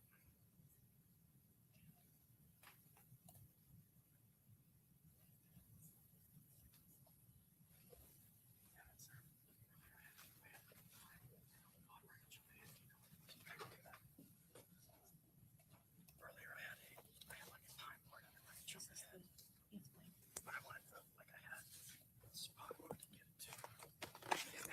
Earlier I had something down there where I could jump ahead.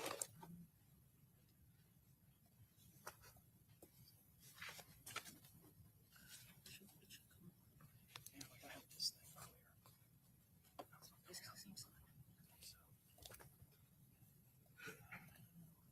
That's okay.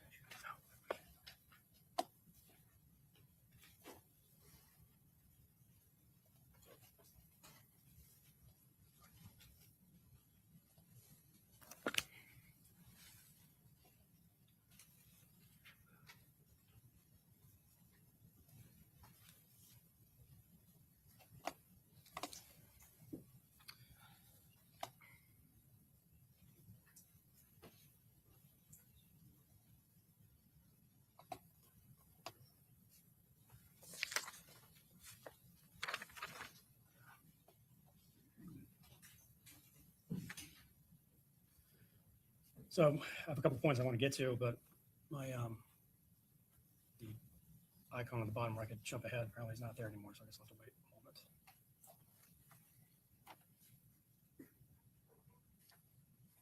Is there a specific time you're targeting? Yeah, I'm trying to get to the time around the homicide.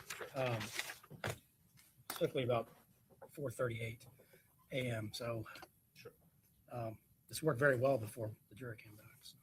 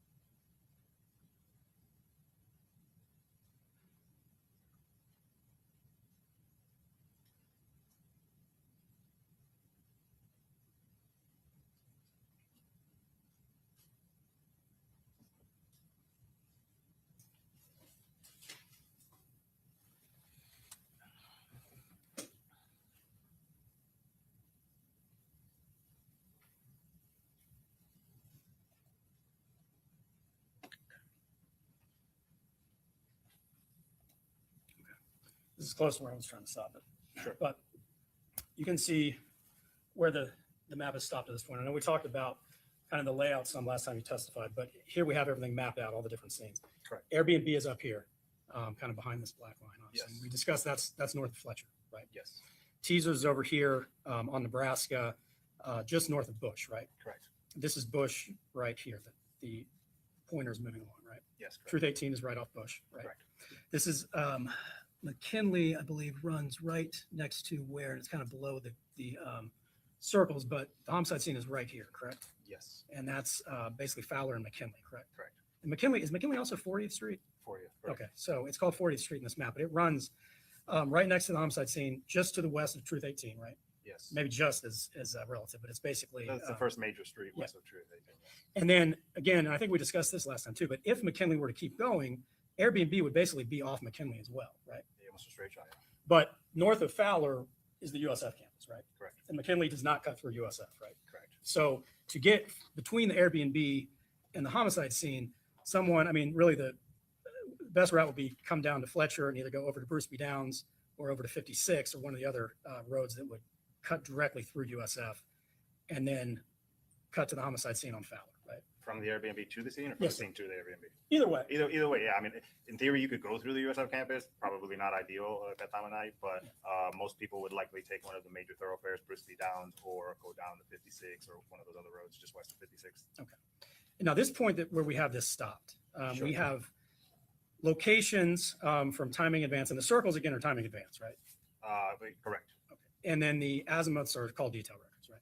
Correct. And we have, between the two, we have different location data that spans really from 4:26 a.m. to about 4:40 a.m. Is that right? Correct. And specifically here, we see at 4:26, there is a timing advance that's actually down off of Bush, closer to teasers really than any of the other locations at issue, right? Yes. And then again, the homicide is taking place between 4:38 and 4:39, correct? Correct. And 4:39, the phone is hitting, this hit at 4:39 a.m. is on the north side of a tower just to the south of Fletcher, correct? That tower is being lit up on, looks like the USF campus. Yeah, and that's, and that encompasses the Airbnb as well, right? It's That- pointing towards the Airbnb, Right, yes. Sure. We don't necessarily know what tower is covering any area at any given point, right? Correct. But the Airbnb is on the north side of this tower sector, right? Correct. Now, to be fair, around that time, there are also hits down around the area of the homicide, right? Yes. But we have even 4:31, within a few minutes of the homicide, there's one already hitting all the way down here close to Truth 18, correct? Yeah, so, yes, 4:31, 40. So what you have after they leave Truth 18, it appears that the device goes west towards Nebraska, 4:26, comes back, then goes north on 40th, 4:31, ultimately arriving at the homicide scene around 4:34, and then leaving after that, after 4:40. But the problem with that, though, is we have a hit at 4:40 here to the south of the homicide scene, and at 4:39, we have a hit up here to the north where the Airbnb is. Yeah, but correct? you also have a 4:39 down at the right. So again, Sure. both of those hits are the exact same time, and that other tower is pointing right at the homicide scene. Again, it's going off the signal of strength. So could you hit off the tower that's further away if that has a stronger signal at that second? Yes. So it looks like for that specific hit, 4:39, 39, there's two towers servicing that specific hit, and one of those is pointing right at the homicide scene. Well, it is, but we have the most northern hit that we have on this map is on the north side, the north sector of that northernmost tower, correct? That's what it appears, yes. And then let's jump ahead just a couple more minutes. Now we've jumped ahead to a span that covers 4:39 to 4:49. It looks like, is that correct? Some of these hits are still on there because of the fade. You got to count for the fade. Count for the fade. Yes. Okay. But in this one, at 4:49, we've got a tower hit over here Correct. to the east of even Truth 18 and far to the north, correct? Yes, at this point, by 4:48, 4:49, it would indicate that likely the device is northbound on 56 towards Fletcher. Sure. But at the same time, 4:52, which is again after the homicide, there's also a hit down here to the south that's basically back by Truth 18, correct? We can. I don't see it here, but sure. Okay. Well, is there the southernmost one on your, or the bottommost on the I map? see. Okay, yeah, 444 right? to 445. I don't see 452. Oh, I may have misspoken. 444 and 445, we've got hits down here to the south. Correct. Right. Oh, Yeah, they started could have working driven in. south after the homicide, made a left, and then gone back north on 56. Okay. That would account from 445 all the way to 449. Possible, sure. Sure. And we have, again, now 452, there are hits actually to the north of the Airbnb, right? Correct. Yes. And to the west now, right? This is now west of Bruce B. Downs, correct? Yes. But then within, again, 7 minutes of that, there's a hit 445 all the way down by Bush, back again by Truth 18. That's the one we just talked about, right? Yeah, that's correct. Yeah. And again, now we see 449, which is again within 3 minutes of this hit to the north of the Airbnb. We have hits all the way over here between McKinley and almost to 56th Street, right? I see 459, 59, 450, I'm sorry, 449, 59, and 449, 20 hits in the area, general area of 56 between Fletcher and Fowler. Right. Within 3 minutes of the hits that are now over here to the west of Bruce B. Downs. Right. Yes, that's what it says.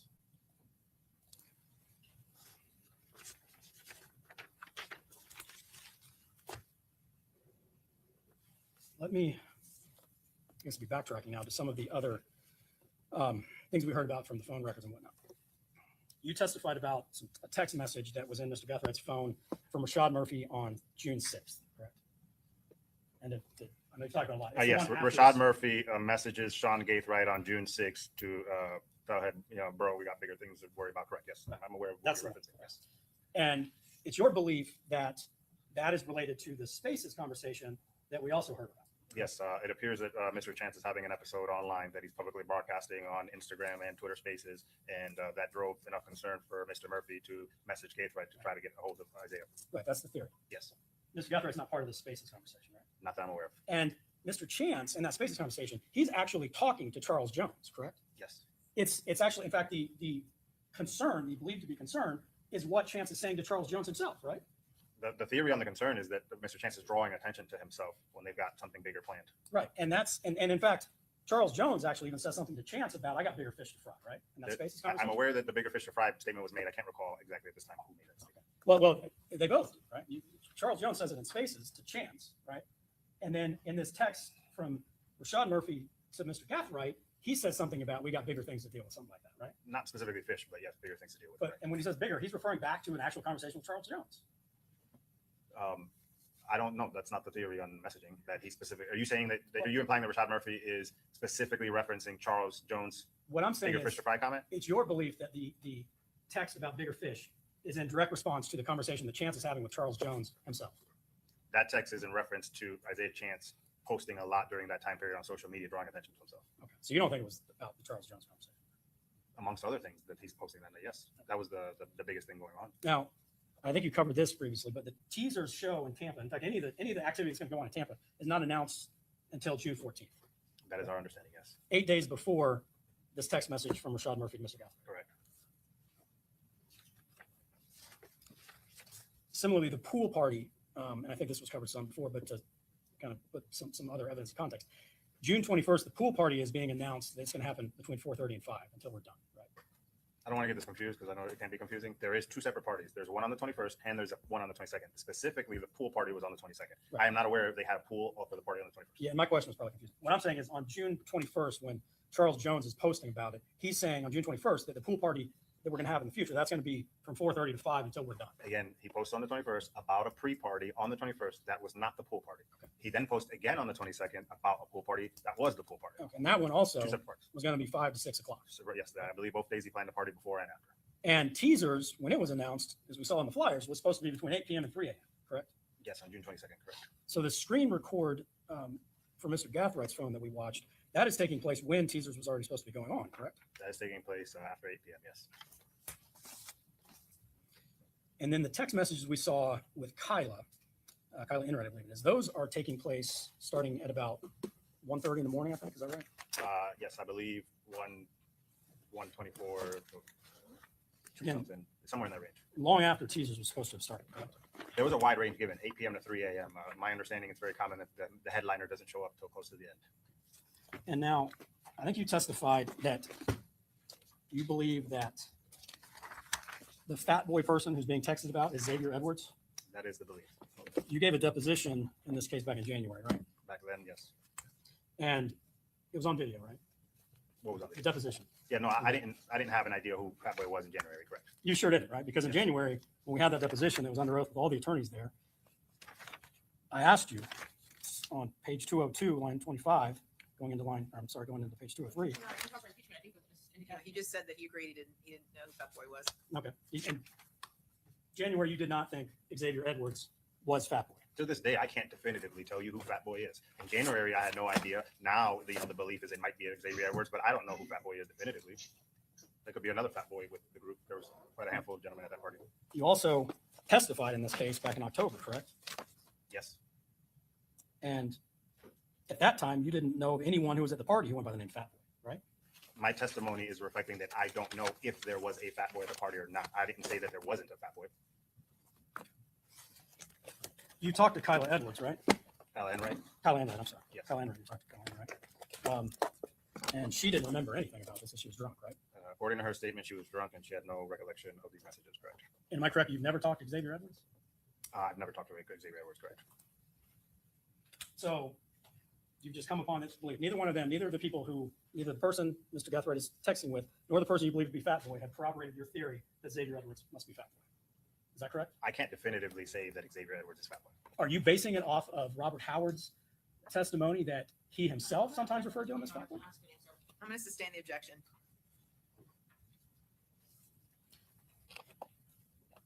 What have you come upon in your investigation, besides potentially Robert Howard's testimony, that leads you to believe Xavier Edwards is Fat Boy? Ultimately, the fat boy text messages, there was an attempt to get an Airbnb address through Kyla Enright. That attempt obviously was met with negative results. So there wasn't an emphasis on identifying fat boy.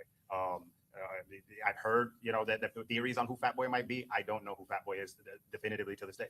So the person you think Mr. Gathright is trying to get information on Charles Jones's location through Kyla Enright, determining who that person was not important in the investigation? Determining whether that person gave the address, it's evident that they didn't give the address. There was an attempt made to get the address. They never got the address. By the time they figure out where he's at, they have eyes on him at teasers. Okay. And obviously from those messages, you can tell that they're trying to be discreet about it. So it's not like somebody in Mr. Jones's crew is intentionally giving information to try to set him up. And regardless of anybody's trying to set him up, these specific 5 defendants were the ones that were found to have killed Mr. Jones. And when you come down to it, that entire time, Mr. Jones was supposed to have been at teasers, right? Because that's when everyone knew that's where the show was going to be. No, he's on Instagram advertising that he's at a pool party. And ultimately going to still perform at teasers that night. Yeah, but you're trying to imply that he's supposed to be there from 8 p.m. to 3 a.m. without fail. Well, that's what, of course, what the advertisement said, right? The advertisement's designed to generate people to come to teasers for revenue. I think they want people there showing up early. Mr. Jones is never going to show up there at 8 p.m. 2:31 in the morning, that morning, Alicia Andrews' phone texts Sean Gathright's phone twice, pick up the effing phone. Correct. Right? There was a very short connect between the two phones then after that. Is that correct?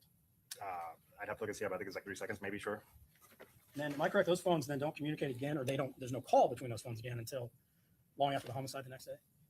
The theory here is that the primary communication was happening off of an app we would not be able to track on called detail records. Even though there's a text twice saying pick the effing phone up between the people who are allegedly conspiring to kill someone that night. So what's the question? The question is, 2:31 a.m., one of the alleged conspirators is texting Mr. Gathright, telling him to pick up the effing phone. Correct. Indicating Mr. Gathright is apparently ignoring attempts from that phone to contact him. That's what it would indicate, yes. At the time of the shooting, or shortly before it, you discussed that a location of Alicia's phone is being shared. Correct. And there's no read receipt to indicate if that location was actually, if that was actually looked at by the phone. Am I correct about that? Do I have a way to prove if Sean Gathright saw that Alicia Andrews' device was sharing the location with her? The question is, maybe, and actually, I think he these saw don't the show. location because he showed up at the location. Well, and you bring up another, I'll get to that in a second. Sure. Some of the text messages that we have, that we've seen, they show when they've been read. Am I correct? Oh, okay, I understand the question now. Is there a red receipt? Not Yes. that I'm aware of. Now, back to the other point you're bringing up. It's your belief Mr. Gathright is in the Impala when the Impala is at Truth 18, correct? It's not only my belief, it's what the evidence has proved. Yes. Okay, well, okay, so I bet he's in there. It's also your belief the Impala is following the entourage out of Truth 18, right? The cruise is following the entourage out of Truth 18. The cruise stays with the entourage till they get to Fowler and McKinley. When the entourage makes a U-turn, the cruise peels off and then stages across the street. So the cruise is directly behind the entourage. Even though the Impala arrives at Homestead Suites first, it was the cruise that was behind the entourage first. And the Impala is sitting there right next to Truth 18, watching the entourage leave, right? The Impala actually shot across in what I believe to be an attempt to intercept the entourage as they're coming out of the parking lot eastbound, but the entourage ended up making a U-turn and coming back out westbound, which might have scuttled that attempt. Exactly. And one thing we also know from the videos at the Homestead Suites is the Impala and the cruise, they're arriving essentially, at the same time, right? The cruise is there shortly before, but we're splitting hairs to say it's there before the Impala. I would not say splitting hairs. The entourage arrives to the intersection approximately 4:23 with the cruise right behind it. The Impala doesn't arrive So the victim's entourage arrives to the intersection, making a U-turn, getting ready to go at 4:23 with the cruise right behind it. The Impala doesn't arrive till 4:34, a full 10 minutes afterwards. So there was a sharing of location from the Impala, from the cruise to the Impala, and then 10 minutes later, you see the Impala arrive at the Homestead Suites. And we can see on the videos, because obviously they're in evidence, we've seen them all, what the two cars are doing, the Impala and the cruise when they get to the hotel. Yes, if you're specifically referring to the time period that they're both into the Homestead Suites parking lot, yeah, we can see movement, yeah. The next day, we saw the ring camera video. Sean Gathright is at the Airbnb at 3:11 p.m. Is that right? Sounds right. And he clearly doesn't have the code to get in because he's asking whoever's on the phone for the code to get in the Airbnb. Right? Clearly, yes. And then later on that day, or that night, really, we know Mr. Gathright has gone to Orlando to the sister's birthday. I'm not sure what the party was about, but I'm aware that he went to Orlando to a club with his sister and Kyla, I believe. And we saw a video of that, right? Yes. We saw pictures of Don Julio. A lot of birthdays on this day, apparently. Yes. And a lot of Don Julio being drunk on this day too, right? Because we see Don Julio in those club videos, right? Yes, we do. But you've become aware in this investigation, Don Julio is a pretty popular tequila, right? Correct. And in fact, the day of the homicide, Charles Jones and his entourage is drinking Don Julio earlier in the day, right? I'm aware that both sides drink Don Julio for their own purposes or their own inferences. And there were even Don Julio bottles found in one or two of the victims' cars, right? Yes. Yes. Now, one of the other things in those videos that we were shown when you were testifying on direct is Mr. Gathright doing a hand signal, correct? Yes. And you'd agree the hand signal he's doing, he has the ring finger down, right?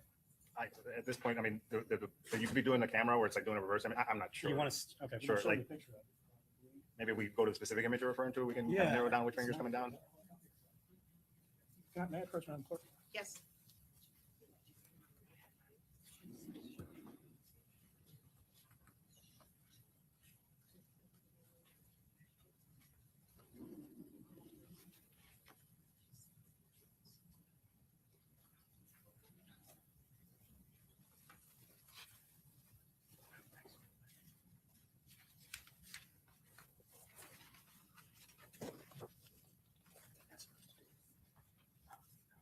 Well, can I approach? Sure. Mr. Ramos? Dr. Ramos?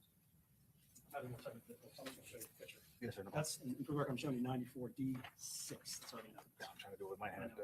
Yes, sure. Got it. Yes, sir. So you agree with me, Mr. Gathright has the ring finger down. It does. Yes, I would agree in that picture. It doesn't look like he has a ring finger. Does not have the middle finger down. Yes, correct. Thank you, sir. May I have just a moment, sir? Yes.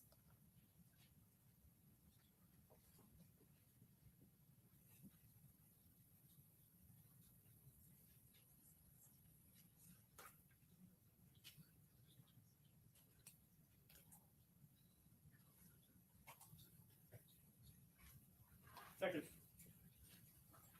Charles Jones and an entourage are kicked out of an Airbnb on the night in question, right? Yes, sir. That's about 1:34 a.m. that they're kicked out, Approximately, sir. Yes, sir. slightly before the text began between Mr. Gathright and Kyla. I believe the text started before they got kicked out and continued through them getting kicked out. Thank you so much. Yes. Okay, very good. Mr. Petrides?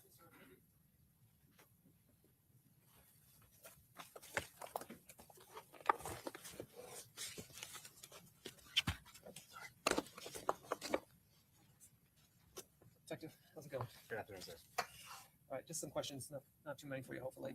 So you would agree that Isaiah Chance's phone was active before the homicide, during the homicide, and after the homicide? We have data for all of that. Yes, sir. It never, as far as you were aware, never turned it off at any point. I am not aware if it was ever turned off. Yes. And he was using it during this time. Like it's sending messages or making calls. Yeah, off and on throughout the 22nd, 23rd, 24th. Yes, I would agree with that. Yes. But you found no text messages around the time of the murder from Mr. Chance to Sean Gathright or to Davion Murphy. Specifically, if you're referring to when they leave the Airbnb to go to teasers around 2 a.m. Up to 5 a.m., no, there's no messages from Isaiah's Chance to Sean Gathright or any of the Murphy's phones. And as Mr. Wise talked to you about, GPS coming from cell sites is not an exact science, so it's not going to show you what side of the street someone's on, what building someone's on, something like that. Yes, it's typically difficult to get precise. It's not exact, correct? And at some point, I think we even saw he hit off a LPR radar, so he was in the location of Hillsborough 15th at some point, correct? Yes, sir. And another witness you weren't here for indicated there was I'm sure you've seen the document, a bunch of cell phone hits from Mr. Chance in that general area, Hillsborough 15th. Yes, I'm aware of many hits in between Nebraska and 15th, 19th off of Hillsborough for Mr. Chance's and Ms. Andrews' phones. Yes. We talked about it a little bit last time you testified, so I don't want to rehash it too much, but there are other clubs and rap venues in that general area, correct? Specifically, the club that you're referring to was known as the Players Club at Hillsborough and 19th. Is that the one you're referring to? That's one of the couple I'm referring to. Are you aware it may be actually at Hillsborough 13th? Yeah, that sounds right. Hillsborough 13th, sure. I'm not sure where the play. I know it's in that general area. And so when we're talking about hits, again, he could have, if he's at the Players Club, those hits would be accurate that he's there, correct? Just because you can't tell exactly where he's at. In theory, yes. I would agree that Mr. Chance's phone goes somewhere near the Players Club at some point. You heard of the Pink Pussycat Lounge? The Pink Pussycat, I believe, is on Nebraska. Correct. Yes. And there was some hits in that general area as well? Where is the Pink Pussy? I'm not sure where it's at, honestly. Kind of between Bush and Fowler, that sound accurate? I know it's a long area. I think it's so. The Pink Pussycat is north of Teasers. Yes. Yes. I know exactly where it's at. Okay, so those would be in the same general area as a lot of the hits from Mr. Chance's phone. Did he drive by it? Sure. Was he at it for a significant period? No. Not significant, but it's for 5-10 minutes, something like that. I don't recall seeing 5-10 minutes stop at the Pink Pussycat. But we don't have any video from any of these clubs, correct? Or none was attempted either, correct? There was an attempt made to find video on Hillsborough. We did not go to Pink Pussycat. No. And then I think we already talked about this as well, but there was a 1 hour period where he was moving around, not following Mr. Jones. Correct. Yes. You said Alicia Andrews' phone, that's one ends in 6748. That was her personal phone? Correct. And she had that with her the entire night, as far as you're aware. As far as I'm aware, that phone stayed in her possession. Just the only times is when she hands it to Isaiah Chance on video for him to use. And that occurred on one occasion, correct? I believe the series of both at Teasers and Truth 18, because you can see him on Truth 18 using a device as well that was believed to be Alicia Andrews' phone. But at the teasers, him holding the device, I believe he testified matches up with a phone call. So that's how you're able to determine it, correct? Not exactly. So the phone call was at 2:31. He's holding it around 2:27. There's other evidence I'm not sure that I can cover specifically to how we got that information. Okay. And then at Truth, you would agree he's further away from the camera. Yes. So it's hard to tell exactly. It's impossible to tell. Would you agree exactly whose phone he's holding in his hand? Exactly. Yeah, I would agree with that. It could be his phone or it could be her phone. Right. And again, he's using his phone during these general time period as well. Define using. I mean, It's active. Oh, is it on? Yes, Yes. it's on. Okay. It is tracking data. Is he using it? I don't know that. All right. And every time when you went through Alicia's phone that night, every time you tracked it, you were able to pick up a lot of times, like at McDonald's and other places where she's actually there as well. Yes.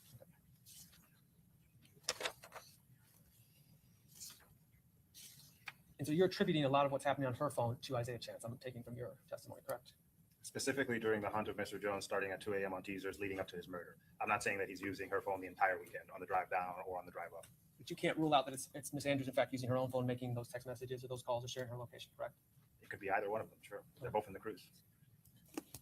And you can't, other than seeing them get out of the car at Teasers, again, you can't tell who's driving the cruise, correct? Specifically at Teasers, you can tell Mr. Chance is driving. Outside of that. Oh, yes. Outside of that, no. Correct. When you send a location, it shows the location of where your phone is at the time. Obviously, you send a location, then that person can see where you are, correct? There's a difference between sent location and sharing location. So if you sent a location, it would be a one-time thing where you can see that phone at that specific time. Sharing location, as the phone moves, the receiver on the other end can see the phone moving and get updated locations. So the location we're talking about is where the actual physical phone is. To whoever's sharing that. To whoever's sharing it. Yes. Okay.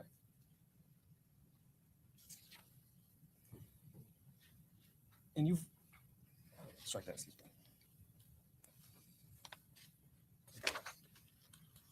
Bear with me, I'm trying not to cover everyone else covered. And all the posts that Mr. Chance made or any of these defendants made that involved anything from Jacksonville, you got all your information from JSL. Is that accurate? As far as the gang activity or what these posts mean, correct?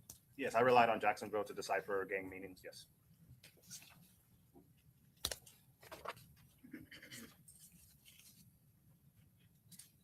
And obviously, we talked about you've done some studies or some classes on cell phone. You're not an expert in cell phone technology, correct? I would not classify myself as an expert on cell phone technologies, correct? So you put it into the Cellhawk or the Cellbrite, and it gives you what you need. You understand exactly how that comes up with all those data points. No, I mean, I have a general understanding of it.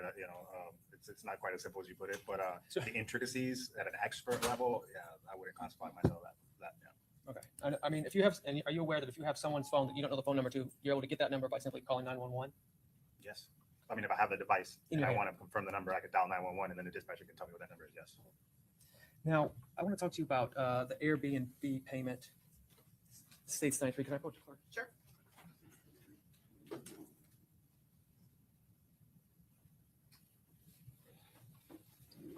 This is the Cash App payment. Yes, sir.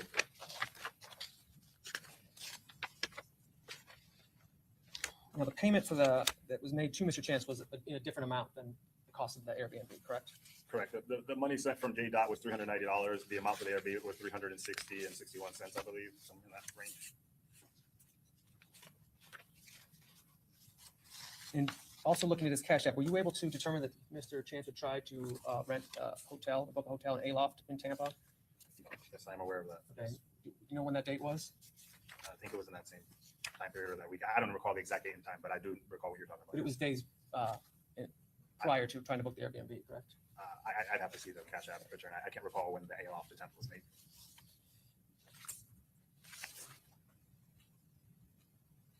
And the Aloft is located where in Tampa? Is that Midtown? I'm not sure if they have separate locations. So there might be one in downtown, there might be one in Midtown. They might have multiple locations. I don't know. But none out in the USF vicinity that you're aware I of. have no idea, honestly. I can't answer that. Okay. J. Breezy and Young and Ace, they were not arrested or indicted involved with this homicide, correct? No, they were not.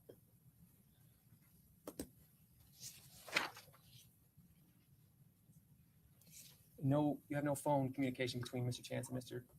Corey Rivers, J. Breezy, involving this, correct? Not specific to this weekend.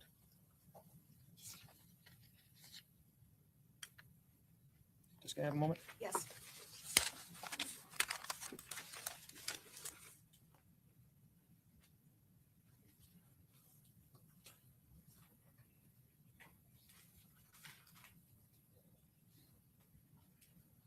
Briefly, Detective, the screenshot that Ms. Andrews took at Truth 18 that you said she took like a screenshot of her photo app. I can't definitively say who took the screenshot, just that her device appears to have taken a screenshot, yes. That was not sent to anyone in this case, correct? Not that I'm aware of. So just kept on her phone as far as you're aware of. Yeah, I mean, it could have been sent by any third-party app. We would never have record of it, but I'm not aware that it was sent. It's just stored on her iCloud images. And that gets me my last question. Your theory is that they use third-party apps, but you have there's no evidence to support that, correct? There's definitely evidence that they were communicating. I mean, it was a planned, organized tracking and murder. There's no way that they could have planned that with the limited bits that we have. So there's obviously some other method that we just couldn't track. But you don't have any of that. You don't have any downloads or any extraction or I anything. got that would support everything. that? You've seen everything that I have. Fair enough. Thank you, Detective. Yes. I know the jury needs a break. Is your redirect going to be quick? 7 minutes, Your Honor? Can you hold on 7 minutes? Holding for 7 minutes. Go. Thank you, Your Honor.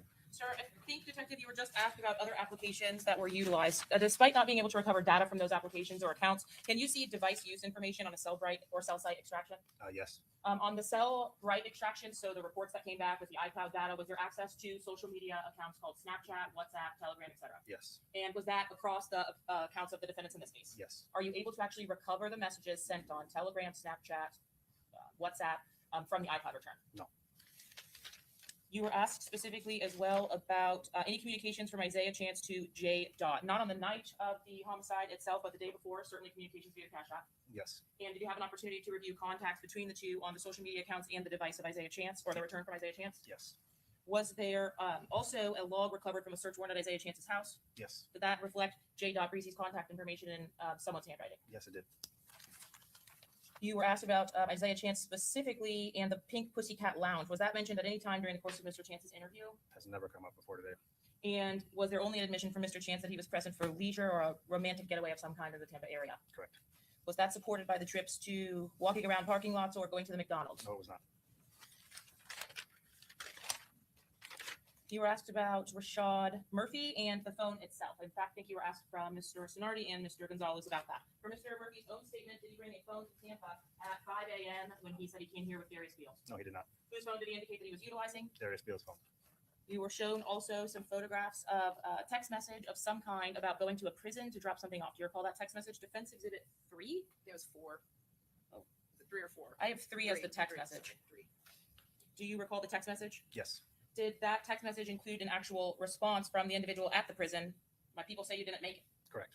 So did that lead you to any conclusion about the potential delivery of those items on June 22nd around 7:14 p.m.? The items never made it to the jail would be my conclusion.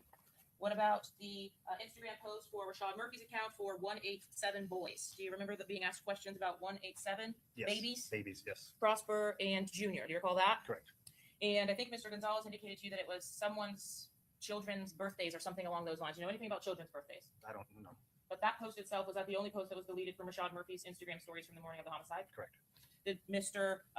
Rashad Murphy also post 187 Boys 5L, RIP them members? Yes, he did. What did number 187 actually reference? It's a homicide code from California. Okay, and so 187 for homicide code babies, does that mean anything to you?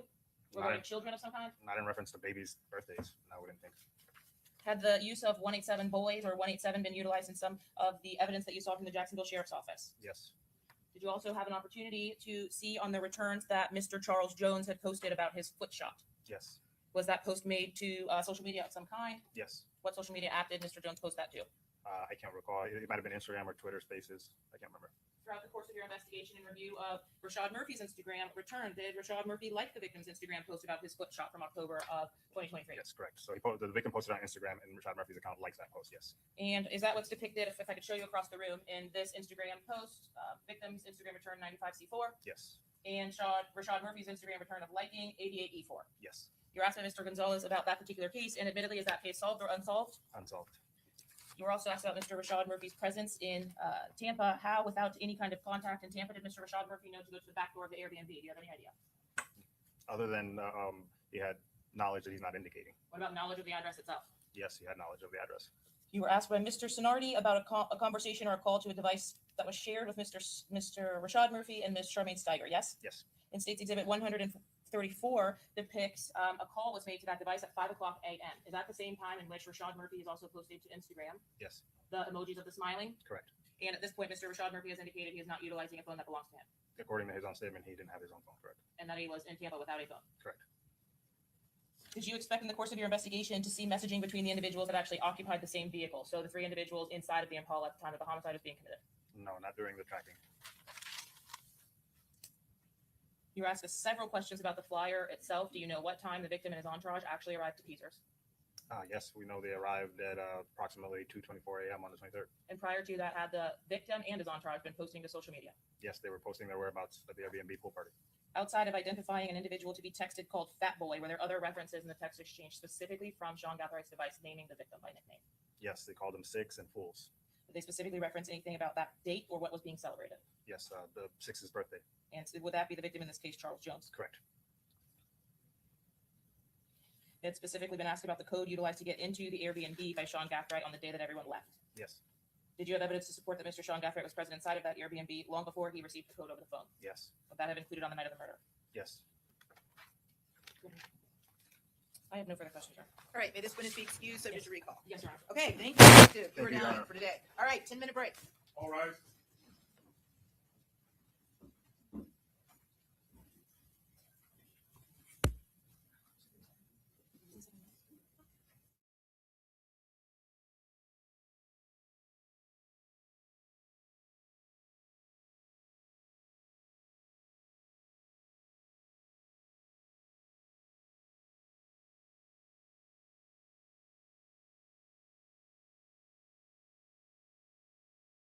Don't worry, I'm coming to move us past this.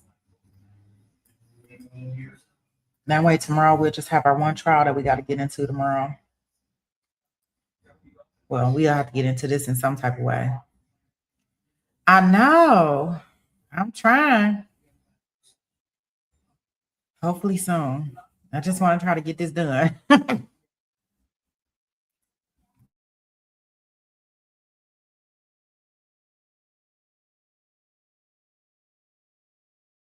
Show you what's already into evidence states exhibit 101N.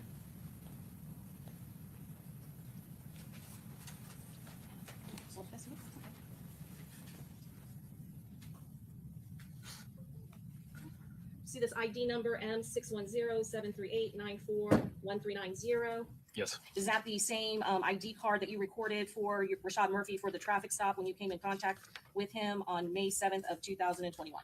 Yes. And you said your familiarity with his back passenger, Noah Williams, you had been previously acquainted with him and you knew him as an active Out Gang East member. Is that correct? Out East gang member. Yes. All right, this time we pass the witness. Okay, Mr. Gonzalez. Afternoon, Officer Reynolds. Afternoon. Officer Reynolds, do you recall whether you gave anybody a traffic citation? I don't recall. Okay. And you didn't arrest anybody for committing any kind of crime, correct? No. And Mr. Murphy was the driver of that vehicle, correct? Correct. And you knew that Mr. Williams had been documented by the same criteria that's used under the Florida statute to do so, correct? Correct. And although you may not do that yourself, you have some familiarity with the statute? Yes. And do you have any idea how long Mr. Williams had been in the car? Do you know if he was picked up 4 doors down or 2 blocks from where you stopped him? How long he'd been there? No, I don't know how long he was in the car. Do you know what the relationship is between the two?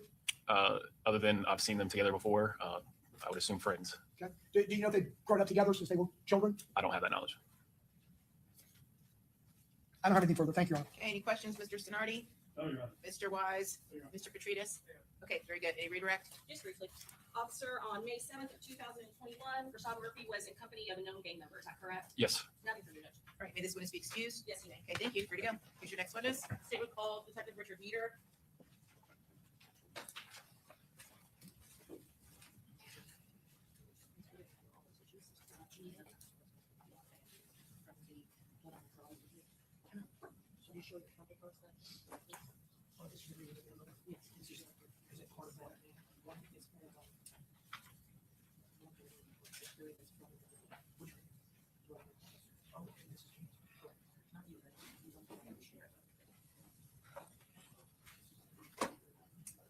Okay, welcome back, Detective Nieder. Go ahead and raise your hand one more time. Please solemnly swear or affirm that the testimony about to give this constitutes the truth, the whole truth, and nothing but the truth, so help you God. Yes, ma'am.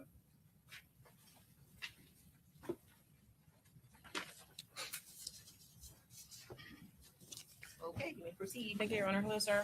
Hey, how are you? Doing well. I think when we last left off, you were talking to us a bit about some historical gang evidence, but you actually mentioned you were assigned to a gang. What gang are you assigned to in the Jacksonville Sheriff's Office? ATK.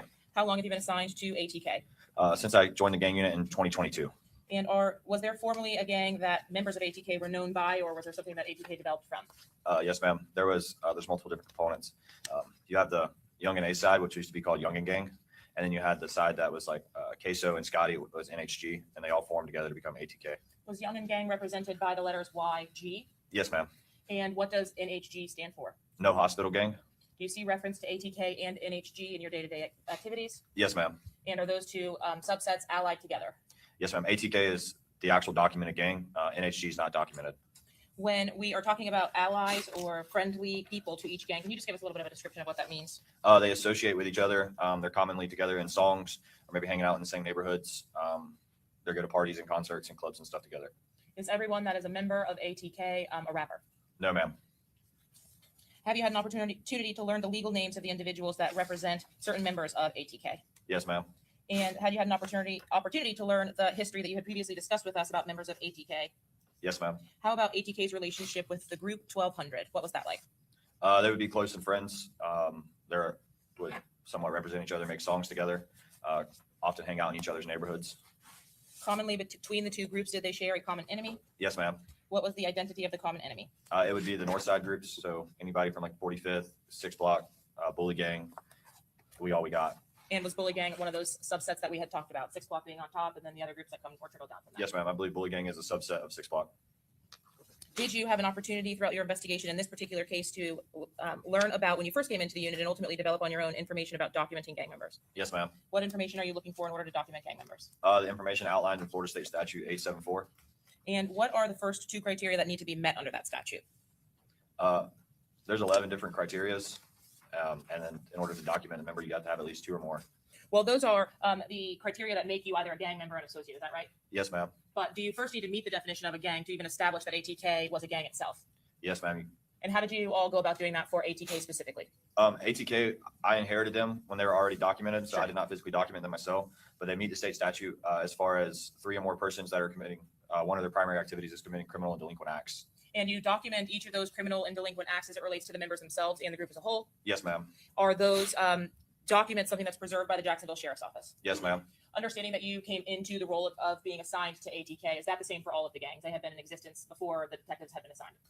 Yes, ma'am. There's a couple of members on our unit that have documented new gangs themselves, but generally speaking, they will roll into other gangs that may change the name, but they still meet the state statute with the same members and are ultimately the same gang. They just had a name change. And I guess that was maybe too relevant. As it relates to our gangs, 6th Block, ATK, and 1200, to your knowledge, have those been in existence or the earlier versions of that been in existence for quite some time? Yes.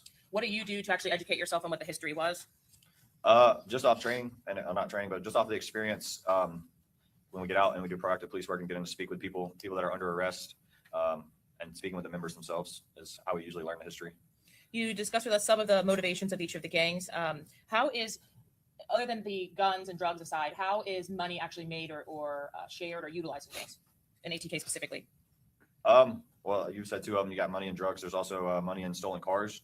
There's also money in the music that they make that are speaking about crimes that the gang has committed. And along the way, you are documenting each of these. Yes, ma'am. Specifically, is ATK a traditional gang or a hybrid gang? We would consider them a hybrid street gang. And why is that? There's really there's no hierarchy. There's no leader. They don't have rules and regulations. They kind of are, I guess a good term would be like an independent contractor themselves. They don't answer to nobody but themselves. Generally speaking, did ATK meet those criteria that you had previously mentioned? Yes, ma'am. So there were identified 2 ATK, 3 or more members, Yes, ma'am. and a portion of that activity is criminal gang activity spent in towards the gang itself. Yes, ma'am. One of the primary activities is criminal delinquent acts.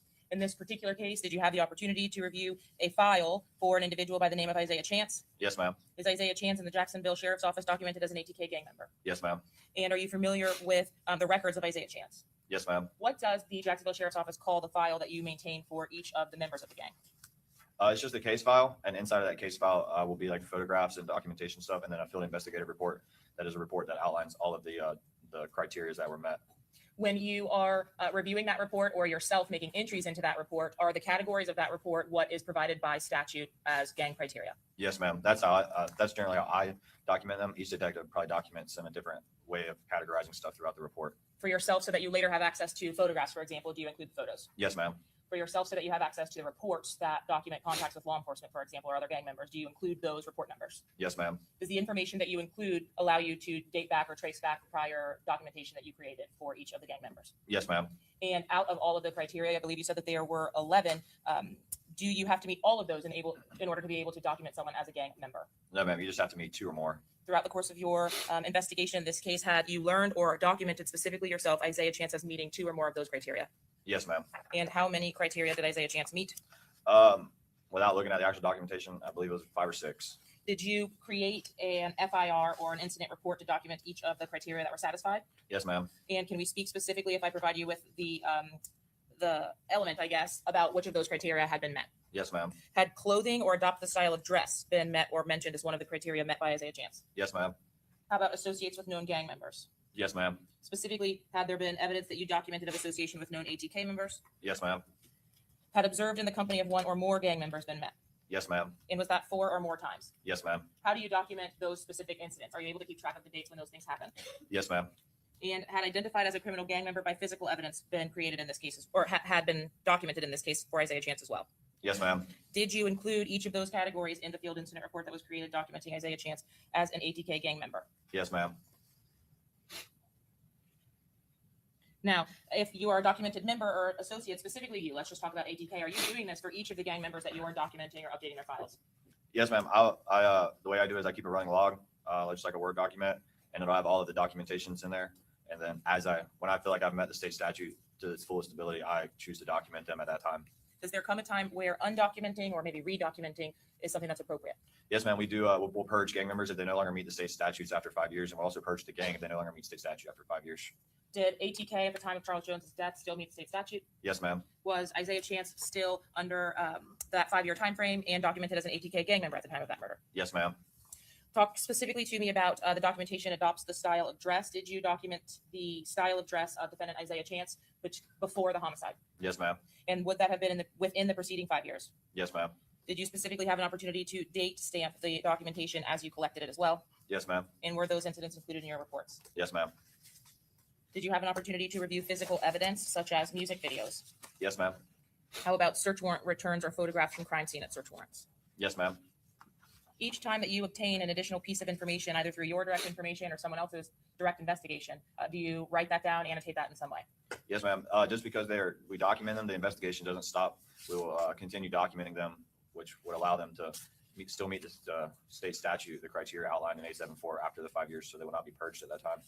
And the documentation that you have completed for ATK, is that limited specifically to Isaiah Chance or other members of ATK in Jacksonville? In this case, I believe just Isaiah Chance. I'm Just sorry. in your role as a detective for ATK. I've documented, I can't give you an exact number. I'd say approximately probably 8 to 10 ATK members. And you also document associates. Yes, ma'am. I'm going to show you what's been marked 115, 126, and 84B. Could we take a look at these 3 items, please? Do you recognize 84B? Yes, ma'am. Do you recognize the items depicted in 126 or 122?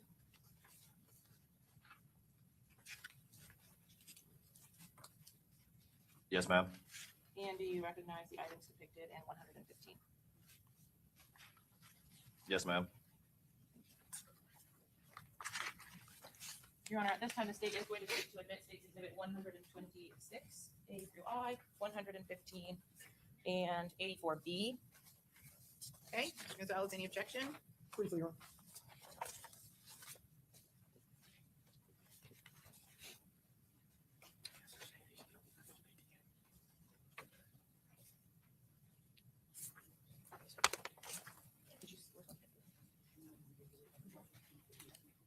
This is what you just handed me.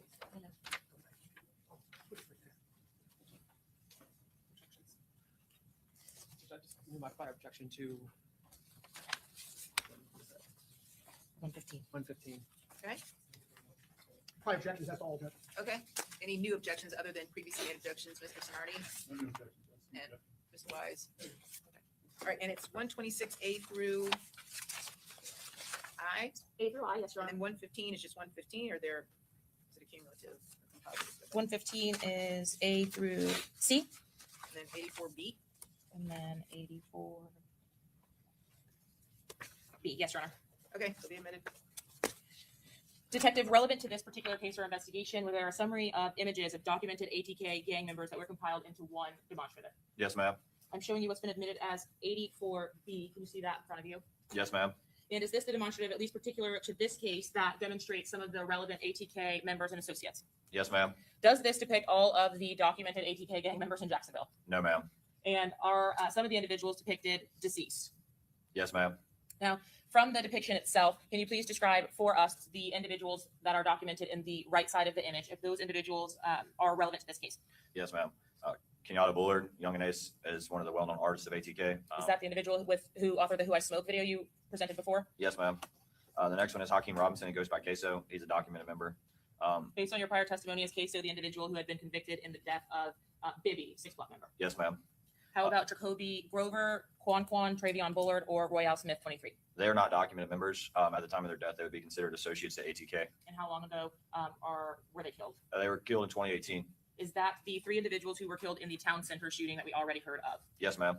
And why are 4, Quan, and 23 relevant, or were they relevant in this particular case? They're probably the most often talked about and dissed people associated to ATK. Check your argument, Judge. Yep.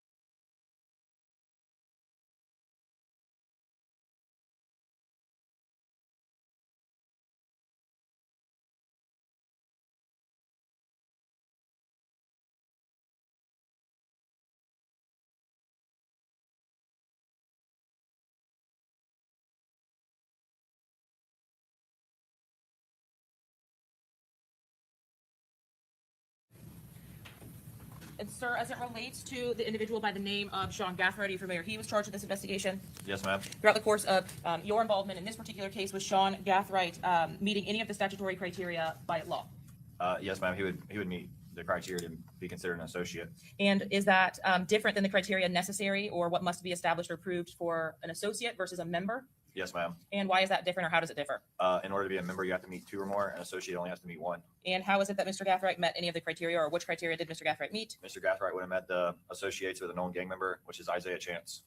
In republishing to you exhibit number 84, I think we had discussed or left off on discussing Royale Smith in the bottom right here. Do you see that individual? Yes, ma'am. Throughout the course of your investigation, did you, or in your work in Jacksonville, learn of a post that Charles Jones and other members of 6 Block made at the gravesite of Royale Smith? Yes, ma'am.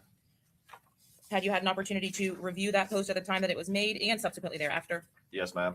And did that post lead to some online back and forth? Yes, ma'am. When documenting gang members for ATK, do you see common reference or reference to the number 23? Yes, ma'am.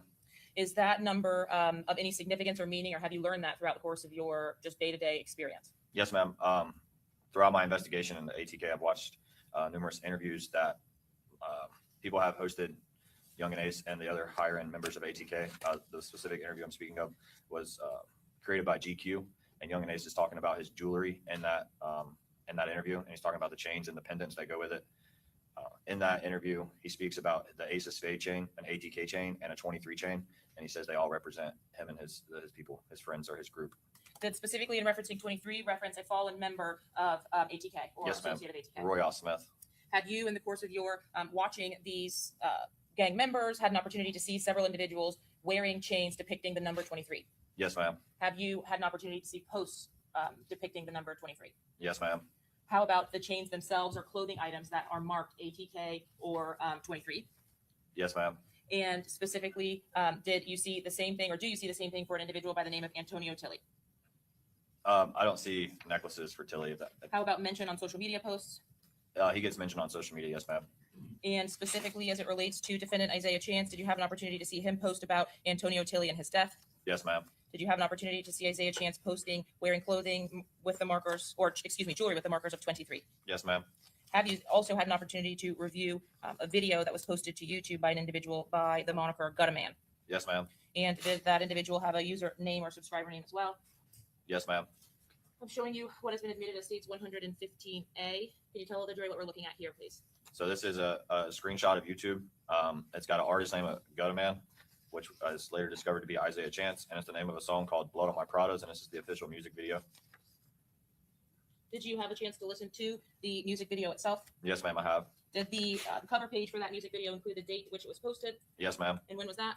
September 8, 2023. Would that have been in advance of the death of Antonio Tilly?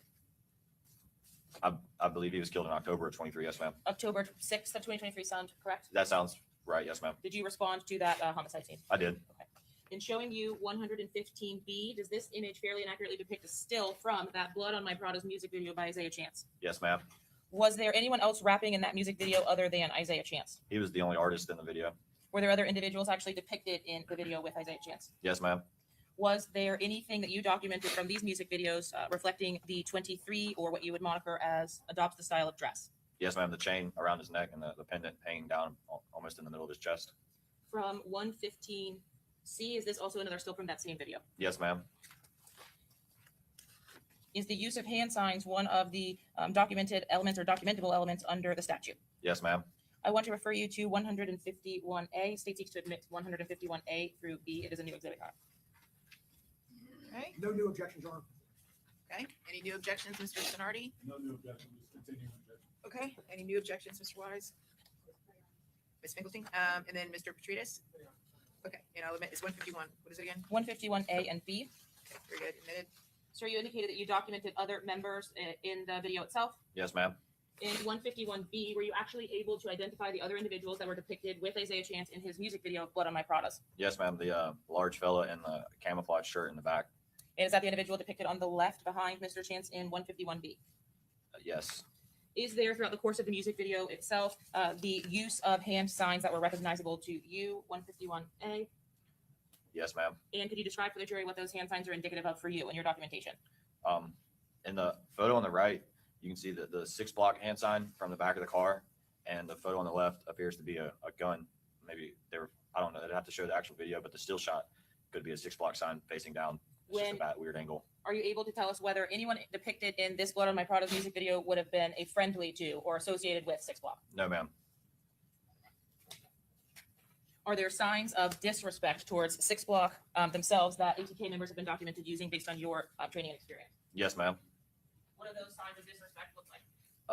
If they throw up the opposing group sign, that could be considered disrespectful, but they'll also do a middle finger with it. They'll shoot a finger gun at it, or they'll turn it upside down. Have you seen the use of a real firearm utilized against 6 Block? Yes, ma'am. Meaning holding a real gun to a 6. Yes, ma'am. How about an upside down 6 or utilizing a Objection, weapon? Your Honor, leading. Sustained. Have you seen an upside down 6 utilized? Yes, ma'am. And have you seen a weapon paired with an upside down 6? Yes, ma'am. Is that in interpreting that with the lyrics of these music videos or posts, is that documented as dissing the other side? Yes, ma'am. Had you specifically had an opportunity to document or track the social media of Isaiah Chance? Yes, ma'am. Would that have been a social media type that you're, or account type that you're aware of? Like the platforms? Yeah. Instagram? And in addition to just documenting Mr. Chance's Instagram, did you document other ATK members' Instagram? Yes, ma'am. Even if an image is posted to or on another member's Instagram, if you see Mr. Chance depicted in those images, do you document that? Depending on who he's with. If it's something that is related to the gang war in Jacksonville, do you document that? Yes, ma'am.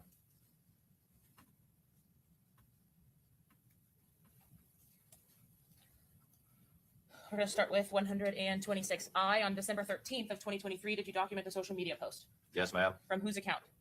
Killicam33X. His government name is Cameron Wagner. Is there an individual depicted in this image without listing them by name that you specifically documented this post for as it relates to Isaiah Chance's gang documentation? So that question. Who did you, without identifying the individual depicted, did you document someone from this photo in Isaiah Chance's gang documentation report? Yes. Identify them by something that they're wearing, please. The guy with his hand up and a hand tattoo and a white t-shirt, black I'm jacket. gonna stand up a point. Okay. This man right here. Who is that individual by name? His name is Tayshawn Thomas. He goes by the artist name of Tayshots. Are there other individuals depicted that you also can identify by name? Yes, ma'am. I can identify everybody in this photo. Are there individuals depicted in this photos that are documented members of ATK? Yes, ma'am. All but two. Can you point to the two that are not documented members by an article of clothing? Yes, ma'am.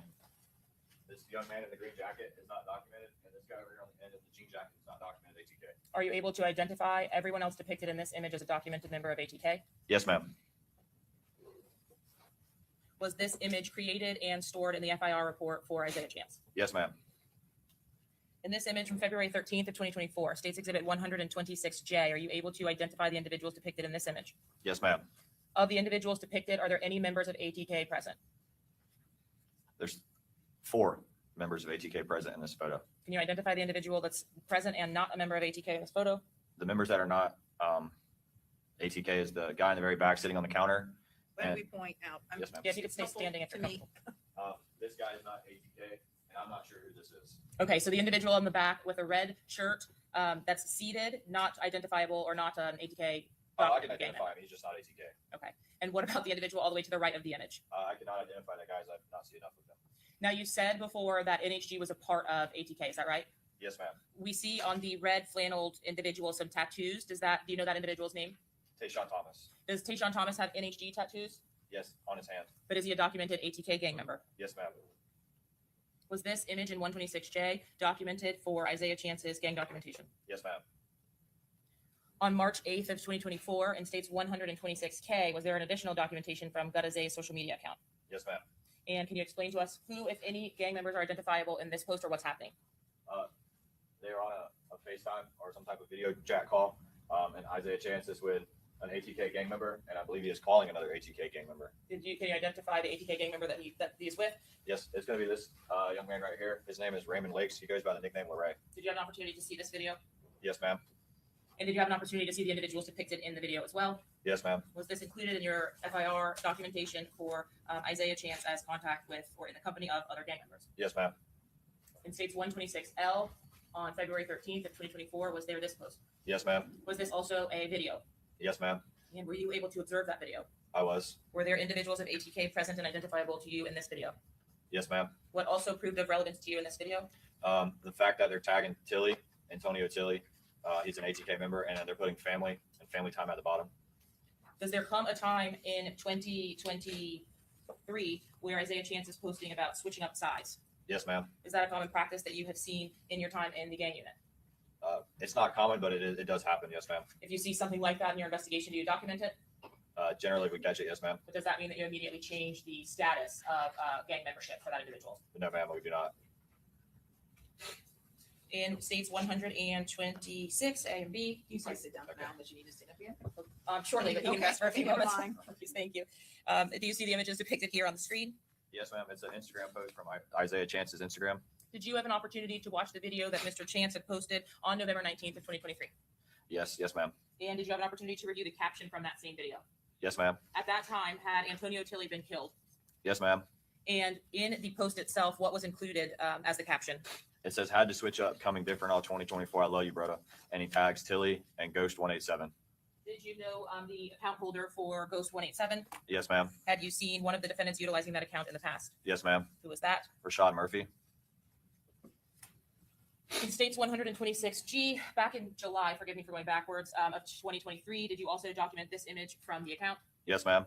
And did you have an opportunity to document any type of clothing style or musical reference in this image? Yes, ma'am. He's referencing a song between Young and Ace and King Von called Promote Violence, and he's wearing a 23 necklace.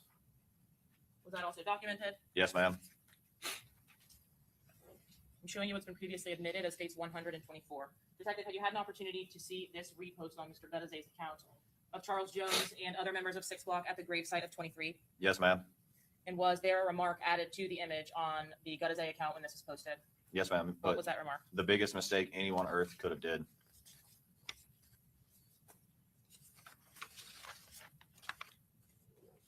I think this is the music video for Gutazay as well, sir, that we previously viewed. Is that correct? Yes, ma'am. So I'm just going to go through that. From March of 2024, and looking at case 126D, throughout the course of your investigation, did you recover the image depicted here? Yes, ma'am. And what was the relevance of this particular image in March of 2024? So Isaiah Chance is seen to the far left. He's throwing up the he's throwing up the 1200 hand sign, and he's with two 1200 associates. I'm not real sure if they're members or not. That would be a better question for Detective Griffin, but they're associated to the criminal gang 1200 out east.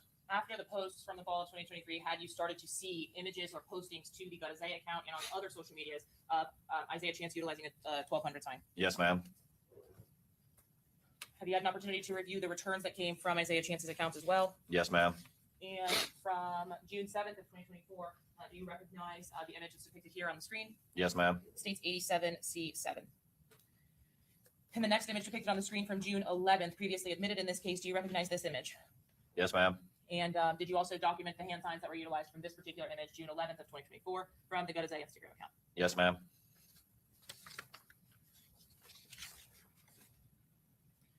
Did you have an opportunity to review the content of 87C1 and the caption that was included with this post to the Gutazay account? Yes, ma'am. Can you explain to the jury what bully K is? I know we've heard about bully down, but I'd like you to explain what that means. Bully K is like bully killed. What are we seeing as far as hand signs depicted in the image as well itself? They're displaying a thumbs down. And what does that mean if you're documenting that?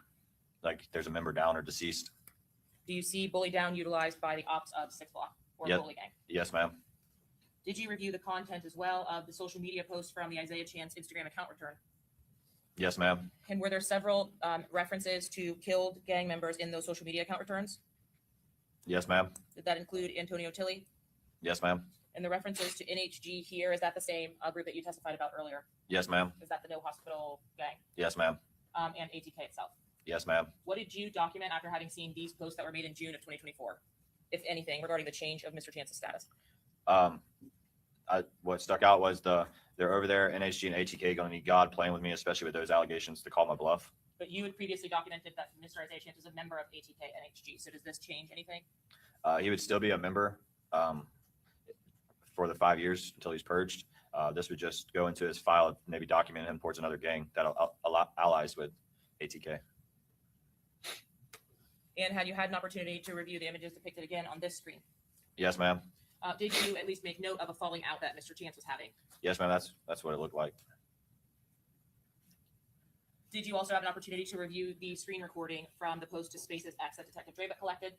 Yes, ma'am. Was there a specific reference to NHG in the title of that screen recording? Yes, ma'am. And after Charles Jones's death, were there also additional images depicted from the return of Isaiah Chance utilizing that same hand sign? Yes, ma'am.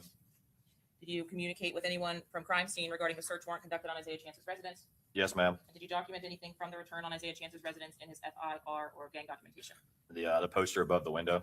In 126F, is that the hand-drawn bully down poster? Yes, ma'am. Are the Instagram or social media images that we have just observed specific to one or more of the categories from the gang statute? More than one. And do you have at least one one independent item as it relates to each category that you are utilizing to document Isaiah Chance as a gang member? Yes, ma'am. So specifically what we viewed as it relates to the necklace or the 23 necklace, what category does that go to? Clothing. Specifically as it relates to the social media posts with the hand signs, what does that go to? Hand Bully sign. down. Hand signs. What specifically do the social media Instagram posts with additional members go to? There's two of them that meets. It's in the presence of a gang member one or more times, and then associates with one or more gang members. I think it's 4 more times. And do you have a volume of several incidents, 1 or more and 4 or more times of defendant Isaiah Chance with other documented gang members?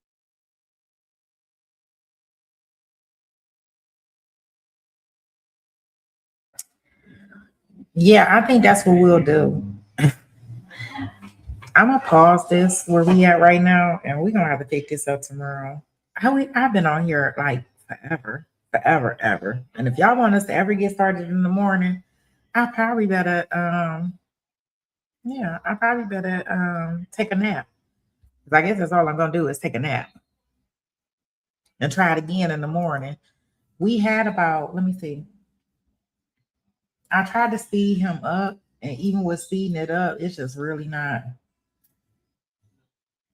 We still got like an hour and 35 minutes to catch up. Yeah, we got like an hour and 35 minutes to catch up. So I think what we'll do is we'll start back up. I'll leave it where it's at.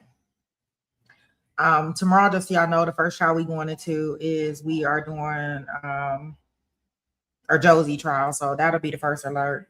And then we'll get to this in the afternoon with our day 9, because we'll be on day 9. Yeah, no problem. I surely will. Yeah, so yeah, we will do that, and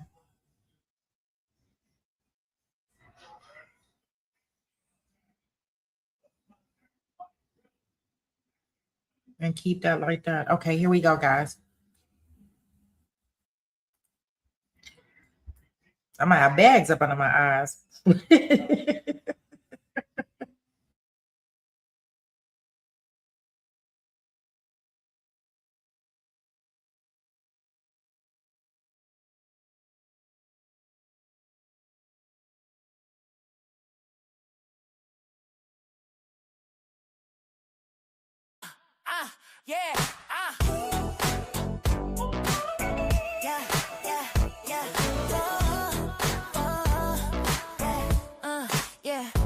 Junkie on the freeway, white claw in the brakes, 2 back still.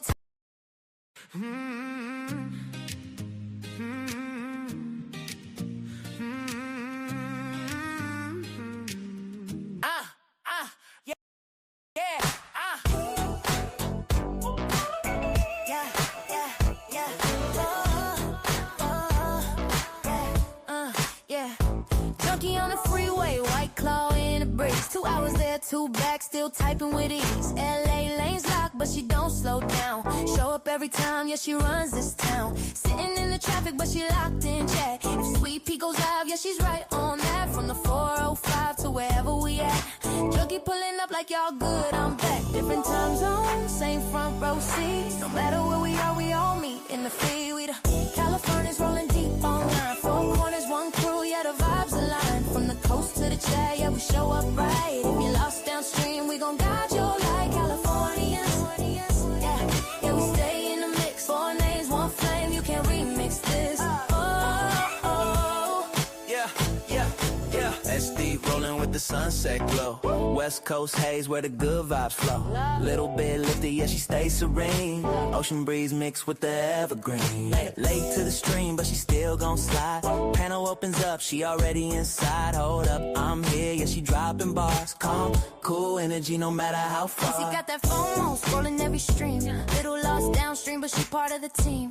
New to the crew, but she locked in fast. Super chats flying, yeah, she built to last. Wait, where we at? But we got her back. Pointed to the right stream, never off track. Now she vibing with us, no need to roam. Anywhere we at, yes, Susie home. Shamrock, yeah, Shamrock checking in from across the map. Different time zone, but she bridging the gap. Y'all good every time, yeah, she mean that. Heart so big, you can't teach that. Algorithm running, she keep it alive. Dropping love in the chat, keep the whole thing thrive. Quiet power, steady hand in the dark. Every stream glowing, got a Shamrock spark. Yeah.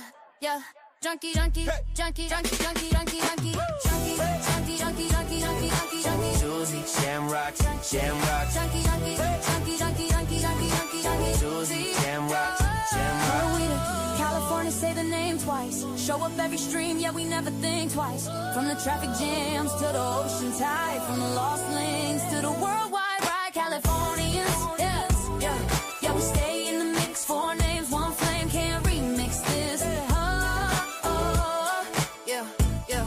Oh. Californians, Californians,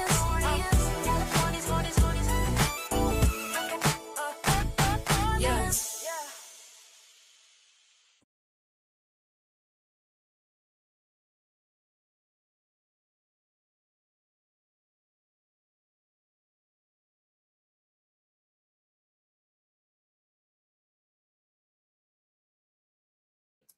All right, guys, till tomorrow morning. Everybody have a great evening, and I will see you in the AM.